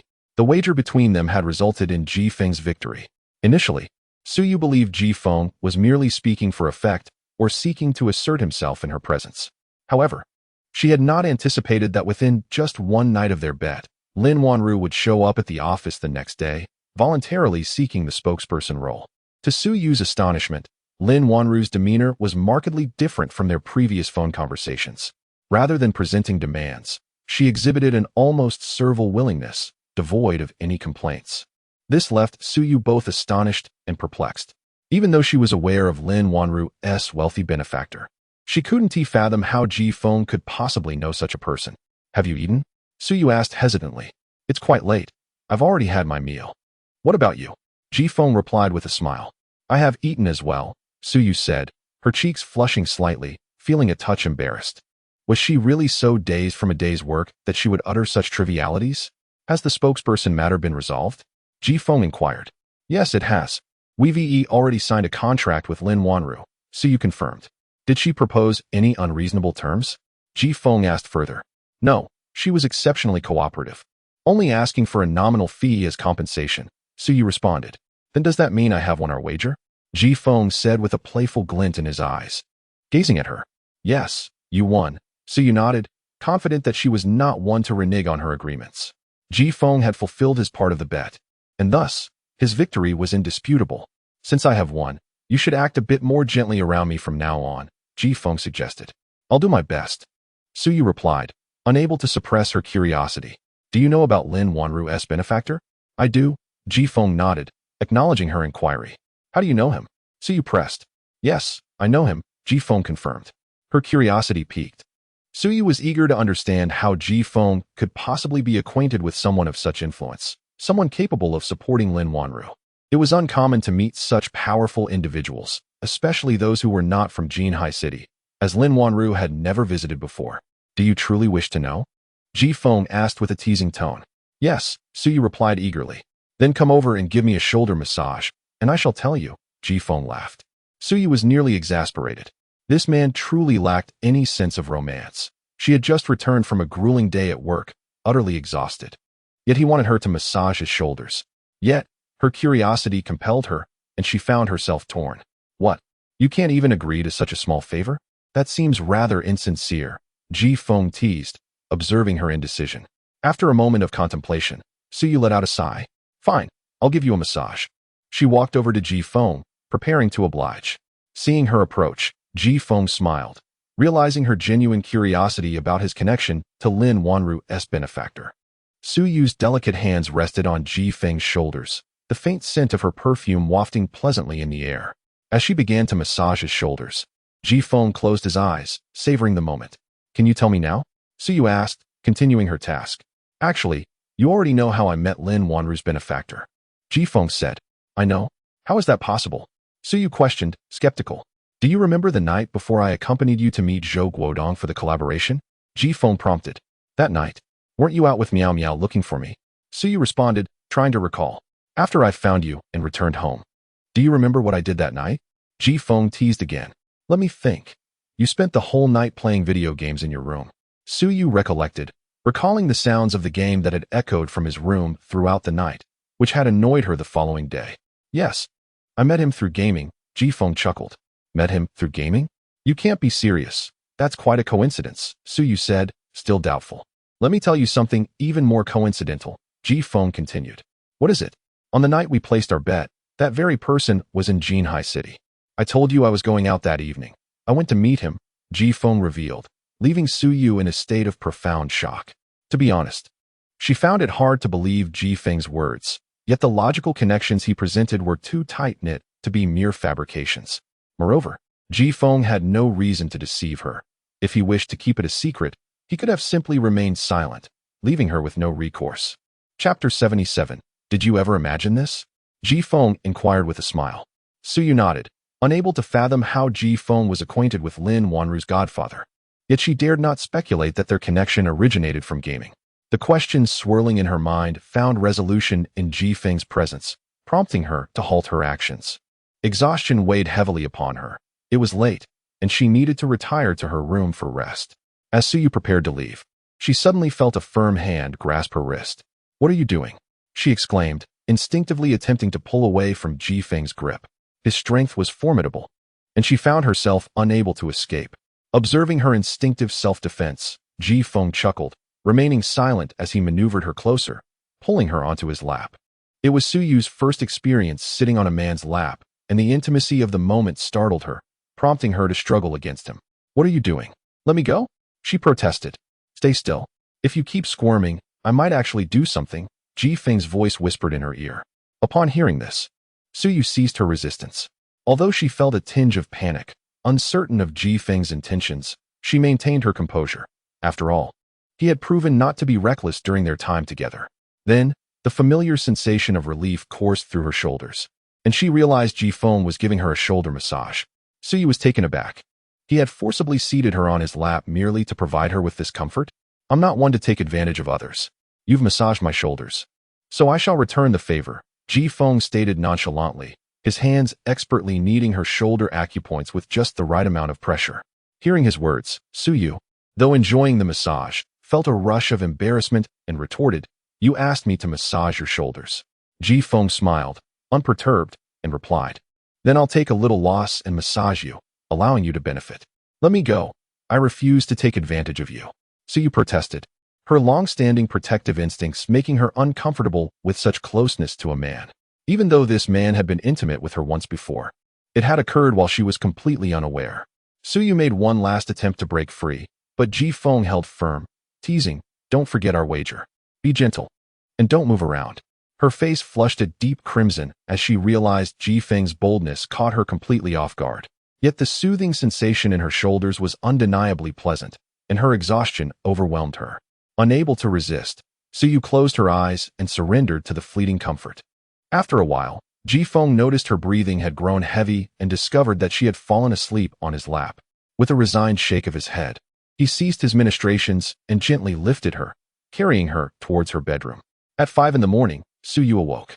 Despite having worked tirelessly the previous day, her sleep was still brief, a habit formed over the years that caused her to awaken after 5 hours.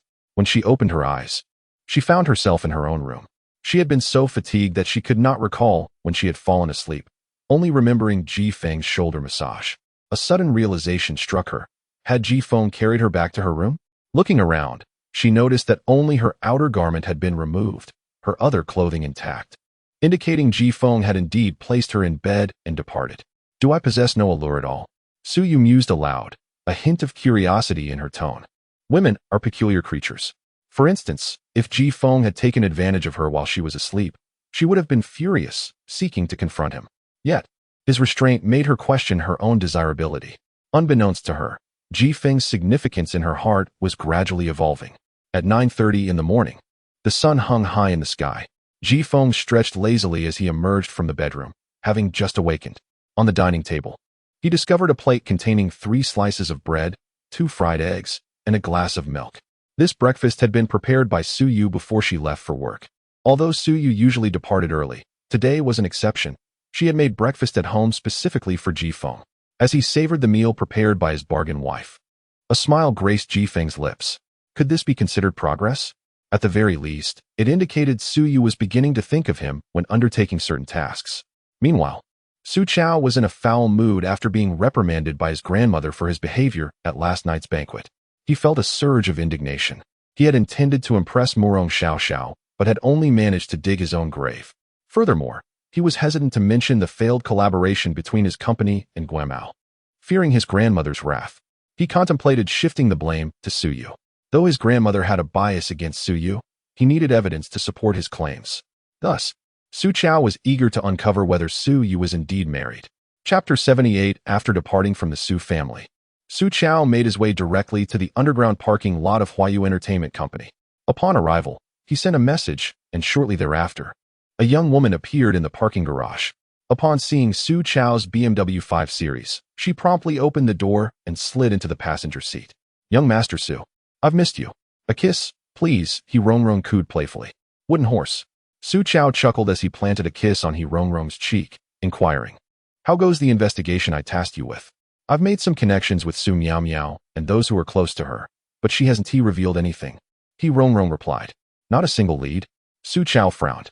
"None at all. That girl, Su Miao Miao, is quite clever. No matter how I probed, she remained tight-lipped." He Rongrong said, "Could it be that Su Miao Miao knows nothing about Suyu's situation?" Su Chao pondered. Previously, he had bribed Zhou Guodong's secretary, Wu Yu, which allowed him to keep tabs on Zhou's movements. However, after the arrangement fell apart due to unexpected circumstances, Wu Yu had mentioned that a man claimed to be Su Yu's husband, an assertion that seemed implausible for Wu Yu to fabricate. "Young Master Su, I've put in a considerable effort these past few days to assist you in your inquiries. Shouldn't you express your gratitude?" He Rongrong pouted, her demeanor teasing. Despite not uncovering the desired information, she felt that her visit should not be in vain. The allure of a playful woman was irresistible, and Su Chao felt a surge of desire.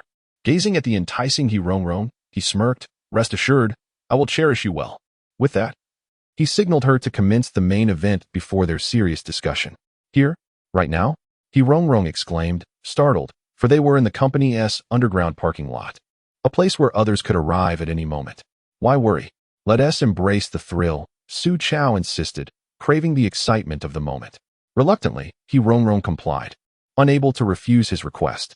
Suddenly, the car door was flung open. Su Chao had neglected to lock it, and intruders surrounded them, brandishing weapons, wooden clubs, and iron rods, radiating menace. Do you know who I am? Su Chao shouted angrily.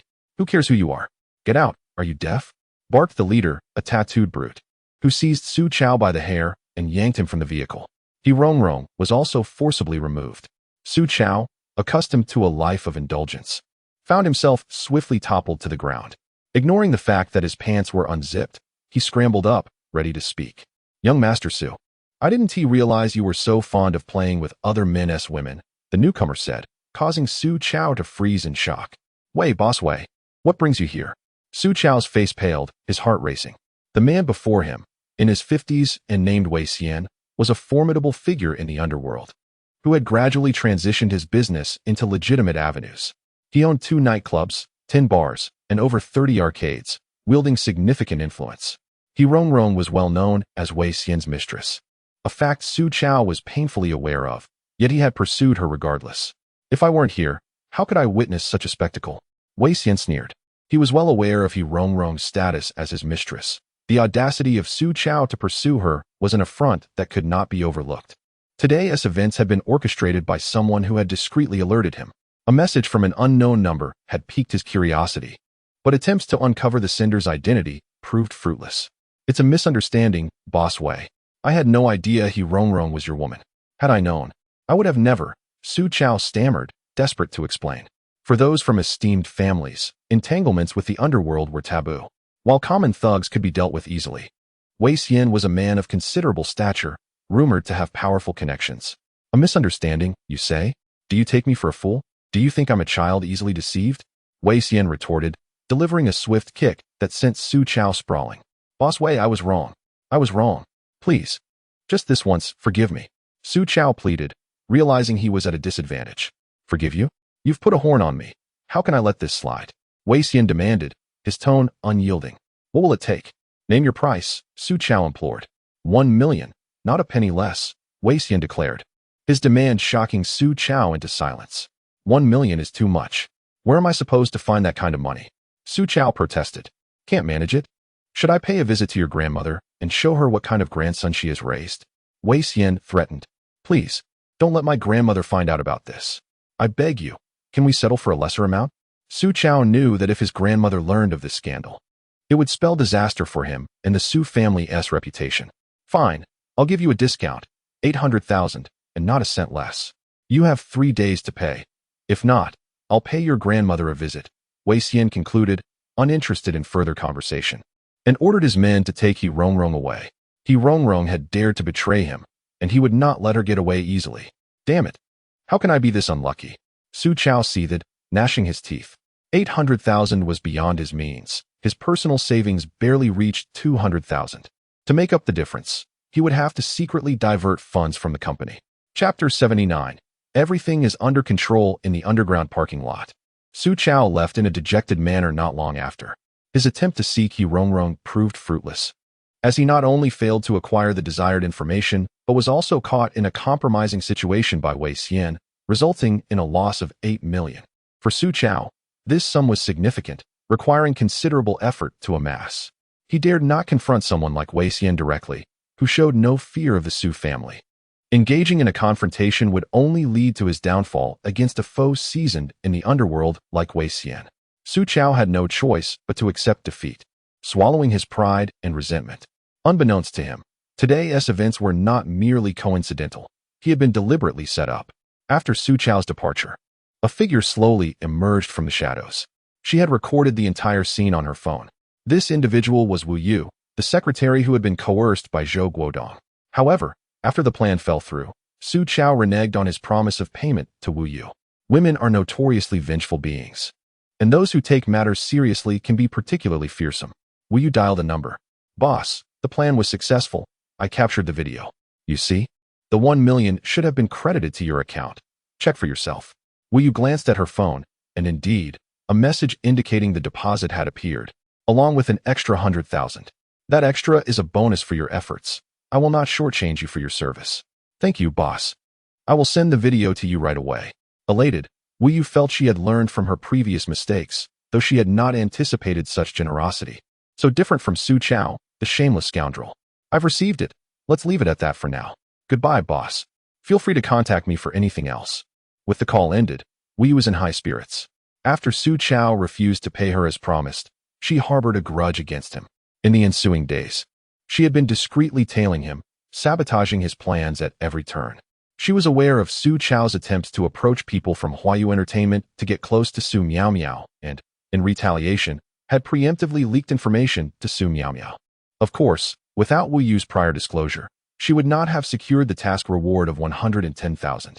Shortly after she informed Su Miao Miao, an unfamiliar caller reached out, instructing her to orchestrate today's setup.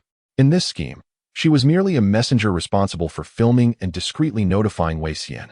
As for He Rongrong being Wei Xian's mistress, Wu Yu was completely unaware. Nonetheless, Wu Yu was unconcerned about the identity of this faceless individual who employed her. As long as they compensated her, they were her boss. At home, how intriguing. Ji Feng was currently engrossed in the video Wu Yu had sent him. The footage was crystal clear, capturing the dialogue between Wei Xian and Su Chao. Indeed, the mastermind behind employing Wu Yu for this task was none other than Ji Feng himself. It was quite a coincidence that after Wu Yu proactively divulged information to Su Miao Miao, she promptly sought Ji Feng upon learning that Su Chao intended to investigate her elder sister's husband, Ji Feng. Logically, she should have informed Su Yu first. Yet for reasons unknown, Su Miao Miao thought of Ji Feng before Su Yu.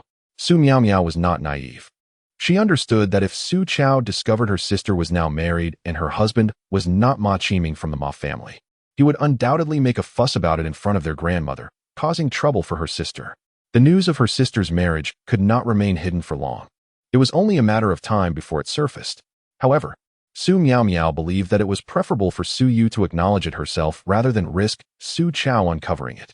If Su Chao were to investigate, it would set a precedent, leaving her sister in a more vulnerable position within the family. After all, the matriarch of the Su family had never favored the two sisters. Su Miao Miao promptly informed Ji Feng of Su Chao's actions and analyzed the implications over the phone. Upon learning the situation, Ji Feng devised a plan. Since Su Chao had taken such a keen interest in him, conducting secret investigations, he could not simply remain passive. He needed to reciprocate. After discovering that He Rongrong, whom Su Chao was pursuing, was a mistress of Wei Xian, a figure entrenched in the gray industries of Jinhai City, Ji Feng formulated his strategy. He then instructed Wu Yu to stage today's event. Now, it appeared that the performance had been executed flawlessly, yielding excellent results.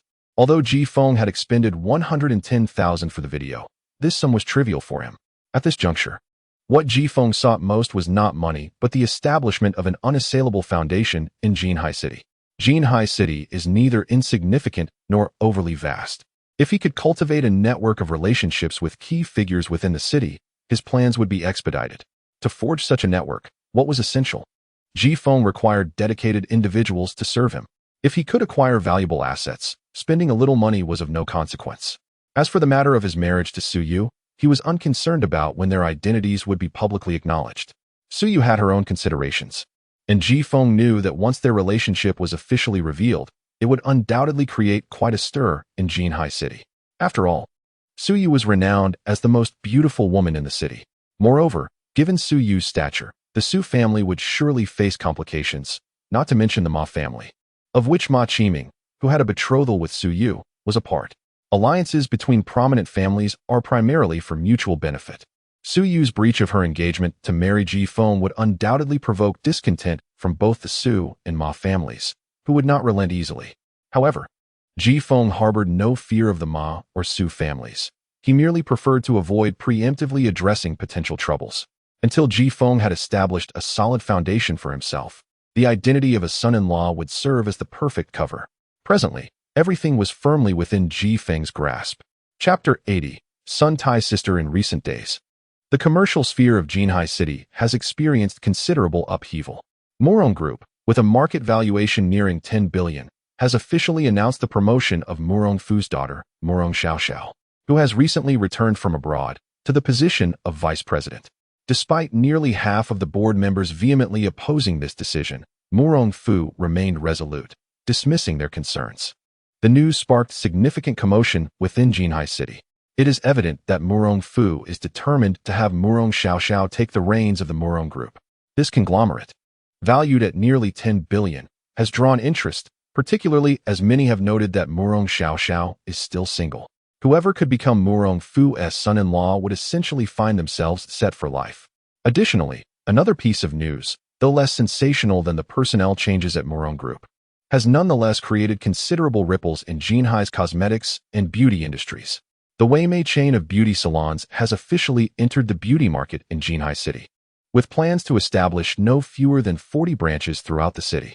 While the beauty salon industry may seem unfamiliar to most men, it is far from alien to women, especially with a brand like Weimei. Although it was founded only in recent years, its effectiveness and reputation have been commendable, and its name has already spread widely. The arrival of Weimei salons in Jinhai City is unexpected and poses a challenge to existing beauty salons, while simultaneously presenting an opportunity for the cosmetics industry. Collaborating with such a chain often leads to recommendations of partnered cosmetics to clients post-treatment. Women who frequent beauty salons typically possess significant purchasing power, and if the results are satisfactory, they will readily invest in the products. Such clients, who not only have high purchasing power but also serve as effective promoters, are precisely the demographic that cosmetics companies covet. At the Dihao Club in Jinhai City, Sun Tai, who had been engaged in underground gambling, hurried to greet his sister upon hearing of her arrival. "Hey, you've been living quite comfortably in Jinhai these past 2 years. No wonder you don't wish to return home," he remarked, taking note of her alluring figure and elegant demeanor. Sun Jie, his elder sister and the owner of the Weimei chain, exuded an air of sophistication that marked her as a goddess among women. "Did you really plan to develop in Jinhai City?" Sun Tai inquired, having been taken aback by the news he read online. He was well aware that Weimei was a venture initiated by his sister, which had flourished in the local market. However, he was surprised by her sudden decision to expand into Jinhai City, a move he had not anticipated at all. "Is there a problem? Are you worried that your sister won't thrive in Jinhai City?" Sun Jie replied coolly. "With your capabilities, how could you possibly fail?" Sun Tai smiled. "I'm just curious as to what prompted your decision to come to Jinhai. The beauty salon industry offers substantial profit margins, and while Jinhai has its share of beauty salons, it lacks a definitive advantage in terms of market lead or location. As for connections, he had managed to establish some influence during his 2 years there. It's the family pressuring me," Sun Jie revealed candidly. "They want to arrange a marriage for me, and I refused. The situation has become tense, so I decided to come to Jinhai, especially since you are here." "Seriously? Who do they want you to marry?" Sun Tai asked, his face reflecting his concern. "Song Xiaofeng," Sun Jie responded. "The eldest son of the Song family? I've heard of him. He seems rather petty, and his abilities are merely average," Sun Tai commented. "His character and capabilities are irrelevant. What matters is that I will make my own decisions," Sun Jie asserted. "You were clever to come to Jinhai 2 years ago and live independently. The family doesn't have a hold on you." "Indeed," Sun Tai replied with pride. "Stop boasting. I'm new to Jinhai and not entirely familiar with the cosmetics companies here. Since you've been around longer, do you have any recommendations?" Sun Jie inquired, hoping to collaborate with a reputable cosmetics company to facilitate Weimei's market entry. "I'm not well versed in cosmetics companies, but I can gather information on mid-sized cosmetics companies in Jinhai for you to review. You'll know better than I do," Sun Tai offered. "Excellent," Sun Jie nodded. "Arrange a place for me to stay. I'll be residing with you for the time being." "Not a problem. I'll have all the information on cosmetics companies ready for you by tonight," Sun Tai assured her. After a moment, he couldn't help but ask, "Sister, are you truly prepared to stand your ground against the family?" Sun Jie nodded with determination. "I will not yield an inch on this matter." "What if the family comes looking for you?"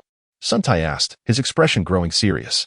He knew that with Sun Jie opening branches in Jinhai City, their family would inevitably become aware, especially since he was there as well. "You'll have to manage that yourself," Sun Jie replied nonchalantly. "Understood, sister," Sun Tai said, resolute in his support. Throughout their lives, he had always been unconditionally obedient to her decisions, and that would not change now, because she is his sister. Chapter 81. Keen senses. Sun Tai exhibited remarkable efficiency in his tasks, particularly when it came to assisting his beloved sister. He mobilized an abundance of resources in the shortest possible time. After all, It was merely a matter of investigating cosmetic companies in Jinhai City, and by the afternoon, a comprehensive dossier had been assembled. I have sent you the information. Did you receive it? Sun Tai inquired over the phone. He owned a villa in Jinhai City, where Sun Jie was now staying. I received it. Come over tonight. I have some questions for you, Sun Jie replied. Understood. He ended the call. Inside the villa, Sun Jie meticulously reviewed the materials gathered by Sun Tai. After some contemplation, she decided to limit her potential partnerships to mid-tier companies. Smaller firms would be little more than workshops with minimal returns, while larger corporations could lead to conflicts of interest that she wished to avoid. Her decision to expand into Jinhai City stemmed from familial discord, leaving her with limited time for thorough market research. Throughout the afternoon, Sun Jie diligently examined the intelligence collected by Sun Tai. Later that evening, she presented Sun Tai with a short list of 3 companies she deemed worthy after her extensive review: Guame Cosmetics Company, Limited, Liren Cosmetics Company, Limited, and Yeshu Cosmetics Company, Limited. Sun Tai quietly recited the names from the paper. Soon after, he made a decision. Guame and Yeshu are worth considering further. Please elaborate. Sun Jie requested. I found Liren to be rather conventional over the years, lacking distinctive features. Guame, however, has improved its product line significantly and recently secured a partnership with Guamao, Sun Tai explained with a smile. Yeshu seems to be the weakest among these 3. Why include it? Sun Jie pressed. Indeed, Yeshu's strength is somewhat lacking, yet it has influential backers, Sun Tai replied. Who? Sun Jie asked, intrigued. The chairwoman of Yeshu, Zhao Yeshu, is the wife of Lu Guangjuan, one of the 10 wealthiest individuals in Jinhai City. He owns the city's largest real estate conglomerate and is a representative of the People's Congress. His influence is substantial, and he is famously devoted to his wife. Sun Tai elaborated. Upon hearing this, Sun Jie quickly grasped the implications. Among the 3 companies she was considering, Liren's mediocre standing led to its immediate dismissal. Guame emerged as the strongest contender, bolstered by its recent collaboration with a major corporation. Although Yeshu was the weakest, the connection to Lu Guangjuan, known for his affection towards his wife, suggested potential advantages should they pursue a partnership. Which of these 2 do you intend to choose? Sun Tai inquired with a smile. Let me first meet with the executives of both companies before making a decision, Sun Jie replied. For now, her judgments were based solely on textual information and personal impressions. You're back? Yes.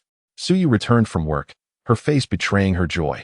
Unbeknownst to her, she had developed a new habit of returning home instead of spending the night at the office, regardless of the hour. Did you not go out today?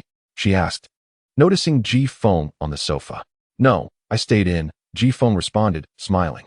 Today, he had indeed remained home, but it was a productive day nonetheless.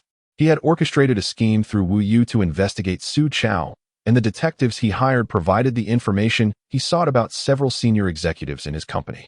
Oh, Suyu replied, not probing further. You seem in high spirits. Is there good news? Ji Feng observed her cheerful demeanor and asked, is something good happening? It's all right, Suyu said as she changed her shoes.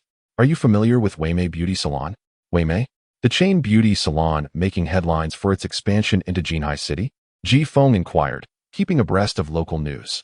Yes, that's the one. Weimei's entry into the Jinhai market could present an opportunity for me, Suyu stated. Oh, how so? Ji Feng asked with intrigue. As an external beauty company making such a significant move, they'll likely seek partnerships with local cosmetic firms. If my assumptions are correct, Weimei's initial approach will be to collaborate with local companies. Suyu shared her thoughts candidly. Are you so certain? Ji Feng feigned skepticism, though he harbored the same notion, knowing that a keen business acumen was essential in their field. Absolutely, Suyu affirmed. While there are other salons in Jinhai, Weimei, despite its good reputation, will need to partner with companies like ours to swiftly capture market share. Our clientele could very well become their initial customer base. Given your insights, do you have a plan? Ji Feng probed further.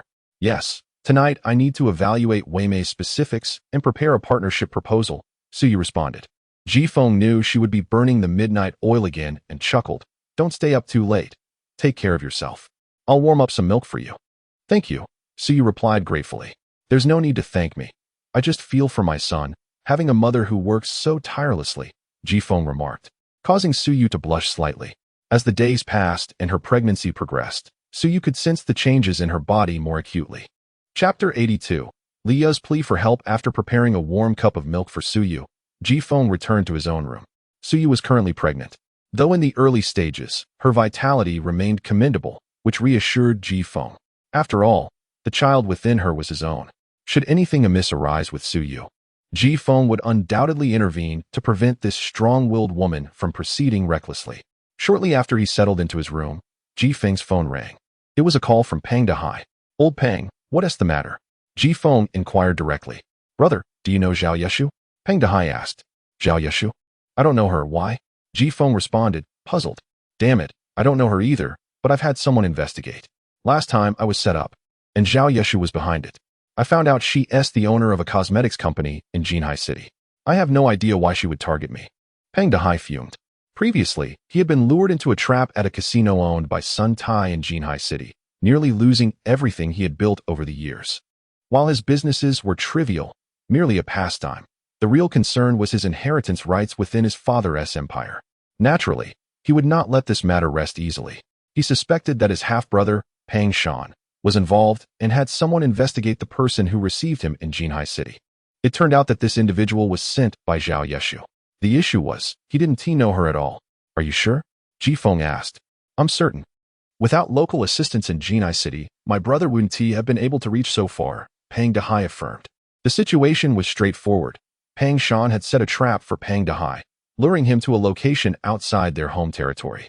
In Guizhou City, Pang Dahai was a well-known figure, making it difficult for anyone to act against him. Choosing Jinhai City indicated that there were connections to Pang Shan there, likely of considerable significance. "If you truly wish to uncover Zhao Yeshu's background, I can have someone assist you," Ji-Feng offered. "Thank you, brother. You must help me with this. I cannot let this injustice go unpunished," Pang Dahai insisted. Ji-Feng, being familiar with the people of Jinhai City, would find it quite convenient to investigate. "Understood. I will inform you once I have information." After hanging up, Ji-Feng pondered Zhao Yeshu, a cosmetics company. Intrigued, he conducted a brief online search, knowing company information is typically registered with the local business bureau. In no time, he unearthed the basic details. Yeshu Cosmetics Company, Limited. Indeed, there exists a cosmetics company in Jinhai City owned by someone named Zhao Yeshu. Its scale is somewhat less than Suyu's, but not by much. Suddenly, Ji-Feng recalled that Suyu specialized in cosmetics. Perhaps she possessed some insights regarding Zhao Yeshu. He opened the bedroom door to find Suyu engrossed in drafting a proposal on the sofa. With a smile, he asked, "Do you have a moment? I need to ask you something." "Go ahead," Suyu replied, her fingers deftly tapping the keyboard. "Do you know Zhao Yeshu, the owner of Yeshu Cosmetics Company, Limited?" Ji-Feng inquired.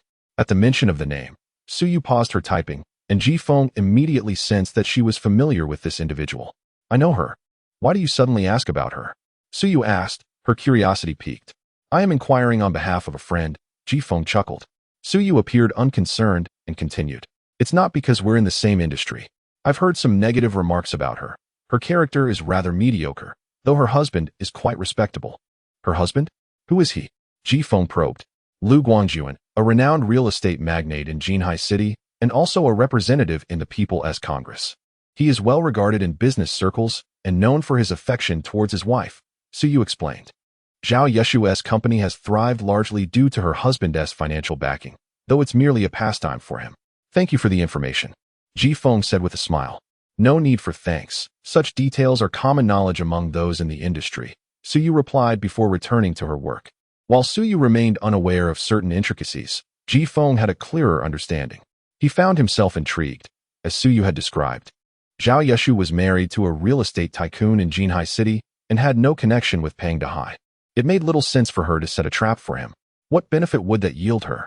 No one wishes to create an enemy without cause. With these thoughts swirling in his mind, Ji-Feng sent a message to Wu Yu, requesting her assistance in gathering more information. This matter was undoubtedly more complex than it appeared.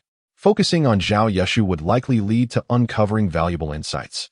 The next day, Leah unexpectedly called Ji-Feng, seeking assistance. Leah, having secured a position at the company she previously interviewed with, had impressed her superiors with her skills, earning her a frontline role. Occasionally, she shared updates on her work, often late into the night, displaying a commendable level of enthusiasm. As soon as the call connected, Ji-Feng greeted her. "What a pleasant surprise to hear from you, Leah. It's been a while since we last spoke. Have you forgotten about me?" "My apologies, Ji-Feng. I've been incredibly busy," Leah replied, sounding remorseful. Huh, I was just teasing you. What is on your mind? Ji Feng chuckled. Could you do me a favor? Ji Feng, Leah asked earnestly. What is it? Ji Feng inquired. I'm wondering if you have any lawyer friends? She continued. A lawyer? What is the situation? Have you found yourself in legal trouble? Ji Feng asked. Not exactly. It's actually about a senior colleague of mine. To be precise, her brother has gotten into trouble online, defrauding a lending platform out of over $2 million.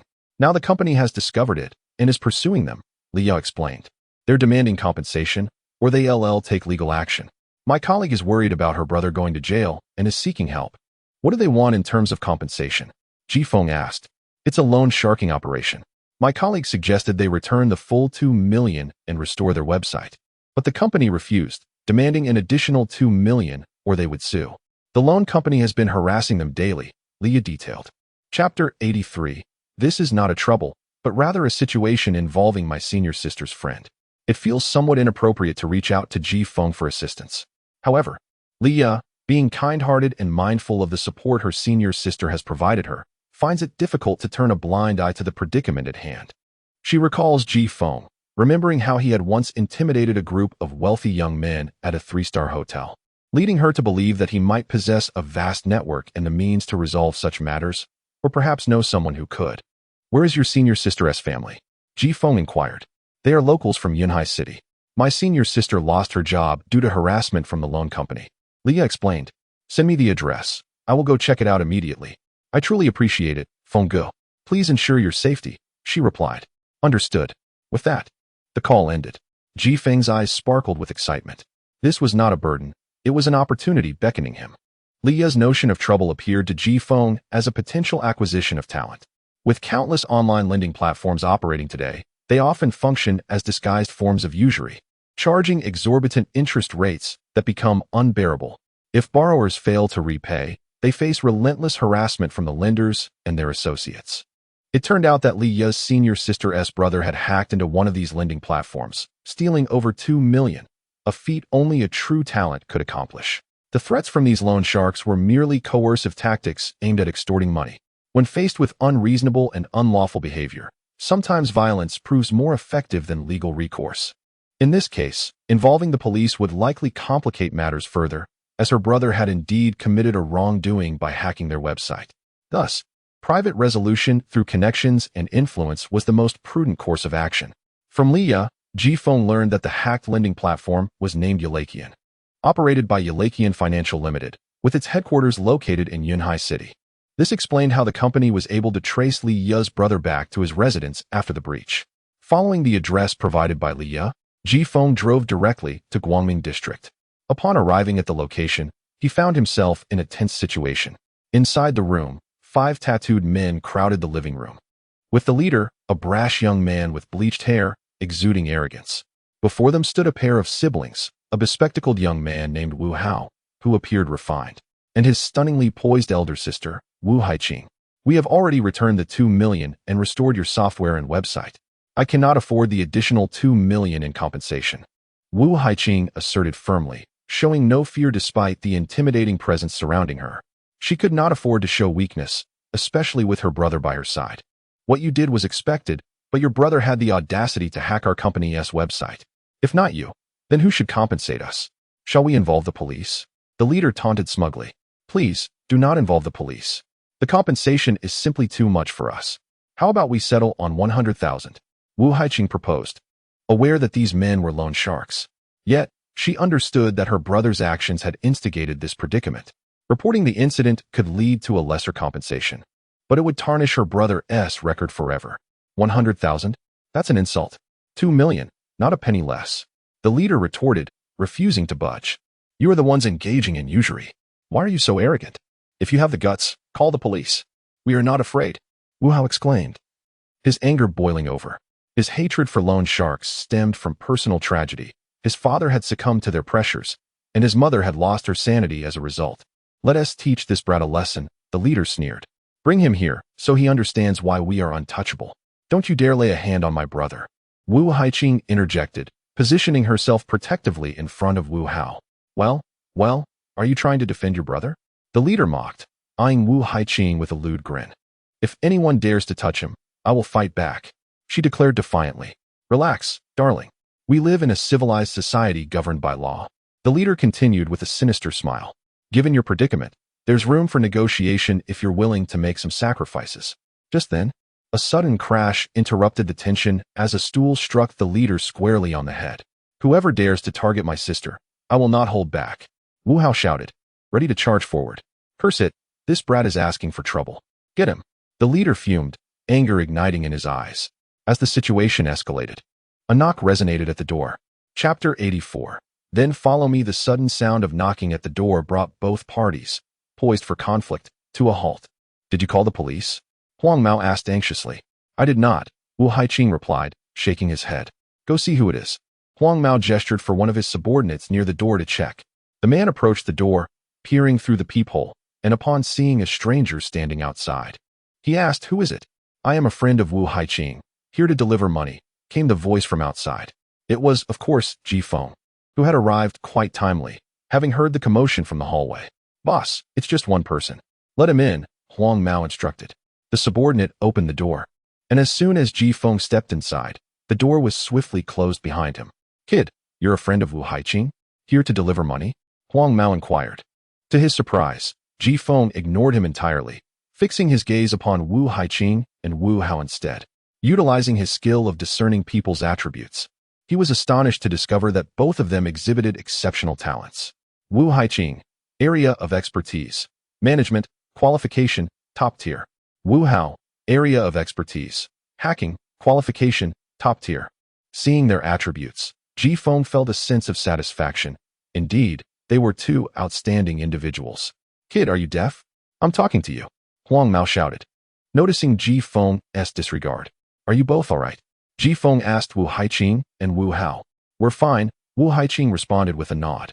That's good. Ji Feng smiled, then turned his attention to Huang Mao. So you're here to collect debts, aren't you? And if we are? Huang Mao retorted arrogantly. If you're here to deliver money, where is it? There's no money, but if you leave now, you might still have a chance, Ji Feng replied nonchalantly. Upon hearing this, Huang Mao sneered. Do you think I'm easily intimidated? Suddenly, without warning, Ji Feng struck Huang Mao with a swift slap, sending him crashing to the ground and knocking out a tooth. Filthy mouth, Ji Feng remarked. Huang Mao, taken aback by Ji Feng's sudden aggression, shouted to his companions. What are you staring at? Get him. Though they outnumbered Ji Feng, their strength was utterly insufficient, and they were easily dispatched. Wu Haiqing and Wu Hao stood dumbfounded. Witnessing an extraordinary display of strength, it was as if they were watching a scene from a movie. You're finished. We're from Big Brother Wei's gang. And this isn't over. Huang Mao, now frightened, attempted to invoke his boss's name to intimidate Ji Feng. Big Brother Wei? Which Wei? Ji Feng raised an eyebrow. Wei Xian? You don't even know Big Brother Wei? Huang Mao continued. Ah, so you're one of his subordinates. Let me ask you, is this how he educates his men? Ji Feng found the situation amusing, realizing this group was associated with Wei Xian. With that, he took out his phone and sent a brief message to Wei Xian, informing him of the incident, which was orchestrated to frame Su Chao. Regardless of Wei Xian's feelings about the favor owed to Ji Feng, this matter could be settled. Trying to scare me? Just now you claimed not to know him. Now you do? Huang Mao chuckled coldly, believing Ji Feng was bluffing. Ji Feng, uninterested in conversing with such a lowly thug, sent a message directly to Wei Xian's phone. Moments later, Huang Mao's phone rang. Hello? Boss, yes, I understand. I'll head back right away. After hanging up, Huang Mao wore an expression of disbelief. Wei Xian had indeed called, instructing him to let this incident go and return immediately. Do you believe it now? Ji Feng inquired with a smirk. All right, we're leaving, Huang Mao conceded, realizing that even with their numbers, they were no match for Ji Feng. He led his crew away, tails between their legs. Once Huang Mao and his group departed, Ji Feng smiled. I'm Ji Feng, a friend of Leah. She entrusted me to resolve this matter. You're a friend of my sister? Hello, I'm Wu Haiqing, and this is my brother Wu Hao.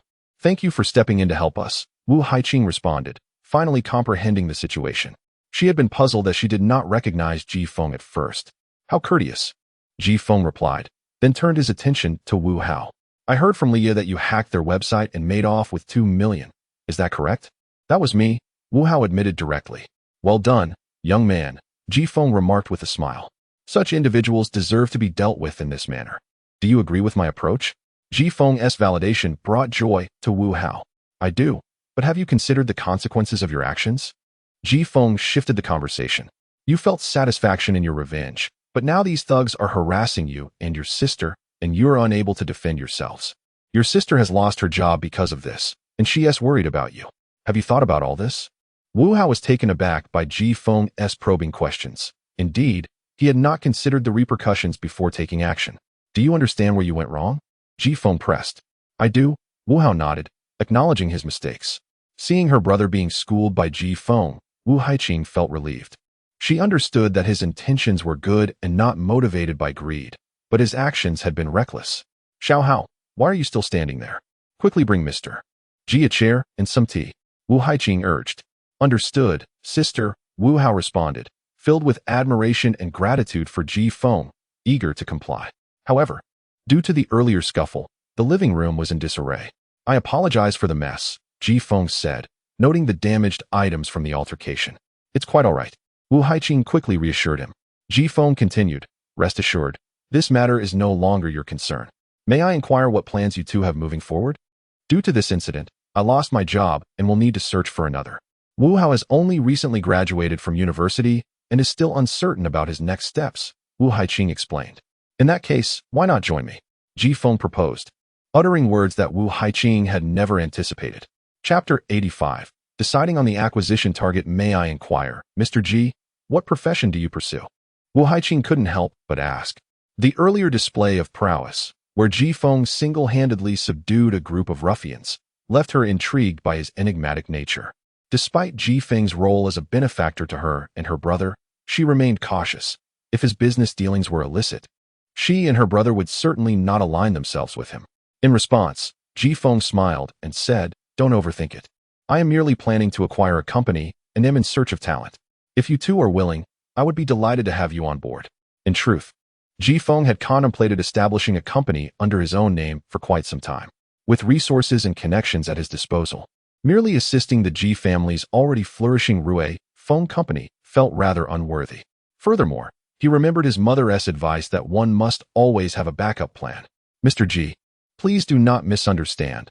I harbor no doubts about you, Wu Haiqing hurriedly clarified.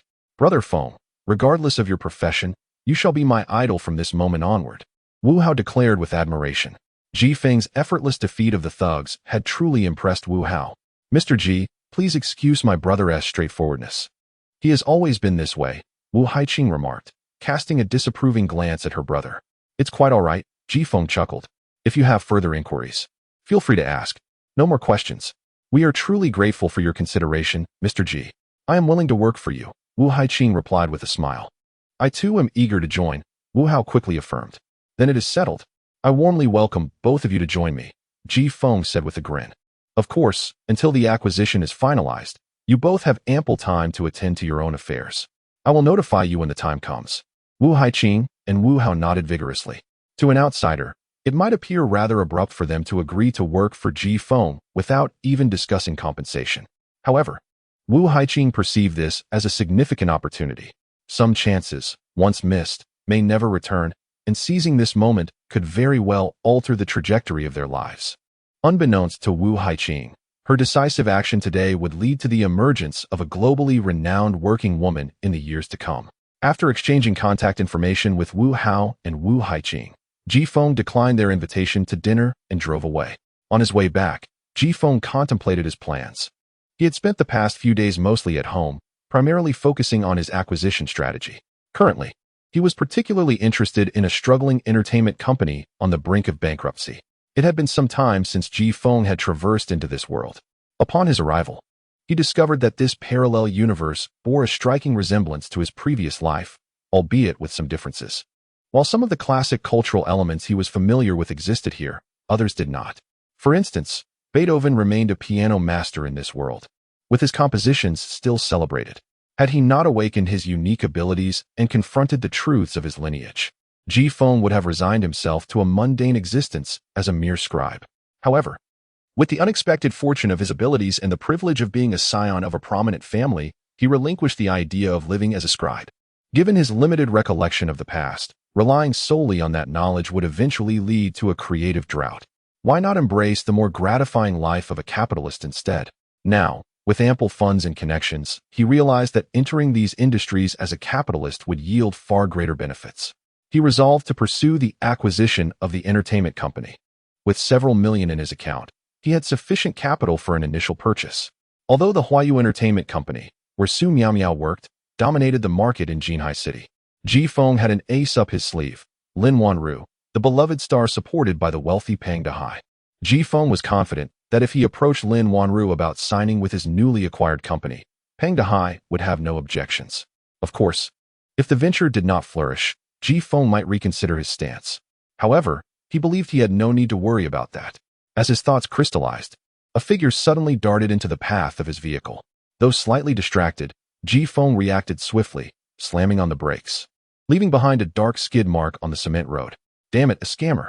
Ji Feng cursed under his breath as he exited the car. Thankfully, his timely braking ensured he did not collide with the individual.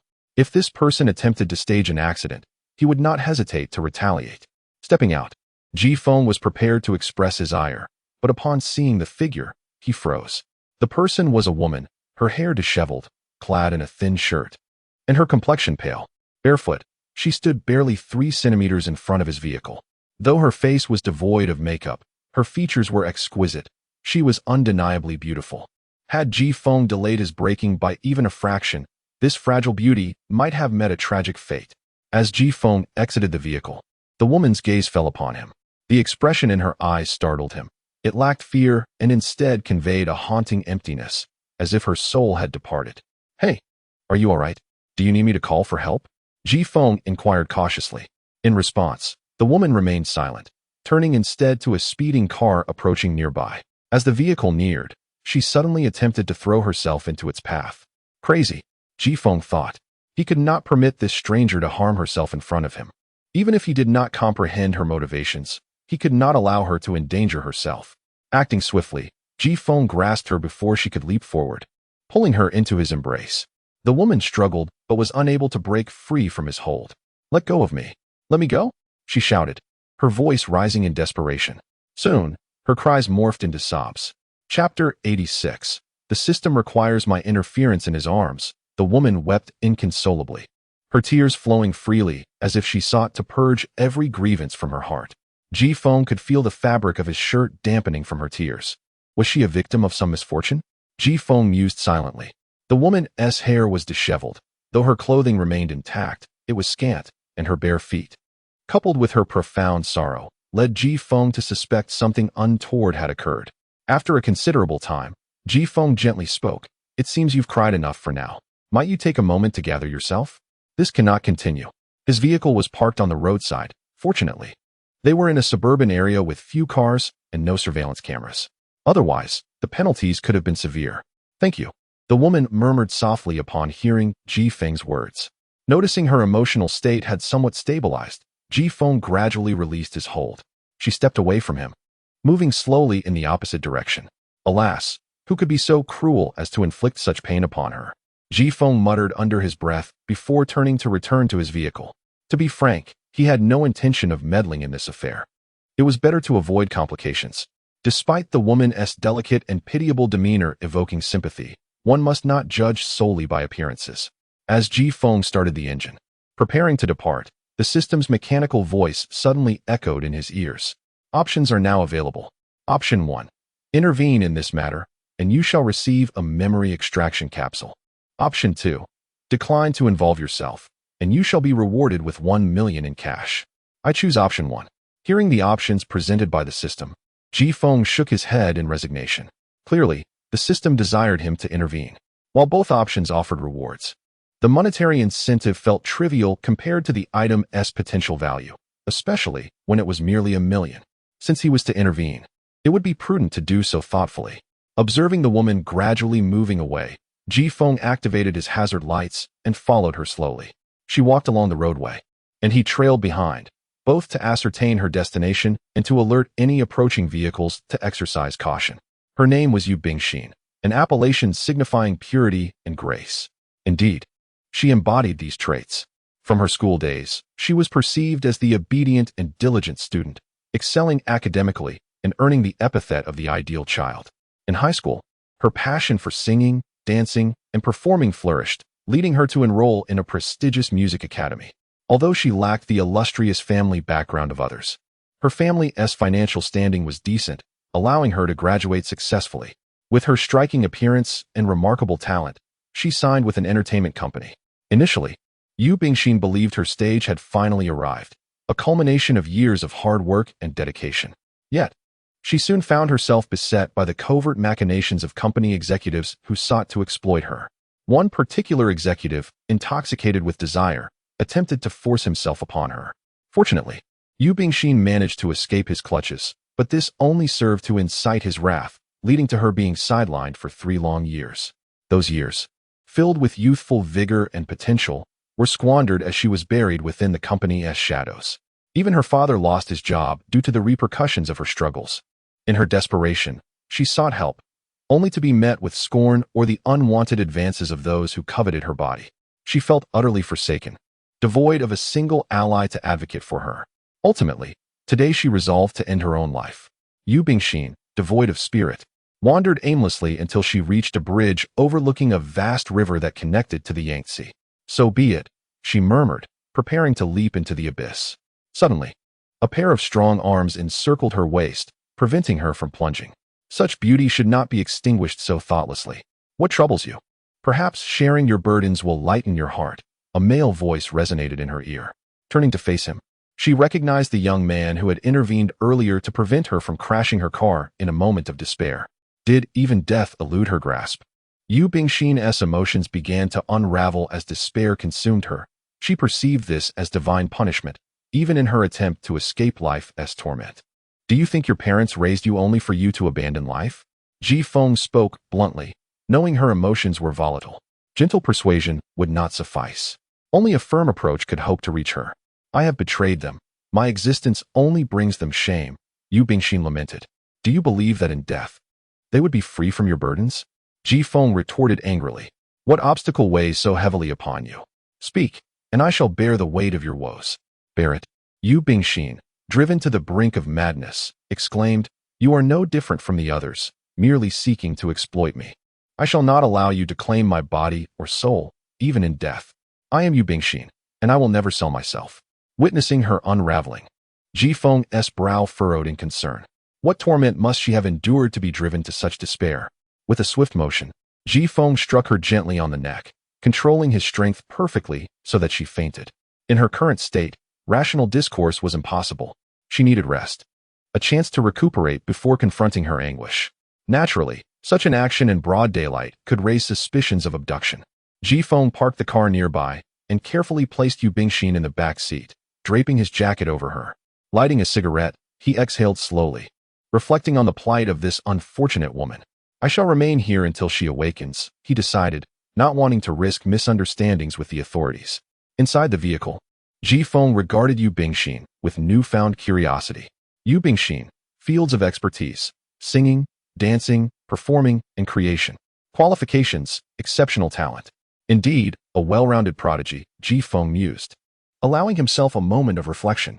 Chapter 87, the place where you can sing. Ji Feng realized that he had truly stumbled upon a treasure. No wonder the system had insisted he involve himself in trivial matters. It seemed that beyond rewards, there were indeed benefits to be gained. With the discerning eye of a connoisseur, Ji Feng identified Yu Bingxin's areas of expertise: singing, dancing, performing, and composing. These talents are quintessential for contemporary stars and artists. Possessing proficiency in even one of these skills can lead to significant achievements in the industry, yet Yu Bingxin excelled in all of them, her gifts being of the highest caliber. In terms of appearance, physique, and charisma, she embodied all the traits that modern celebrities should possess, requiring no enhancements whatsoever. Her talents were equally exceptional. With a modicum of nurturing, she could undoubtedly achieve remarkable success. It was as if the system had delivered a pillow to him just as he was feeling drowsy. Ji Feng had been contemplating investing in an entertainment company, seeking a candidate worthy of the title of the company's leading lady. Now, she had appeared. Ji Feng was confident that with even a slight investment of resources, granting Yu Bingxin an opportunity, she would undoubtedly rise to fame. As time passed, Ji Feng remained unhurried, patiently awaiting Yu Bingxin's awakening in the car. The sky gradually darkened. In the suburbs, although streetlights illuminated the roads, there were few vehicles or pedestrians after nightfall. "If you're awake, stop pretending to sleep," Ji-Feng remarked. Reclining in his seat with his eyes closed, yet he remained aware of the movements from the back seat. The rhythm of Yu Bingxin's breathing had shifted, indicating that she was indeed awake. "Who are you?" she asked, sitting up in the back seat, hands clutching her clothing to shield herself while checking her attire for any damage. "Now you're frightened? If I hadn't intervened earlier, your parents would be mourning over your lifeless body right now," Ji-Feng replied coolly. Upon hearing this, Yu Bingxin fell silent. She remembered the events leading up to her unconsciousness. She had not lost her memory. "Thank you for saving me. But why didn't you take me to the police station? What are your intentions in keeping me here?" she inquired, her wariness still evident. "I have no ulterior motives. I merely wanted to hear your story after witnessing your tears and cries about never selling your soul or body," Ji-Feng explained. Yu Bingxin fell into silence once more. "I am an excellent listener. If you share your thoughts with me, perhaps I can assist you," Ji-Feng smiled. Noticing her hesitation, he added, "Rest assured, I won't ask for anything in return. I am a married man." This statement finally eased Yu Bingxin's apprehensions, allowing her to gradually recount her experiences over the past 3 years in the industry. After listening, Ji-Feng remarked, "You were shelved for 3 years, and your father lost his job, so you felt hopeless? How foolish. I initially thought you had been violated." Ji-Feng had genuinely believed that Yu Bingxin had suffered some form of assault. Now, it appeared he had overestimated the situation. She simply found herself increasingly unable to bear the pressure and torment, engulfed in darkness with no glimmer of hope, feeling utterly despondent. "I just want to sing and write songs. Why is this so difficult for me?" Yu Bingxin lamented, her face etched with despair. "Do you truly wish to sing?" Ji-Feng asked. "Yes," she answered resolutely. "Very well, I shall take you there," Ji-Feng declared as he started the car. "Where are you taking me?" Yu Bingxin asked, her confusion palpable. "To a place where you can sing and release your emotions," Ji-Feng replied with a smile. Driving with the bewildered Yu Bingxin, they arrived at a quaint bar 3 kilometers away. Unlike a typical bar, this establishment was distinct in its design, music, and service. It was the only nearby venue of its kind. "Is this the place you meant where I can sing?" Yu Bingxin observed, realizing it was a quiet bar. "Does singing require a specific venue?" Ji-Feng countered. "No," she shook her head. "It's just my current state." At that moment, Yu Bingxin's appearance could only be described as that of someone who had just risen from slumber, notably without even wearing shoes. "Wait here," Ji-Feng said, retrieving a pair of slippers from the trunk, his own, kept there just in case. "Put these on. They might be a bit large, but they're better than being barefoot." "Thank you," Yu Bingxin replied, accepting them without hesitation. Ji-Feng then led her into the bar. Upon entering, they found the venue sparsely populated, with several empty tables. A young singer was performing a slow-paced piece on stage. The ambience of the bar exuded tranquility and comfort. Due to Yu Bingxin's casual attire, she drew some attention upon entering, but the patrons assumed the two were in a romantic relationship upon seeing Ji-Feng, and thus did not react excessively. Ji-Feng approached the performing artist and exchanged a few words. The singer smiled and nodded, handing the microphone to Ji-Feng. "Next, we have Miss Yu Bingxin, who will grace us with her song. I hope you will all show your support. Moreover, to express my gratitude, I will cover the bill for the evening," Ji-Feng announced, eliciting cheers from the audience. The prospect of someone covering the bill while enjoying a performance by a beautiful woman was a delightful treat for everyone present. Yu Bingxin was momentarily taken aback, not expecting such words from Ji-Feng. "Let us give her a round of applause, shall we?" Ji-Feng encouraged. Noticing Yu Bingxin's stunned expression, a wave of enthusiastic applause erupted in the bar. Although Ji-Feng and Yu Bingxin's arrival temporarily disrupted the bar's tranquility, such occurrences were not uncommon in such venues. While quietude was essential, occasional surprises and romance only added to the charm.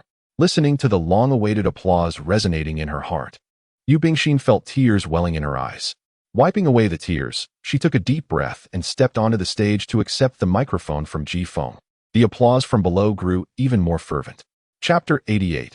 The return of Yu Bingxin. Yu Bingxin's voice was soft and ethereal. She sang all the popular songs of the moment, and her rendition was undeniably captivating. Most importantly, her singing was not mere imitation. It was a genuine expression of her unique style. The audience was entranced, lost in the beauty of her performance. Ji-Feng nodded in quiet approval, recognizing her remarkable talent at such a young age. It seemed as though it had been ages since she last sang before an audience, and she was wholly absorbed in the moment. To her, the gathering of dozens felt like thousands. Yu Bingxin relished every second on stage, having performed 3 well-known songs, each imbued with her personal flair. The audience erupted in applause, praising her enchanting voice. The owner of the bar was drawn to the stage, joining in as an enthusiastic listener. "I would like to sing one last song, an original piece titled Dawn. It is my first time performing it today, and I hope you all enjoy it." Yu Bingxin smiled at the audience. The spotlight illuminated her exquisite features, unblemished even without makeup, as if crafted by divine hands. Despite having cried earlier, leaving traces of tears on her face, her beauty remained untouched. With no accompaniment, she began to sing her original song. "You are the brightest light in the darkness." The song, infused with her emotions, spoke of the struggle to find light amidst shadows. The journey was fraught with challenges, leaving one uncertain of perseverance. Yet, it radiated hope and a sense of longing. As she sang, it felt as if she embodied a weary traveler in a desert seeking water, or a soul lost in darkness yearning for a glimmer of light. Her voice resonated with profound emotion. The audience was wholly captivated, some moved to tears by her heartfelt performance. As the final notes faded, tears glistened in Yu Bingxin's eyes. The applause that followed was thunderous, a heartfelt tribute to her talent and the story woven into her song. Ji Feng watched her with pride, recognizing that singing was indeed the balm for her wounds. Yu Bingxin felt immense gratitude towards Ji Feng. Her voice had enchanted everyone, and some even approached her for a photo. Given Ji Feng's presence, many assumed he was her boyfriend and wondered if he would mind. However, he simply shrugged, indicating it was of no concern. "I just want to sing and write songs. I want to engage in anything else," she expressed. Ji Feng chuckled. "I've mentioned before, I am married. What do you think?" Yu Bingxin nodded, feeling a unique connection with him. As it grew late, Ji Feng decided to take her home, fulfilling his promise to cover the bill for the evening. When presented with the total, he was surprised. "Less than 2,000? Really?" The bar owner, a middle-aged man, sheepishly explained, "This area has never attracted many patrons, and my bar lacks any distinctive features. I've been wanting to sell it for quite some time." Ji Feng's eyes lit up. "Are you looking to sell? How much?" Without hesitation, the owner replied, "I spent over $1 million on renovations, and I've been operating at a loss. If you're interested, I'll let it go for 300,000, including the property and the business." "How about 280,000? Ji Feng countered. "Deal," the owner agreed, eager to be free of the burden. The location, being somewhat remote, had always struggled with business, and the owner had long wished to sell, but found no takers. It was a prime spot, but its value was diminished due to its surroundings. Soon enough, they signed the contract, and Ji Feng became the new owner of the bar. "Why did you decide to buy it?" Yu Bingxin was taken aback, unable to comprehend his sudden action. "In time, I'll find someone to renovate and expand it, and I'll rename it Bingxin Garden." Ji Feng smiled. "Bingxin Garden?" she repeated, realizing he had named it after her. "Don't flatter yourself. Soon enough, you'll understand why I made this purchase," he reassured her. Ji Feng believed that the previous entertainment company had squandered her talent. He was determined to nurture her potential, confident that once she gained fame, this bar would flourish. This was the very venue where she had performed prior to her rise to stardom, and having her sing there again would undoubtedly elevate its significance. Ji Feng possessed an innate acumen for business and foresight. Chapter 89. Acquiring Tianfang Entertainment after returning Yu Bingxin. It was not too late. Ji Feng was surprised that Yu Bingxin had gone to such a remote suburb, seeking to end her life. Fortunately, tragedy did not ensue. Having decided to acquire the struggling entertainment company, he promptly contacted the current owner. This company, known as Tianfang Entertainment Company, Limited, boasted no first-tier artists and only one second-tier artist, who was already past their prime. There were also 7 or 8 lesser-known stars with no significant following. With the market currently in a downturn and the presence of a large entertainment company, Huayu Entertainment, in Jinhai City, small firms like Tianfang found it exceedingly difficult to survive. Upon hearing that someone was interested in taking over, Dong Yunhai, the owner of Tianfang, was elated. His company had been operating at a loss. He had initially invested 30 million and borrowed considerably. Although the company was not large, the artists he signed had failed to gain traction, resulting in limited profitability.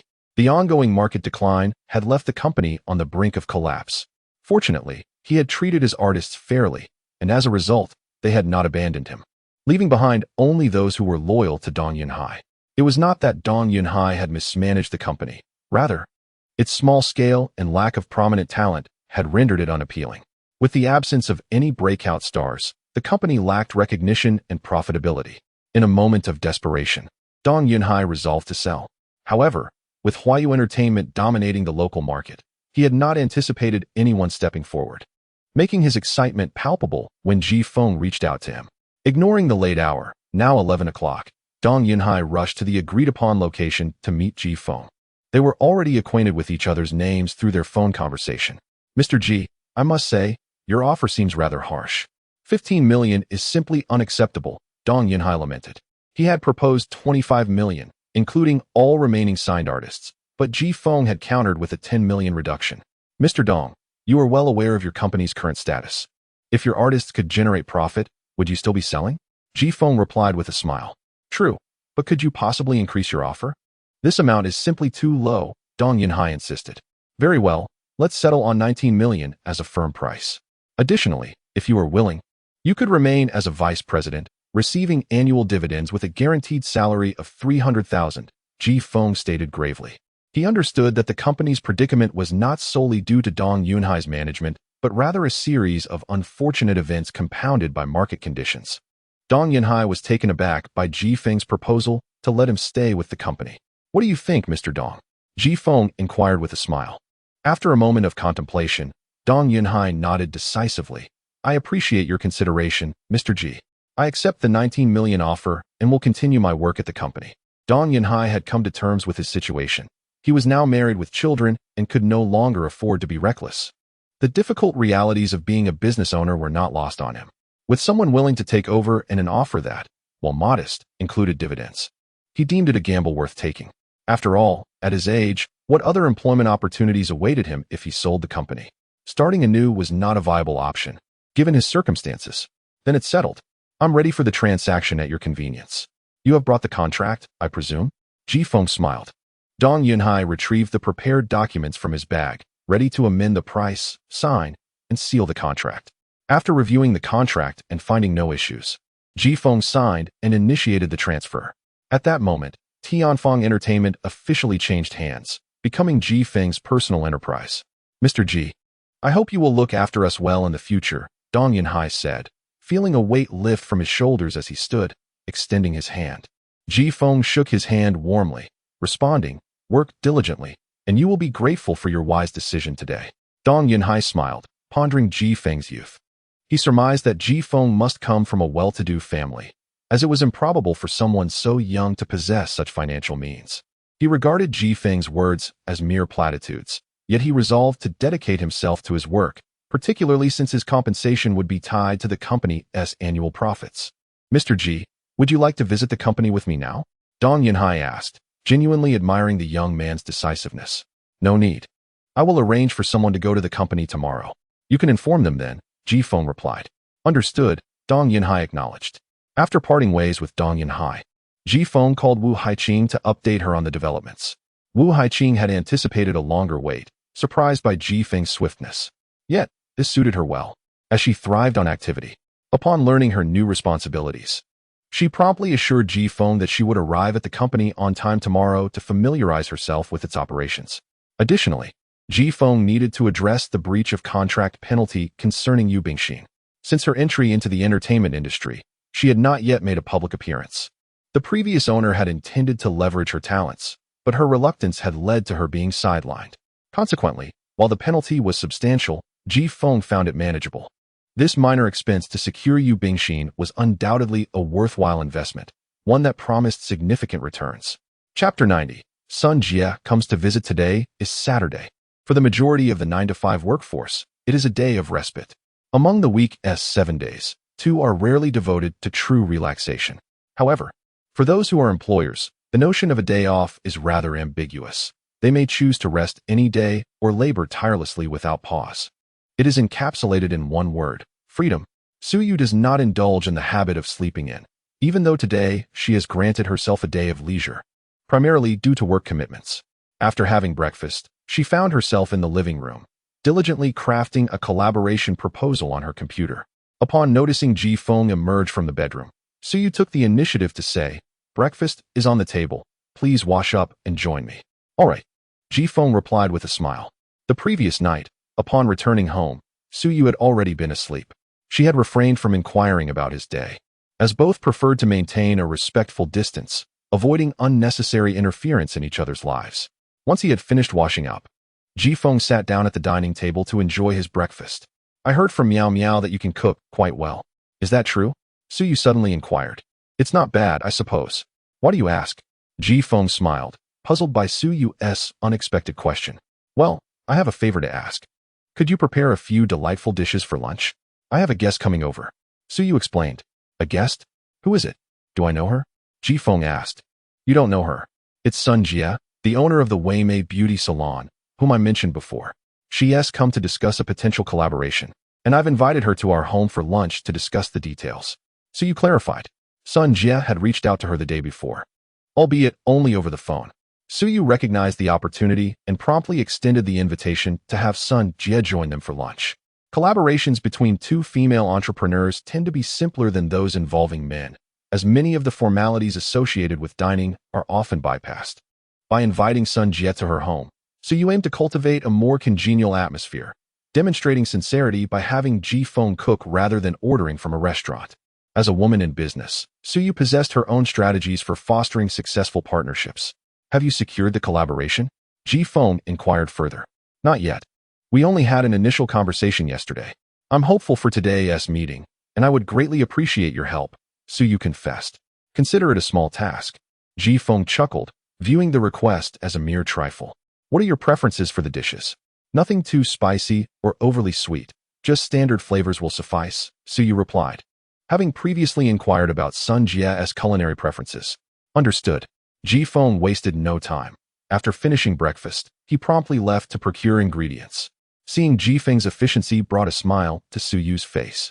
It was indeed a blessing to have someone who could cook at home. Otherwise, she would have had to rely on takeout, as she herself was not adept in the kitchen. Half an hour later, Ji-Feng returned with a bounty of groceries and began preparations. Do you need my assistance? Su-Yu offered. No, you focus on your own tasks, Ji-Feng replied. He had already planned a sumptuous menu for the lunch. Buddha jumps over the wall, braised pig trotters, dompa pork, mapo tofu, among others, a total of 7 dishes and 1 soup. While Ji-Feng busied himself in the kitchen, Su-Yu took the opportunity to finalize her collaboration proposal in the living room. This document was merely a preliminary outline, hastily prepared over the past few days. Alongside her efforts to promote Lin Wanru's endorsement of a new product, she had also been working on this proposal due to Weimei's foray into the market. Su-Yu understood the importance of seizing every opportunity that came her way, knowing that success required meticulous preparation. Su-Yu had arranged for Sun Jie to arrive at 11:30. As the time approached, she communicated her address to Sun Jie, true to her punctual nature. The doorbell rang at precisely 11:29. Su-Yu went to answer the door. Upon opening it, she found Sun Jie dressed casually, more akin to a friend visiting than a business partner. She carried a fine bottle of red wine. Sun Jie, you've arrived. Su-Yu greeted warmly. Of course, I had to arrive on time, especially with such a lovely invitation. Look, I've brought some good wine, Sun Jie responded with a smile. How generous. Please come in. And no need to change your shoes. The food will be ready shortly. Su-Yu welcomed her inside. In the kitchen, Ji-Feng was busy preparing the meal. Hearing the commotion outside, he opened a door slightly and called out, Welcome, Sun Jie. The dishes will be ready soon. Please make yourself comfortable. The unexpected male voice caught Sun Jie off guard. She had not anticipated the presence of a man in Su-Yu's home. Su Jie, would you kindly introduce me to this gentleman? Sun Jie asked with a smile. Su Jie, this is my... Su-Yu began. But before she could finish with the word husband, Ji-Feng interjected, Sun Jie, I am Su-Yu's boyfriend. She can't cook, so I'm here to showcase my skills. I hope you don't mind. Ji-Feng's interruption was deliberate. The distinction between husband and boyfriend was significant, and in this context, the latter was sufficient. Su-Yu nodded in agreement, refraining from further explanation. Meanwhile, Sun Jie felt a sense of unease. She found it puzzling. Before coming over, her research, along with information provided by her brother, Sun Tai, had indicated that Su-Yu, the most beautiful woman in Jinhai City, was single. The only known engagement was with Ma Qiming from the Ma family, yet the man before her was clearly not him. Although perplexed, Sun Jie chose not to pry further. opting for a polite smile instead. Before long, Ji Feng had finished preparing all the dishes and brought them to the table, filling it to the brim. They toasted with the exquisite red wine Sun Jia had brought, a bottle worth several thousand. At the dining table, Ji Feng played the role of an outsider, enjoying his meal while occasionally sharing lighthearted banter. Meanwhile, Su Yu and Sun Jia engaged in conversation as if they were old friends catching up after a long separation. Ji Feng couldn't help but reflect on the nature of relationships between women. They were either allies or rivals. Chapter 91. Eye-popping intelligence news after dining. The two women delved into the main topic. Regardless of whether this collaboration would come to fruition, both women were keen to give each other due respect. Naturally, Ji Feng did not eavesdrop on the business discussions of Su Yu's company, as it was unnecessary. Su Yu was someone who knew precisely how to navigate her own affairs. Ji Feng entirely relinquished the living room space to the two women. After approximately 40 minutes, Sun Jia finally rose, smiling as she addressed Su Yu. "Thank you once again for your invitation, Miss Su. I am glad you are satisfied, Miss Sun," Su Yu replied with a smile. "I shall take my leave now. I look forward to inviting you next time." Sun Jia prepared to depart. "I eagerly anticipate your invitation, Miss Sun." Ji Feng was absent from the living room, and Sun Jia left without acknowledging him. Upon hearing the sound of the door opening outside, Ji Feng emerged from the bedroom. "Has she left?" Ji Feng inquired. "Yes." Su Yu nodded. "How did the discussion go?" Ji Feng asked. "I am uncertain." Su Yu shook her head. She seemed pleasantly surprised and satisfied with the preliminary collaboration proposal I hastily prepared, but she did not provide me with a clear stance on whether a partnership would ensue. After conversing with Sun Jia for over 40 minutes, Su Yu gained a fresh perspective on her. This woman was undoubtedly not an ordinary character. Her demeanor indicates that she is considering partnerships with more than just your company, Ji Feng remarked. "I share the same sentiment," Su Yu replied. "If Sun Jia were only interested in collaborating with me, my thorough preparations would surely secure the partnership. In my view, there are not many companies she can choose from in Jinhai City. I am confident." Ji Feng chuckled, recognizing that, based solely on company strength, Su Yu would likely secure the collaboration effortlessly. However, he feared that sometimes, the power of a company is not the decisive factor in forming a partnership. After leaving Su Yu's residence, Sun Jia entered her car, which had a designated driver, as she anticipated consuming a bit of alcohol that day. "Where to now, Miss Sun?" the driver inquired. "To Yeshu Cosmetics Company," Sun Jia replied. She had scheduled meetings with more than just Su Yu, including the president of Yeshu Cosmetics, Zhao Yeshu.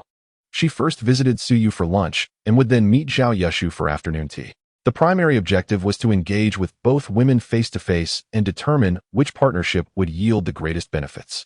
In the afternoon, Ji Feng received a series of photos and a video sent by Wu Yu. The content of the photos and video nearly took Ji Feng by surprise. The timestamps indicated they were captured between 11 at night and 5 in the morning. Both the images and the video were remarkably clear, suggesting quality recording equipment was utilized for the covert operation. The video was particularly revealing, clearly depicting a flamboyantly dressed woman, who Ji Feng recognized as Zhao Yeshu, entwined with a middle-aged man, as they entered a hotel together, resembling a couple in the throes of romance. Ji Feng did not recognize the middle-aged man, but he was certain that he was not Lu Guangjuan. The man in the video had a refined appearance and was somewhat handsome, while Lu Guangjuan was bald and significantly lacked the physical attributes of the man in question. Since Su Yu had informed Ji Feng of Lu Guangjuan's background as a prominent figure in Jinhai City, Ji Feng had taken the time to gather information on him. Furthermore, Lu Guangjuan had recently been attending meetings out of town as a representative of the Jinhai City People's Congress and had only returned that morning. The sight of Zhao Yeshu entering the hotel with this unfamiliar man and not emerging until 5 in the morning strongly suggested that she was betraying Lu Guangjuan. This left Ji Feng perplexed. Given Lu Guangjuan's wealth and reputation for being devoted to his wife, why would Zhao Yeshu seek solace in another man's arms? The video and photos bore no signs of manipulation, affirming their authenticity. "Well done. Do you have any further information?" Ji Feng messaged Wu Yu, generously transferring 2 million to her. "Boss, here are the hotel registration details for Zhao Yeshu and her companion. I managed to bribe the front desk clerk and captured this footage," Wu Yu replied, her spirits lifted upon receiving the 2 million. Although Wu Yu knew the evidence she possessed was worth far more than 2 million, she was astute enough to recognize that some matters were beyond her reach.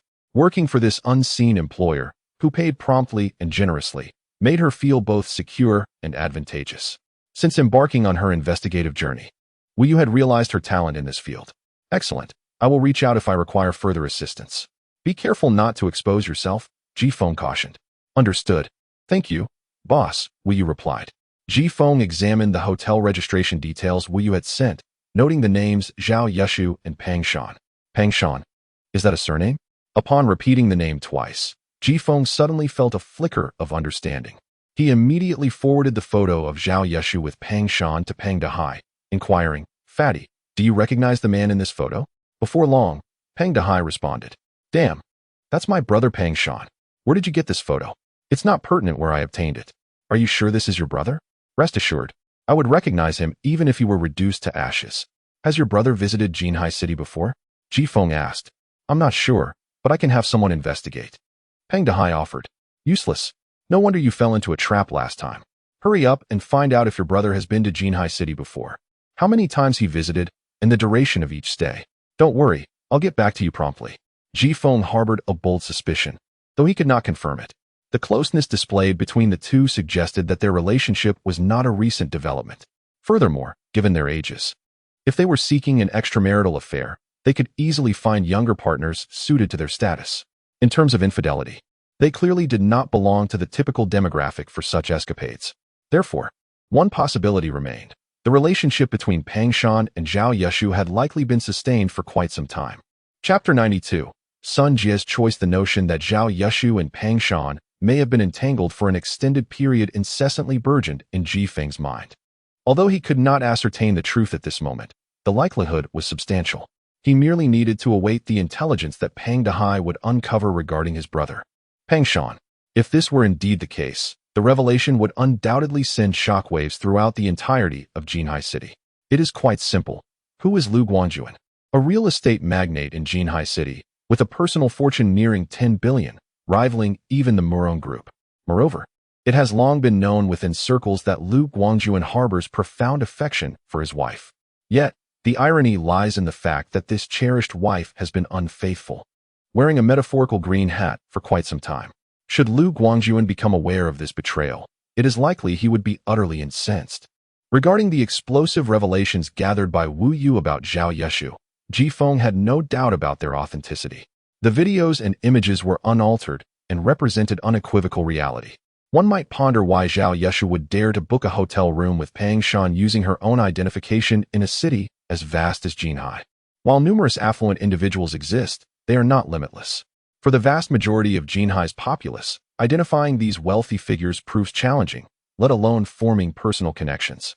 Only a handful of names, those frequently reported in the news, might come to mind. It is safe to assert that no one would believe Zhao Yeshu could engage in such behavior, as they simply cannot fathom what benefit it would yield her.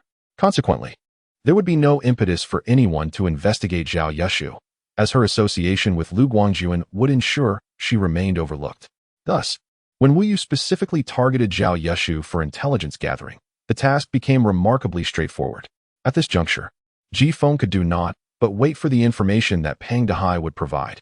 If the rumors were substantiated, possessing such explosive intelligence would serve as a double-edged sword for Ji Feng.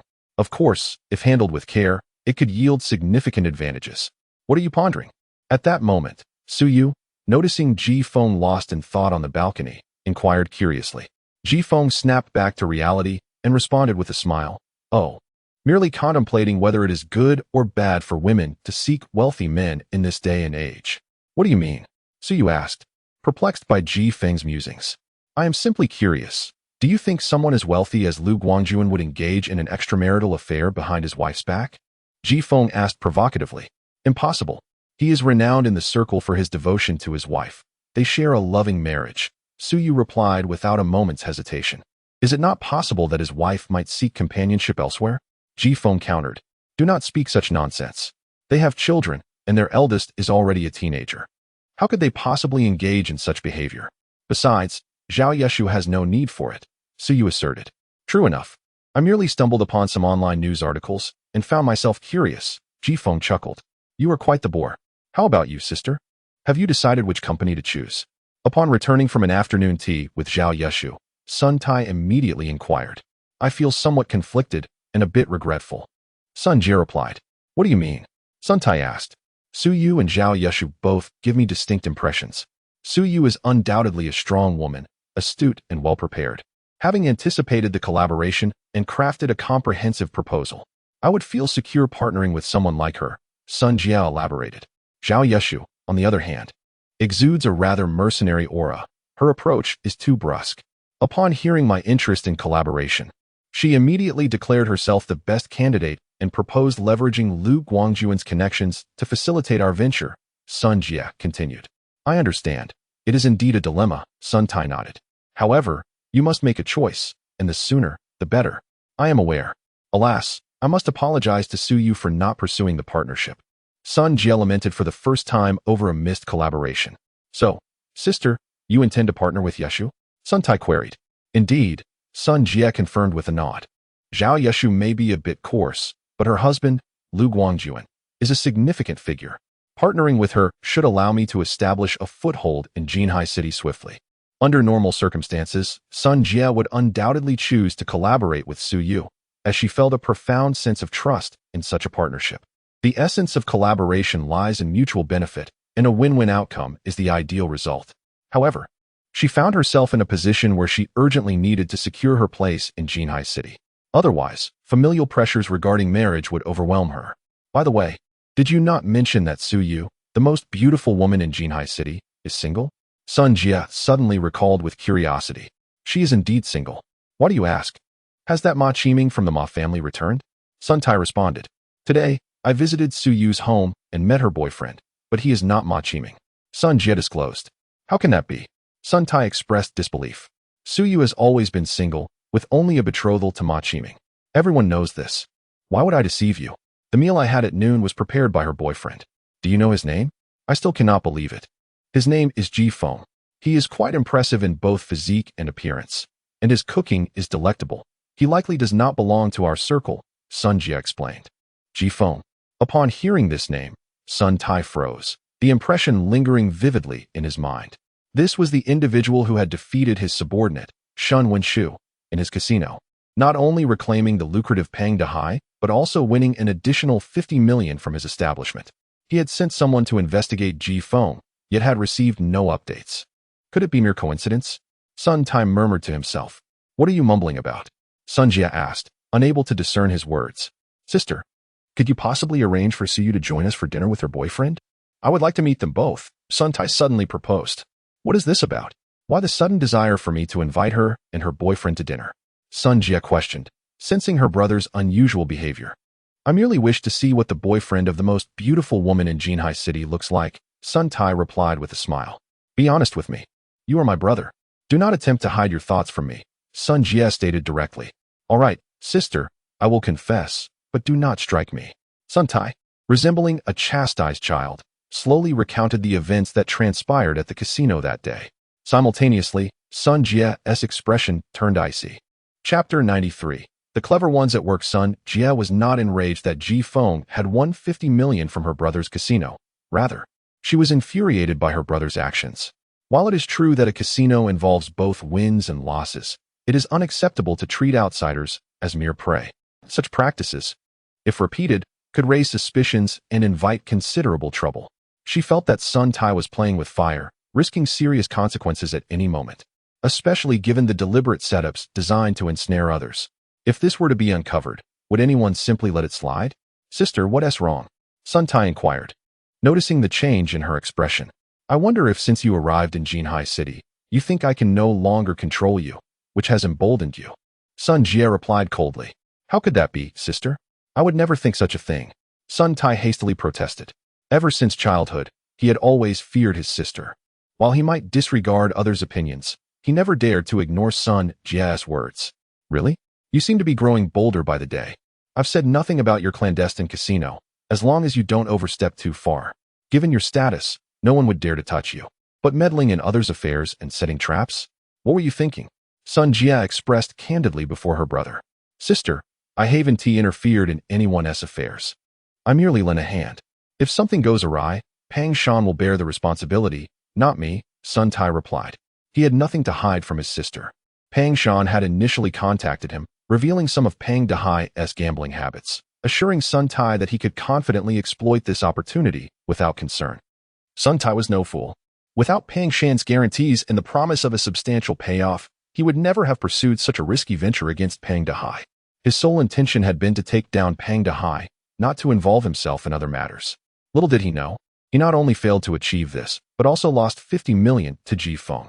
So, when you heard me mention that Su Yu's boyfriend is Ji Feng, you became curious and wanted to meet him to see if he is indeed that person? Sun Jie inquired. Yes, Sun Tai nodded. Even if he isn't, I am still intrigued by the boyfriend of Jinhai City's most beautiful woman. Let us do this. I will invite Zhao Yushu as well. The decision will depend on the sincerity both parties demonstrate, Sun Jie suggested. Sister, you're so clever, Sun Tai admired. Sun Jie had already made up her mind to collaborate with Zhao Yushu, as her husband, Lu Guangjuan, held significant influence in Jinhai City. With his backing, the entry of the company into the market would have a promising start. Initially, Sun Jie had intended to meet Su Yu privately to express her regrets and apologies, hoping for future collaboration. However, she was taken aback to discover that Su Yu's husband, Ji Feng, was likely the individual who had won 50 million from her brother's casino. Though the casino had surveillance, it was not convenient to check it now in the villa. Moreover, there was no need to do so intentionally. If Ji Feng was indeed that person, then refusing to collaborate with Su Yu would clearly offend her. However, by inviting Zhao Yushu as well, it would be different. The one with greater sincerity would prevail. Should she choose Zhao Yushu, it would be based on the higher offer, which would be a natural business decision, leaving no offense taken. Any grievances would lie between Su Yu and Zhao Yushu, as they were competitors. Thus, Sun Jie's plan was ingeniously crafted. Sun Tai understood his sister's strategy and held her in high regard. Without further delay, Sun Jie set the meeting for the following day, Sunday, and promptly called both Su Yu and Zhao Yushu to extend the invitation. The venue was to be her brother's Dihao Club. Sun Jie invited us to dinner tomorrow. Su Yu informed Ji Feng after receiving the call. Did you accept? Ji Feng asked with a smile. Yes, I agreed. Not only is it you and me, but she also invited Zhao Yushu. I believe tomorrow will be the day she reveals whom she intends to partner with, Su Yu replied. The situation was already quite clear. Sun Jie was considering collaboration not just with her, but also with Zhao Yushu, which explained why she had not made a decision today. Why do you seem a bit worried?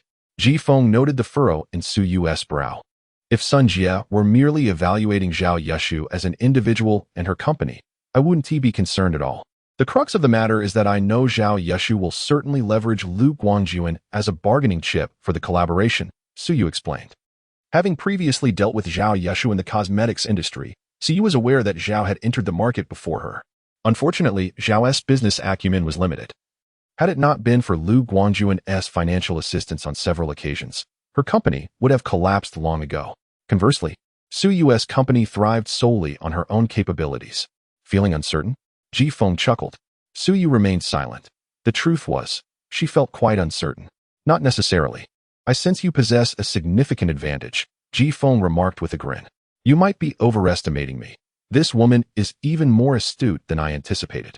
By inviting us both, she is clearly prioritizing her interests, and I suspect she has already made her decision, Su Yu replied. Don't overthink it. We'll find out tomorrow. Where did she suggest we meet? Ji Feng inquired.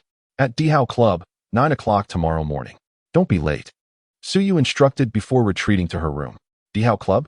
Ji Feng was familiar with the place. The last time he assisted Pang Dehai, it was at the underground casino located there. He recalled that the owner of Dihao Club and the casino was named Sun Tai. Sun Tai? Sun Jie?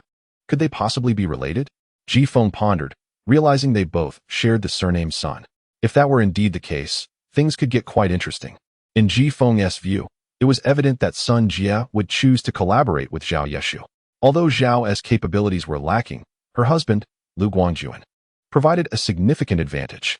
Of course, this assumption held true only if Ji Feng had not yet received any explosive information. The photographs and videos he possessed were more than sufficient to bring Zhao Yushu to her knees. The only uncertainty remained. Would Lu Guangjuan attend tomorrow? Ji Feng mused quietly. Chapter 94. The Methods of Pang Dehai. It was 11 o'clock at night in Gue City, at the Black Night Club.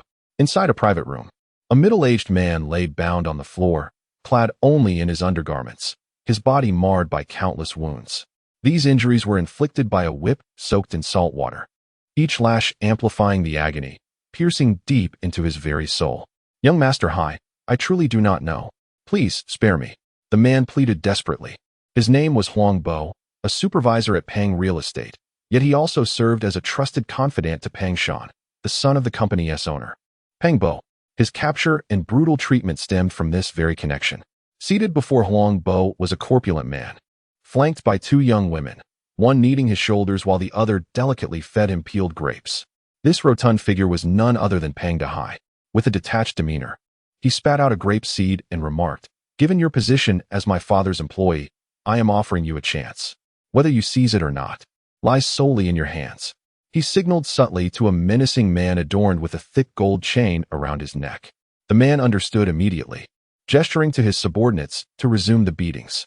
The whip cracked repeatedly against Huang Bo's flesh, eliciting agonized cries that echoed within the confines of the room. Yet, the nightclub's cacophony and the exceptional soundproofing of the private room ensured that his screams went unheard. Pang Dahai observed Huang Bo's torment with an expression devoid of any empathy. He had changed, hardened. Upon his return from Jinhai City, he realized that without a degree of ruthlessness, he would inevitably be trampled by his half-brother. After receiving a photograph from Ji Feng, he sought to investigate whether Pang Shan had recently visited Jinhai City. To that end, he turned to the notorious local gang leader, Chi Hu, who had expanded his influence from the gravel business into nightclubs and bars. Pang Dahai enjoyed a good rapport with Chi Hu, who appreciated his straightforwardness, generosity, and loyalty, which endeared him to many in Gue City. To swiftly gather information on Pang Shan, he had to target those closest to him. Huang Bo, having served Pang Shan loyally for many years, was the perfect candidate. Despite the intense interrogation, Huang Bo remained resolute, refusing to divulge any information. "Enough," Pang Dahai finally spoke. Chi Hu's men ceased their assault. Huang Bo, battered and bloodied, looked up at Pang Dahai with despairing eyes, uncertain of what awaited him next. Pang Dahai produced a photograph and inquired, "Do you recognize this person? Please, I beg you, do not harm them. They know nothing." Huang Bo's voice was frantic, for the image depicted his wife and daughter. "Then speak honestly. I refuse to believe that after all these years by my brother's side, you lack any leverage or knowledge of his character," Pang Dahai retorted with a cold smirk.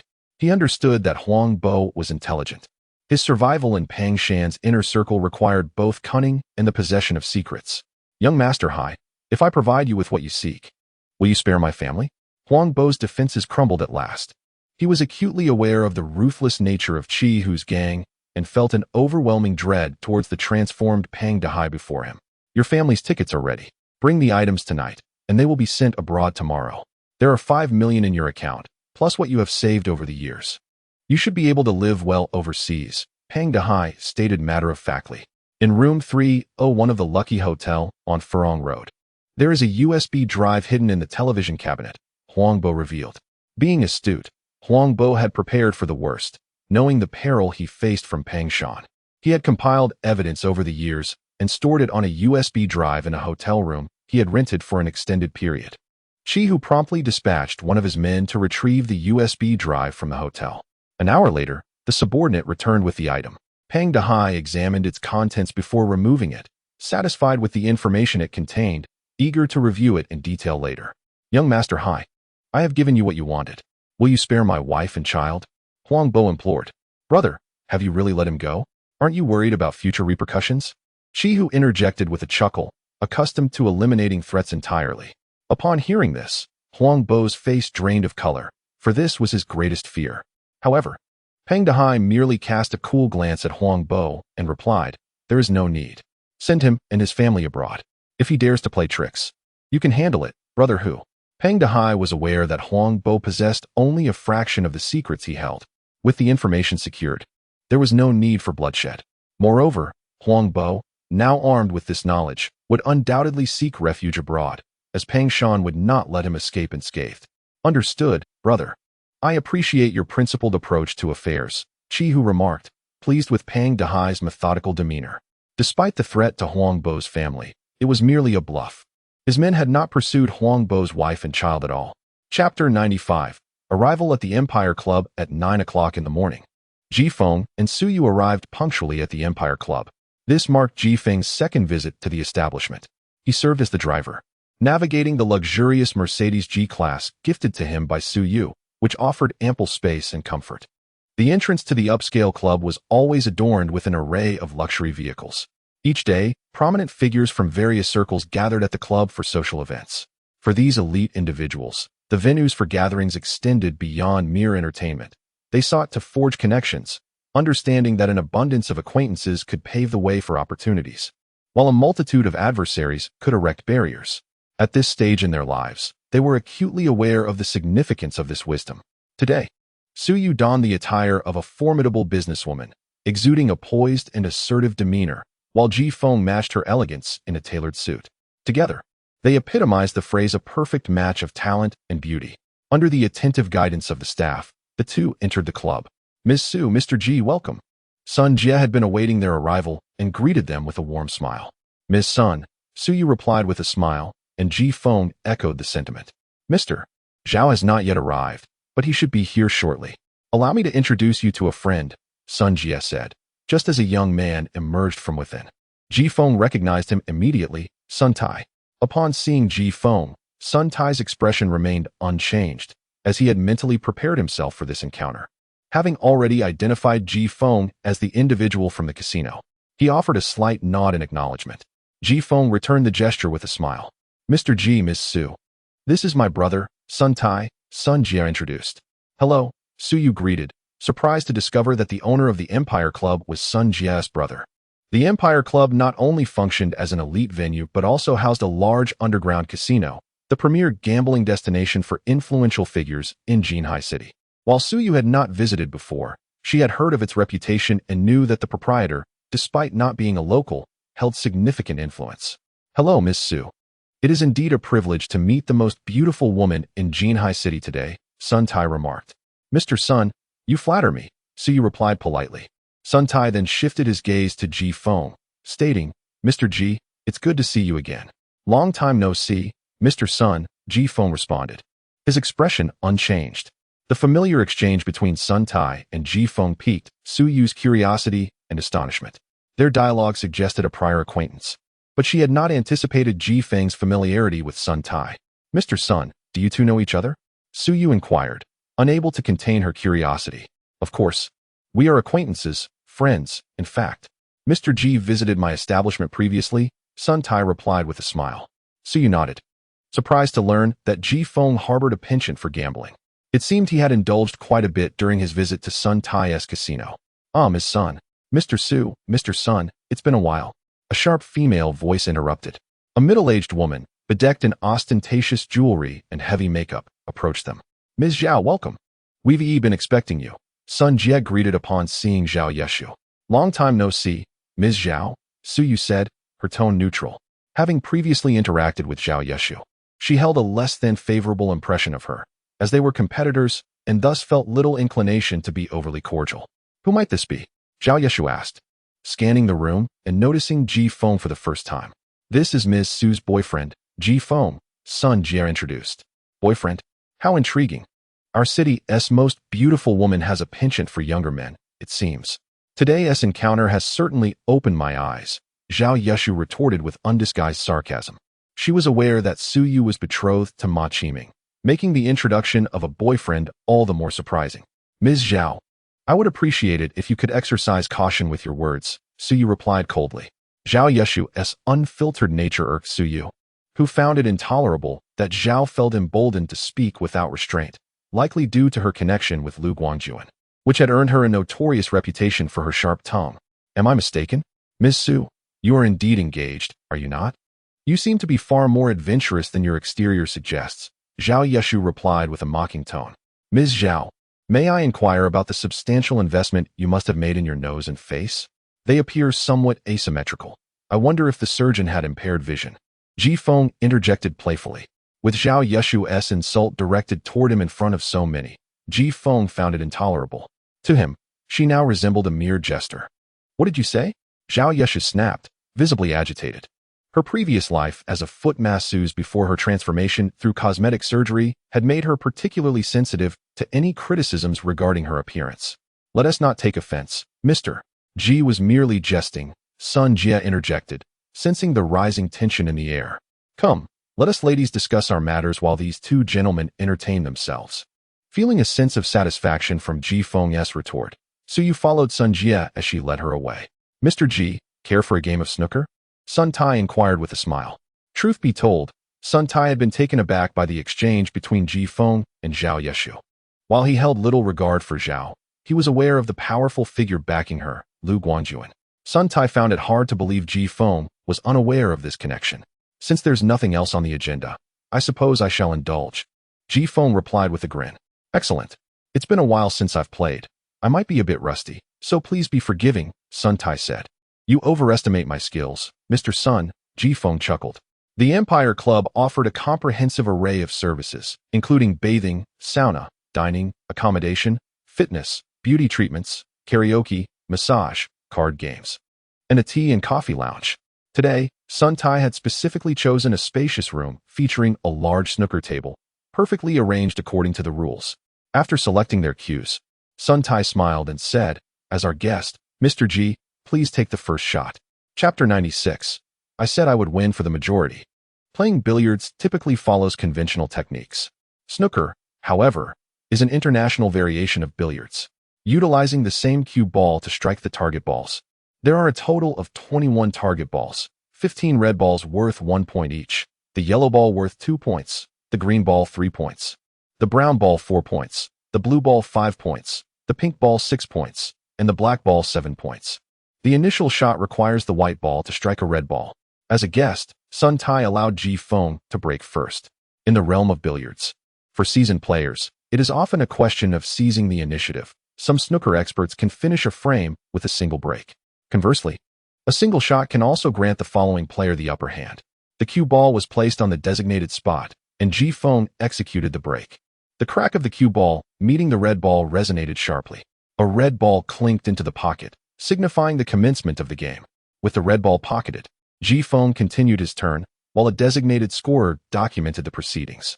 The sequence of play in snooker alternates between potting red balls and colored balls until all red balls are cleared from the table, followed by the colored balls in ascending order of their point values. The order of potting colored balls follows: yellow, green, brown, blue, pink, and black, until no balls remain on the table. Possessing extraordinary physical prowess, Ji Feng exhibited impeccable control over his strength. The yellow ball was positioned near the edge of the table. While Ji Feng could have pottered it if he chose to, he deemed it unnecessary, as the first frame was merely for entertainment, and there was no need to display overwhelming dominance. With the yellow ball left unpotted, the turn passed to Sun Tai. Mr. Ji, are you well acquainted with Boss Pang? Sun Tai inquired nonchalantly. Just a friend, Ji Feng replied. I may have overstepped regarding the previous matter with Boss Pang. If the opportunity arises, I hope Mr. Ji could facilitate a meeting, so I may host a banquet to apologize, Sun Tai stated, as a red ball found its way into the pocket. I will convey your message. However, whether he attends is ultimately his decision, Ji Feng remarked. If you could persuade him, Boss Pang would surely be inclined to grant me this chance, Sun Tai continued, potting the yellow ball and retaining his turn. Sun Tai was indeed modest. His skills were commendable, and soon another red ball followed, then the green ball as well. In a brief span, he had pocketed a third of the balls on the table. It's your turn, Mr. Ji, Sun Tai smiled, having missed the brown ball. At this moment, the arrangement of the balls on the table was intriguing, nearly all positioned close to the pockets. For anyone who was not a complete novice, the probability of potting the subsequent balls was over 80%, particularly due to the favorable placement of the cue ball.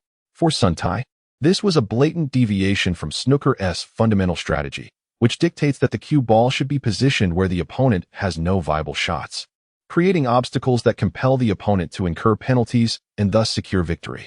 Sun Tai, despite his evident skill, purposefully placed the cue ball in a position advantageous to Ji Feng, signaling his intent for Ji Feng to win. His demeanor was transparent. Sun Tai was indirectly expressing his sincerity at the table. Confident in his belief that Ji Feng would recognize this, he presumed Ji Feng would not refuse. Yet, he was mistaken. Ji Feng wholly disregarded his overture. On the final shot, Ji Feng intentionally failed to pot the ball.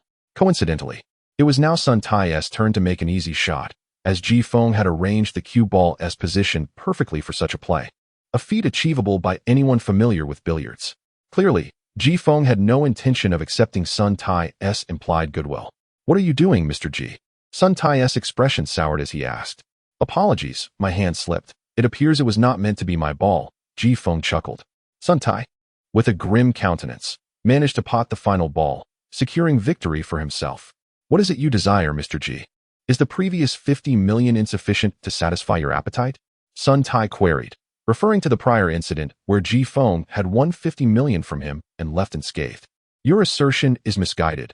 Boss Sunday gambling relies on skill. If one lacks the ability and loses, it cannot be deemed a matter of personal favor. Ji Feng replied with a smile. I never engage in ventures without certainty. As my friend has stated, he intends to uncover the truth behind that incident. Sun Tai's expression darkened further. Ji Feng was subtly hinting at him to reveal who was orchestrating the scheme against Pang Dehai at the casino. Sun Tai suspected that Ji Feng and Pang Dehai were already aware of who had first set the trap for Pang Dehai. However, Ji Feng wanted him to admit it openly. Once he did, he would no longer be a mere bystander, capable of playing both sides. On the contrary, Pang Shan would view him as having aligned with Ji Feng, thwarting his initial intention to play both ends against the middle. Mr. Ji, do you hold such confidence? Sun Tai inquired again. Ji Feng did not respond directly, but instead smiled. Shall we have another round? Very well, Sun Tai nodded, agreeing. I broke last time. It's your turn to break this time, Ji Feng stated. Sun Tai did not refuse. He initiated the break. Deliberately employing technique, he failed to pot any balls. Yet the arrangement on the table was unfavorable, with the cue ball surrounded. Boss Sun, who do you believe will win this round? Ji Feng asked. Sun Tai shook his head. He indeed did not know. His skills were commendable, yet he did not possess the confidence to assert he would win this match. Likewise, he did not believe Ji Feng could triumph from such a precarious position of the cue ball. I say I will win, Ji Feng declared, ceasing further chatter and focusing intently. With a sharp crack, the cue ball, under Ji Feng's precise control, spun out at an exceptionally acute angle, potting a nearby red ball. Sun Tai was left in astonishment. This technique was beyond his capabilities, and he understood that even professional players would find it challenging. Yet Ji Feng had accomplished it. The first ball sinking into the pocket seemed to trigger a chain reaction, with each subsequent position of the cue ball favoring Ji Feng. 1 ball, 2 balls. This moment had completely transformed into a showcase of Ji Feng's prowess. Soon, with the last ball pocketed, Ji Feng emerged victorious. The final score standing at Ji Feng 147, Sun Tai 0, a resounding triumph. You have won, Mr. Ji, Sun Tai conceded. Regarding the last incident, Pang Shan approached me. I merely assisted him, and I am unaware of any other matters. Sun Tai made his decision. From the outset, Ji Feng's presence had been enigmatic, rendering him inscrutable. He did not wish to create any rift with such an individual. Even if they could not be friends, they should not become adversaries. Chapter 97. A bet worth making. Upon hearing Sun Tai's words, Ji Feng chuckled. No more gambling for now. I've had my fill with just a couple of rounds. Perhaps next time. Sun Tai nodded with a smile. Ji Feng's reaction indicated that he had indeed moved on from their previous encounter. In truth, the prior incident had not significantly impacted Sun Tai, but he preferred to cultivate friendships over enmities, hence his display of sincerity before Ji Feng today. However, he did not anticipate that Ji Feng would be dissatisfied with his overture, insisting instead that he reveal the mastermind behind the scheming. Mr. Ji, may I inquire about your profession? Sun Tai inquired with a grin. I am but a vagrant with no occupation, Ji Feng replied. Naturally, Sun Tai found this assertion hard to believe. A vagrant? Setting aside everything else, Ji Feng's previous participation in gambling had confirmed that the 100 million in his account was genuine. Since Ji Feng was reluctant to divulge more, Sun Tai chose not to press further. Would it be possible to exchange contact information? I would very much like to befriend you, Sun Tai proposed. Certainly, Ji Feng shrugged. And they exchanged phone numbers and added each other on WeChat, the primary means of communication among adults in this era. Meanwhile, Su Yu and her companions continued their discussions about business matters. However, Su Yu's expression was rather grim, in stark contrast to Zhao Yeshu, who wore a smug smile of triumph. Observing this, Ji Feng turned to Sun Tai and quipped, Boss Sun, in this collaboration, who do you think will secure the deal? Su Yu or Director Zhao? I cannot say. That is my sister's affair, and I do not involve myself in her business, Sun Tai replied. I believe that collaborating with my girlfriend would yield superior results. What do you think? Ji Feng's tone was laden with implication. At this, Sun Tai frowned and remarked, In business, the focus is naturally on profit. One should choose to partner with whoever maximizes potential gains. I do not interfere in my sister's matters, nor would she heed my counsel. Ji Feng's words left Sun Tai feeling slightly perturbed. He interpreted Ji Feng's insinuation as an attempt to manipulate him into facilitating a partnership between his sister and Su Yu. Sun Tai felt that Ji Feng was overstepping his bounds, displaying a degree of arrogance that was unwarranted. Although he had previously shown sufficient goodwill, it did not imply that he was a pushover to be molded at will. Please do not misunderstand, boss Sun. I merely spoke in jest. However, since we have some leisure time, how about we place a bet? Ji Feng proposed with a grin. A bet on what? Sun Tai was increasingly puzzled by Ji Feng's intentions, unsure of what he was truly after. Let us wager on whom Director Sun will ultimately choose to collaborate with. I bet it will be my girlfriend, Ji Feng stated. If we are to wager, we must have stakes to make it interesting. What does Mr. Ji wish to wager? Sun Tai replied, maintaining his composure, though he found Ji Feng's confidence excessive. What do you suggest, boss Sun? Ji Feng countered. 5 million, Sun Tai declared decisively. Let us make it an even 10 million, Ji Feng chuckled. Upon hearing this sum, Sun Tai regarded Ji Feng intently, attempting to decipher the source of his confidence. Why was Ji Feng so assured? While he acknowledged Su Yu's remarkable capabilities, she was his sister, and he questioned why Ji Feng dared to set such a wager. Very well, 10 million it is, Sun Tai conceded, eager to uncover Ji Feng's true intentions. He wished to ascertain whether Ji Feng possessed genuine certainty or if he was merely being overly presumptuous. After some time, Su Yu and her companions finally concluded their negotiations. In the contest for collaboration, there were bound to be winners and losers, and the outcome was apparent from their expressions. Zhao Yeshu wore a look of unrestrained delight, while Su Yu appeared notably indifferent. Su Yu approached Ji Feng and stated, "Let us leave." "Leave? Where to?" Ji Feng inquired with a smile. "Back," Su Yu replied curtly. "Are we not dining?" Ji Feng pressed. "I cannot eat in the company of those who repulse me," Su Yu candidly expressed. "Director Su, do take care of your little gigolo on your way out. Drive safely, and don't let anger ruin your health." Zhao Yeshu's triumphant voice rang out. "Are you coming or not?" Su Yu asked Ji Feng. "If you are going, then I shall certainly follow," Ji Feng replied with a smile. Without further ado, Su Yu turned and walked away, with Ji Feng hastily trailing behind. Observing this exchange, Sun Tai opened his mouth to speak, but Ji Feng interjected, "Boss Sun, please remember to transfer the money to my account later. I will send you the account number." Sun Tai was bewildered, questioning whether he had misheard. Hadn't he won the wager? Why was Ji Feng requesting payment? Was he unable to cope with losing, or had he lost his mind? Sun Jie approached. "Sister, have you spoken with them?" Sun Tai inquired. "Yes," Sun Jie nodded. "I have finalized the collaboration with Director Zhao." "Oh," Sun Tai remarked. "Why did Su Yu react so strongly? She wouldn't even dine with us?" Sun Jie remained silent, but gestured toward Zhao Yeshu in the distance. To be candid, after 2 encounters, she had developed little fondness for Zhao Yeshu, primarily due to her connection with Lu Guangjuan. "I noticed you and Ji Feng engaged in conversation for quite some time. What were you discussing?" Sun Jie asked. "We merely made a bet," Sun Tai replied straightforwardly. He recounted the gist of the wager, prompting Sun Jie to remark, "That doesn't seem reasonable. Ji Feng does not strike me as someone prone to excessive arrogance. I find it somewhat peculiar as well. Perhaps I had previously overestimated him," Sun Tai reflected. "Nonetheless, regarding this 10 million wager, he cannot renege. If he refuses, I shall seek it from Su Yu. 10 million is rather excessive. It would tarnish our image and complicate future dealings," Sun Jie cautioned. "Next time, there is no need to give him such undue respect." Sun Tai nodded, recalling how intimidated he had felt by Ji Feng, now regretting it. "It feels frustrating. As if I were deceived by him. Boss Sun, it is getting late. When will the feast commence?" "I am rather hungry," Zhao Yeshu's voice interrupted, oblivious to the conversation between the siblings. "Right away, Director Zhao," Sun Jie replied with enthusiasm. Just as Sun Jie was preparing to signal for the meal to begin, Sun Tai's phone suddenly pinged with a message notification. Upon checking, he discovered a WeChat message from Ji Feng. This fellow wouldn't, by any chance, be sending me his bank card details, would he? Sun Tai felt a surge of irritation upon seeing the image message prompt. However, when he opened it, he was left speechless. Chapter 98.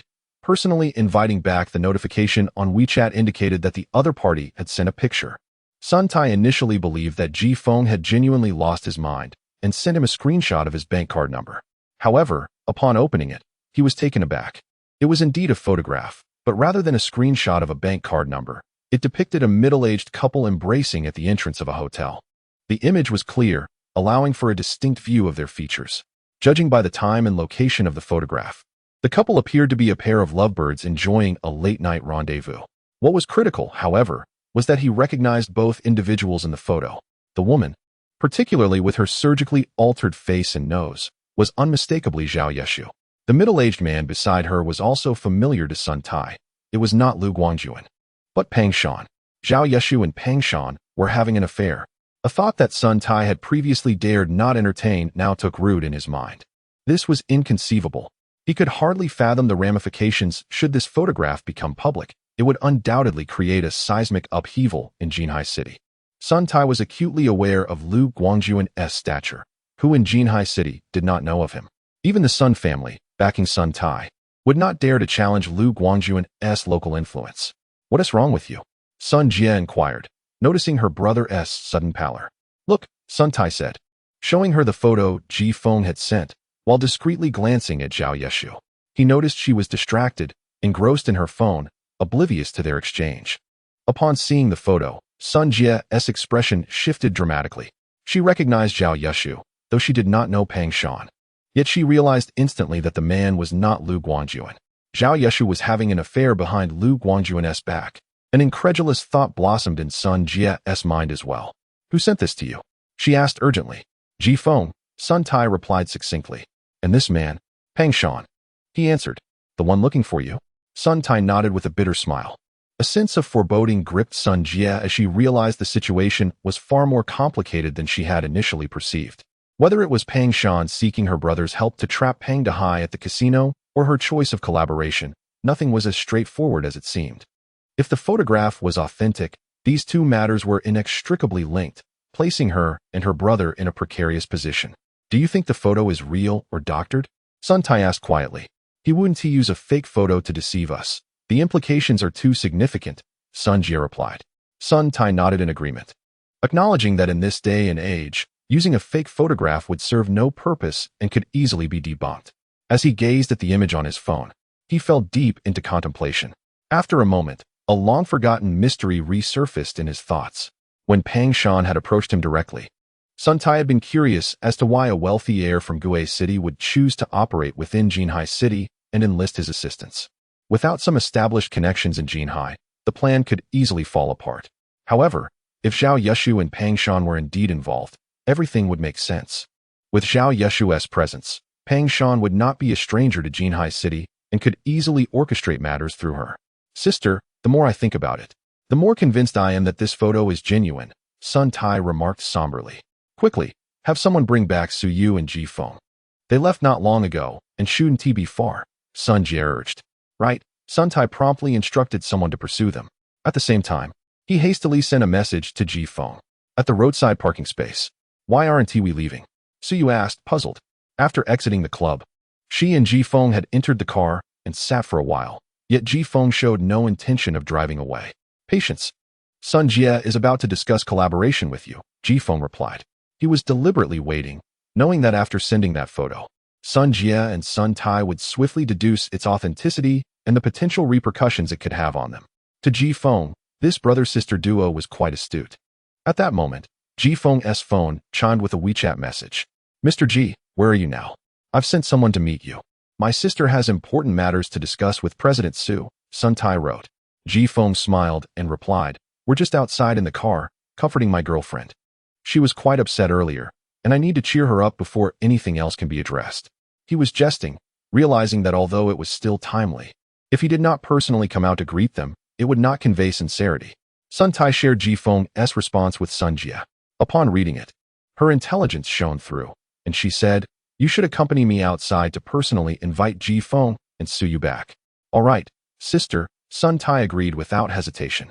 The duo then made their way outside. Hey, where are you two going? Zhao Yeshu called out as she observed Sun Jie and Sun Tai's abrupt departure. However, Sun Tai and Sun Jie paid her no mind. At that moment, Zhao Yeshu was merely a fish on the cutting board, her fate entirely at Ji Feng's discretion. Do you think Ji Feng will hold a grudge against us over the collaboration? Sun Tai asked as they walked. No, he won T. Sun Jie affirmed confidently. If Ji Feng truly harbored resentment towards them, he would not have sent that photograph to Sun Tai. He could have waited until their collaboration with Zhao Yeshu's company was formalized before revealing the photo, which would have undoubtedly enraged Lu Guangjuan. Her previous plan to leverage Lu Guangjuan's influence through Zhao Yeshu to rapidly penetrate the market would have been utterly dismantled, resulting in significant losses for her. Moreover, Lu Guangjuan might even direct his wrath towards the siblings, leading to devastating consequences. Yet, Ji Feng did not choose that path. Instead, he proactively sent the photo immediately after leaving the club. This gesture offered them a chance, a sign of goodwill. Sun Jie began to contemplate that Ji Feng and Sun Tai's wager was perhaps a calculated hint. Ji Feng had likely anticipated her choice to collaborate with Zhao Yeshu and understood the motivations behind that choice. Sun Jie suddenly felt as though she were being expertly manipulated, as if someone were playing with her like a puppet. Chapter 99. Another bet with Su Yu inside the car. Su Yu, with a face full of defiance, stated, "Stop dreaming. This time, Sun Jie has chosen to collaborate with Zhao Yeshu, and there is no possibility of cooperation with me for the time being." Upon hearing Ji Feng mention that Sun Jie would come to seek collaboration, Su Yu thought Ji Feng was merely daydreaming. During their previous discussions about collaboration, Zhao Yeshu had constantly flaunted her superiority before Su Yu, leveraging both her personal abilities and the strength of her company to negotiate terms for partnership. However, Zhao Yeshu went too far, directly assuring Sun Jie that if they collaborated, she could enlist Lu Guangjuan's help. Naturally, business is driven by profit, and thus Sun Jie opted for Zhao Yeshu. Even when Sun Jie sincerely apologized to Su Yu, promising to consider her for future collaborations, all Su Yu could think about was her defeat. Despite having prepared herself mentally, the sight of Zhao Yeshu's triumphant demeanor left her feeling resentful. "Do you not believe what I say?" Ji Feng asked with a smile. "Stop dreaming of the impossible," Su Yu retorted. "Hurry up and drive back. Staying here makes me uneasy." Ji Feng chuckled. "That may not be the case. I believe these siblings are not foolish. They should be able to discern who is the best partner. Since you doubt it, how about a wager?" "Again?" Su Yu suddenly realized Ji Feng had an affinity for betting. "Do you dare?" Ji Feng challenged. "I bet that Sun Jie will change her mind and soon come out to invite us back." "Are you not confused by that woman Zhao Yeshu?" Su Yu replied. "If you take what that kind of woman says to heart, you are disrespecting yourself. I know exactly what I'm saying, but I have a premonition, and my instincts have always been accurate. So, what do you say, shall we wager?" Ji Feng grinned. "What shall be the stakes?" Seeing Ji Feng's confident expression, Su Yu felt skeptical yet recalled losing to him last time. She decided to accept the bet. "If I win, you shall call me husband," Ji Feng said with a grin. Su Yu was taken aback, blushing as she retorted, "And if you lose?" "If I lose, I will take care of all the household chores for a year," Ji Feng replied. "Very well, it's a deal," Su Yu agreed. "I appreciate your kindness. But losing is losing. I can accept defeat. However, your method of coaxing is rather crude." Su Yu knew that Ji Feng had no chance of winning. She was certain that in terms of business acumen and insight, she would utterly outclass Zhao Yeshu. Still, Sun Jie valued Zhao Yeshu's husband Lu Guangjuan's influence and connections. Although Sun Jie was competent, she was in no way comparable to Lu Guangjuan.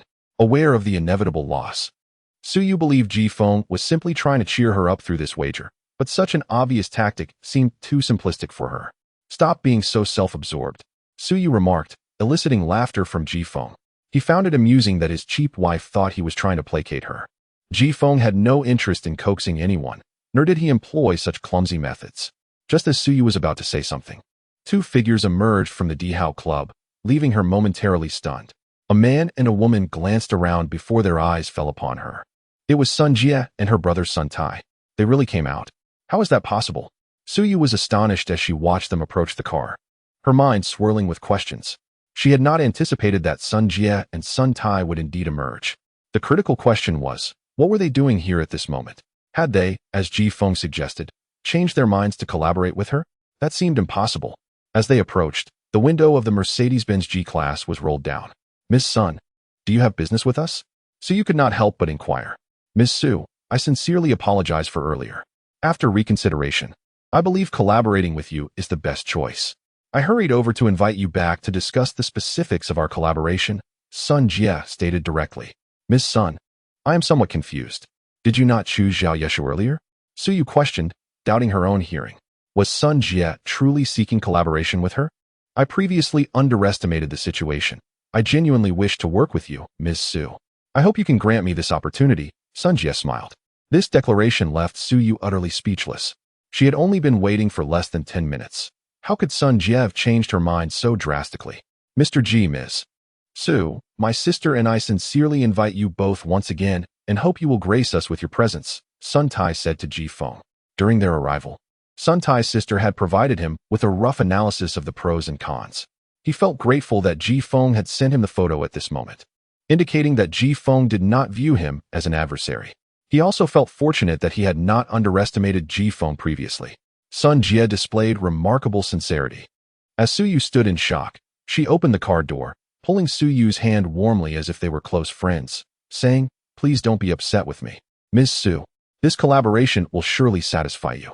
Before Suyu could protest, she was gently led from the car, and the two walked toward the club like sisters. Mr. G, thank you, Sun Tai expressed as the two women entered.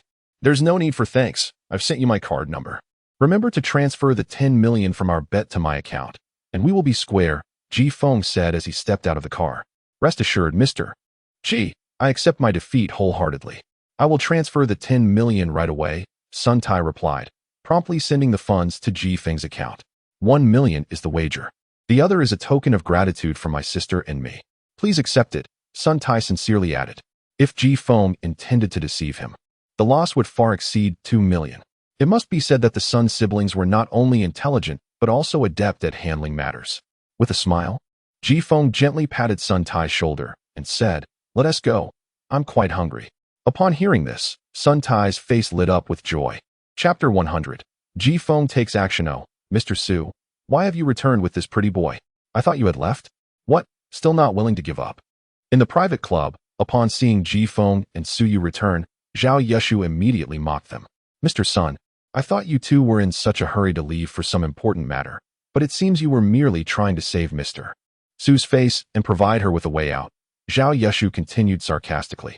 In her view, Sun Tai and Sun Jie had only gone out to create the appearance of having personally invited Suyu back, offering her an exit. Suyu chose to ignore Zhao Yeshu and took a seat under Sun Jie's warm hospitality. Mr. Zhao, I specifically invited Mr. Su and Mr. Ji back. I also have an announcement to make, Sun Jie said with a smile. All right, I know Mr. Sun knows how to conduct himself, but I'm hungry. Can't we discuss matters after the meal? Zhao Yeshu complained. She felt a sense of superiority, believing she was the most important person present, and everything should go according to her wishes. Just a matter of a few words, Sun Jie replied with a smile. Then go ahead, Zhao Yeshu conceded, not wanting to dwell on such trivial matters. Regarding the collaboration we discussed earlier, I am now officially announcing my partnership with Mr. Su. Mr. Zhao, our previous agreement is hereby null and void. I hope you understand, Sun Jie stated directly. Zhao Yeshu, who had been exuding confidence, was instantly rendered speechless upon hearing Sun Jie's words. Mr. Sun, what do you mean by this? Zhao Yeshu asked coldly. Nothing much. I simply believe that Mr. Su is the best partner, Sun Jie replied nonchalantly. Suyu, what benefits did you promise Mr. Sun behind my back? Have the courage to speak it in front of me. Zhao Yeshu directed her ire at Suyu, convinced that Suyu had been scheming against her.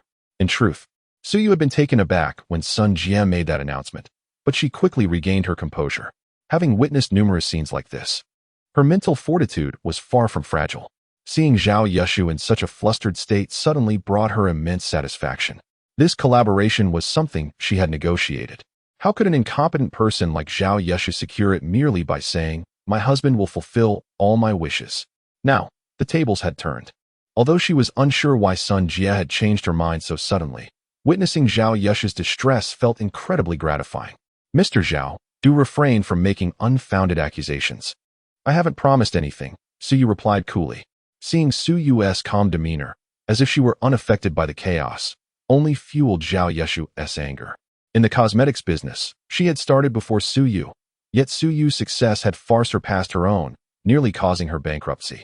Moreover, Suyu was young and beautiful, holding the title of the most stunning woman in Jinhai City. These two aspects alone made Zhao Yeshu resentful towards Suyu. Mr. Sun, what conditions did Suyu offer you? Be frank, whatever she can offer, I can double it, Zhao Yeshu asserted to Sun Jie. Mr. Zhao, you misunderstand, Mr. Su hasn't he offered me any conditions. I simply realized that collaborating with Mr. Su is the wisest choice, Sun Jie clarified. Damn it. Are you two bitches conspiring against me? How dare you hit me? This isn't over. I will tear down your club and have you begging for mercy. Zhao Yeshu raged, her previously maintained facade of sophistication crumbling as she transformed into a street-side shrew. With that, Zhao Yeshu pulled out her phone to call Lu Guangjuan. Sun Tai and Sun Jie did not intervene, allowing her to make the call, as they were not the central figures in this matter. The crux lay with Ji Feng, and they were curious to see how he would handle it when Lu Guangjuan arrived. Ji Feng remained calm, recognizing that Zhao Yeshu had brought this upon herself. He had not planned to act so swiftly, but now she had stepped into the trap of her own making. Among those present, Su Yu felt the most uncertain. She did not pity Zhao Yeshu. Rather, she feared Lu Guangjuan's influence in Jinhai City. She knew he was famously protective of his wife, and he would not easily overlook Ji Feng striking Zhao Yeshu. Gritting her teeth, Su Yu resolved that if Lu Guangjuan did arrive, she would take the responsibility upon herself to shield Ji Feng from the consequences.